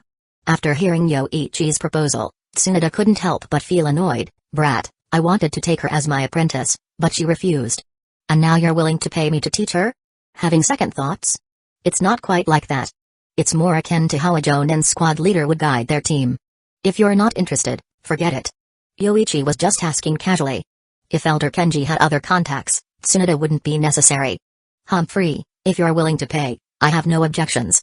After huffing, Tsunade continued, I've told her before that she could came to me for advice, but despite several visits to the hospital, she never approached me. Is she afraid I'll persuade her to join the medical team? Yoichi didn't respond, but his expression gave him away. I only asked her once, and you all are so guarded. Tell the girl to relax, I've lost interest in meddling in your affairs. Tsunade clicked her tongue, pay up, and have Mina came to me when she has time. Last time, Tsunade was merely intrigued by Mina's unique chakra and impulsively wanted to take her as an apprentice. But she didn't expect the girl to be so reliant on this Uchiha brat. If it weren't for the bizarre pig transformation incident, she wouldn't even know this Uchiha kid and wouldn't bother getting involved in village affairs. I didn't bring any money. Mina will pay you tomorrow. Seeing Tsunade reaching for payment, Yoichi rolled his eyes but then remembered he hadn't used his pickpocketing ability yet today. Stealing anything from the Senju lineage, whether it be Yang released chakra, medical ninjutsu, or her monstrous strength, would be a win. With that thought, Yoichi reached out and grabbed Tsunade's hand, diverting her attention. Then it's settled, Tsunade-sama. Activate. After activating the ability, Yoichi suddenly felt something extra in his other hand, seemingly a piece of cloth, made of cotton, and still warm. This theft immediately gave Yoichi a bad feeling. He quickly let go, saying, since we've agreed, I have some things to take care of, so I'll be leaving now. After saying this, Yoichi turned and left swiftly, clenching his fist tightly, not daring to open it. Humphrey, this kid, making a handshake so formal. But wasn't he supposed to wait for Mina? Tsunade scoffed, shaking her head as she prepared to enter the hospital. Well, it's none of my business anyway. Why does something feel off? Tsunade hadn't walked 2 steps before she suddenly felt like she was missing something from her lower half, a sort of emptiness. No, could it be? Did I forget to wear them when I left? Impossible, that's absolutely impossible. How could I have not worn them? Tsunade's face turned pale as she quickly tightened her legs together and hurried to her office. Once there, Tsunade slammed the door shut, pulled the curtain closed, and then reached down to check. Where's my underwear? Chapter 70. What a wasted opportunity. If only I could have drawn Yang release chakra or a ninjutsu. Yoichi sighed. The Senju and Uchiha were almost at opposite ends, one lacked the talent for Yang release, while the other lacked talent for Yin release. Simple techniques were manageable, but delving deep into these areas was challenging. As for the item he had just pilfered, Yoichi found a secluded spot to examine it. A pink cotton panty, quite delicate looking, no wonder it felt warm in his hand. If I took this to Jiraiya, I could probably exchange it for at least a knee-rank ninjutsu, or sell it for 10 million ryo. But he was more likely to be hunted down by 2 of the Sannin. Such an item couldn't be kept, it would be trouble no matter who found it. Yoichi immediately destroyed it with fire style. Yoichi felt Tsunade probably didn't realize he was behind this prank, but he didn't wait openly in front of Hidden Leaf Village Hospital. Instead, he waited quietly around a corner for Mina to come out. After Mina finished her surgery, Yoichi told her about his mission and asked her to take 3 million ryo from home to learn medical ninjutsu from Tsunade-sama for 2 months. This time it was paid for, and Yoichi made it clear that he heard from Tsunade herself that she didn't want to get involved in village affairs. Such words from a Sannin held some credibility, so it was safe to learn from her. After speaking, Yoichi went back to grab Aizen and headed straight for the village gate. He arrived about an hour early and was not the last to get there. As the time for assembly approached, everyone finally arrived. Leaving the village, Jiraiya gathered everyone and pulled out a map, pointing to a location. After here, the negotiation and reconnaissance teams will split up. If any intelligence is found, let the Anbu pass back the message. If information about the third Kusagakure is discovered, you can return directly. Jiraiya briefly issued the command before ordering to move out. Although they were within the land of fire, the entire team maintained a formation suitable for reconnaissance, support, flank guards, and rear defense until they split up. Long marches were nothing to ninjas as long as chakra was distributed properly to maintain a steady pace. Since Jiraiya and his team were not in a hurry, it took them 2 days to reach the border between the land of rivers and the land of fire. Jiraiya halted the team, addressing those with reconnaissance tasks. "Alright, this is where we part ways. Be extra careful." After saying this, he led the negotiation team towards the land of rivers. The remaining individuals, apart from Yoichi, were 6 reconnaissance squads. Yoichi, not familiar with them, left using the body flicker technique. "Ah, he just left, huh? Team leader, it seems like your idea to have him join our squad didn't work out." One of the reconnaissance squad members commented after Yoichi left without a word. They found Yoichi's attitude arrogant. Even though they didn't know each other, a greeting would have been polite since they were on the same mission. Squad leader Yuzuka Sanzuke shook his head. He might prefer working alone on missions. "Alright, let's not dwell on him. Let's discuss." The land of wind was vast and sparsely populated. They planned to divide their reconnaissance directions to avoid all squads heading in the same direction and wasting time and effort. As for Yoichi, he didn't need such elaborate schemes. Investigating Saisari was enough. There were 2 ways to investigate the third Kazekage's whereabouts: find Saisari, or seek out the giant snake in Ruchi Cave, the Kazekage's summoning creature. Shin had signed a summoning contract with the third Kazekage. If the Kazekage had died, Shin would likely know. Given there was no response using reverse summoning, it was likely he was dead. However, finding Shin in Ruchi Cave, a challenging location, with the temperamental giant red snake, meant it was only a backup plan. Primary objective: find Saisari. Yoichi thought to himself as he determined his direction for investigation. Although unclear why Saisari targeted the third Kazekage early, the Kazekage's prolonged absence likely meant he was dead. The disappearance of a village leader could destabilize a village and cause unrest among its people. Should be here, disguised, Yoichi arrived at a small town in the land of wind, heading to a back alley of a tavern. He had inquired about other locations from the person in charge of the underground exchange in Kawate County, and the land of wind's location was here. Opening a hidden door revealed stairs leading underground to the exchange. The vast underground space, only lit by a few lamps and occupied by 2 people, included an old man who asked, "Commission? Or bounty?" "Commission. I need 2 pieces of intelligence." Yoichi directly inquired, "There's a puppeteer from Hidden Sand Village named Saisari. I want recent information on him." The second is to inquire about a clan with unique physiques who love nature but can suddenly rage, turning frightful when enraged. The second commission was about Jugo's clan. Orochimaru found Ruchi Cave based on information from Jugo. This was a backup plan. If they could be found, great. If not, he would focus solely on Saisari. If even Saisari couldn't be located, he would report back to Hidden Lee Village that the third Kazekage was dead. No evidence, but the intelligence was correct. If they wanted more, let the Anbu search for Saisari. Saisari? Heard of him. Hidden Sand Village's genius puppeteer, seems to be the grandson of Chio, a renowned jonin of Hidden Sand Village. The underground exchange's old man recalled. Being in the land of wind, it was natural to know some information about Hidden Sand Village. Though lacking detailed intelligence, basic names and relationships were known. Investigating such a ninja is not easy. 15 million, the other piece of intelligence is simpler. "Hey, I just came from another location to the land of wind. Your description matches a clan I've encountered before, 6 million Ryo." The old man chuckled, offering Yoichi a steep price, totaling 20 million Ryo. "So expensive? I'm only asking for information, not an assassination." "Fine, here's the money, but you better not be lying." Yoichi knew these people were greedy for money, so he took out 21 million Ryo from a storage scroll, though he secretly took note of the man. Extorting him was akin to courting death. Chapter 71. The underground exchange naturally wouldn't tarnish its own reputation. Don't complain about the price. If it weren't for the incident that happened last month in the land of rivers, which required reallocating many people, I wouldn't be asking for so much. The elderly man at the underground exchange counted the money while speaking in a raspy voice. "If the payment is too low, no one will take the job. Even if I post it, do you think I could find someone for you? Wait for the first commission. Come back in a month for the information. As for the second piece of intelligence, I can tell you now." The elderly man divided the money, pocketing the smaller amount of 500,000 Ryo for himself, and then began to share the information with Yoichi. "It's in a village at the northernmost end of the land of iron, where a group of people reside. In their calm state, they are more peaceful than anyone else, to the point where even birds willingly land on them. However, when they rage, even the most bloodthirsty maniacs fear them. These people delight in slaughter even more than madmen. I was in charge in a land of rice fields and there was a bounty to retaliate against them. Many went. Hey, but not a single one returned. When they rage, their appearance undergoes a massive change. Although they still look human, they are nothing like us.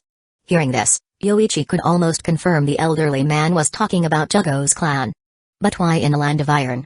He was currently in the land of wind, and the land of iron was on the opposite side of the land of fire. Even if he traveled quickly, it would take 3 days.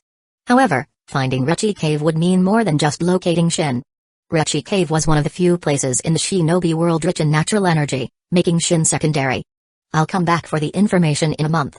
Don't worry, we'll find someone specialized in gathering intelligence. After getting the specific location of Jugo's clan's village, Yoichi left. Next, he planned to visit the land of iron.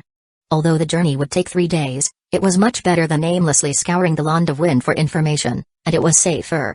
With the Kusagakure missing, Hidden Sand Village would be the most anxious. Now that even Hidden Sand Village couldn't find any news of the Kusagakure, what could these 25 people do? As for what to do after finding Rechi Cave, the 3 great sages' lands shouldn't reject outsiders. He remembered that the only danger of visiting the great sage lands was failing the sage mode training. Mount Mayabaku turns failures into frog statues, Rechi Cave swallows them, and Shikatsu Forest's outcome is unknown but likely no safer. Besides, Rechi Cave shouldn't repel outsiders, at most tempting him to train in sage mode. Deciding this, Yoichi set off for the land of iron. There were a few railways within the land of fire, but not many, and the tracks were short, none stretching from the border of the land of rivers to the land of iron.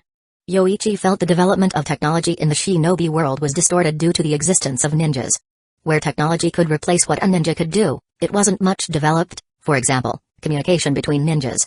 Although television stations existed, building more signal towers could instantly receive messages from the borders. But due to secret techniques and ninja hawks, communication remained awkward. Urgent messages used summoning techniques, while less urgent ones used ninja hawks. For ninjas, it was convenient enough as a bit of chakra could send information into the village, but ordinary people still relied on mailing letters. Transportation also mainly used carriages. Ninjas traveling long distances only needed to manage their chakra well, taking soldier pills periodically to replenish it, moving faster than horses. Therefore, ninjas didn't need those means of transport, leading to their underdevelopment in the shinobi world. The Land of Iron is a neutral small country within the shinobi world, almost devoid of ninjas and dominated by samurais. Without ninjas, it naturally didn't participate in the shinobi wars, except for repelling an invasion from the Land of Rain during the Second Shinobi World War, having been at peace for a long time. Upon entering the country, Yoichi naturally didn't reveal his ninja identity, as there was a bit of antipathy here towards ninjas. After all, ninjas tended to look down on samurais as relics of the past. Being discovered by the samurais of the Land of Iron would be troublesome, so upon entering, Yoichi didn't approach any villages or towns and directly headed to the village where Jugo's clan was located. Soon, Yoichi arrived at the village of Jugo's clan. Desolate, cold, with few green trees but many rock caves. It didn't seem like a place for living. As Yoichi proceeded, he soon encountered some people wearing coarse linen, in the poorest attire he had seen. Their dwellings were unique, almost every home adorned with snake-like sculptures. And Yoichi, as an outsider, stood out immediately, with people looking at him and someone quickly going to report his arrival. "Young man, what brings you to our village?" A middle-aged man approached Yoichi. "I want to ask about something. How do I get to Rechi Cave?" Yoichi was straightforward with his purpose. These people might be formidable when transformed by natural energy, but against someone like him, they were insufficient. As he spoke, Yoichi activated his Sharingan, enhancing his perception. He could sense the chakra in the villagers constantly growing, likely absorbing natural energy continuously until their bodies reached a limit and underwent drastic changes, leading to their destructive outbursts. The middle-aged man shook his head. "Sorry, we don't know anything about a Rechi Cave. Rechi Cave doesn't reject outsiders. There's no need to hide it on their behalf. You're the village chief, right? I suggest you consider your clan's well-being." Under the gaze of the Sharingan, the middle-aged man and his villagers felt immense pressure, as if facing a terrifying entity, despite their numbers. "Every household here has snake decorations, and now you say you don't know Rechi Cave, treating others as fools. Think carefully about whether you can afford to provoke me." Yoichi slowly drew rage in, his inquiry meant to convey friendliness. If the man refused to talk, using the Sharingan to interrogate him wouldn't be difficult. I truly don't know about Richie Cave, but deep beneath our village, there's a sacred site worshipped since ancient times, accessible only to the devout. If you wish, I can guide you there." Pressured and feeling a looming threat, the middle-aged man honestly shared the information about Richie Cave. "Very well, lead the way." Yoichi, having decided, followed the middle-aged man. Their journey led them deeper into the village, towards a hidden entrance that seemed to delve directly into the earth itself. As they descended, the air grew cooler, and the natural energy within the atmosphere became more palpable. Yoichi could feel the dense concentration of natural energy enveloping him, a sign that they were nearing a place of significant power. After a lengthy descent, they arrived at an expansive cavern illuminated by luminescent fungi, revealing a sight unlike anything found on the surface. The cavern was vast, with stalactites and stalagmites creating a natural architecture that was both awe-inspiring and eerie. In the center of the cavern was a large pool of water, so clear and still it seemed like a mirror, reflecting the ceiling's glowing fungi and creating an ethereal atmosphere. The sacred site is ahead. Only those who are sincere in their hearts can proceed. I must warn you, though, the path is not without its dangers. Many who sought the power of Richie Cave have never returned. The middle-aged man's warning hung in the air, a reminder of the risks involved in seeking out places of great power. Yoichi nodded, understanding the gravity of his undertaking. His Sharingan eyes scanned the cavern, taking in every detail, prepared for whatever challenges lay ahead. He was determined to uncover the secrets of Richie Cave and, if possible, harness its power for his own. With a deep breath, he stepped forward, crossing the threshold into the sacred site, his steps echoing in the vast, open space. The journey into the heart of Richie Cave had begun. Chapter 72. Richie Cave lay deep beneath their village, and finding it was not guaranteed. There were many spacious caverns below the village, the largest of which could accommodate 30 to 40 people walking side by side. Richie Cave had always been revered as a sacred place by them. From ancient times to the present, only a very few could enter, and even fewer could return. Practically none, less than 1%. If it weren't for the occasional disappearance of people in the underground caves and the rare return of some, they wouldn't even be aware of the existence of such a sacred place below. I can't guarantee I can lead you in. Coming out of the sacred place not only cures our clan's madness but also significantly enhances one's strength. Many of our people want to enter, even if it means taking a risk, the middle-aged village chief explained as he guided Yoichi, sharing the history and other information about the sacred land. But it seems like the sacred place chooses who can enter. We've explored the underground caverns many times, but those who can enter the sacred place remain pitifully few. In the last decade, only one person has gone in, and he hasn't returned. As they spoke, the village chief led Yoichi deeper into the underground caverns, descending to an unknown depth, finally stopping at a fork filled with rock caves. Beyond this point, there were dozens of entrances, some only tall enough for one person, others 7 to 8 meters high. The village chief halted, turning to Yoichi. "I can't guide you any further. I don't know the way down from here." "You're right not to know. There's likely a barrier layer below. Although your physique is somewhat special, you don't understand chakra at all. Finding Richie Cave is purely a matter of luck." Yoichi activated his Sharingan, faintly seeing traces of chakra lingering in the cavern.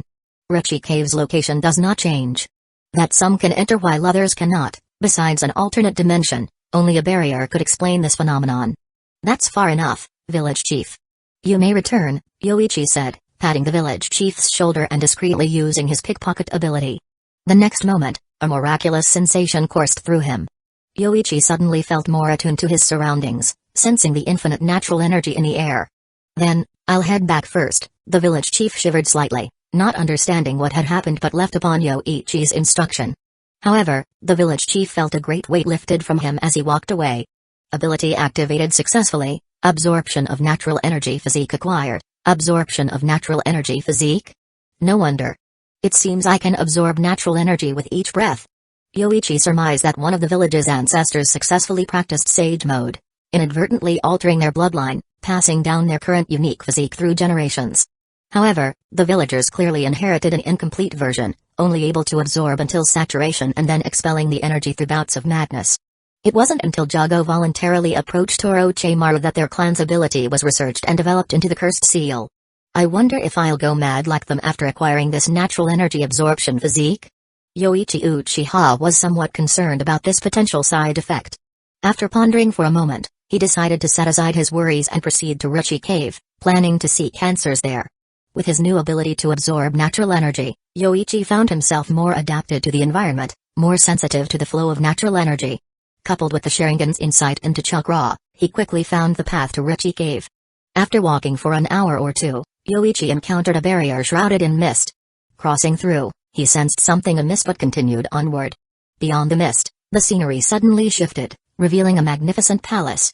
A green-haired girl in a white robe appeared, her beauty and pale skin as white as snow. Welcome. Richie Cave hasn't had visitors from the outside for a long time. You must be tired from your journey. Please, sit and rest, have something to eat before you continue. Yoichi, facing the girl's courteous reception, remained calm, his Sharingan's 3 Tomoe spinning slightly as he slowly drew out his Raijin. I'm here to find Shin. If you're not going to guide me, don't bother using illusions to deceive a member of the Uchiha clan. Uchiha. I see. So, my illusion was seen through. Noticing the Sharingan in Yoichi's eyes, the girl's cute demeanor vanished, her face gradually taking on a serpentine form, becoming somewhat ferocious as she continued, no matter what you're here for, since you've come to Richie Cave, you must undergo a trial. The next second, the girl flew backwards, disappearing into the mist, and the palace vanished. What a hassle. Yoichi continued inward, soon finding himself in a labyrinth-like area. Giggle silver bell-like laughter echoed crisply through the space. Yoichi saw a lily girl floating in the air, appearing and disappearing in front of him, attempting to lead him into the trial cave.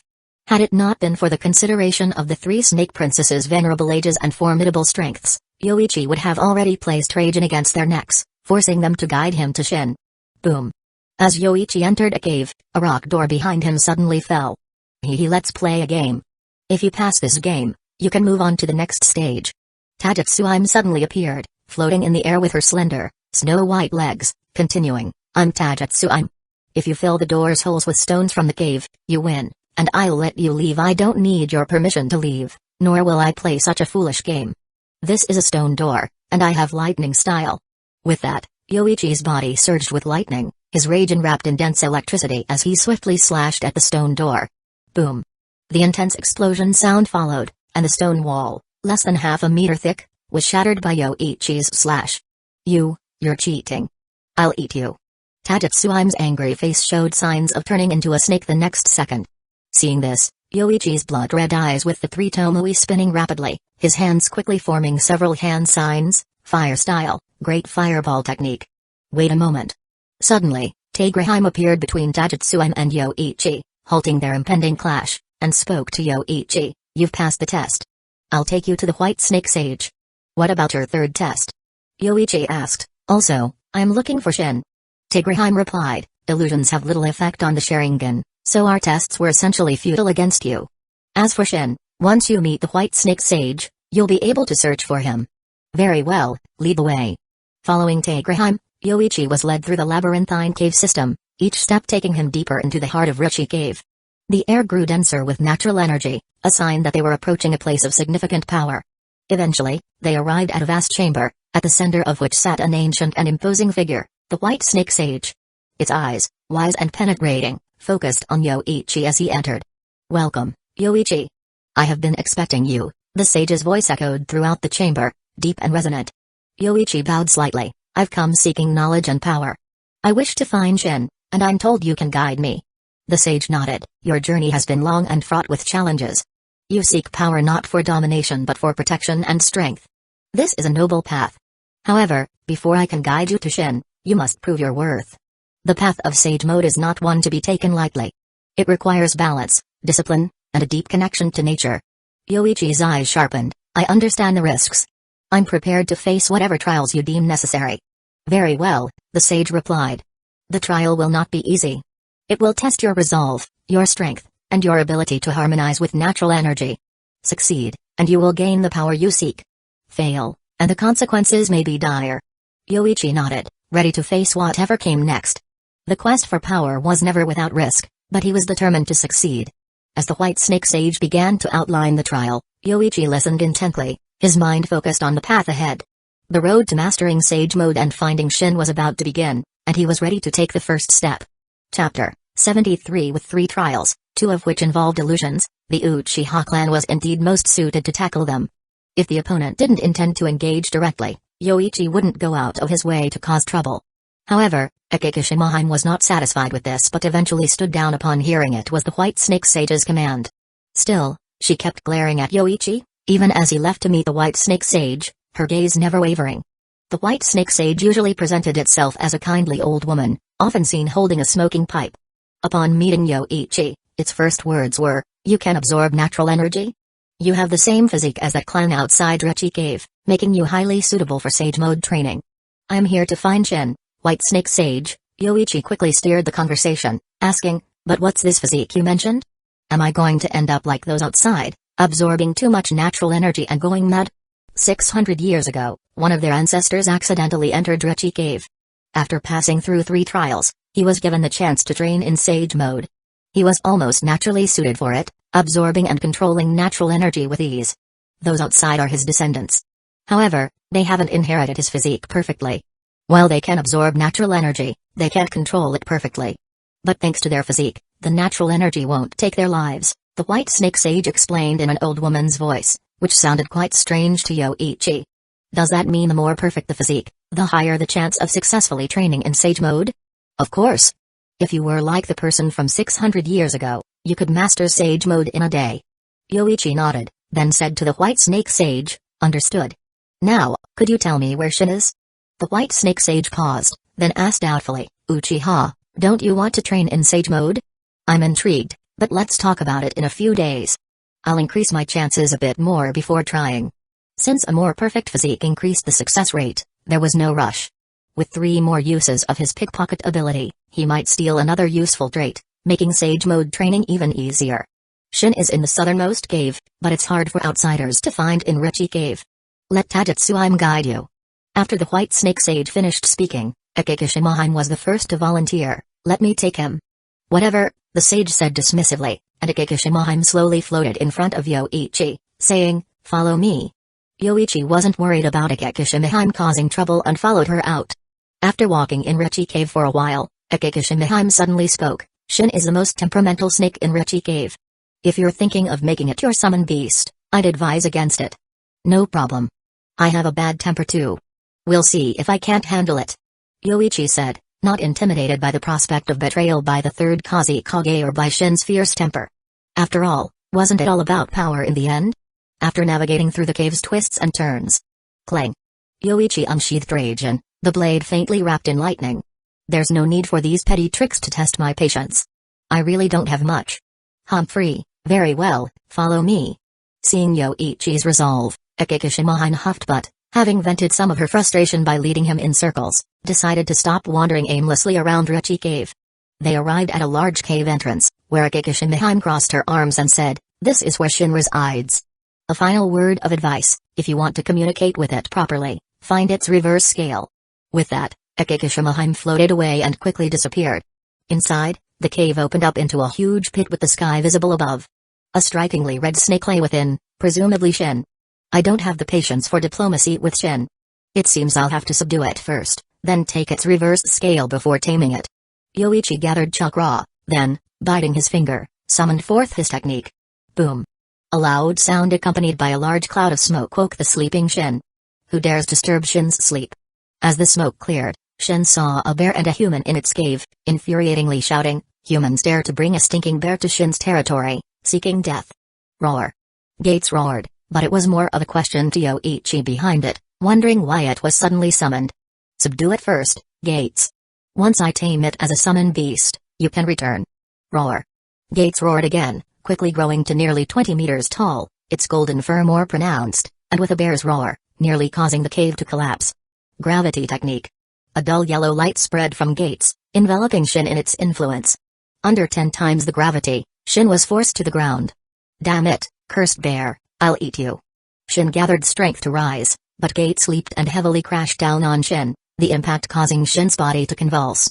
While Yoichi moved to Shin's head to locate the reverse scale, tearing it off. Losing its reverse scale left Shin as limp as if its weak point had been struck, its struggle ceasing.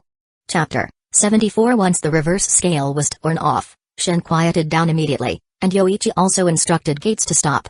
"Become my summon beast, Shin," Yoichi stated his intention directly, "not coddling the red serpent. You're not irreplaceable. My Gates is more useful. If you refuse, Gates will have a hearty dinner today." Roar. Upon hearing this, Gates, too, was enticed, nodding its bare head and then licking its lips. Shin was full of energy, which would be beneficial for Gates. Consuming a few more could potentially advance it to maturity. The cave fell silent for a moment. Seeing Shin's silence, Yoichi turned to Gates and said, "If Gates can't finish it in one meal, take it back. I'll preserve it for you in a storage scroll."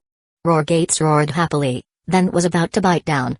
Stop, I agree, okay? I'll be your summoned beast. What? Don't let this eat me." After the reversed scale was removed, Shin's irascibility vanished, now much calmer and naturally unwilling to become a bear's dinner. Facing these two adversaries alone, it was confident. The bear might be odd, but it seemed too small. However, against both together, it stood no chance. To avoid being eaten, Shin reluctantly agreed. "Let's sign the summoning contract." Yoichi let Gates release Shin, and man and snake began to sign the summoning contract. Gates, somewhat reluctantly, roared at Shin, scolding it for its cowardice. Had Shin maintained its dignity, Gates could have enjoyed a feast and shortened its time to maturity. As Yoichi was preparing the summoning scroll, he glanced at Gates, who had also been subdued at the beginning, now reprimanding Shin. After signing the contract, Yoichi asked, "What effect does losing the reverse scale have on you?" "I can't exert force. It will take at least a few months to recover." "Master, I might not be able to fight for you during this time." Shin now behaved submissively in front of Yoichi, realizing that its temper wouldn't work with this master. If it showed any aggression, it might end up as snake soup. With Gates still eyeing it, Shin had no choice but to suppress its temper. Fortunately, without the reverse scale, Shin's irritable temperament had indeed lessened. "It's fine. I know your last master was the third Kusagakure of Hidden Sand Village. He might be dead now. Try summoning him with reverse summoning," Yoichi suggested, then explained Shin's previous master's fate, suspecting he had become the Kusagakure. "Dead?" Shin was stunned at the news, then suddenly raised its head and laughed loudly, forcing Yoichi to cover his ears. Knowing Shin was betrayed by the third Kusagakure, he understood Shin needed to vent. After Shin's laughter subsided, it apologized, "Sorry, master. I couldn't control myself upon hearing that news." "No worries, I approached you knowing your situation," Yoichi continued. "I'm not entirely sure about this news, so try reverse summoning to see." "Understood." Shin then wiggled its tail, performing reverse summoning in its own way. Boom. Smoke appeared and quickly dissipated. "Master, that bastard is indeed dead." "My summoning wasn't rejected, there was just no response." "Alright, I'll return this reverse scale to you. Rest up for now. I'll be staying nearby for the next few days. Except for summoning you to prove the third Kusagakure's death, you can rest and heal." Yoichi then turned to Gates. "Gates, shrink and return. Everything's settled here. There's meat back home too. If it's not enough, ask Mina for more." Boom. With that, Yoichi dispelled the summoning technique, sending Gates back to Hidden Leaf Village. He then advised Shin to rest well while he prepared to leave Rechi Cave and return to the surface village. For the next 3 days, he planned to stay in the village, using up his remaining chances to absorb natural energy. The more he could absorb, the higher his chances of successfully training in Sage Mode. If he could create a complete physique, training in Sage Mode might be a breeze. "You really tamed Shin." Just as Yoichi was leaving Shin's cave, the Lilimiko suddenly appeared. Taming Shin wasn't difficult. Taming you 3 snake princesses would be a challenge. "Have you been waiting here, hoping Shin would defeat me and you could eat me?" Yoichi glanced at Akikishimahime, intending to reveal her true form sooner or later and then stand on her head in battle. Humphrey. Akikishimahime, her thoughts exposed, huffed but continued to lead the way lazily. "What are you doing?" "Leading the way? Of course. This is a snake den. Without me, you would have been eaten long ago. Without you, my earth there could have had a feast. The snakes here are far more attractive to it than the beasts outside." "Humphrey, ungrateful." Akikishimahime snorted but didn't leave, continuing to lead Yoichi to Rechi Cave's entrance, ready to return. "Tell the White Snake Sage I'll come back later to train in Sage Mode," Yoichi said as Akikishimahime prepared to leave, soon disappearing without a word. Sage Mode demands a high level of chakra, and Yoichi's chakra level could still increase, far from reaching its peak.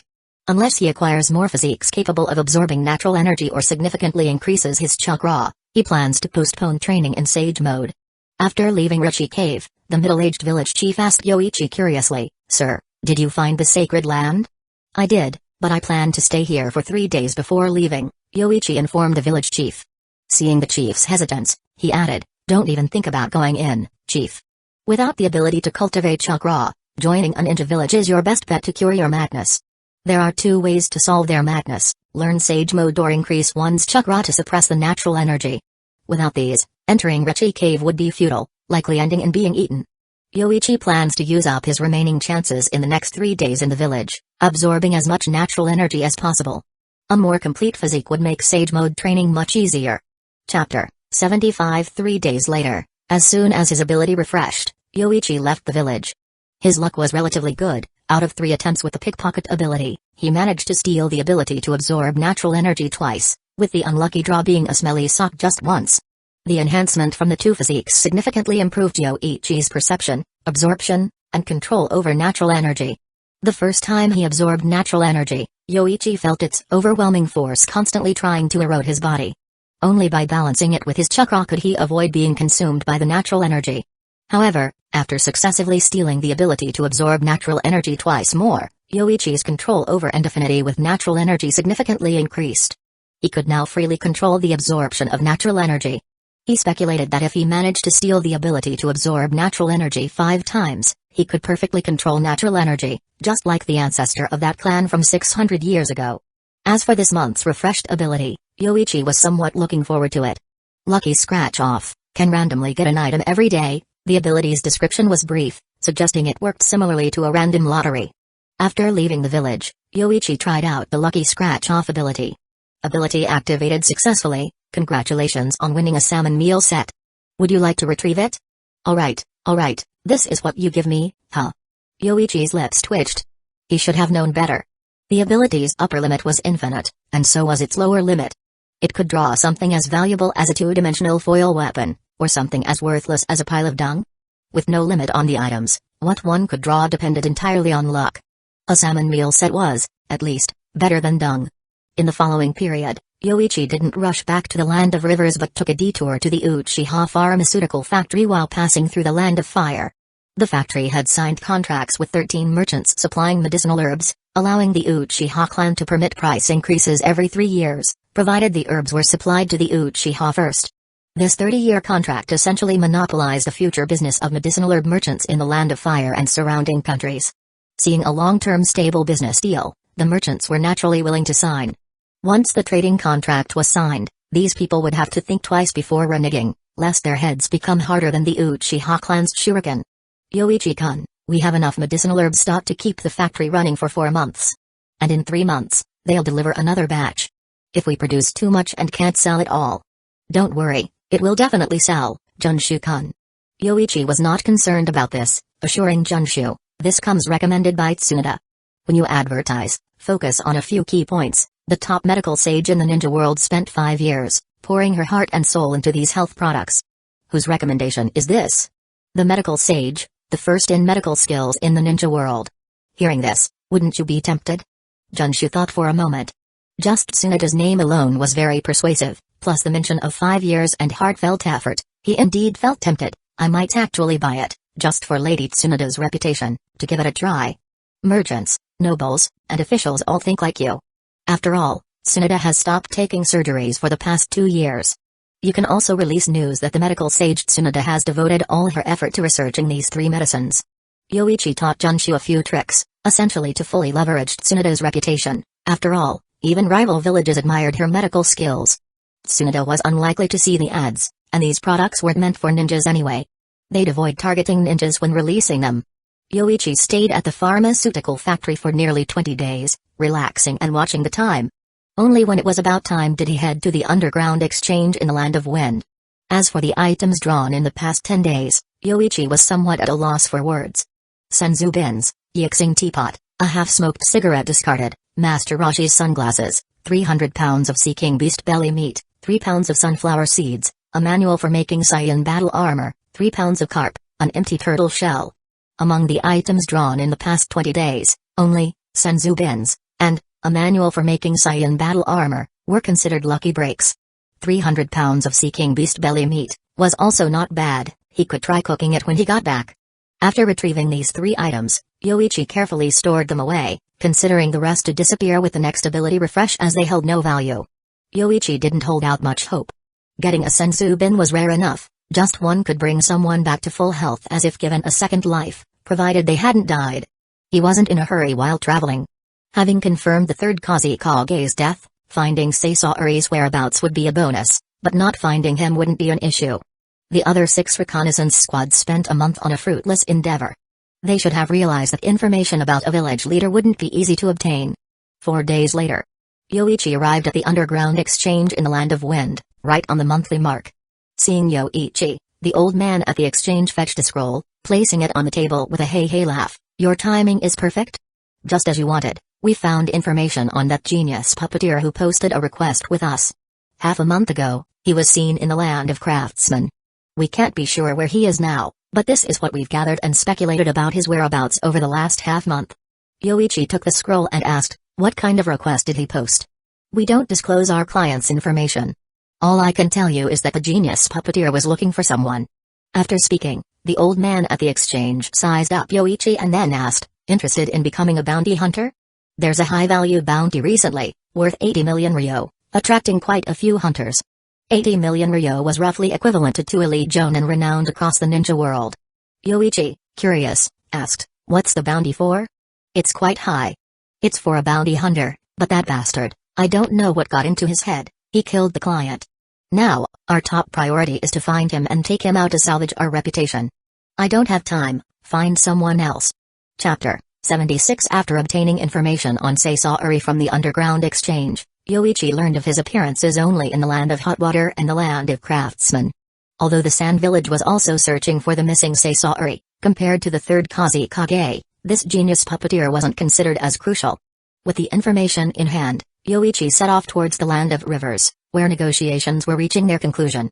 Given the new daimyo of the Land of Rivers favored the Land of Fire and that the Leaf Village targeted only the Sand Village without opposing the Rain Village, the Leaf and Rain Villages almost aligned themselves together in the tripartite negotiations. After the latest round of negotiations, Jiraiya and Shikaku achieved a significant victory. Shikaku, with even the Rain Village siding with us and Minister Yashikuni suggesting we take a firmer stance to exclude the Sand Village, forming an alliance among the 3 of us seems feasible, Jiraiya shared with Shikaku. He wasn't adept at negotiations and was there merely as a show of strength for the Leaf Village. Having survived an encounter with Hanzo and earning the title of one of the Sannin, his reputation alone was enough to intimidate the Sand Village. Minister Yashikuni mentioned that if we could take over the Sand Village's share, the daimyo's office is willing to increase financial support for the Leaf by 100 million ryo, Shikaku relayed. Although the Wind Country and Sand Village had been forced to reduce their shares significantly in previous negotiations, they still earned about 400 to 500 million ryo annually from the Cloud River Iron Mine. The mine's name, this was the reason everything started. If the Land of Fire could swallow this portion and allocate 100 million ryo to the Leaf, it seemed feasible. Although 100 million ryo is substantial, the Sand Village likely won't give up without a fight. Forcing them out completely would probably mean war, Shikaku reasoned after some thought, shaking his head. We've already gained a significant advantage. If we fully exclude the Sand Village, the Rain Village might be the first to object. After all, Hanzo isn't foolish. If only the Rain and Leaf villages remain, he'll surely worry about being next. The proposal was impractical, and the village wouldn't agree. Their mission was to secure advantages for the Land of Fire, not to risk everything to make the daimyo richer. "So, it seems we've reached our limit," Jiraiya concluded regretfully. "It looks like the Sand Village is even more anxious than us. Shikaku, the third Kusagakure hasn't shown up yet. Do you think the Sand Village is plotting something?" The Nara clan had always been the village's strategists. During the Second Shinobi World War, they helped the Leaf achieve numerous victories. Shikaku, though not yet 20, was already as sharp as his father, according to the Hokage. "I don't know, Jiraiya-sama. We lack information. Have the reconnaissance squads not sent any messages back?" Shikaku inquired. Jiraiya shook his head. "There's been a response, but no findings. One squad even lost contact. I've sent the Anbu for support. I'm just worried the third Kusagakure is plotting something, and we're unprepared." "What about that Chunin from the Uchiha? Any news from him?" Shikaku pressed. "If the other squads found nothing, how could he? Moreover, Yoichi hasn't been in touch with the Anbu. I have no idea where he is now." Just as Jiraiya finished speaking, someone knocked on the door.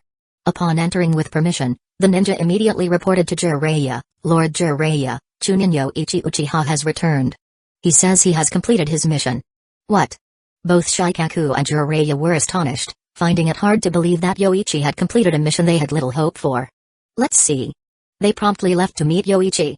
In the hall, upon seeing Yoichi drinking water, Jiraiya anxiously asked, "Yoichi, you've gathered information on the third Kusagakure? Yes, is it appropriate to discuss here? Seeing Shikaku nod, Yoichi confirmed, the third Kusagakure is dead, and the likely culprit is Sasaori, the genius puppeteer from the Sand Village. Dead, dead? Hearing this, Jiraiya and Shikaku were stunned, seeking clarification. Yoichi, did you just say the third Kusagakure is dead?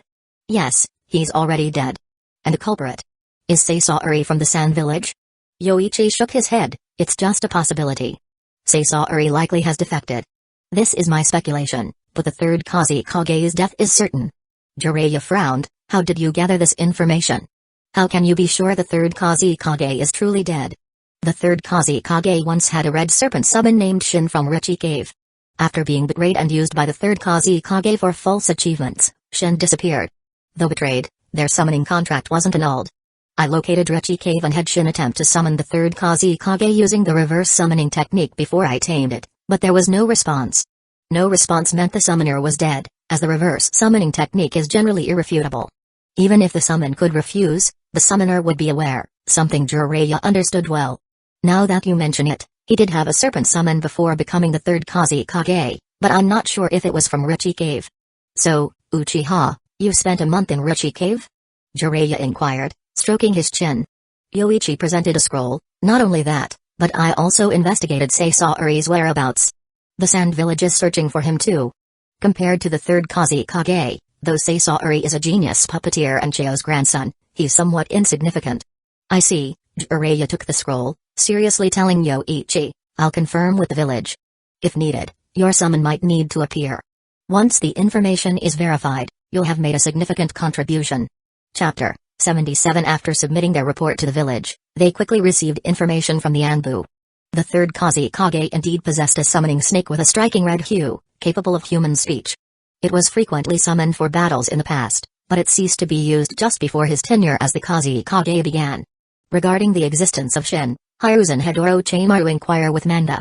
Shin had indeed been betrayed by humans, had a very volatile temperament, and was the most aggressive snake within the Dragon Caverns, to the extent that even Manda preferred not to provoke Shin.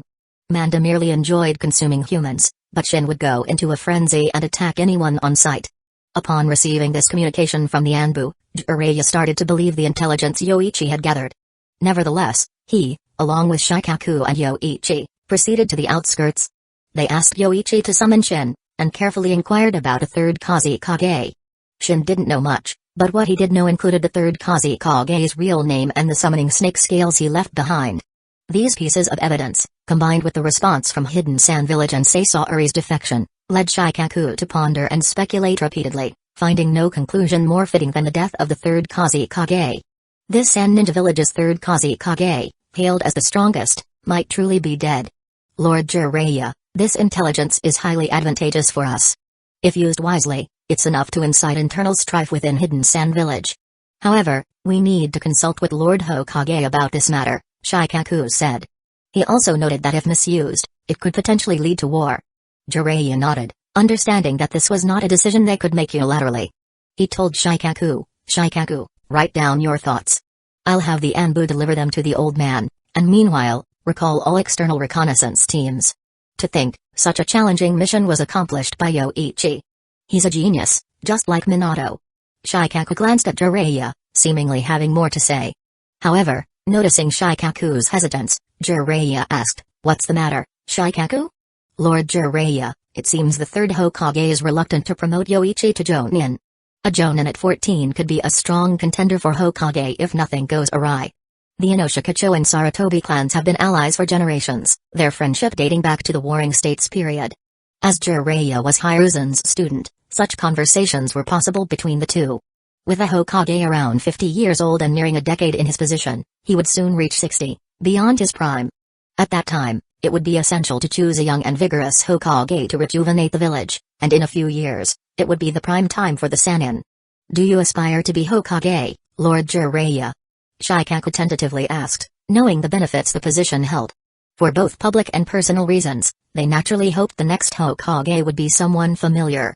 Jiraiya, however, had no such ambitions. Upon hearing Shikaku's question, he quickly responded, not for me.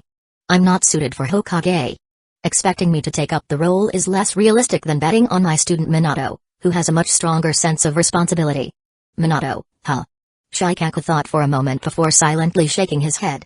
While Minato had both the strength and reputation, he was too young. With the Sannin and Tsukumo Hatake still present, Minato's path to becoming the next Hokage seemed challenging. We better let the reconnaissance teams return first, then discuss the hidden sand village matter further, Jiraiya concluded. Understood, they both agreed, setting aside the topic for now, given the pressing matters at hand. Upon the reconnaissance team's return, the losses weren't catastrophic, but there were several pieces of bad news. One team had lost contact entirely, likely perishing in the Land of Wind. Another team was down by one member, and there were injuries among the others, severe enough that even if they made it back to the village, they might never serve as ninjas again.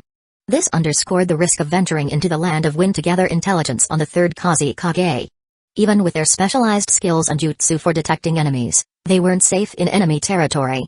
Now, with Hidden Sand Village also searching for the third Kusagakure and Hidden Leaf Village joining the fray, it seemed like they were merely providing Hidden Sand Village an outlet for their frustrations. Moreover, upon hearing that Yoichi had already completed the reconnaissance mission, the other teams were stunned. The hard work of 24 ninjas over a month couldn't match the single-handed efforts of Yoichi, leading to feelings of inequity and the painful reminder of lost teammates and near-death experiences for some. Why didn't you share the direction of the investigation with us, causing Rimi to shut up, Kentaro? Although the voice was low, it was heard by those present, especially Yoichi, who was about to leave the room. Returning to the scene, Shigeru Ibarame quickly stepped in front of Yoichi, apologizing. Sorry, Yoichi-san. Kentaro is just upset because of his teammate. Shigeru-senpai, I'm not going to start a fight. Why so nervous? Yoichi brushed past Shigeru, confronting Kentaro Takigawa. Shigeru was taken aback by the sheer force pushing him aside, far beyond his expectations. Standing face to face with Yoichi, Takigawa felt the pressure mount. Do you think I'm responsible for your teammate's death? Yoichi asked calmly. Jiraiya, recalling rumors about Yoichi's character and actions in the village, intervened. Yoichi, he didn't mean that. Why the rush, Lord Jiraiya? I'm merely curious. Every time I complete a mission, I'm labeled a killer, responsible for the deaths of my own team members and now, apparently, even those not in my team. It's impressive, really. Yoichi's retort left Jiraiya speechless. Takigawa's accusations, even if driven by grief, were illogical and unfair, especially against someone like Yoichi, who had completed missions solo and faced similar rumors before. If you lack the resolve, don't be a ninja. I'm not trying to console you, frankly, I think you're worthless. If it's not me you're blaming today, it'll be someone else tomorrow, with no reflection on why you're so inept. Yoichi. Jiraiya tried to intervene as Yoichi continued. If it weren't for the intelligence I gathered early on, you'd still be risking your life in the Land of Wind. To think, you don't have the gratitude for that, blaming others for your failures. Reflect on this, was your teammate's death really my fault, or was it because you, being so useless, led her to her demise in the Land of Wind? Enough, Yoichi Uchiha. Jiraiya, with a stern face, stepped in front of Takigawa and said, that's enough. I couldn't care less about arguing with a failure, it's as if I'm trying to mentor him. But it's interesting, blaming others for one's incompetence. Hey. Yoichi laughed mockingly, then turned to leave.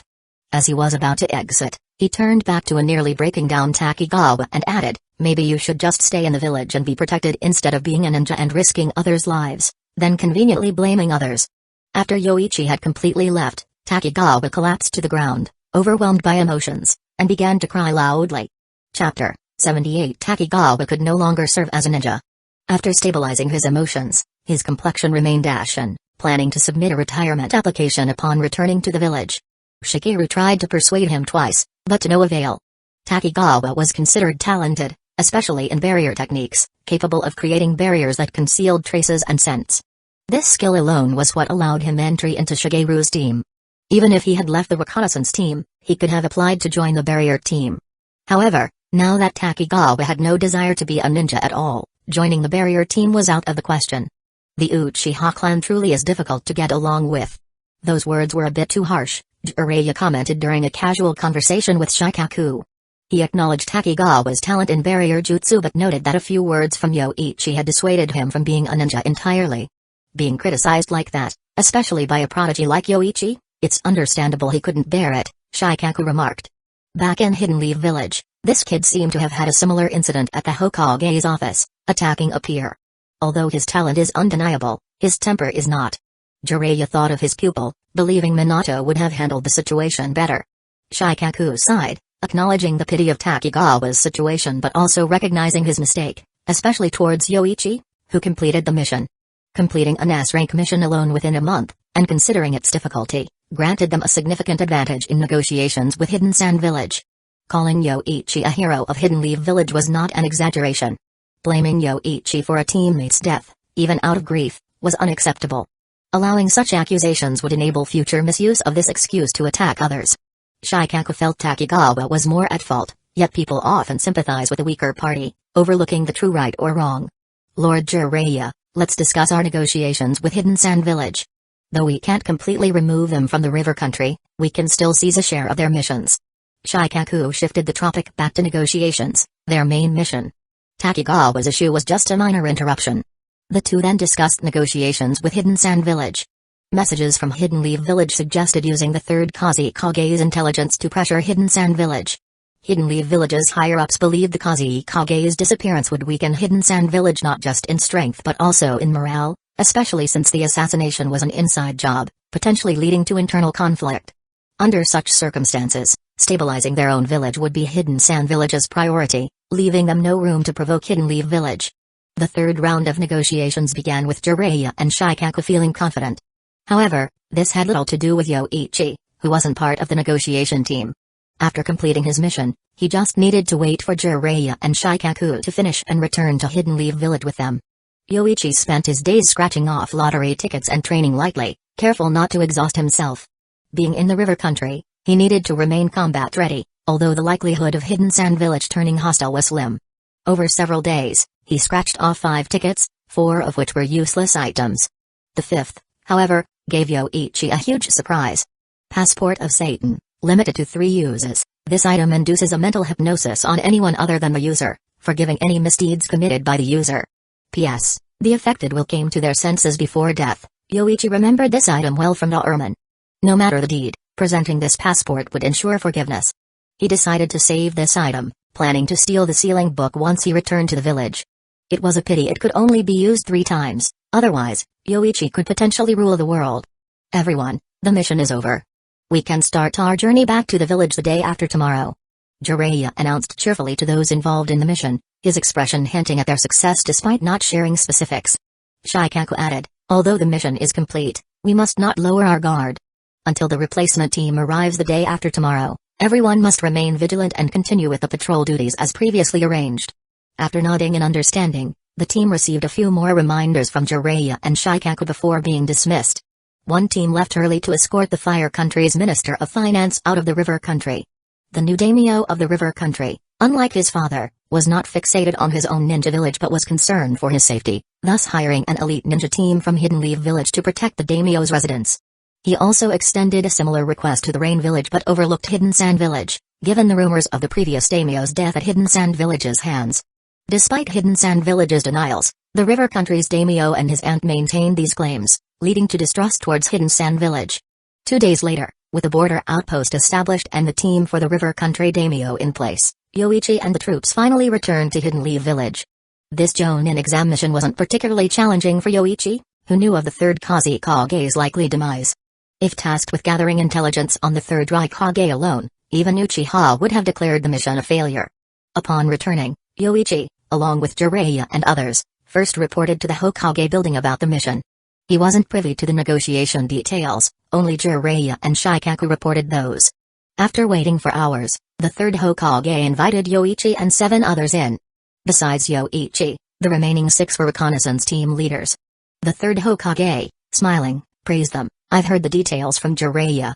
You all did very well, especially Yoichi-kun, who unexpectedly found the most crucial intelligence, greatly aiding the successful negotiation. Yoichi Uchiha, your Jonin exam mission is a success. From today, you are Hidden Leaf Village's second ninja to be promoted to Jonin at 14. Chapter 79 Becoming a Jonin at 14. This was a record in the Leaf Village before Kakashi became a Jonin. In future Jonin meetings, Yoichi will also be able to participate and even propose suggestions. With his identity as a member of the Uchiha clan, as well as his achievements in capturing the Shimura family within the village, no one dared to underestimate him. After announcing Yoichi's promotion to Jonin, Hiruzen also encouraged the other 6 jonin of the reconnaissance teams, praising their contributions to the successful negotiation. However, it was clear to everyone that this reconnaissance mission was virtually completed by Yoichi alone. The contributions of the 6 teams were not even enough to be considered icing on the cake, and the incident where a member of Shigeru's team harbored resentment towards Yoichi and engaged in an argument was seen as a disgraceful matter. Although Shigeru knew that Hiruzen did not intend to think deeply about it, he still felt somewhat ashamed when he heard the praise. Yoichi-kun, do you have any plans to become a leading jonin? There are many genin in the village who need to be trained. If they could join your team, they would surely grow rapidly, Hiruzen asked, which took Yoichi by surprise. Training genin, such a troublesome task, was something he did not want to do. It would be better to spend that time on his own training. Now that he had the ability to absorb natural energy, he had one more direction for training, which was senjutsu. Yoichi shook his head and said, Lord Hokage, I have no such plans at the moment. Moreover, my experience is far from sufficient to teach others. Teaching genin might lead them astray. Maybe we can talk about this again later. Alright, that's fine.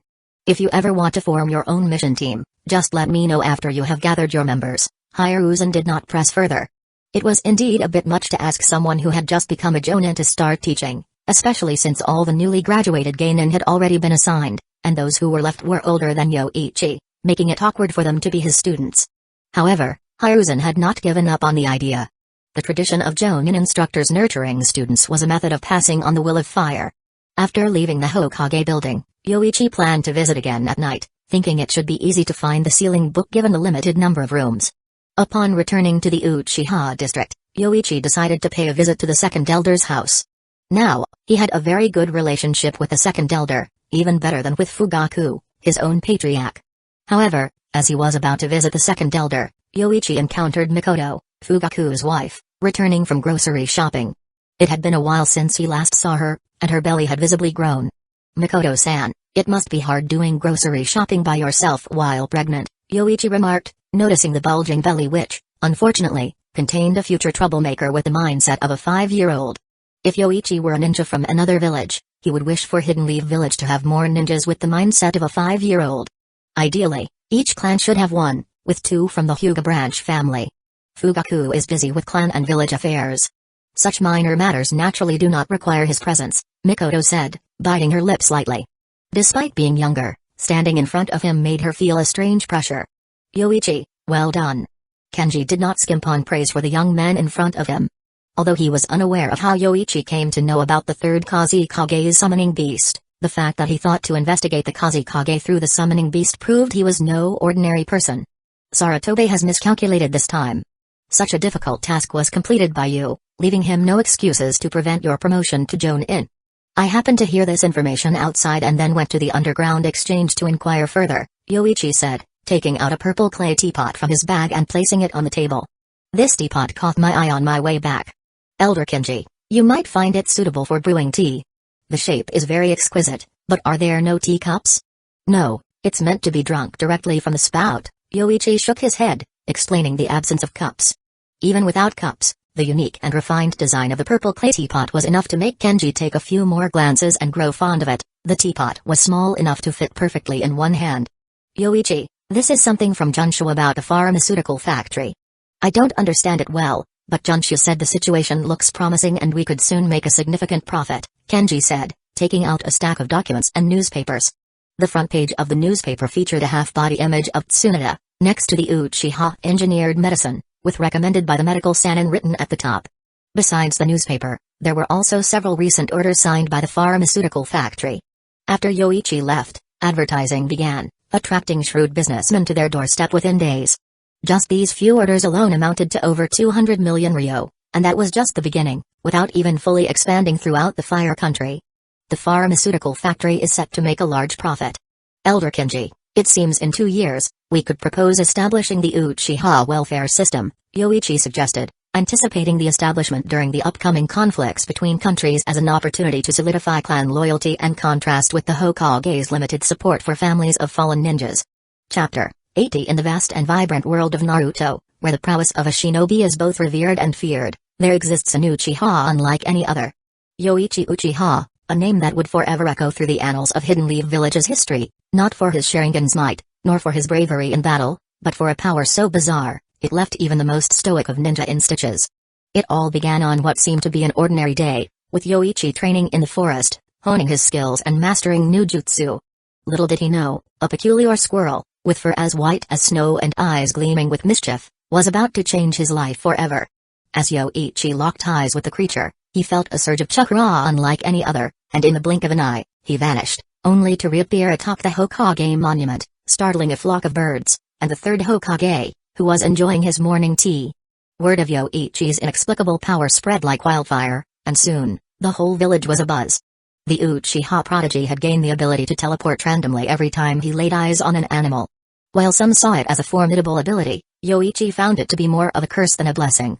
Trying to control his newfound power, Yoichi embarked on a journey of self-discovery, which, unbeknownst to him, would be filled with the most uproarious misadventures. From popping up in the middle of a heated debate in the Jonin Council, courtesy of a stray cat, to interrupting a secret Anbu meeting because of a mischievous frog, Yoichi's life had turned into a comedy of errors. Determined to find a solution, Yoichi sought the counsel of Tsunade, the legendary Sannin known for her medical ninjutsu. However, upon arriving at her office, he was greeted by Taunton, her beloved pet pig. In a flash, Yoichi vanished, only to reappear in the middle of the village's hot spring, much to the shock of the bathing elderly shinobi. Realizing the gravity of the situation, Tsunade, between bouts of laughter, agreed to help Yoichi. Together, with the aid of Jiraiya, who couldn't resist documenting Yoichi's misfortunes for his next novel, they embarked on a quest to control or at least mitigate his erratic teleportation. After many trials and errors, including an unexpected trip to the land of waves because of a seagull, Tsunade concocted a seal that would help Yoichi manage his power. Though it wasn't a perfect solution, as Yoichi now had to wear sunglasses whenever he was around animals, it significantly reduced the randomness of his teleportation. Yoichi Uchiha's tale soon became a legend in Hidden Leaf Village, a story told with fondness and laughter. His adventures served as a reminder that even in a world filled with peril and strife, there's always room for a good laugh, especially when it involves an Uchiha and his uncontrollable power to teleport at the sight of animals. Chapter 81 Lord Yoichi, this is Lord Orochimaru. He wished to visit you, so he sought me out, Mina announced upon her return, trailing another figure dressed in a kimono with a thick hemp rope tied around the waist, accompanied by golden eyes and pallid skin. Today, Yoichi was set to meet all three legendary Sannin. Lord Orochimaru, please come in, Yoichi welcomed his guest, instructing Mina to prepare tea, then both settled in the living room. After serving the tea, Yoichi inquired, Lord Orochimaru, what brings you to me? I heard from Jiraiya that someone has signed a summoning contract with the most temperamental serpent in Richie Cave. My summoning beast also originates from there, so I was curious to visit. Orochimaru's voice was raspy, carrying a sinister undertone, perhaps a reason for his lesser popularity in the village compared to Tsunade and Jiraiya, though his reputation among female ninja was somewhat better. While inquiring about Shin from Manda, it hinted at something intriguing. I'm not merely a contractor with Richie Cave but its master. There must be a distinction between the two. Yoichi-kun, being another individual who has signed a contract with the serpents of Richie Cave, do you understand the difference? After pondering Orochimaru's question, Yoichi decided to give him a lead, perhaps it involves senjutsu. Currently, Orochimaru lacked encounters with Jugo, leading to ignorance about senjutsu's existence. Senjutsu? What is that? Orochimaru's interest peaked upon hearing about senjutsu, aspiring to master all ninjutsu and uncover the world's truths. Physical and spiritual energies combine to form chakra, but adding a third type, natural energy, refines it into senjutsu chakra. However, natural energy is challenging to control, it demands a vast amount of chakra to train, or else it leads to death. Considering being devoured by the snake sage as another form of demise, Yoichi didn't exaggerate. As for the trials, Yoichi believed Orochimaru's capabilities were sufficient to surpass them. Even before mastering Edo Tensei, Orochimaru was adept in Ganjutsu. Mastering Senjutsu Chakra enters one into Sage mode, enhancing ninjutsu significantly. Furthermore, the three great Sage regions possess unique Senjutsu. Orochimaru's excitement grew, it sounds like a formidable ace. Does Senjutsu Chakra enhance all forms of ninjutsu? And what's Richie Cave's special Senjutsu? I haven't learned Senjutsu. My visit to Richie Cave was to find Shin, so I'm unaware. Yoichi shrugged. His knowledge of Senjutsu was theoretical, and real-life practices might vary significantly. However, he acknowledged Richie Cave's Senjutsu as exceptionally potent. My apologies, Yoichi-kun. Hearing about unfamiliar ninjutsu excited me. Orochimaru calmed his enthusiasm, then inquired about accessing Richie Cave. Lord Orochimaru, have your summoning beast perform reverse summoning. It demands 500 human sacrifices. Hearing this, Mina shuddered at the thought of a man-eating summoning beast requiring such a toll. Lord Orochimaru, you're quite generous to your summoning beast.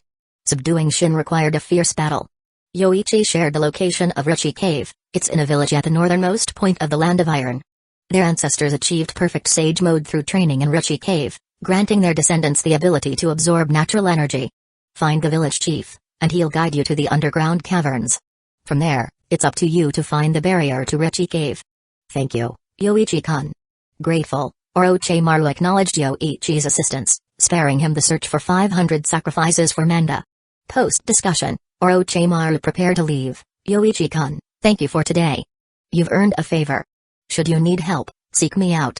It was a small favor, Lord Orochimaru. After escorting Orochimaru out, Yoichi turned to Mina. How's your learning? Has Tsunade been teaching you diligently? Yes, Tsunade-sama has been thorough, though I haven't performed surgery yet. Mina shared her progress in medical ninjutsu and recent studies in detoxification. Suddenly, Mina hesitated, then confided, Lord Yoichi, I feel Tsunade-sama is inquiring about you. She once asked if you showed interest in my clothing. Lowering her voice, Mina's embarrassment prevented her from mentioning lingerie. Why would she suddenly ask that? Yoichi feigned righteousness but inwardly felt uneasy, relieved he had disposed of the pink cotton item. She suspects my character? I assured her there was nothing of the sort. Mina reassured Yoichi, who she tempted several times without eliciting the behavior Tsunade suggested. Enough about her. Let's prepare for dinner, Mina. After dinner, Yoichi retired to his room early, planning to make a night visit to the Hokage building to copy the sealing book. If discovered, he planned to use the demon passport on Hiruzen. The Hokage building, protected by both the Anbu and the most powerful safeguard, the Hokage himself, posed a challenge. Yet, with a Sharingan, Yoichi found evading the building's guards relatively easy. After hypnotizing a guard with Genjutsu, Yoichi learned which rooms held the village's most guarded secrets. Methodically searching, he aimed to find the sealing book. His Genjutsu skills, while not the strongest in the Uchiha clan, were among the top tier. The guard's memory was altered to forget the hypnosis, ensuring no traces were left behind. Searching the confidential rooms, Yoichi found the sealing book in the last room, only to be confronted by an angry voice. Yoichi Uchiha, what are you doing in the ninjutsu room at this hour? Turning around, Yoichi saw Hiruzen staring coldly at him, ready for combat. I wish to see the sealing book, if that's alright, Lord Third. While speaking, Yoichi presented the demon passport to Hiruzen. What nonsense are you? I see, well, make sure to close the door behind you. The sealing book is in the innermost part. Upon seeing the demon passport, Hiruzen's eyes softened, his anger dissipated, replaced by a benign smile. After directing Yoichi to the book's location, Hiruzen chuckled and left, muttering about the need for early sleep. Wait, Lord Hiruzen, come here first. Yoichi called Hiruzen back, delivered a series of slaps, then waved the demon passport and sent him off to sleep. With Hiruzen's face swollen but still smiling warmly, he agreed it was time for bed. After Hiruzen left, Yoichi admired the two remaining uses of the demon passport, planning to leverage it wisely next time. Then, he proceeded to the scroll room, finding two identical sealing books. One contained common ninjutsu, while the other held true forbidden techniques like the Flying Thunder God technique and Edo Tensei. With limited time and the presence of other patrols, Yoichi quickly copied the valuable forbidden techniques without being greedy to copy all ninjutsu, knowing there wouldn't be enough time till dawn. With the forbidden jutsu in hand, Yoichi meticulously covered his tracks before quietly leaving the Hokage building. However, as he neared the Uchiha district, he was unexpectedly stopped. Halt. Who goes there? After a brief exchange of glances between their red Sharingan eyes, the other party, recognizing Yoichi, apologized for the misunderstanding, mistaking him for an outsider due to the late hour. With a crackle of electricity in his hand for illumination, Yoichi dispersed the lightning chakra upon recognizing the individual as Uchiha Tamazu, a fellow clan prodigy, now a member of the village's guard. Tamazu, I didn't expect you to have graduated and joined the guard. Are you enjoying it? Despite Tamazu's ambition for more than just village patrols, he inquired about Yoichi's late-night presence outside the clan area. Yoichi, keeping the details to himself, suggested Tamazu consult the second elder for any queries, then left. Back home, Yoichi planned to carry the copied forbidden techniques with him, ready to train suitable disciples in the future. Among the jutsu, He was particularly interested in mastering the Flying Thunder God technique and Edo Tensei, the former for its near-immortal potential, the latter as an unlimited power bank. Let's give training a try. My yin release affinity should aid in mastering sensory techniques. After jotting down the training methods, Yoichi securely stored the scrolls, knowing he'd need a secluded place for the more advanced steps. Meanwhile, Jiraiya, having earned a handsome reward from a mission, sought to reunite with Orochimaru and Tsunade for a rare gathering, eagerly accepted by both, provided Tsunade wasn't footing the bill. Despite it being daytime, the trio found solace in the quiet of the bar, their conversation veering from the mission's ease to senjutsu inquiries. Chapter 82 Orochimaru, why would you ask about this? Jiraiya was taken aback for a moment, but then, seeing Orochimaru's serious expression, he reluctantly informed him, indeed, there is. I originally planned to keep it as a trump card to surprise you all later. I didn't expect you to already know. Orochimaru, how did you find out about Sage Mode? Idiot, did you think only Mount Myabaku had Sage Mode? Shikatsu Forest has it too. Tsunade said with a snort after putting down her sake cup. Her grandfather was a sage, and her granduncle had researched Sage Mode, though he never mastered it. To others, Sage Mode might be a secret, but to the Senju clan, it was no mystery at all. Indeed, Shikatsu Forest also possesses it. However, I'm curious about the differences in Sage Mode between the three great Sage regions. Jiraiya, is Mount Myabaku's Sage Mode difficult to learn? Orochimaru inquired further from Jiraiya, who sighed in response before telling him, I spent 10 years learning Sage Mode and even now, I can barely control it, and that's with the help of the sages of Mount Myabaku. Without their aid, I probably could never master Sage Mode. Remembering the lessons learned while studying Sage Mode, Jiraiya shuddered. It involved eating bugs, being beaten with sticks daily, and being thrown from great heights.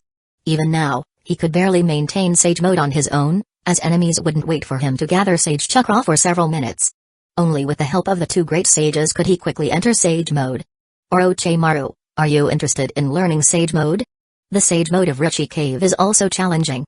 Without passing the trials of Ruchi Cave, I can't learn it. Orochimaru didn't hide his intentions from Jiraiya, he wanted to understand the risks of training in Sage Mode to devise a strategy. He believed any technique could be mastered, given enough time and research. The Sage Mode of Shikatsu Forest is very dangerous, almost like soaking oneself in a slug's acidic secretions. Although not that exaggerated, without strong regenerative abilities, it's impossible to successfully train in the Sage Mode of Shikatsu Forest. Tsunade wasn't stingy with these methods. In her view, aside from her grandfather, no one else could successfully master the Sage Mode of Shikatsu Forest. My great-grandfather studied it for a long time and ultimately gave up. Without my grandfather's physique, it's impossible to train in the Sage Mode of Shikatsu Forest. Hearing this, Jiraiya said, then Mount Myabaku's Sage Mode is relatively simpler, though still challenging. As long as a sage helps, it's always possible to succeed. The biggest danger of Mount Myabaku's Sage Mode is being eroded by natural energy. However, Mount Myabaku has a staff that can harness natural energy. Whether or not the sages will help you train depends on your relationship with Mount Myabaku. Is that so? Thank you. Orochimaru then raised his sake cup in gratitude. Today, he had gained much insight into the dangers of natural energy and planned to visit Ruchi Cave when he had time. If Jiraiya could succeed, there's no reason he couldn't. Orochimaru, you didn't learn about Sage Mode from Yoichi Uchiha, did you? Jiraiya suddenly asked, recalling that Orochimaru hadn't known about Sage Mode before. If he had known and been interested, he would have asked earlier. The only recent connection to Ruchi Cave was Yoichi. Correct, I went to consult Yoichi-kun, and he didn't hide anything.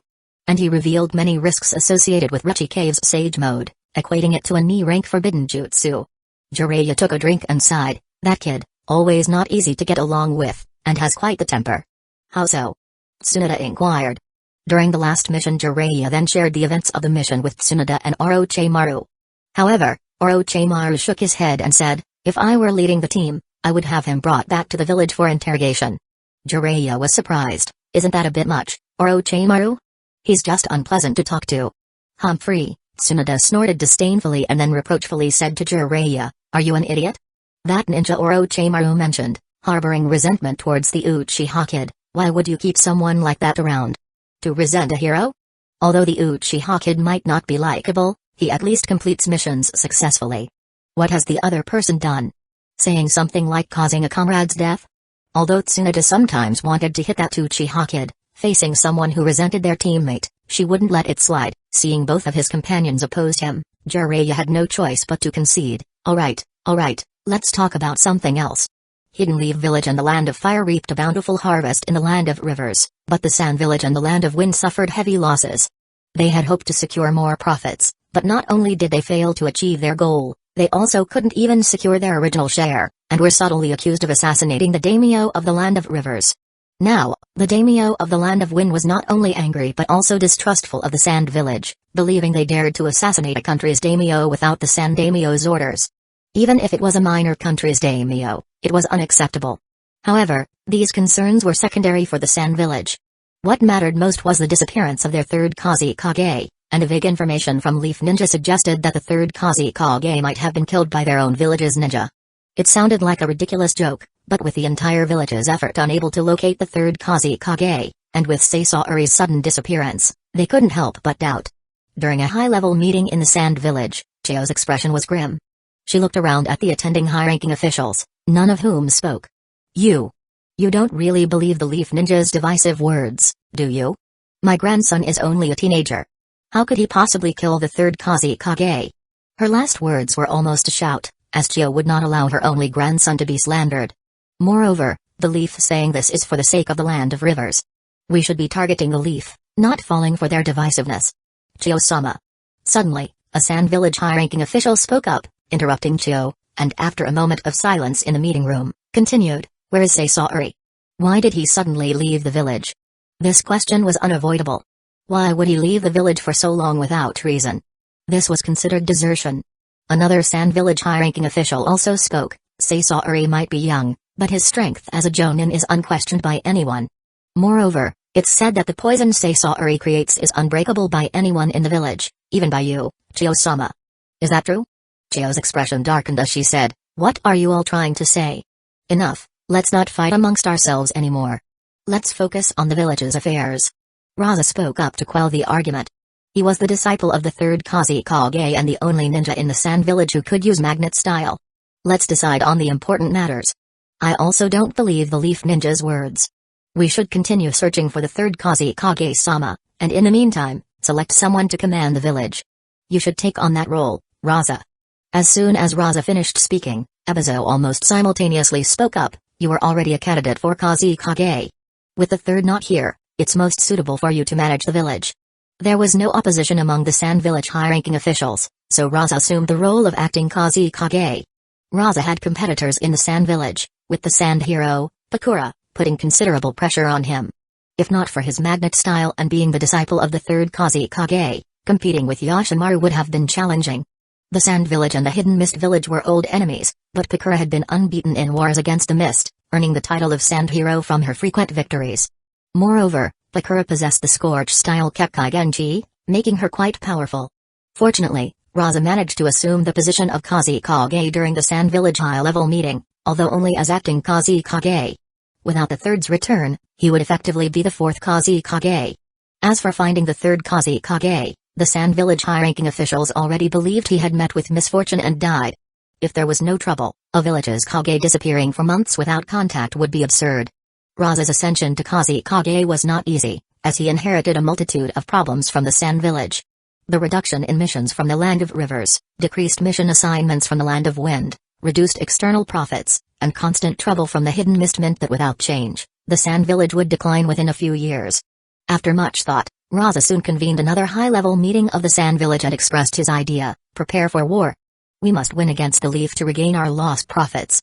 Few in the Sand Village high-ranking officials opposed, as the village's current state left war as the only option for salvation. With decreased mission assignments, the Kusagakure's disappearance, and instability within the village, only a resounding victory could regain their share of missions and boost morale. The state of Bunpaku might not be good.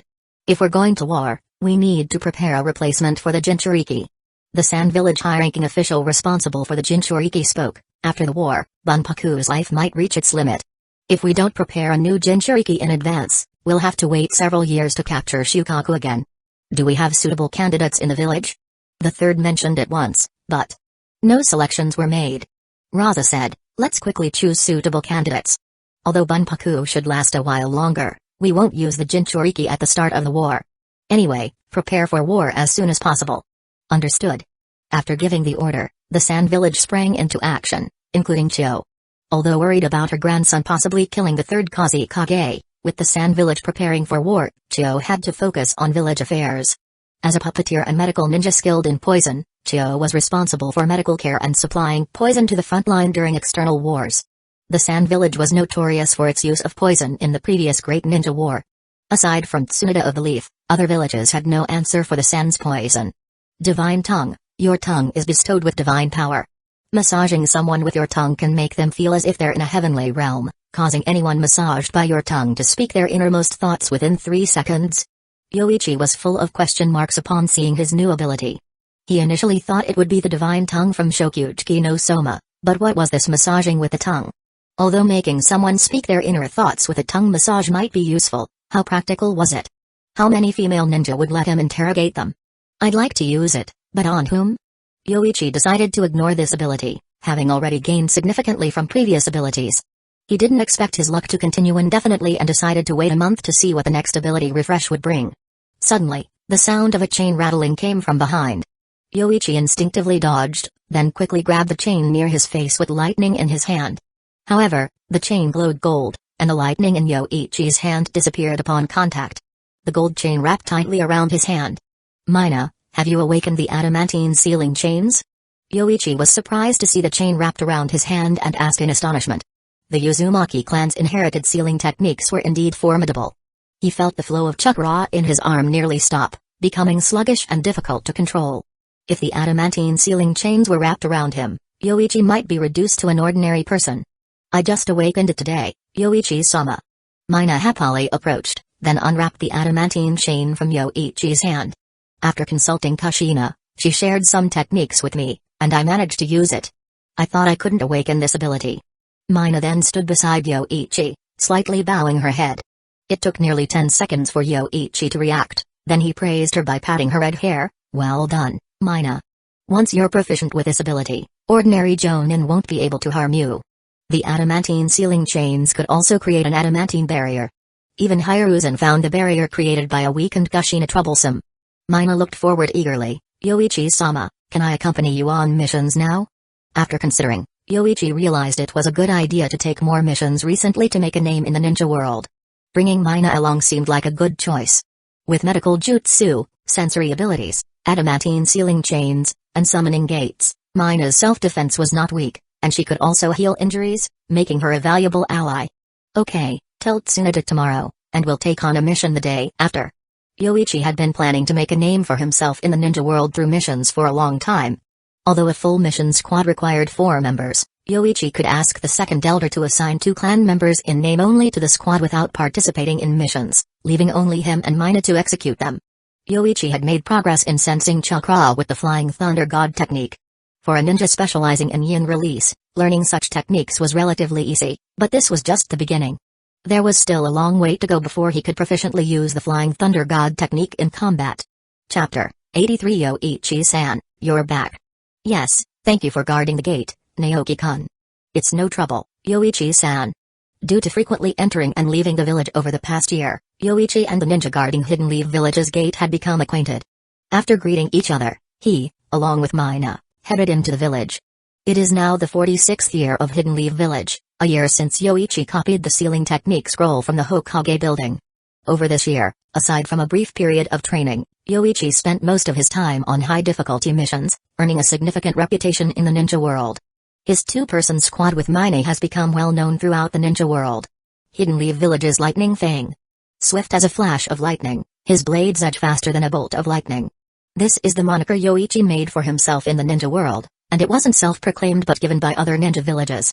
With another Hidden Leaf Village's White Fang and now a Hidden Leaf Village's Lightning Fang, earning a title similar to Tsukumo, it's clear the impression Yoichi has left on other villages, closely mirroring that of Tsukumo. Both are mission-oriented ninjas. Even when Yoichi's teammates were wiped out during his Chunin days, he didn't consider the mission a failure. To this day, his mission success rate is 100%. Lightning Fang was originally one of the 7 swordsmen of the mist, but over this year, others in the ninja world have grown accustomed to referring to Yoichi as Lightning Fang. After all, the mist's Lightning Fang rarely appeared in the ninja world, while Yoichi, for the sake of missions, frequented various major and minor countries, A-rank missions already involved inter-country affairs, and the lowest level of missions he took were A-rank. Within a year, he completed 84 A-rank missions and 41 S-rank missions. Such efficiency in completing missions is among the highest in Hidden Leaf Village. Unless Hidden Leaf Village's White Fang worked year-round without rest, it would be hard to surpass Yoichi in the number of missions. His renown also stems from a Super S-rank mission that no one in Hidden Leaf Village had ever taken before. Collecting intelligence on the perfect Jinchuriki of the Cloud Village. This mission was nearly untouchable, as even Orochimaru, who once wreaked havoc in the Cloud Village and released the Eight Tails, didn't want to venture there again. Following an attempt by the Cloud Village to capture Kushina, nearly taking away Hidden Leaf Village's Jinchuriki candidate, Hidden Leaf Village used all its spies in the Cloud Village to aid Orochimaru's infiltration. It took a long time to find an opportunity to release the Eight Tails. However, after that incident, the Cloud Village purged its spies, leaving Hidden Leaf Village without any in the cloud. Gathering intelligence became difficult. Moreover, not many years after that, a Jinchuriki capable of controlling the tailed beast's power appeared in the Cloud Village. There must be a secret behind this. Hidden Leaf Village was eager to learn it, hoping to utilize the Nine Tails power. As the strongest tailed beast, controlling the Nine Tails power would definitely become Hidden Leaf Village's top combat force, especially since Hidden Leaf Village's previous generation witnessed the immense strength of controlling the Nine Tails power. Unfortunately, Kushina couldn't achieve this, not only failing to control the Nine Tails power but also risking its influence at all times. Thus, knowing the Cloud Village had a method to control tailed beasts, Hidden Leaf Village's high command immediately issued this nearly Super S-rank difficult mission, even sending Anbu en route to obtain this method. But ultimately, all efforts failed. Controlling tailed beast power is as crucial to the Cloud Village as Hidden Leaf Village's sealing techniques, making it incredibly difficult to acquire. Thus, the mission remained untouched by most. However, once Yoichi learned of it, he casually took on this mission. And he actually completed it. Relying on his growing sensory abilities and the Demon Passport, Yoichi not only stole the perfect Jinchuriki training method but also copied all of the Cloud Village's ninjutsu secrets and took a copy with him. The originals were destroyed with an explosive tag. Had he not attempted to kill the third Raikage influenced by the Demon Passport, Yoichi could have left the Cloud Village without any trouble. Even without killing the third Raikage, Yoichi's actions were enough to make a name for himself in the ninja world. Following this, the Cloud Village issued a kill order against him. And they severely demanded Hidden Leaf Village hand him over, threatening war otherwise. Naturally, Hidden Leaf Village did not comply. Hidden Leaf Village remains the victor of the Second Great Ninja War, with Hidden Leaf Village's White Fang still alive, and the Uchiha being the village's foremost clan, Yoichi a hero who completed missions. Handing him over would demoralize the village. Even Danzō, who despised Yoichi the most, didn't suggest this. Proposing such a trade to avoid war would lead to backlash, with many storming the Shimura household to root out any Cloud spies. Being marked for death by the Cloud Village actually raised Yoichi's standing in the village. An enemy's foe is our hero. Since the Cloud despises him, he is a hero to Hidden Leaf Village. The bad reputation from his Chunin days diminished significantly, and those former teammates who slandered Yoichi kept a low profile. Walking through the village, Yoichi received admiring glances from women. But Mina, following behind, could accurately identify enemies and fiercely return their glares. Soon after completing the mission, Yoichi and Mina headed to the Uchiha district. Since drawing the Divine Tongue a year ago, Yoichi hadn't drawn any significant abilities. Out of 12 abilities, 11 were of little use, the only useful one being related to the tongue.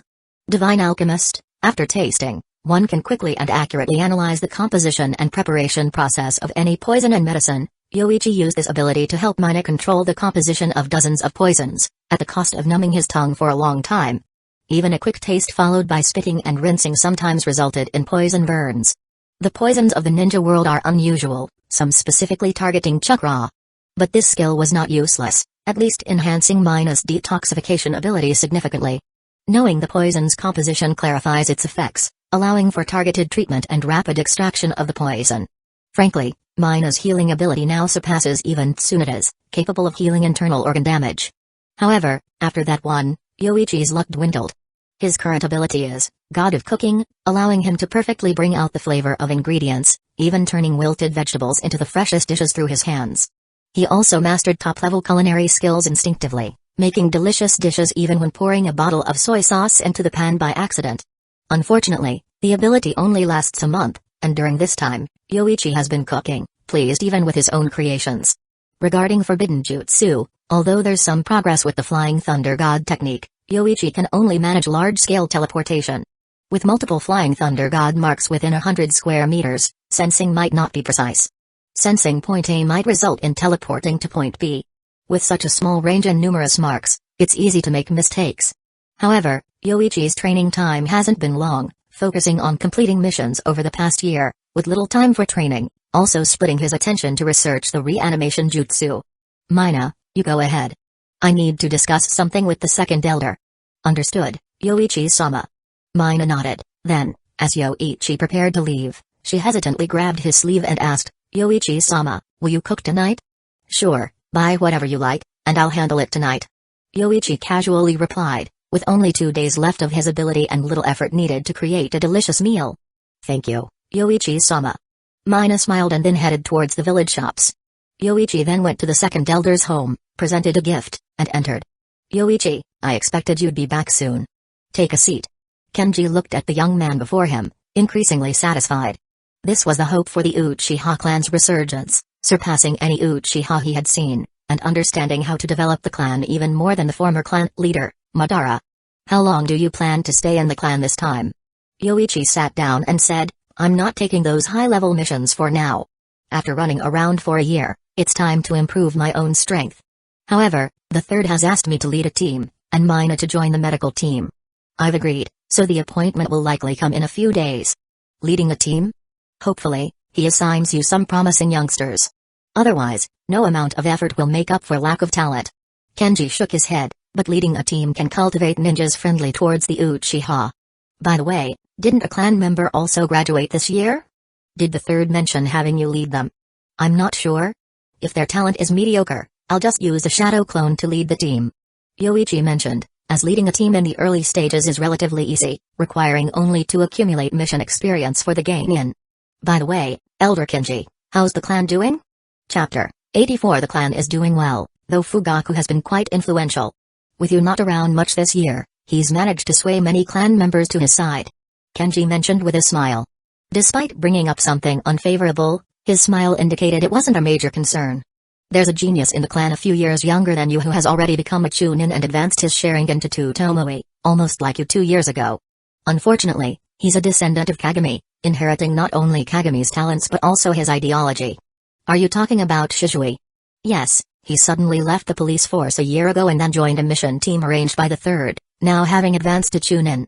He's another genius in the making, sadly, for the village. Fugaku has given Shisui a lot of support, practically seeing him as the clan's hope. However, I believe Shishui's talents still fall short of yours. It doesn't matter. By the time his abilities peak, I should be both the clan leader and the village's Hokage.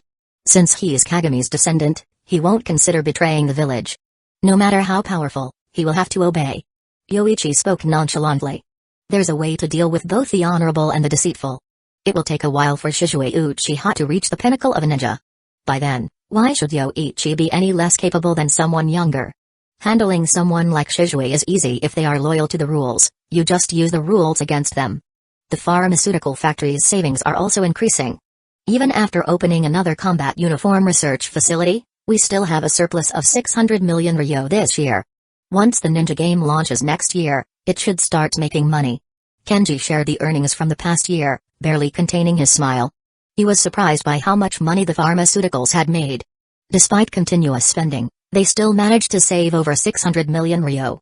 Moreover, the factory's profits are increasing monthly, with last month's net profit reaching 260 million ryo. The ninja game hasn't been released yet, but Yoichi has said it could rival the pharmaceutical factory in profitability, a claim Kenji doesn't doubt. Decades later, collecting cards in ninja games became ubiquitous, with just the spendthrifts in the ninja world enabling him to make a fortune. Even with several more combat uniform research facilities, the Uchiha clan could easily afford them. Yoichi, your talents shine in every area. Even though the ninja game hasn't started making money yet, it's just a matter of time. Just the pharmaceutical factory alone is enough for you to implement your plans. The pharmaceutical factory's profitability surprised even Kenji, with its biggest earner not being health supplements but rather Viagra, which rarely advertised. It accounted for half the profits, with orders coming in daily, particularly popular among nobles and the wealthy. However, for Yoichi, neither the pharmaceutical factory nor the ninja game are his main focus. He is currently waiting for the combat uniforms to be manufactured. Despite having a complete manufacturing process, creating the machinery for Saiyan combat uniforms isn't straightforward. If successful, it could revolutionize warfare. Apart from continuous fire-style attacks, the combat uniforms offer impressive defense, even against explosive tags. Minor ninjutsu and shuriken can essentially be ignored. Now, those aligned with the Second Elder, especially the militant faction within the Uchiha, hold great respect for Yoichi, including Uchiha Hikawa. 3 months ago, Yoichi and Hikawa sparred within the clan grounds. Whether it was fire-style ninjutsu, ganjutsu, or taijutsu, Hikawa lost in every aspect. Thanks to Godzilla within him, Yoichi could release high temperatures at any time, enhancing his fire-style ninjutsu.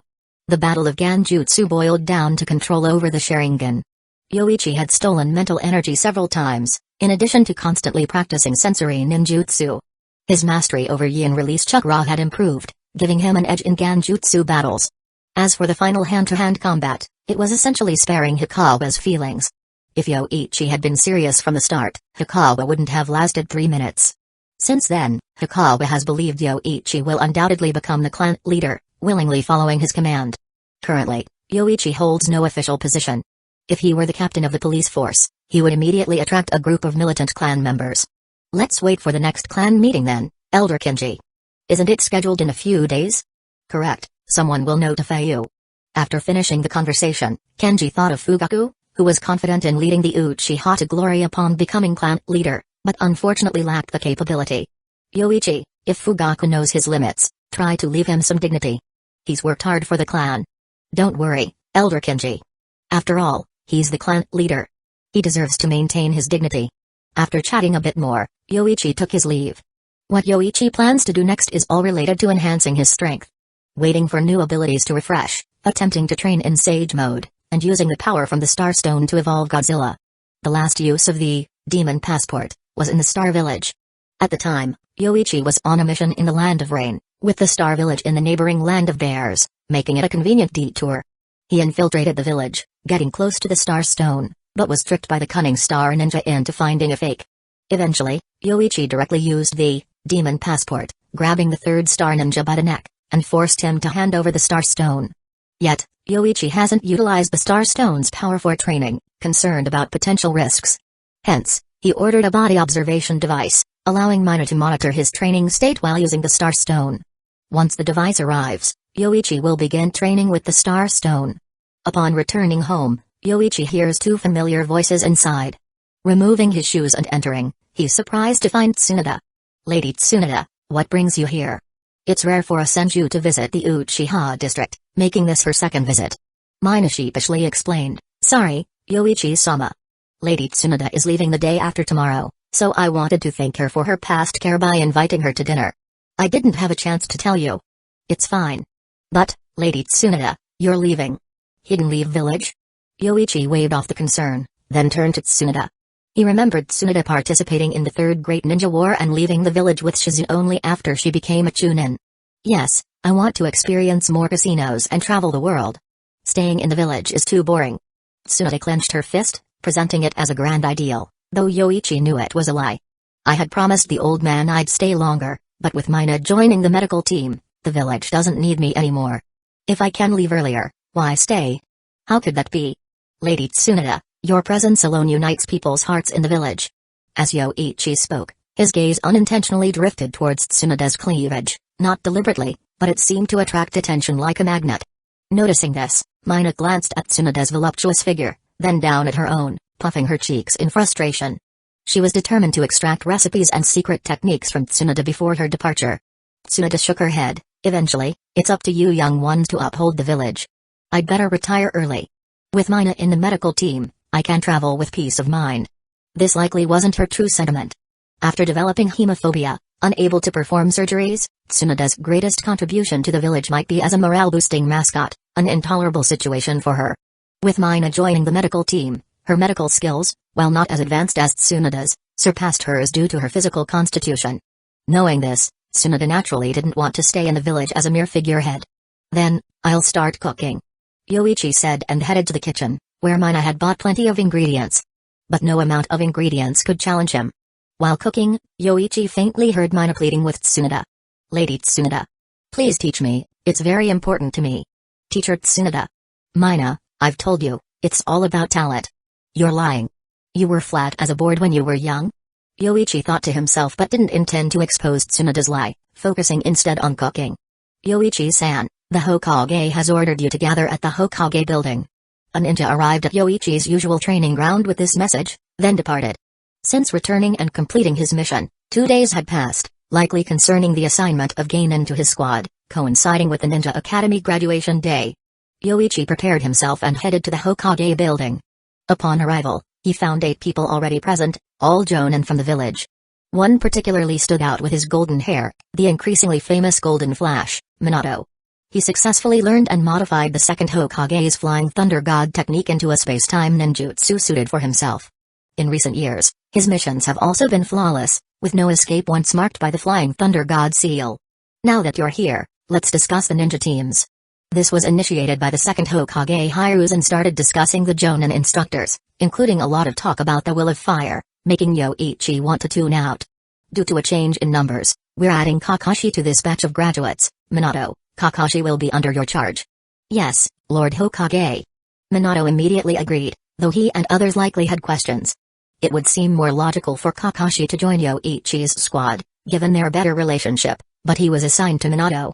However, Sarutobi didn't elaborate, proceeding with the ninja assignments. Team 1, Sarutobi Asuma, Tatami Iwashi, and Namayashi Raido, under the guidance of Sarutobi Shinji. Team 2, Might Guy, Ebisu, and Shiranui Gemma, under the guidance of Kita Matsumoto.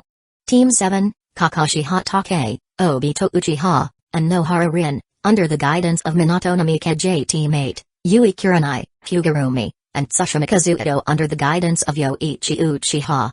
The Ninja Academy's graduating class consisted of 5 teams this year, with the top classes 27 students assigned to the 9 Jonin present. The remaining graduates will be led by special Jonin or Chunin. Alright, if there are no questions about the assignments, head to the Ninja Academy to meet your teams. If you find any issues, come back to me for adjustments. After Sarutobi finished, seeing no objections, he dismissed the 9 Jonin. Leaving the Hokage building, Yoichi was about to head to the Ninja Academy when he heard someone call him. Turning around, he saw Minato. Do you need something, Minato-san? Actually, it's not much. Kushina hasn't seen her clan member in a long time and asked me to inquire.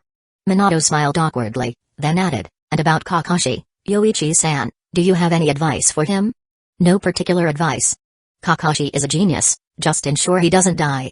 He'll improve on his own. Yoichi replied, having never really coached Kakashi, only advising caution during missions. As for Mina, she recently joined the medical team. I'm not sure about her schedule, but Kushina can visit the hospital to find Mina. Minato laughed awkwardly, knowing if Kushina could move freely, he wouldn't need to relay messages. If there's nothing else, I'll head to the Ninja Academy. After seeing Minato had no further questions, Yoichi turned and left. He didn't plan any tests or preach about the Will of Fire. In his team, obedience was sufficient. Arriving at the Ninja Academy, Yoichi went straight to the graduating class, finding he was the first instructor to arrive. Kurenai Yui, Romi Hyuga, and Kazuto Tsushima, come with me. As he left, he encountered Kakashi. Captain, what are you doing here? Are you becoming an instructor? Kakashi knew Yoichi had become a Jonin a year ago, forming a squad for high-difficulty missions and earning the title of Hidden Leaf Village's Lightning Fang in the ninja world. You can't call me captain anymore, Kakashi. Unfortunately, you're not in my squad. You should call me senpai. Yoichi smiled, then asked, why are you back at the Ninja Academy? I didn't want to, but my father said if I didn't find peers as teammates, I'd have to join the front line in a ninja battalion. With Kakashi's talent, joining a ninja battalion would be a waste, so he had to return to the academy. Although he had been a Chunin for 2 years, his formal mission record was sparse. Meanwhile, in the classroom, the Genin were surprised after Yoichi left. Kurenai, was that your squad's instructor? He looks so young. He seems only a few grades older than us and already a Jonin. Hey, Asuma, didn't you say you were in the same class as Kurenai? How did you end up in Team 1? Haha. Shut it. The classroom buzzed with chatter, but Kurenai, Romi, and Kazuto eventually left. Asuma felt indignant seeing Kurenai leave. He decided to have a word with his grandfather later, having been promised to be in the same team as Kurenai. Chapter 85. Introduce yourselves, your names, your best technique, or what you're strong at. Yoichi spoke to the 3 subordinates in front of him, 2 women and a man, one of whom belonged to the Hyuga clan, likely from a branch family, as the main Hyuga family would certainly not entrust their teaching to an Uchiha like him. He was supposed to get a report card from the academy teacher, which would surely list each student's strengths, but Yoichi Uchiha had forgotten about it, so he simply let them introduce themselves. Hyugarumi, positioned at the far right, spoke up first. My name is Hyugarumi, from the Hyuga branch family. I'm skilled in gentle fist, like sweet food, dislike sour and spicy food, and hope to become stronger. Kazuto followed. My name is Kazuto. I'm skilled in throwing ninja tools because my father is a blacksmith, so I often played with ninja tools as a child. I like eating grilled meat, have no particular dislikes, and hope to become the Hokage of the Leaf Village. When it was Kurenai's turn, she said, my name is Yui Kurenai, skilled in Ganjutsu, like snacks such as takoyaki, don't really dislike anything, and hope to become a strong ninja like Lady Tsunade. After finishing, Kurenai inwardly sighed in relief, almost letting slip her dislike for cake. Mentioning a dislike for cake right after her teammate expressed a fondness for sweet things could potentially cause misunderstanding. After hearing the introductions, Yoichi tapped his fingers, noting that the third Hokage's assignment made some sense. One specialized in taijutsu, another in ninja tool throwing, and the last in Ganjutsu, which were all areas of his expertise. My name is Yoichi Uchiha, skilled in exactly what you're skilled in. I can only ensure you don't die in ninja missions or on a battlefield, and also, don't disobey my orders, unless you leave this team. Yoichi spoke to the 3 in a calm tone, making it clear that being a ninja wasn't about fun and games, nor was he a child care worker. While he wouldn't make them kill immediately to grow, they weren't cut out to be ninjas if they couldn't prepare themselves for it within 3 months. It's still early today, let's take on 2 missions to warm up, try to complete them before dinner. Saying this, Yoichi headed towards the Hokage building. Kurenai and the others were wide-eyed upon hearing this, exchanging glances before following him. They all had a bad feeling, anticipating tough days ahead under Yoichi's guidance. At the Hokage building, Yoichi directly found the mission department. Normally, during this period just after the academy graduation, the third Hokage would personally assign missions. But with so much going on in Hidden Leaf Village, the third Hokage didn't have time to manage these D and C rank missions. Let's see what D rank missions are available. As Yoichi Uchiha finished speaking, the mission department ninja respectfully presented 2 scrolls. Yoichi Uchiha, these are all the D-rank missions available in the Leaf Village right now. Seeing this interaction, Kurenai and the others exchanged looks, sensing the respect the mission department had for their Jonin instructor. Let's go with this one. Yoichi chose a mission to clean up river debris. He considered taking another but realized they might not all know how to walk on water, which could hinder completing even this one task, so he opted against taking on more. After registering the mission, Yoichi led them to the mission site. Have any of you learned tree climbing and water surface walking? Yoichi suddenly asked Kurenai and Rumi, but all 3 shook their heads, with Kazuto admitting, Teacher, I can climb trees, just not too high. Explaining its use of chakra for tree and water walking, Yoichi noted neither Kurenai nor Rumi had learned water walking. Opting for on-the-spot training, especially for Kazuto who was furthest behind, Yoichi warned that failure to learn within an hour might mean a bath in the sewage ditch, a prospect that sent shivers down all their spines. Reaching a relatively clean drainage ditch in Hidden Leaf Village, Yoichi demonstrated water surface walking, explaining it involved continuously releasing chakra from the soles of the feet to counterbalance one's weight. Despite the straightforward explanation, actual learning required hands-on practice, prompting a somewhat cold reminder from Yoichi about following his orders or facing the possibility of repeating a year at the academy. Reluctantly, the trio approached the water's edge to try water surface walking, eager to avoid further schooling. After several falls and continuous attempts, Kazuto finally managed to stand on water, demonstrating the high standards set by the academy during wartime, pushing students to develop real combat skills through simulated war scenarios. Once Kazuto mastered water surface walking, he joined Kurenai and Rumi in cleaning the river debris, completing the D-rank mission in 2 hours, though not without more falls due to inattention. After completing the mission, Yoichi congratulated them, particularly advising Kazuto to master tree climbing by evening, comparing its principle to water walking but simpler, dependent on one's weight for chakra adhesion. Yoichi then offered a personal challenge, promising a reward of 1 million ryo to anyone who could successfully sneak attack him, regardless of the method, as long as it resulted in him sustaining even a minor injury. This announcement left all 3 shocked, especially Rumi, who had never seen such an amount despite being from the prestigious Hyuga family. Yoichi suggested they might find it easier to attack him while he was using the shadow clone the next day, then promptly left using the body flicker technique, leaving the trio feeling overwhelmed and apprehensive about their future under such a demanding instructor.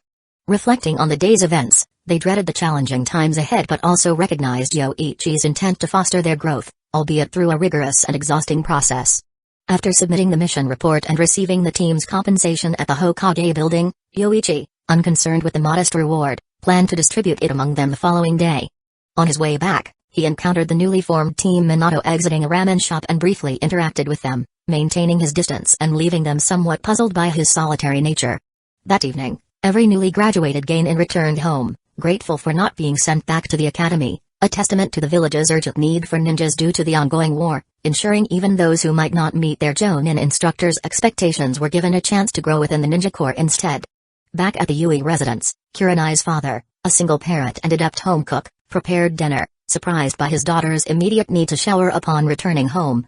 He learned of her strenuous stay under Yoichi's strict guidance, including the unique challenge he posed to them, promising a significant reward for a successful sneak attack on him. Recognizing Yoichi's name and reputation, he reassured Kurenai of the valuable learning opportunity under such a talented ninja, dismissing any negative rumors and encouraging her to embrace the chance to learn from one of the village's most capable ninjas. Chapter 86. Even if it's my shadow clone standing in front of you, it's not something you can underestimate. What do you think you're doing? Yoichi gripped the wrist of Rumi, and gently twisted it, making the young girl kneel before him. Simultaneously, his right hand swiftly caught a thrown shuriken and flung it back, narrowly slicing off a strand of Kurenai's hair. The reason I allowed you to launch surprise attacks is because you're too weak. Without resorting to surprise tactics, you don't stand a chance. Yet, one of you attacked head-on with arrogance, and another openly formed hand seals for a Genjutsu, with hand seal speed so slow I wondered if your hands were injured. Kazuhito did somewhat better, taking advantage of the moment his teammate was captured to launch a surprise attack. But the next time, don't hold back, even if you use explosive tags, it's fine. After critiquing the three, Yoichi finally released Rumi and continued to address them. Due to your disappointing performance, each of you will undertake a D-rank mission today, to be completed before 1 p.m., and then start training. D-rank missions are the foundation for advancing to Chunin. When he was advancing, he too had completed 16 D-rank missions before applying for the Chunin exams. Without completing a certain number of D-rank missions, one wouldn't even qualify to apply. Let's go, pick up the missions. Yoichi's shadow clone led the team towards the Hokage building. He wasn't one for coddling in a greenhouse environment. Once they'd racked up enough D-rank missions, they would immediately start on C-rank and B-rank missions. While his shadow clone was leading the team on missions, his real body was at home. Yoichi had ordered a device for monitoring body data, which had arrived. He had asked Mina to take a day off to help him check for any abnormalities during his training with the Star Stone. This set of equipment was extremely expensive, costing over 20 million ryo in total, and was comprehensive enough to detect changes in every part of the body, more complete than any device available in the Leaf Hospital. Yoichi had a member of the Gates' clan excavate a large space underground and reinforced it several times, making it suitable for training. As long as there isn't too much disturbance, this underground space won't collapse. Lord Yoichi, the equipment has been calibrated and is ready to be activated at any time. After Mina finished speaking, her eyes slowly filled with heart symbols, and her lips curved into a smile. The monitoring required the removal of clothing, which meant she would be able to see Lord Yoichi's physique. Then I'll leave the next steps to you, Mina, though there probably won't be any issues. After connecting to the equipment, Yoichi took out the Star Stone from his storage scroll, and Mina immediately sought refuge behind the protective equipment. As soon as he took out the Star Stone, he felt an anomaly in Godzilla within him, similar to the reaction he had the last time he examined the Star Stone. Placing his hand on the Star Stone, Yoichi immediately felt his chakra becoming unusually active. He then sensed a strange energy emanating from the Star Stone. Roar!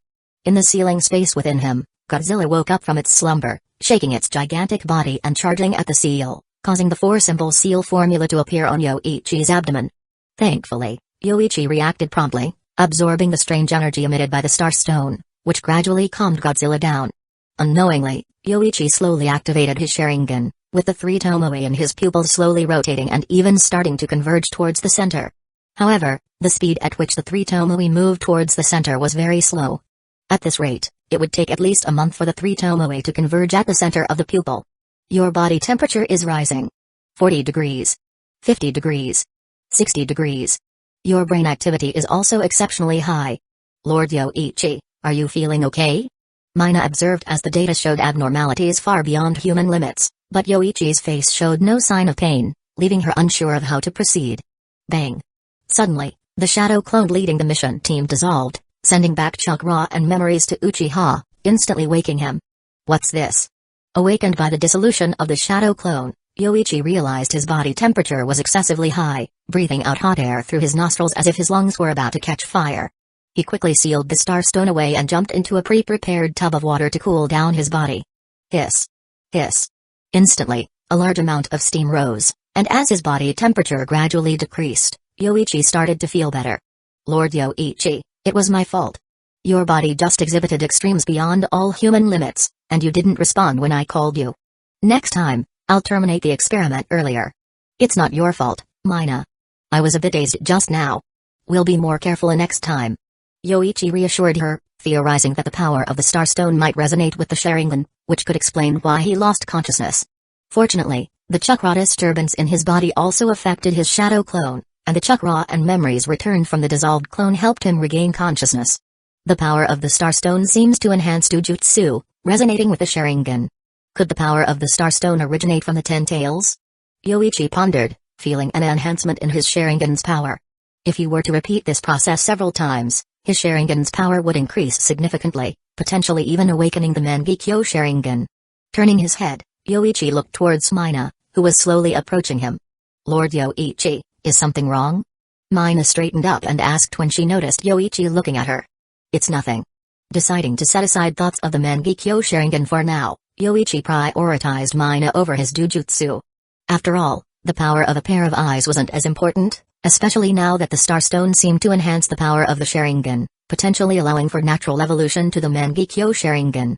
After cooling down and assessing his body's changes, Yoichi felt that Godzilla had once again fallen into a deep slumber. However, his body had grown significantly in just a short period, and with a few more sessions, his size could quickly reach 50 to 60 meters. Mina then showed Yoichi the data from his body during the experiment. It was as if they were monitoring a furnace, with peak body temperatures reaching 88 degrees Celsius, and other metrics 4 to 5 times higher than the limits of a normal human. Lord Yoichi, we haven't detected any radiation, just a tiny bit of dispersion, which you probably absorbed. Next time, wake me up earlier, Mina. I understand, Lord Yoichi. After leaving the underground chamber, Yoichi created a shadow clone to find Kurenai and Rumi. His students were likely unaware of what had just happened with the sudden dissolution of the shadow clone. As for his new ability, Yoichi found it somewhat indecent and had yet to use it even once. Succubus Physique, originating from the right hand of a succubus, this ability was upgraded by a deity. It not only grants incredible powers but also transforms into a unique physique. Yoichi Uchiha found this ability somewhat odd, feeling more like he was in a world of demon ninjas rather than in the Naruto universe.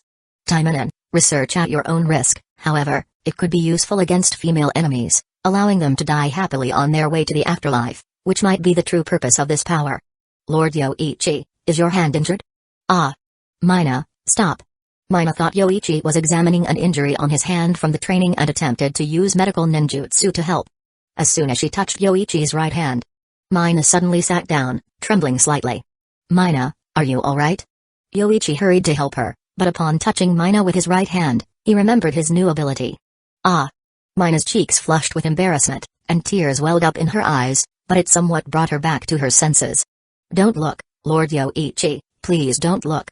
Mina, shaking and crying, said she would have left the embarrassing scene immediately if she had the strength. She worried that Yoichi would think less of her, possibly even looking down on her with contempt. The thought made Mina feel even hotter. Then, I'll leave first. Mina, you're not to blame for today. Yoichi initially considered using a shadow clone to help Mina up, but hearing her tearful voice, he knew she was deeply embarrassed. After offering some comfort, he quickly left the underground chamber. It was better to let her calm down alone at such a time. After leaving, Yoichi thought to himself, this power is too strong. I wouldn't fear even Otsutsuki Kaguya now. However, it only works on the opposite sex, and only direct contact with my real body triggers it. Contact with a shadow clone should be safe. His shadow clone had touched Rumi, and the young girl was unaffected by the power. Fortunately, shadow clones did not inherit this ability, otherwise, Yoichi might have become infamous in the village for all the wrong reasons. I need to be extra cautious this month, avoiding contact with the opposite sex as much as possible. Sorry, Minato, for calling you here in such a rush, but this mission seems to require someone with your skills more than anyone else.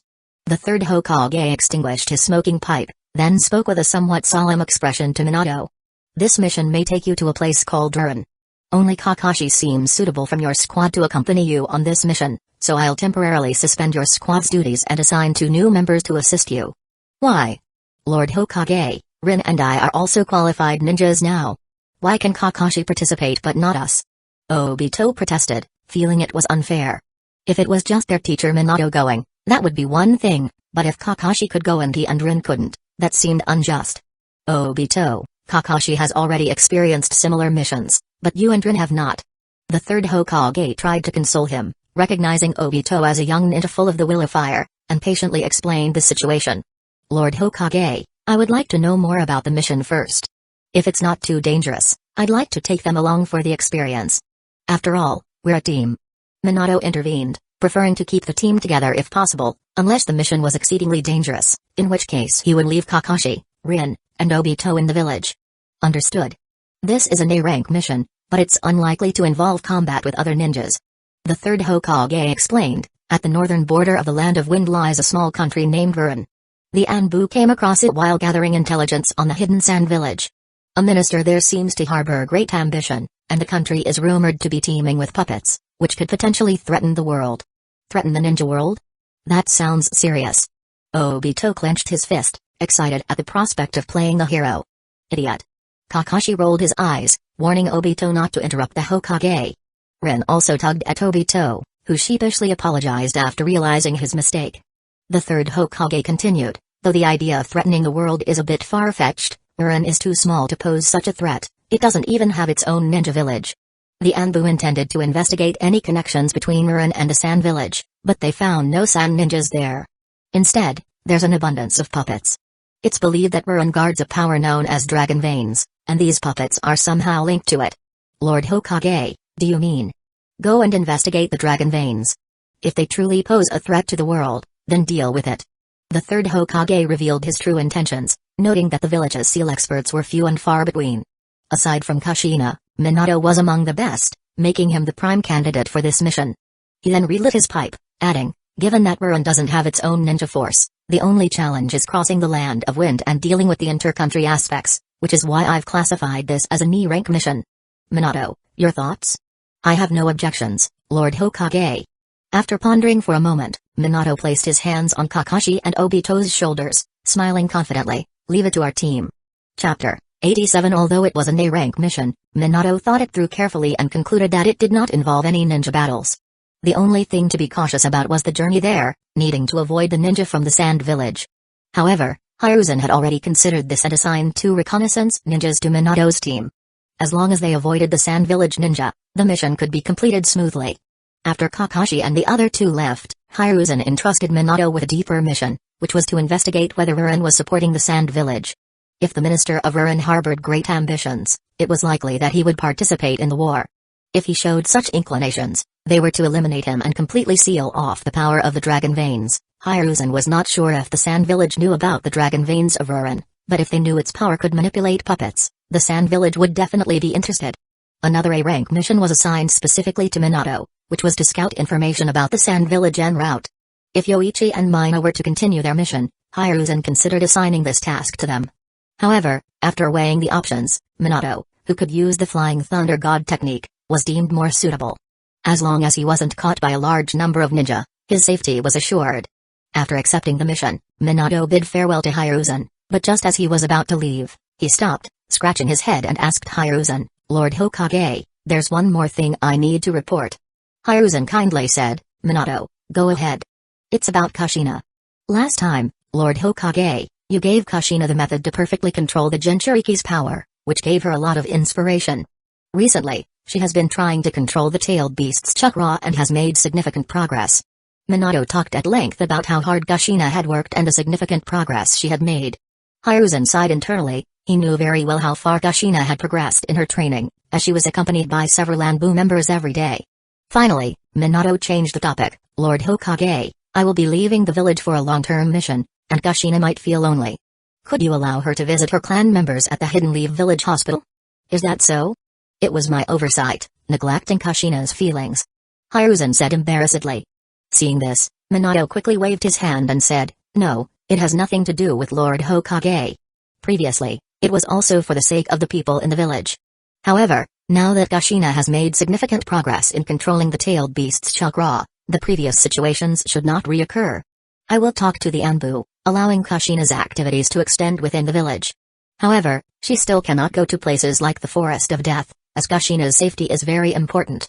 After thinking it over, Hiruzen said to Minato, simply allowing her activity range to extend to the Hidden Lee Village Hospital seemed a bit stingy.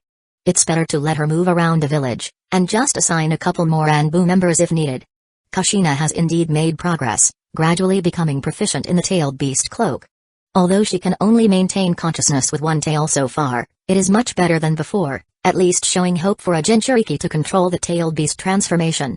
Thank you, Lord Hokage. Minato's face showed joy. After expressing his gratitude, he prepared to return and bring the good news to Kushina. Teacher, why did you suddenly dispel the shadow clone just now? After Yoichi's shadow clone arrived at the mission location, Kurenai approached him and asked. There was a little accident, but it's nothing to do with you. How is the mission going? Before Yoichi could finish speaking, Kurenai pulled out a kunai and threw it towards his face. However, this kind of attack was no threat to Yoichi. He simply extended two fingers and quickly caught the kunai by its ring, saying, haven't you learned from last time? Before he could finish, Kurenai suddenly transformed into Romi, charging at him with chakra-covered hands, attacking with a gentle fist style. Oh? Using the transformation technique to lower my guard, not bad, finally using your brain. As he spoke, Yoichi threw the kunai to the side. The kunai glided in midair, changing direction and hitting the shuriken thrown by another team member. The first kunai hit a shuriken, causing a chain reaction in the air, blocking all the shuriken. At this moment, Romi also quickly launched a palm strike at Yoichi, but he tapped her wrist, diverting the attack while commenting, don't rush to attack vital points. Consider the enemy's reaction when attacking, and only reveal your intent when you're sure of a kill. After speaking, Yoichi prepared to grab Romi's wrist. But the young girl with the Byakugan suddenly formed a hand seal, and with a bang, transformed into another person, with red pupils showing a head of pride. The suddenly appeared Kurenai had completed her hand seals. Body replacement? Teacher, you lost, Art of the Underworld. The Genjutsu was activated. Yoichi suddenly looked dazed, as if he was caught in the illusion. Seeing this, Kurenai jumped up in joy and turned to her teammates hiding in the forest, saying, Romi, we succeeded in the operation. Romi also came out from the forest, happily rubbing her wrists, but before she could speak, her face suddenly turned panicked and pointed behind Kurenai. What success? A voice sounded, and then Kurenai felt a chill on her neck, followed by a hand grabbing her face and pulling her aside. Kurenai was shocked and turned to see her teacher, who didn't seem affected by the Genjutsu at all, and hurriedly asked, Teacher, you weren't affected by my Genjutsu just now? I've told you, the most important thing about Genjutsu is concealment. You specifically reminded me, giving me enough time to react. Should I thank you? Yoichi, seeing the other two approach, said to the three, the tactic was good, knowing how to use strengths and weaknesses and the enemy's psychology, but pay attention to the details, which will be life or death against real enemies. Kurenai, you missed the final details, and your teammates didn't help you cover them up. Go pick up 2 D-rank missions later, and meet at the barbecue restaurant after you finish them this afternoon. My treat. After speaking, Yoichi immediately dispelled the shadow clone, turning into a puff of smoke and disappearing. Leaving the three behind, Kurenai awkwardly said, sorry, if it wasn't for me, we might have already completed the mission to attack the teacher. Romi shook her head and said, it's not your fault, Kurenai. Teacher is too strong. Facing Yoichi-sensei with gentle fist, I felt no chance of winning. I wish my ninja tool throwing skills were as good as Yoichi-sensei's. After sighing, the three headed towards the Hokage building. Although they had completed a D-rank mission, they had to take on 2 more because of a mistake and finish them before dinner. The thought of missing the barbecue made them feel like they had to work hard. However, when Kurenai and the others arrived at the Hokage building, they ran into their academy classmates from the first class led by Asuma. Seeing Kurenai, Asuma smiled and approached to greet her. Kurenai, are you also here to submit a mission? Yeah, Asuma, you too? Right, we just completed a C-rank mission. Kurenai, want to hang out after submitting the mission? Asuma looked hopeful, mentioning his C-rank mission, also intending to show off his strength to Kurenai. Kurenai shook her head and said, no, Asuma, you go ahead. We still have to take on 2 more D-rank missions. Taking on 2 more D-rank missions? But it's almost noon, can you make it? Asuma looked around and asked, where's your Jonin instructor? He didn't take a break and let you handle missions by yourselves, did he? Yoichi-sensei has something to do, Asuma. Sorry, we have to go do our mission now. Kurenai waved goodbye and then went with her teammates to submit and take on new missions. Yoichi had already notified the mission office, so Kurenai and her teammates could freely choose D-rank missions. Asuma, Kotanaru, and Iwashi, wait here for me, okay? After I submit the mission, let's go have barbecue. Their teacher said, as it was his younger brother's first time completing a C-rank mission, he wouldn't be stingy about a meal. As for Team 8, he felt Yoichi wanted to quickly accumulate mission experience for the team and then participate in the Chunin exams. Having 16 D-rank missions allowed participation in the Chunin exams, but for these newly graduated Geinin, it seemed a bit premature. However, Sarutobi couldn't criticize Yoichi, as that would mean questioning his teaching method. He could only mention it to his father later. Judging by Asuma's reaction, he seemed quite interested in Kurenai. On the other side, after the Shadow Clone's memories returned to the original body, Yoichi also learned about Kurenai and her teammates' tactics. There was some growth, but not much. After a few more missions and mastering chakra control, they could take on missions outside the village to kill. Within a year, all three should be promoted to Chunin. This was Yoichi's bottom line. If any of them were only promoted to Chunin at 11, it would be a loss of face for him. Hey, kid, what are you thinking about? Tsunada's voice brought Yoichi back to reality, and then he shook his head and said, the memories from the Shadow Clone leading the team just returned. Mina was originally supposed to come today, but she was a bit leg-weary and still taking a bath close to that time, so she had to ask Yoichi to speak to Tsunada on her behalf. Leading a team, huh? I've been calling you kid for so long, and now you're at this stage. Tsunada reminisced for a moment, initially displeased with Yoichi's mouth, but misunderstandings were gradually resolved. As a senior, how could she hold a grudge against a junior? Now, leaving the village, the only things Tsunada felt a bit reluctant to leave behind were two issues: how she turned into a hog and whether she wore undergarments that day. Yoichi handed a storage scroll to Shizune, saying, "This is for you, Shizune. This is for your food and lodging expenses. Make sure Tsunada doesn't get her hands on it, otherwise, you'll have to live in a cave and starve with her." "Ah, yes, thank you." Shizune gratefully accepted the scroll, knowing Yoichi was a jonin in the village and calling him sir as a geinin was definitely correct. However, Tsunada was a bit upset after hearing this. "Hey, don't ruin my reputation. I'm not that unreliable." Yoichi sighed and said, "Mina used to bring food for 2 people to the Hidden Leaf Village Hospital every day." Alright, bringing up something from so long ago. You're really no fun, kid." Tsunada interrupted coldly, remembering when that was.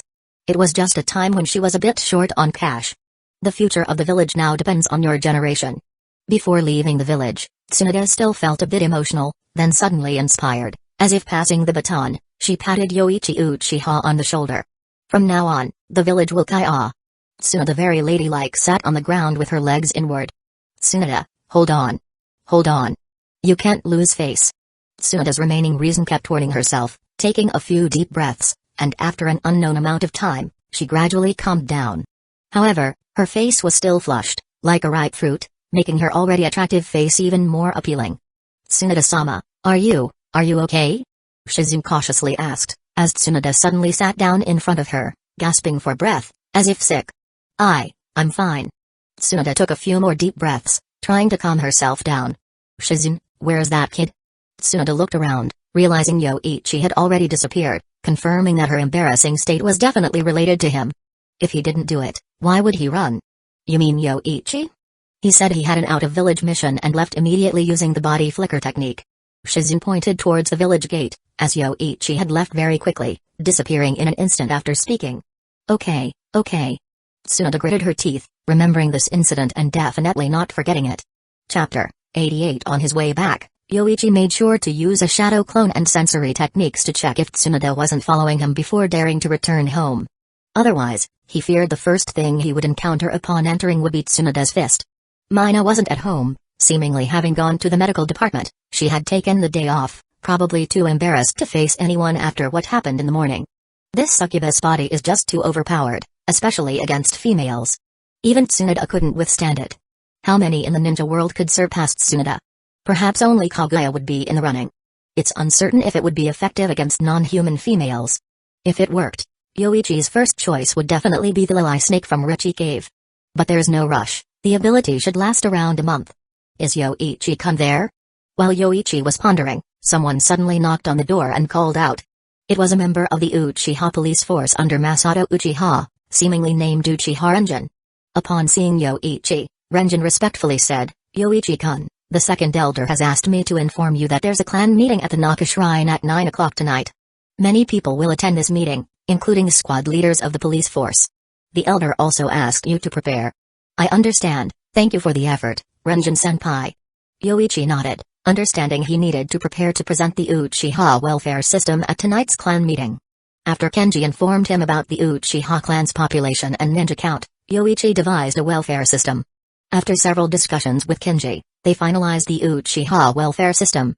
With over 2,500 people in the Uchiha clan, including more than 700 ninjas and about 1,800 civilians, even if a family of 3 were all civilians, adults would receive 30,000 ryo per month, and children 10,000 ryo. With around 100 non-ninja children in the clan, including adults and the elderly, the welfare expenses totaled 51 million ryo. This amount was substantial. A typical family of 3 would spend between 20,000 to 30,000 ryo a month. Yoichi's plan essentially doubled their income, even covering children. Even without working, the Uchiha welfare system could support these non-workers. However, not working was impossible. The Uchiha clan was proud, and being supported by the clan while capable of working would be unacceptable to them and their pride. At this point, Yoichi had something to say. Whether it was the pharmaceutical factory or ninja games, both required a large workforce. Since they were idle, they might as well work there. It was a way to contribute to the clan and earn a high salary, plus enjoy the benefits of the welfare system, which was more lucrative than selling vegetables or sweets. About 700 ninjas in the clan, including 450 geinin, could receive 100,000 ryo a month for just training every day without any other tasks. 180 chunin, like geinin, besides their salary from the police force, could receive 500,000 ryo a month from the Uchiha welfare system if they had no missions or village duties and just trained. 70 clan members with Jonin level strength could receive 1 million ryo a month. Yoichi Uchiha's welfare system had a fixed monthly expenditure of about 260 million ryo. This figure was high, as Hidden Leaf Village's annual funding from the daimyo was less than 1 billion ryo, making the Uchiha welfare system's annual expenditure over 3 billion ryo. Yoichi could have set the welfare standards lower and gradually increased them to reduce pressure. However, this idea was immediately rejected by Kenji. Lowering the standards meant that Fugaku could afford it too. If the competition was close, many would still choose the clan leader. If they were going to give money, it should be substantial from the start. Kenji then analyzed their proud plan for Yoichi. 90% of the clan would not accept such gifts without contributing. After receiving benefits from the Uchiha welfare system, they would undoubtedly work harder for the clan. Although ninja expenses were significant, the pharmaceutical factory and ninja games, being cash cows with continuous income, could cover the costs. Now, with a monthly expenditure of 260 million ryo for the Uchiha welfare system, could Fugaku, the clan leader, afford it? Even with S-rank missions, he couldn't match this. Unable to provide funds, he also couldn't obstruct the implementation of the Uchiha welfare system, otherwise, it would be opposing the clan. Yoichi, contributing to profitable businesses and offering benefits to the clan, if Fugaku tried to stop this, would he still be considered the Uchiha clan leader? Once the Uchiha welfare system was established, Yoichi could take over the clan's arms and weapons business. The clan leader couldn't bring any benefits to the clan and monopolize the arms and weapons business for what? Better to hand it to someone capable. By then, the Uchiha welfare system's acceptance would mean even the peace faction, having accepted Yoichi's benefits, couldn't oppose it. After careful consideration, Yoichi felt tonight's clan meeting would proceed without incident and didn't seek further discussion with Elder Kenji. Before the mission starts, Obito, Rin, and Kakashi, I must remind you. Minato spoke seriously, as taking 2 geinin and Kakashi on his mission already violated ninja mission regulations. Kakashi wasn't supposed to participate, but Hiruzen allowed it. Including Obito and Rin was to prevent the 3 classmates from feeling a psychological gap due to the mission. This mission does not allow for independent action, you must listen to me. If anyone violates this rule, I will suspend the mission and send you back to Hidden Leaf Village. Yes, Minato-sensei. Seeing Minato's serious demeanor, the 3 quickly agreed, knowing this wasn't the time for jokes. An A-rank mission, even if it's assumed not to involve ninjas, could still encounter unexpected situations.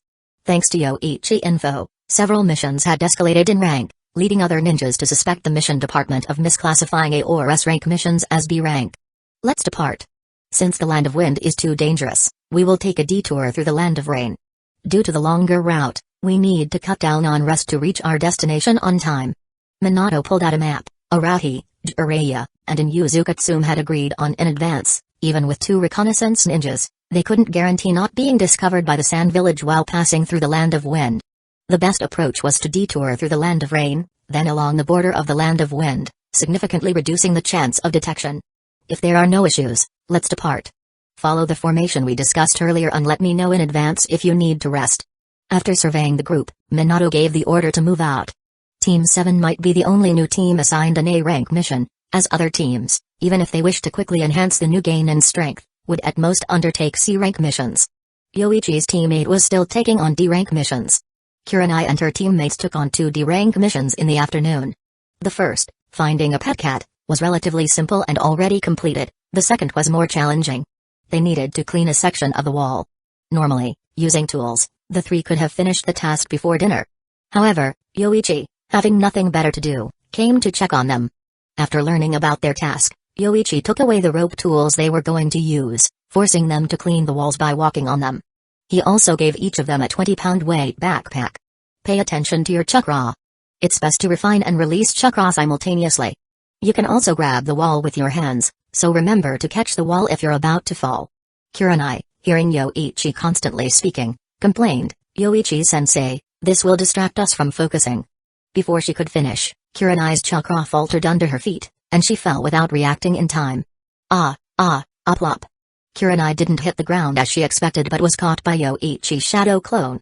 He then put her down, saying, "Continue, your teammates are very focused." "Understood." Kurenai, a bit embarrassed, continued to climb the wall and resumed cleaning. Under Yoichi's guidance and urging, the 3 cleaned the area just in time for dinner. Yoichi, not being stingy, took them to a barbecue restaurant, even stating they could order whatever they wanted. Kurenai, Rumi, and the others' eyes lit up upon hearing this. Rumi ordered 50 servings of barbecue, Kazuto scratched his head and chose 3 servings of sashimi, while Kurenai opted for 10 servings of dango. Now, while doing D-rank missions, you need to quickly master control over your chakra. A strong ninja can make 1 portion of chakra produce 10 times the effect. My requirement for you is not to waste chakra. After completing enough D-rank missions, be prepared to take on C-rank missions. Within a year, you must become Chunin. Also, I don't mind you attacking me in the barbecue restaurant, but if you break anything, you'll have to compensate for it yourselves. Rumi and Kurenai exchanged glances, somewhat embarrassed, then put away the kunai hidden under the table and picked up their chopsticks to enjoy the feast. After eating a bit with his students, Yoichi left some money and departed early. He had a clan meeting to attend, and he had left enough money for them to order more food. Back home, Mina had returned. Hearing Yoichi's arrival, she only peeked out from her room, timidly greeting, "Yoichi-sama, you're back?" "Yes, I just had dinner with my students. I have a clan meeting to attend later." "Mina, about this morning, it was actually..." Bang. Mina immediately closed the door, then muffled from inside, "Nothing happened this morning, Yoichi-sama, let's not talk about it. I don't know anything." The incident of wetting herself was too embarrassing. Even if Mina liked Yoichi, she didn't want such an incident to happen. And it seemed she wet herself twice, the last time uncontrollably. She wished she could seal away her own memory, but sealing her own memory was useless, and she couldn't seal Yoichi-sama's memory. Bringing it up again just made Mina wish she could turn back time. Seeing Mina unwilling to come out, Yoichi had no choice but to inform her he was headed to the clan's territory and then left with the Uchiha welfare system plan. The clan meeting was always held at the Naka Shrine, the ancestral land of the Uchiha clan, where the stone tablet passed down by the Uchiha ancestors was kept. However, it was said only those with the Mengekyo Sharingan could see it. This time, the meeting called many people. Previous clan meetings usually had 20 or 30 people, including the clan leader, squad and platoon leaders, and elders, representing the Uchiha elite. However, Kenji called even the squad leaders this time to support him. Nearly 70 people, almost the entire Uchiha elite, attended the meeting. When Yoichi arrived, he even saw Shizui. "Yoichi-kun, come here." Kenji, who had arrived early at the Naka Shrine's secret room, signaled Yoichi to sit in front of Masato upon his arrival. This essentially showed his stance, and neither Masato nor Yokagawa had any objections. And with his fame on Hidden Leaf Village, sitting in front was unquestionable. After most had arrived, Fugaku spoke, "Everyone, the situation in the ninja world is troubling. The village is preparing supplies, and once war breaks out, we can't be an exception. So, I've also asked the Neko clan to purchase war supplies. Fugaku's speech was a reminder of the impending war, followed by encouragement for the younger generation, like the recently famous Shizui. Activating the Sharingan at an even younger age than Yoichi, he already had the strength of a Chunin, a rare talent by any measure. With Yoichi, as a precedent, many in the clan were optimistic about Shizui, believing he would make a name for himself in the ninja world. After Fugaku finished, Uchiha Kenji spoke, clan leader, grand elder, and everyone. Yoichi-kun has a beneficial idea for all clan members. I think it's excellent, and this clan meeting is a good opportunity to discuss it. The clan leader and all clan members can also listen. Fugaku Uchiha felt a sudden unease upon hearing this. Chapter 89 Then, Yoichi-kun, please go ahead and speak. Even though Fugaku deeply disliked Yoichi, in front of so many clan members, he still had to maintain the appearance of a magnanimous clan leader. However, the incident at the entrance of the police force, that strike, was still vivid in Fugaku's memory. Thank you, clan leader. As some of the clan members might already know, I have established some businesses outside, including the Uchiha pharmaceutical factory, which is already profitable. There's also a ninja game that will soon be launched for sale, and a combat suit research factory. Yoichi spoke calmly, his voice clear enough for all clan members to hear. While the ninja game and combat suits were unfamiliar to many, the pharmaceutical factory was somewhat known, as even ninjas have the habit of reading newspapers. Advertisements for the Uchiha pharmaceutical factory were becoming annoyingly frequent, opening the newspaper to the glaring message, "You're not healthy. For the sake of your body, quickly purchase X health products." It was rumored that Yoichi had made a significant amount of money, though no one knew exactly how much. Nonetheless, there was little envy within the clan. The money I've earned is more than I can use, so after discussing with Elder Kenji, I've decided to allocate the earnings to establish the Uchiha welfare system, allowing all clan members to share these benefits. Some clan members still go to work daily. While their earnings suffice for daily expenses, purchasing quality clothes or improving their diet long-term is still challenging. As a member of the Uchiha, I find this unacceptable. Our Uchiha clan has nearly 1,000 years of heritage, having lived through the era of the Sage of Six Paths. Wars and natural disasters over the millennia have not eradicated us. The history of the Uchiha is far longer than that of the Land of Fire, yet it's wrong for some clan members to toil away just for basic necessities. Therefore, I've decided to use the money earned to establish the Uchiha welfare system. Every non-ninja adult member of the Uchiha will receive 30,000 ryo per month, and children under 12 will receive 10,000 ryo. Genin of the Uchiha clan can receive 100,000 ryo per month, to be used for improving their living conditions or purchasing ninja tools and exploding tags, among other things. Chunin of the Uchiha clan will receive 500,000 ryo per month, and Jonin will receive 1 million ryo. This welfare system isn't for enjoyment but to alleviate the financial worries of clan members in difficult circumstances. It allows them to focus on missions for experience or training and to buy more exploding tags and ration pills, increasing their chances of survival in war. Finally, Yoichi added, I believe our clan deserves this, and with our strength, we are worthy of such treatment. After Yoichi finished, the room at Naka Shrine fell silent, with everyone digesting his words. Fugaku listened throughout, clenching his fists slightly. His first thought was that this was a move to win over the hearts of the clan, but even with that in mind, he couldn't openly object. This was a benevolent act for the clan, even considering the children.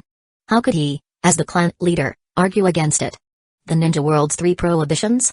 Yoichi had said it himself, providing welfare to the Uchiha ninjas was meant to enable them to focus more on their training and accumulate experience without financial worries. Moreover, the welfare could be used to purchase ninja tools and exploding tags, enhancing their survival odds on the battlefield. To oppose this would imply a desire to see clan members perish in battle. Seeing the reactions from everyone in the room, Kenji couldn't help but smile and speak, everyone. After Yoichi-kun proposed the Uchiha welfare system, it seemed there might be aspects he hadn't considered. Bringing it up at this clan meeting is to involve everyone in the discussion. If there are any dissatisfactions or suggestions for improvement, feel free to voice them. The typically reticent Grand Elder asked, Yoichi-kun, how long can this welfare system sustain? If nothing unexpected happens, it will continue indefinitely. The profits from the pharmaceutical factory alone can support the Uchiha welfare system, and I have other businesses as well, so there's no need to worry. Hearing this, the Grand Elder nodded and fell silent, finding no grounds to object. Everyone, and the clan leader, do you have any objections to the welfare system I've proposed? Many present were part of the peace faction, not particularly fond of Yoichi. But even with their lack of affection, Faced with Yoichi offering money to them, their families, and friends, they found it hard to argue. I support it. As Yoichi-kun said, this money is all for purchasing exploding tags and ration pills. Being on the battlefield, this will greatly increase our clan members' chances of survival. I also support it, well, because it's a good thing. There's no reason to oppose. I support it too. Now, those speaking were mostly from the Uchiha clan's warrior faction. After they finished, Yoichi turned his gaze towards Fugaku and his faction, asking, "Clan leader, and 8th elder, what do you think of this proposal?"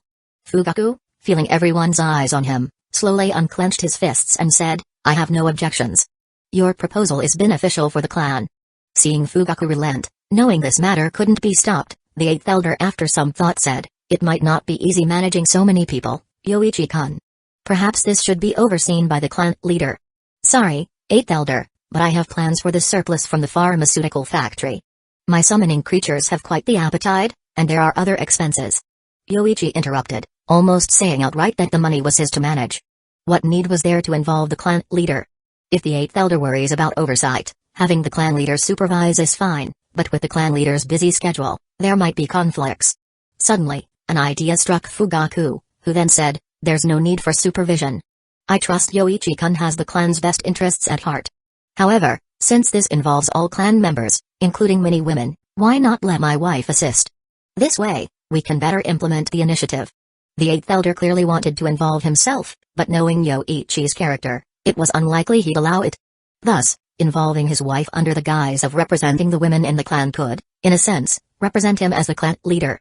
Hearing Fugaku's words, Kenji seemed to grasp the clan leader's intentions, helping Yoichi out by saying, "Clan leader, if I remember correctly, Mikoto is also taking care of Sasuke, right?" Fugaku responded, "Sasuke is already one. Mikoto will manage." The 8th elder added, "Having Mikoto-san help would be good. With that settled, let's proceed in this manner." Yoichi spoke, giving Kenji a reassuring look. They didn't understand the power of controlling capital. Even if more people were involved, they would still be working for Yoichi. With Yoichi's agreement, Fugaku felt he had regained some ground, saying, "Then it's decided. Tomorrow, Mikoto will discuss with Yoichi-kun. Anything else?" "There's one more thing." Yoichi didn't relent, continuing, "Clan leader, elders, my combat suit research factory has also made significant progress. The defense capability of the developed combat suits will be 5 times that of regular ninja attire. Taking this opportunity, I'd like to expand the Uchiha clan's arms business. Of course, the new combat suits will be prioritized for our clan's ninjas." After a year of research, despite having complete manufacturing guides, the challenge of sourcing materials prevented the creation of combat suits identical to those of Saiyans. However, the ninja world's unique materials, including a combination of spider silk and silkworm thread, offered strong resilience. By applying the Saiyan combat suit manufacturing techniques to compress these materials, a new type of combat suit was produced. While different from the original, it was the best option available in the ninja world. Moreover, the Spider Clan, with a leader that was a 4 to 5 meter tall spider, had been subdued and signed a summoning contract with Yoichi's people. "The clan leader, I think Yoichi-kun's proposal has no issues." The Grand Elder spoke, surprising Fugaku and others. In recent years, the Grand Elder had been like a mascot, rarely expressing opinions. Today was a first. But the Grand Elder had his reasons for speaking.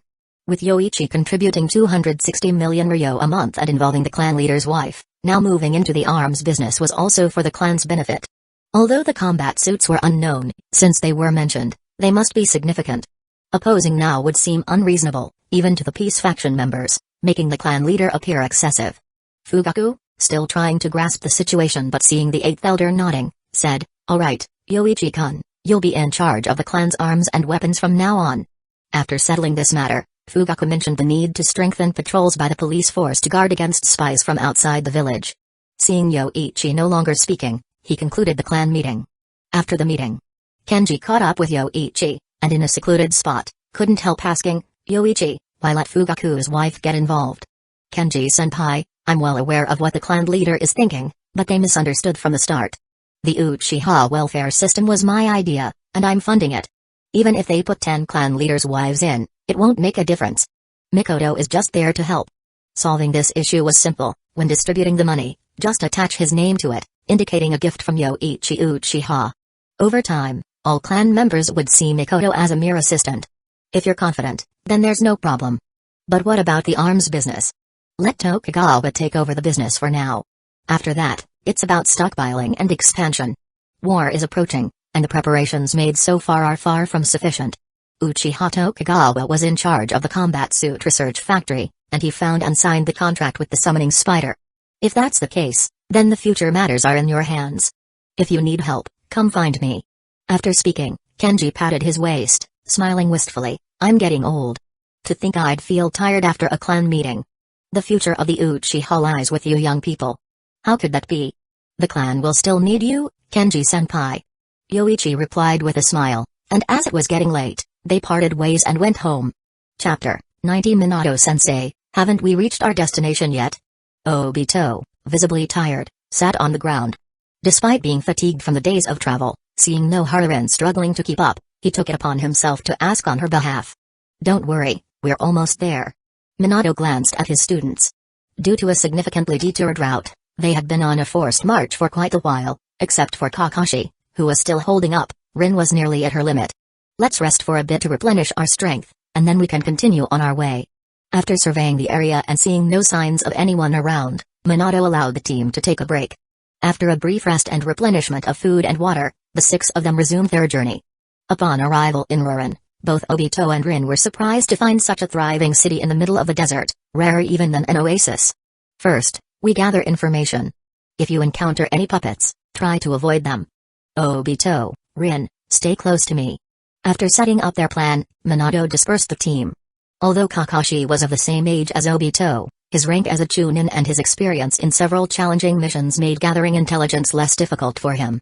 For Obito and Rin, this was one of their first missions since graduating from the Ninja Academy, technically breaking the rules. It was only because Minato believed he could protect them that they were allowed to join.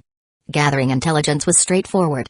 Minato quickly found something suspicious and located the citizens of the Rurin Kingdom in a hidden basement. Rurin was a beautiful oasis city in the desert until 6 years ago, without puppets or minister. It was after their appearance that the previous queen of Rurin died soon after. With Princess Sarah still underage, all affairs of Rurin were controlled by Mage. A celebration for Princess Sarah was underway, but it was a trap. Anyone attending would be captured. After gathering this information, Minato returned to the rendezvous point. Soon, the rest of the team also returned. There indeed are many puppets here, almost all civilians have been turned into puppets. I planned to tag each puppet I encountered with a bug, but now I'm out of bugs. Shibi's hand carried a bug, relaying information only the Aburame clan could understand. Tsume added, no sign of hidden Sand Village ninja. It seems like the work of Nakade alone. But controlling so many puppets, even the strongest puppeteer in Hidden Sand Village couldn't achieve this, right? It must be the power of the dragon veins. Minato frowned slightly. The third Hokage's concerns were valid. If Hidden Sand Village learned of Urin's dragon veins, they would undoubtedly conquer Urin to exploit the puppetry potential. Kakashi suddenly spoke, Minato-sensei, I think I saw other leaf ninjas. Did the Hokage send another team? Minato, upon hearing this, asked with a frown, were they Anbu? No, they were openly wearing leaf headbands. One had black hair, another pink, and one blonde. The black-haired one is from the Uchiha clan, he had the Uchiha clan symbol on his back. Kakashi briefly described the 3 people he encountered, opting not to approach them without understanding the situation. Hearing this, Obito immediately said, Uchiha. Minato-sensei, should I go take a look? I know most of the ninjas in our clan. Minato shook his head, no rush. Let's first confirm their identities. Kakashi, where are they?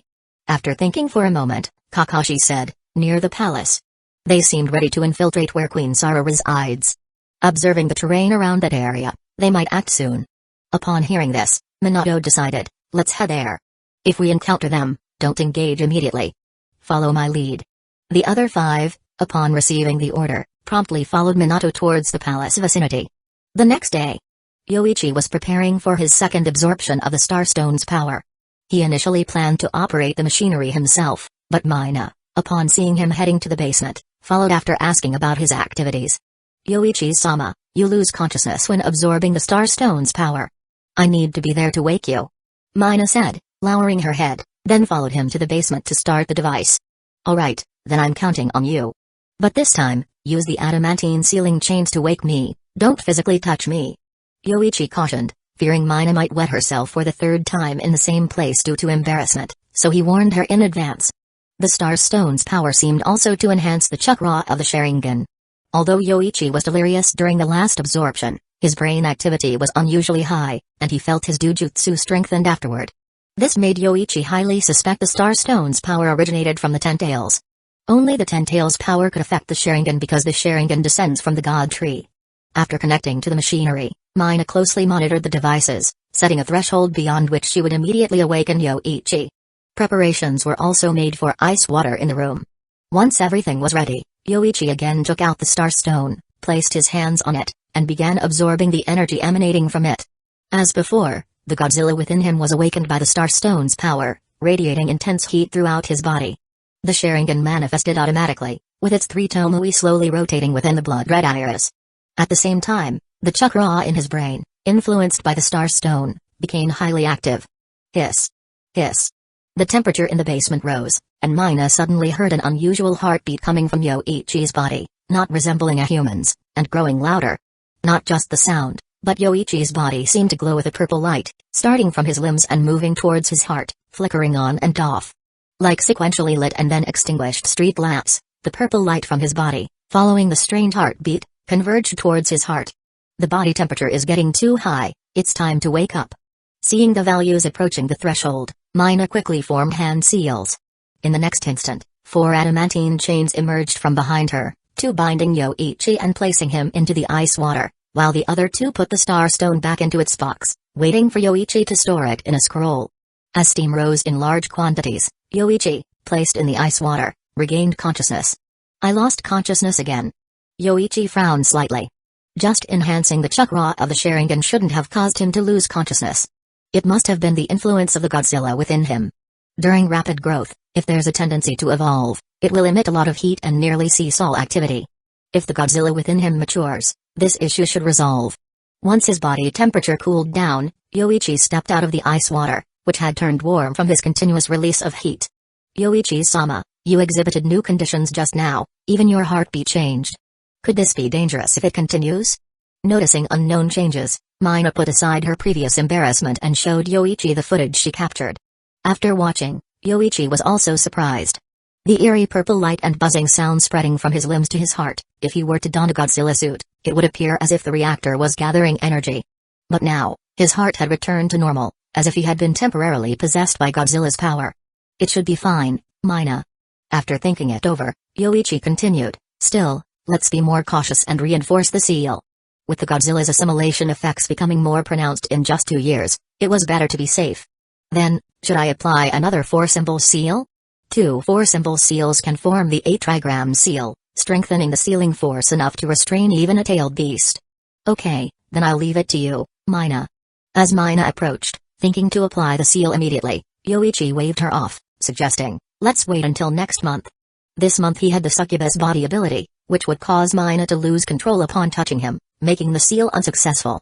Moreover, Godzilla hadn't shown signs of breaking the seal. He was just concerned about being assimilated too quickly by Godzilla, ultimately becoming a mini-Godzilla. Alright then. Mina agreed but remained somewhat worried, planning to consult with Kushina, remembering she mentioned sealing a beast within her, perhaps having experienced something similar. After leaving the basement, Mina remembered to inform Yoichi, Yoichi-sama, I might need to go out frequently these days. The medical team needs to produce more antidotes, so I might return late. Yoichi responded, going out? Then have Gates accompany you. It'll be safer, and it'll give him something to do other than eat and sleep, which he is completely useless at now. Roar. Gates, lying in the yard, growled in discontent upon hearing this, then comfortably settled back down. His growth rate might have slowed, but life was comfortable, eating, sleeping, and even enjoying sweets and desserts, dreaming of honey, epitomized a fulfilled their life. Preparing antidotes indicated the village was bracing for conflict with Hidden Sand Village, waiting to see who would make the first move. With Leaf's preparations nearly complete, once the antidotes were ready, even the ninja squads had been dispatched early, and even Shikaku was probably already at Kikyo Castle making preparations. With so much preparation, if Hidden Sand Village didn't act, Leaf might initiate the war. Within half a year, war was likely to break out.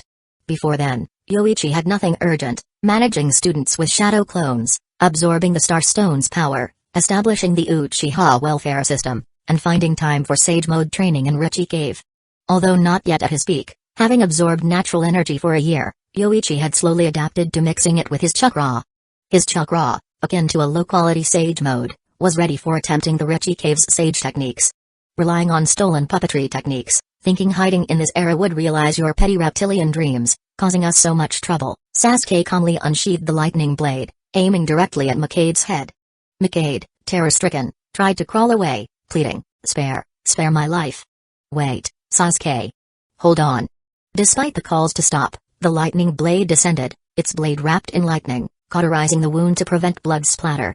Naruto scratched his head, saying, Sasuke, the mission was to capture alive. The mission encountered unexpected circumstances. Bringing back a body is the same. Who can guarantee no accidents on the way back? Sasuke turned the lightning blade, then eyed the person who had called him to stop, frowning, I've noticed you following us. Who are you? Don't worry, Sasuke. I and Sakura asked them. To some extent, they're on our side. Then Naruto nudged Sasuke, whispering, see that white-haired guy over there? Remind you of anyone? Kakashi? Sasuke's lip twitched, then he approached Kakashi. Kakashi, sensing Sasuke's unfriendly approach, defensively asked, what do you want? Sasuke seriously stated, Kakashi, in the future, stop reading those adult books. Idiot, you're the one who would read them. Kakashi retorted angrily, asserting his dignity as a leaf ninja, never engaging in the 3 forbidden activities despite his wealth, not even visiting the red light district. Just remember my words, Sasuke said before turning to leave. Obito quickly called out, Junior, what do I become in the future? Am I a hero of the Uchiha clan? Sorry, but to avoid influencing the future, I'll seal all related memories, including my own. Minato stepped forward, explaining after exchanging information that these 3 had traveled from the future using the Dragon Vein's power, similar to the recently slain Macade. Believing too much knowledge of the future could have adverse effects, Minato decided on the memory seal. But you're fine since you came from the future. Then Sakura eagerly pulled Kakashi aside, asking, Kakashi, isn't the 5th Hokage, I mean, Yoichi-sama, with you? He is not. Kakashi rolled his eyes. Such a bizarre bunch of unlikable descendants. Chapter 91. After the mission ended, Minato sealed everyone's memories, including his own. Before sealing the memories, Minato felt uneasy. He felt a strong sense of familiarity towards the blonde-haired boy, but the latter seemed not to recognize him at all. He wanted to ask about it but feared that knowing the future could alter the decisions he had made, so Minato ultimately abandoned the idea. After sealing the Dragon Veins and memories, Minato led the team back to Hidden Leaf Village. However, on the return journey, Minato left the team and headed alone towards the heartland of the Land of Wind, with the Flying Thunder God technique and no teammates around. As long as he maintained sufficient chakra for teleportation, no one could threaten him. In the Uchiha district of Hidden Leaf Village, Mikoto, exuding a mature and gentle demeanor, stood outside for a while before finally taking a deep breath, mentally encouraging herself, and then pressing the doorbell. After a moment, the door was opened. Mikoto-san, what brings you here so early? Yoichi was surprised to see the person outside and couldn't help but ask. Moreover, Mikoto's attire today caught his eye. A tight-fitting black dress, which seemed to have waist-cinching garments, possibly for postpartum waist shaping. But this only highlighted Mikoto's slender waist, making the ample curves and grinding stone both extremely conspicuous. It's already 10, Yoichi-kun. Wasn't it you who had someone notify me yesterday? Mikoto was taken aback and then managed a forced gentle smile, but what she truly thought, only she knew. Since that's the case, please notify everyone about this matter, Mikoto-san. Although most of the clan members are aware of it after the last clan meeting, there are always some who are not. After saying this, Yoichi turned and walked into the house. Mikoto hesitated for a moment before following him in, however, she removed her high-heeled sandals at the entrance, not noticing the guest slippers. After a moment's hesitation, she walked in, her stockinged feet making a tapping sound. After arriving in the living room, Mikoto saw Yoichi sitting at the table and followed suit, her voluptuous curves pressing against her translucent socked feet. This is a detailed introduction to the Uchiha welfare system, essentially motivating clan members to strive hard in their training to become Jonin. Now, it's up to you, Mikoto-san, to post this in a conspicuous place in the clan area. Then, notify those who may not see it, and finally, summarize everyone's data, like age and household members. After Yoichi finished speaking, he kindly advised, I heard Mikoto-san has been busy with the children. If it's too tiring, please let me know directly, and I'll find someone to help you. Don't worry, Yoichi-kun, I'm fine. Mikoto interrupted Yoichi's kind persuasion, feeling defiant in her heart. She was a jonin of Hidden Leaf Village, and if not for her family, she would still be a powerful kunoichi. Is that so? With your word, Mikoto-san, I feel relieved. Then, I'll be waiting for the good news at home in the afternoon. Afternoon? Yoichi-kun, do you need these by this afternoon? Mikoto's lips parted in surprise, wondering how she could complete everything in just a few hours. Can't do it? No problem, Mikoto-san, I'll ask the elder Kenji for more help. After saying this, Yoichi pretended to stand up, ready to ask the second elder for help. Seeing this, Mikoto became anxious. She was representing Fugaku to gain reputation, but if she appeared too tired to handle the task on the first day, it would not be about gaining reputation but losing face. Wait a moment, Yoichi-kun. Her hand to stop Yoichi, grabbing him, and after that, she went herself.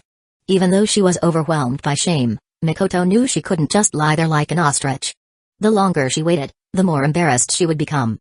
Mikoto buried her face in the ground, closed her eyes, and forced herself to speak. I'm very sorry, Yoichi-kun, I was out of line today. Could you please leave and lend me a set of clothes? Please. Her last words were almost shouted with her eyes closed, not understanding what she was doing today. If only time could be reversed, Mikoto would rather die than agree to Fugaku's request. I'll see what I can find. Yoichi quickly returned with a set of ninja clothes and a towel, saying, these are ones I haven't worn before. Thank you. After a while, rustling sounds came from inside, but then suddenly stopped. Mikoto hesitantly asked in a low voice, may I use the bathroom? It's on the first floor, help yourself. After Yoichi left, having seen enough already, presuming Mikoto-san wouldn't let him see more, he headed to the courtyard. Hearing Yoichi's departing footsteps, Mikoto's shame slightly lessened, otherwise, it would have been unbearable to change clothes with a man standing outside the door. Now, looking back. Originally, she wanted to quickly change clothes and leave, but Mikoto realized she was soaked by the warm stream water, which would dirty the ninja clothes. Thus, Mikoto earnestly requested to use the bathroom. After the living room door was quietly opened, Mikoto, wrapped in a towel, peeked out, checked both sides, and then hurriedly walked to the bathroom with her clothes. Soon, the sound of water flowing from the shower filled the bathroom. This time, it wasn't stream water but water from the showerhead. Mikoto cleaned herself as quickly as possible and then washed her clothes. Finding a dryer, she quickly dried her clothes. After tidying up, Mikoto looked in the mirror, her cheeks flushed, eyes moist as if waterlogged, and couldn't help but recall the recent events. Slap, slap. Mikoto slapped her cheeks, then spoke to her reflection, pull yourself together. After all, if this matter is resolved, Yoichi-kun isn't too difficult to talk to. Only he knows about just now, as long as he doesn't speak of it. With this resolution, Mikoto courageously walked out barefoot, her pantyhose too wet to wear, leaving her feet exposed. Soon, she found Yoichi in the courtyard and quickly approached him. Seeing Yoichi coming, Mikoto immediately adopted a sincere attitude and said, Yoichi-kun, I was very rude just now. However, please keep today's incident a secret. I beg of you. I refuse. I plan to ask the clan head what today's events mean for Mikoto-san. Now, the living room is dirty, and the matter is unresolved. Mikoto-san, it's better to discuss this with the clan head. Yoichi took the initiative, shifting the blame onto Mikoto. No, please don't tell Fugaku. I beg you, Yoichi-kun. Mikoto became panic-stricken, pleading in a tearful voice, I beg you, Yoichi-kun. I'll clean the living room, and I'll pay for the tatami. Am I short of money? It seems Mikoto-san still doesn't realize her mistake. Seeing Mikoto so easily frightened, Yoichi's lips curled slightly, but he quickly composed himself, displaying an angry demeanor. Is the clan head sending you to humiliate me? You know I aspire to be the clan head, so you use this nearly humiliating method, wanting to tarnish my reputation, right? Hearing such words, Mikoto was on the verge of tears, hastily explaining with a sobbing voice, no, that's absolutely not the case. Today, I was the one at fault. It has nothing to do with Fugaku. Not Fugaku's directive? If it's solely your issue, how will you make amends? Don't mention spending money on tatami again. If you suggest such a foolish solution, I'll treat Fugaku the same way and ask the elders for their judgment. As Yoichi spoke, he walked into the house, and Mikoto followed hesitantly, soon catching up inside. Yoichi-kun, please give me a chance. I will sincerely make amends. How will you make amends? Mikoto, confused and realizing Yoichi was relenting, panically said, whatever Yoichi-kun suggests for making amends, I will do. I haven't decided yet, nor do I know what you could do. Let's just note it down for now. Yoichi took out a piece of paper and a pen, then, considering the Sharingan's ability to mimic handwriting, also took out a box of seal ink, placing it in front of Mikoto. "Write it down. Today's events and your promise to make amends to me. If you're unwilling, let's have the elders judge." "Mikoto-san, I'm not forcing you. By offering to help you conceal this, I'm already showing you face. If it were Fugaku, I definitely wouldn't let him off so easily." The paper, pen, and seal ink lay before Mikoto, who, after so many upheavals, had greatly diminished judgment, especially upon hearing the mention of involving the elders, something she vehemently opposed. "Yoichi-kun, I'll write." Mikoto hurriedly agreed, then, following Yoichi's request, wrote down the day's events and her promise, stating she would do anything to make amends to Yoichi. After writing, Mikoto felt like a marionette, utterly clueless about what to do next, looking helplessly at Yoichi. "Once your clothes are dry, take the Uchiha welfare system notice and return home. The task of collecting household information can wait until tomorrow." Yoichi waved his hand, but Mikoto, shocked, pointed at herself, asking, "Am I still in charge of this matter?" She thought Yoichi would use the recent scandal to force her out of the task, but he surprisingly continued to entrust her with it. "If you're not in charge, how will you explain it to your husband? Will you disclose this matter?" Yoichi waved the paper in his hand, continuing to speak to Mikoto. "Perform well in the future, and it's not impossible to return this to you. But how to perform well was up to him." "I understand." Mikoto spoke softly, then prepared to pick up the Uchiha welfare system notice she had dropped in the living room. However, upon entering the living room and seeing the water-stained tatami, her face flushed, and she hurriedly lifted the tatami to dispose of it, intending to replace it with a new one. But Yoichi gestured for her to leave directly. Chapter 92 Women who live secluded lives are so easy to deceive, lacking any real experience. Yoichi looked over the promise note left by Mikoto-san, thinking to himself that the dewy complexion she had after her bath nearly made him, a ninja who had practiced asceticism for nearly 3 years, lose his restraint. He thought about the past grievances inflicted upon him by clan head Fugaku and decided he would reclaim them through the clan head's wife. He planned to keep this document safely, as now was not the right time. Currently, Mikoto was merely frightened, and it was very likely she might regain her composure later. The reason Yoichi continued to engage Mikoto with the Uchiha welfare system was to keep her close by, reinforcing his commands and her sense of guilt.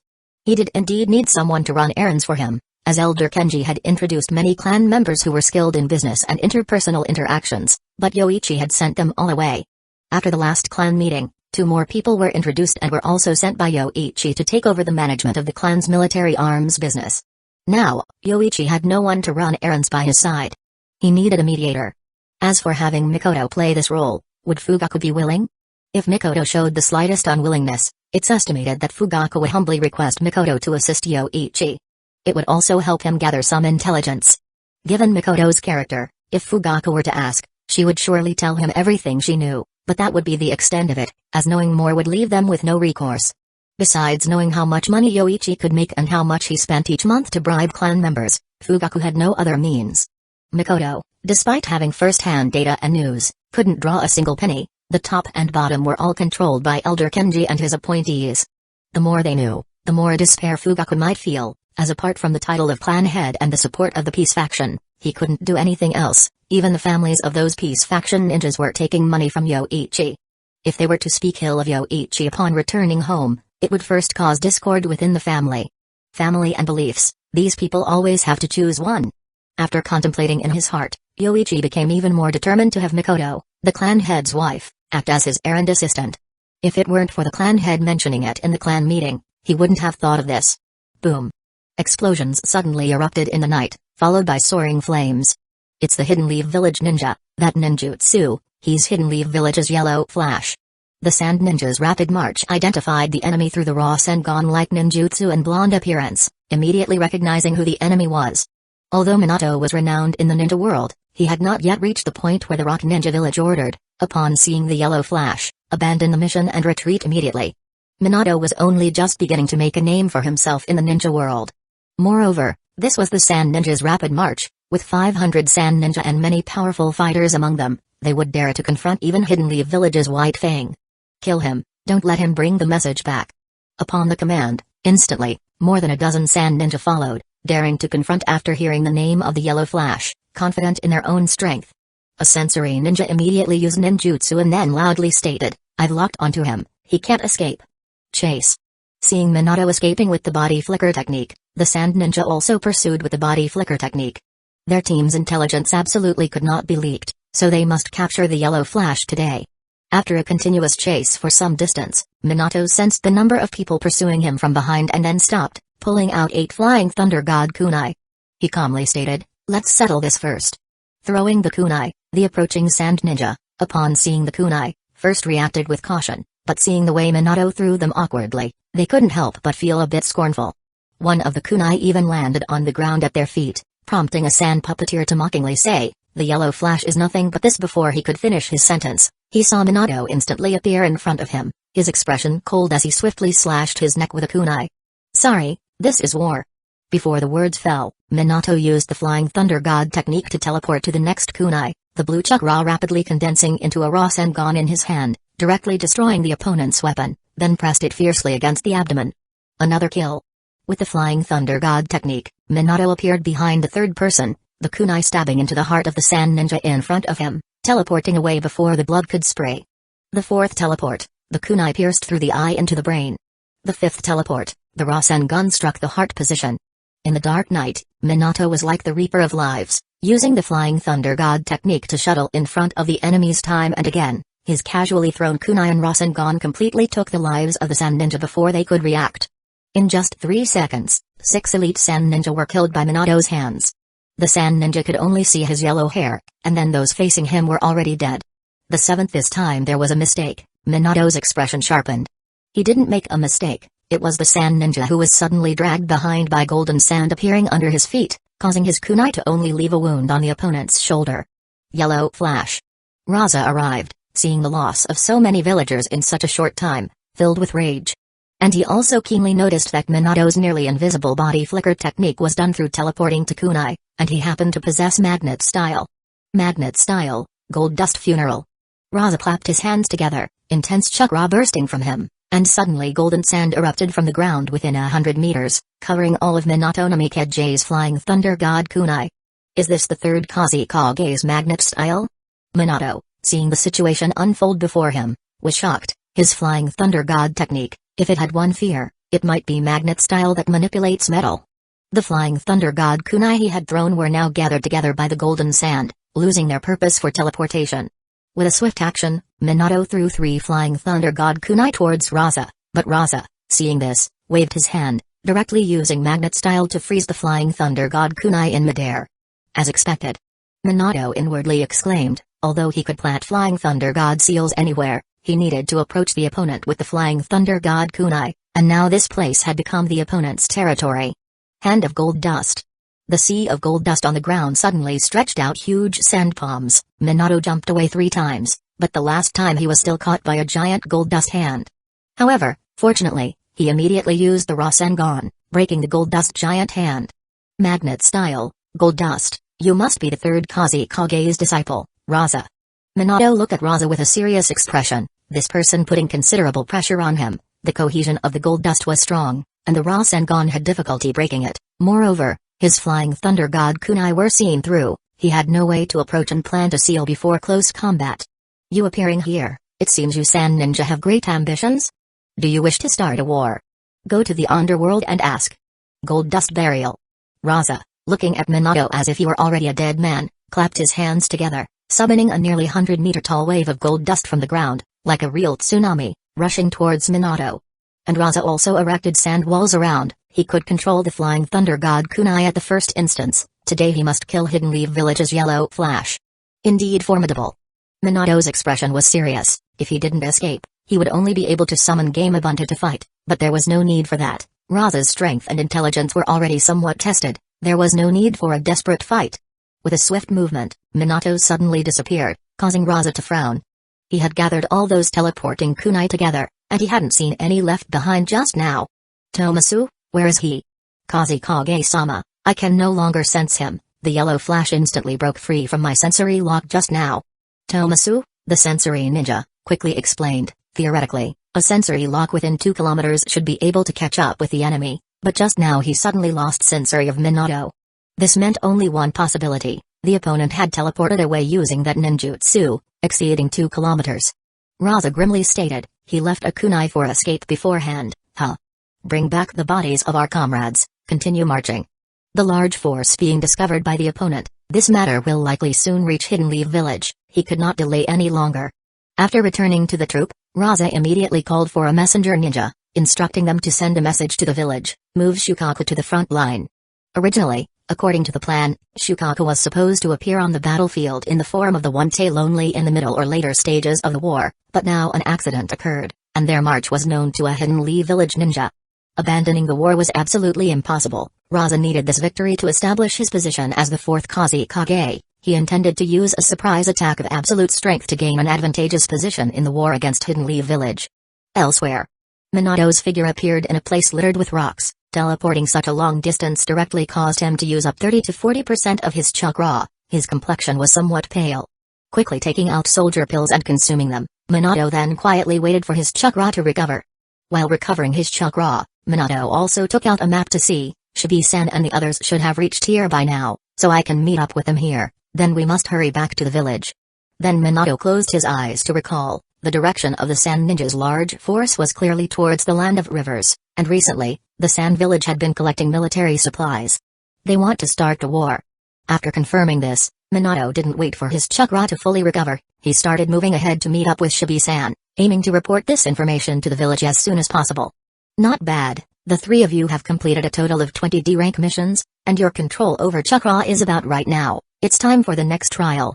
Yoichi said to the three students in front of him. Mastering chakra control is essential for further progress. Their chakra control is quite good among Chunin, considered in the passable category.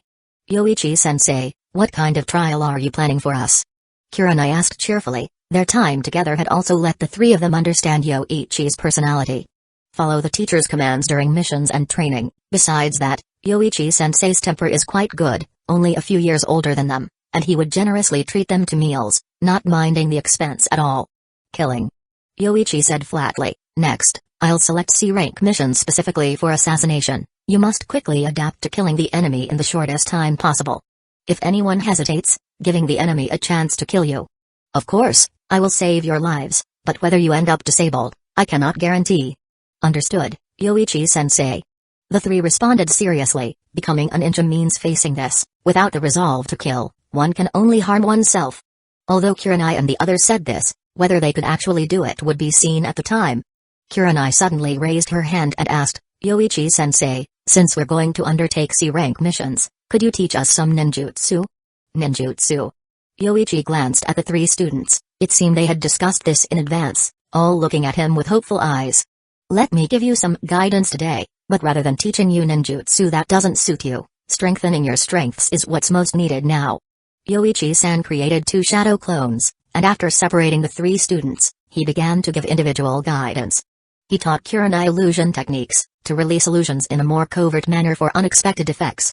He taught Rumi to increase chakra flow, making her faster in close combat and her punches stronger. He taught Kazuto how to handle ninja tools, giving the thrown weapons a second chance to kill, making the enemy more wary. These were not difficult, so Yoichi gave them only 1 day to master the techniques, planning to leave the village for missions the day after tomorrow. After dispelling the shadow clones, the memories and chakra returned to the original body. Returning and feeling tired, especially since he had Gates accompany him in training in the courtyard all morning. Roar, I haven't complained about being tired, and you're already whining. Look at all that fat on you. Yoichi slapped Gates behind. If not for the fur, his slaps would have raised waves of fat. However, having Gates accompany him in practicing with gravity techniques had a better effect than wearing weights. Now, under lightning-style chakra mode, swords and blades couldn't harm Yoichi. Neither water-style nor earth-style jutsu could affect him. Ding dong. Just as Yoichi was about to continue training with Gates, the doorbell suddenly rang. Yoichi, hearing the doorbell, walked towards the front door. Who could be visiting at this time? Chapter 93. It's Mikoto-san. I was just training, so it took me a moment to open the door. Please come in. Yoichi naturally welcomed Mikoto into his home, though her expression was far from relaxed. She had faced humiliation here before, and it had been only a day. There was no way Mikoto could forget that. But Yoichi had already gone inside, and Mikoto, recalling her husband's warnings and pleas, as well as his hopeful gaze, paused at the door for 2 minutes before lowering her head and entering. Still unable to find the guest shoes at the Genkan, Mikoto proceeded inside, stepping on her black stockings. The pantyhose she wore last time were discarded after she took them home.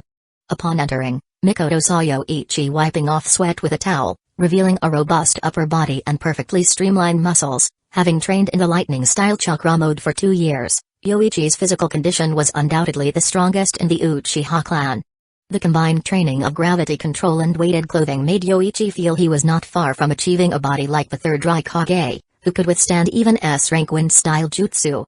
In a few more years, he too could reach that level. Yoichi-kun.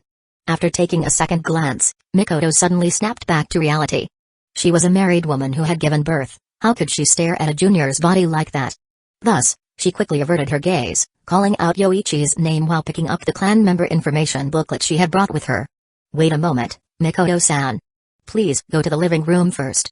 Would you really have me discuss matters with you while I'm covered in sweat? Yoichi didn't look at Mikoto-san and directly asked her to wait in the living room. Although Mikoto didn't want to go to the place where she had previously lost face, it was certainly not appropriate to discuss matters in the bedroom. So, she suppressed her shame and went to the living room, which had given her unforgettable memories last time, carefully avoiding the previous spot and sitting down on her knees. After a while, Yoichi came to the living room, changed into fresh clothes. Yoichi-kun, I have brought the things you asked for last time, and regarding the Uchiha welfare system, I have notified everyone. Mikoto, seeing Yoichi arrive, calmed her emotions and started discussing the main issue. Good job, even the timing is well planned. Let's proceed with this plan. The welfare amounts for the clan's shinobi are too large to hand out directly, so let's deposit it directly into their bank accounts. Ordinary people can be given cash. The cash envelopes prepared by Yoichi had his name and blessings on them. Those who received the money would definitely see his name and express their thanks. As for the clan's shinobi, they all knew who initiated the Uchiha welfare system, so there was no need for explicit reminders. About the matter we discussed last time, Mikoto-san, how have you considered it? Last time. Upon hearing this, Mikoto immediately remembered the task of becoming Yoichi's errand assistant, not only in charge of the Uchiha welfare system but also managing the communications for his other businesses. Pharmaceuticals, ninja games, combat suit research, and military equipment among others. Initially, Mikoto hadn't planned to tell Fugaku about the errand assistant matter, but she was lost in thought after returning home that day. Fugaku noticed something was amiss and inquired about it. Startled by Fugaku's sudden questioning, Mikoto couldn't possibly disclose that matter. In a rush, she revealed Yoichi's offer to make her his errand assistant and to manage communications for all his businesses. Hearing this, Fugaku became interested. After some inquiry, he wished for Mikoto to definitely become the assistant, to help him gather some crucial intelligence. Fugaku made this request with sincerity and hope in his eyes. Coupled with Mikoto's desire to regain the note, she agreed. I agree. If there's anything you need in the future, Yoichi-kun, please command me. Mikoto bowed slightly, inadvertently revealing a modest curve, and spoke to Yoichi in a low posture. Right now, there are a few things I need you to handle. The clan's stockpile of weapons and explosive tags is too low. Tell Shinya and Hidato to start from today, to triple the stockpile of weapons and increase the explosive tags tenfold. Also, Mikoto-san, please ask the clan head to give me the financial ledger for the clan's military supplies. The current expenses are a bit high. Additionally, if there's any news from the Tokugawa, notify me immediately. The combat suits are related to the safety of all clan members. If there's none, Mikoto-san, if you have time, you could also visit the combat suit factory more often to gather information. Compared to the ninja games and the previous matters, it's not that crucial, but it's still an important source of income. If Udo-kun has any important news, please notify me immediately. By the way, Mikoto-san, unless there's something special, please come to my house at 9 a.m. to report on various matters. Yoichi assigned many tasks, leaving Mikoto somewhat dizzy. However, after a moment, she realized she was being entrusted with involvement in all aspects. How could he trust her so much? 9 a.m. is fine, I can make arrangements for Itachi by then. But, Yoichi-kun, are you sure you want to entrust me with so much? Mikoto felt uneasy, having been begged by her husband to steal information. Yoichi-kun must be aware of this as well. So why entrust her with so much? Was this intentionally letting her take the information? What's wrong? Too much to handle? No, but I am Fugaku's wife. Her voice trailed off with those last words. So what if you are the clan head's wife? Although I don't get along with Fugaku, I have no ill feelings towards you, Mikoto-san. Yoichi's demeanor changed completely from the day before, and his handsome appearance made Mikoto believe his words even more. Doing this job so well shows Mikoto-san's capability. Even the more hot-headed clan members, though they may dislike the clan head, Have never spoken ill of you, Mikoto-san. This shows your capabilities and character are impeccable. Yoichi continued to compliment Mikoto. Alright, Mikoto-san, if you can handle it, then there's nothing more to say. I trust you. Then, alright. Mikoto agreed with some guilt, choosing her husband over principles this time. Yoichi noticed this, but Mikoto, being educated, prioritized her family, willing to compromise her principles for it. Yet, the shame in her heart had not completely vanished. As long as she felt shame, the long-accumulated guilt would eventually erupt. Then, I'll leave the matters we discussed to you. If a day's time isn't enough, come back the day after tomorrow to report to me.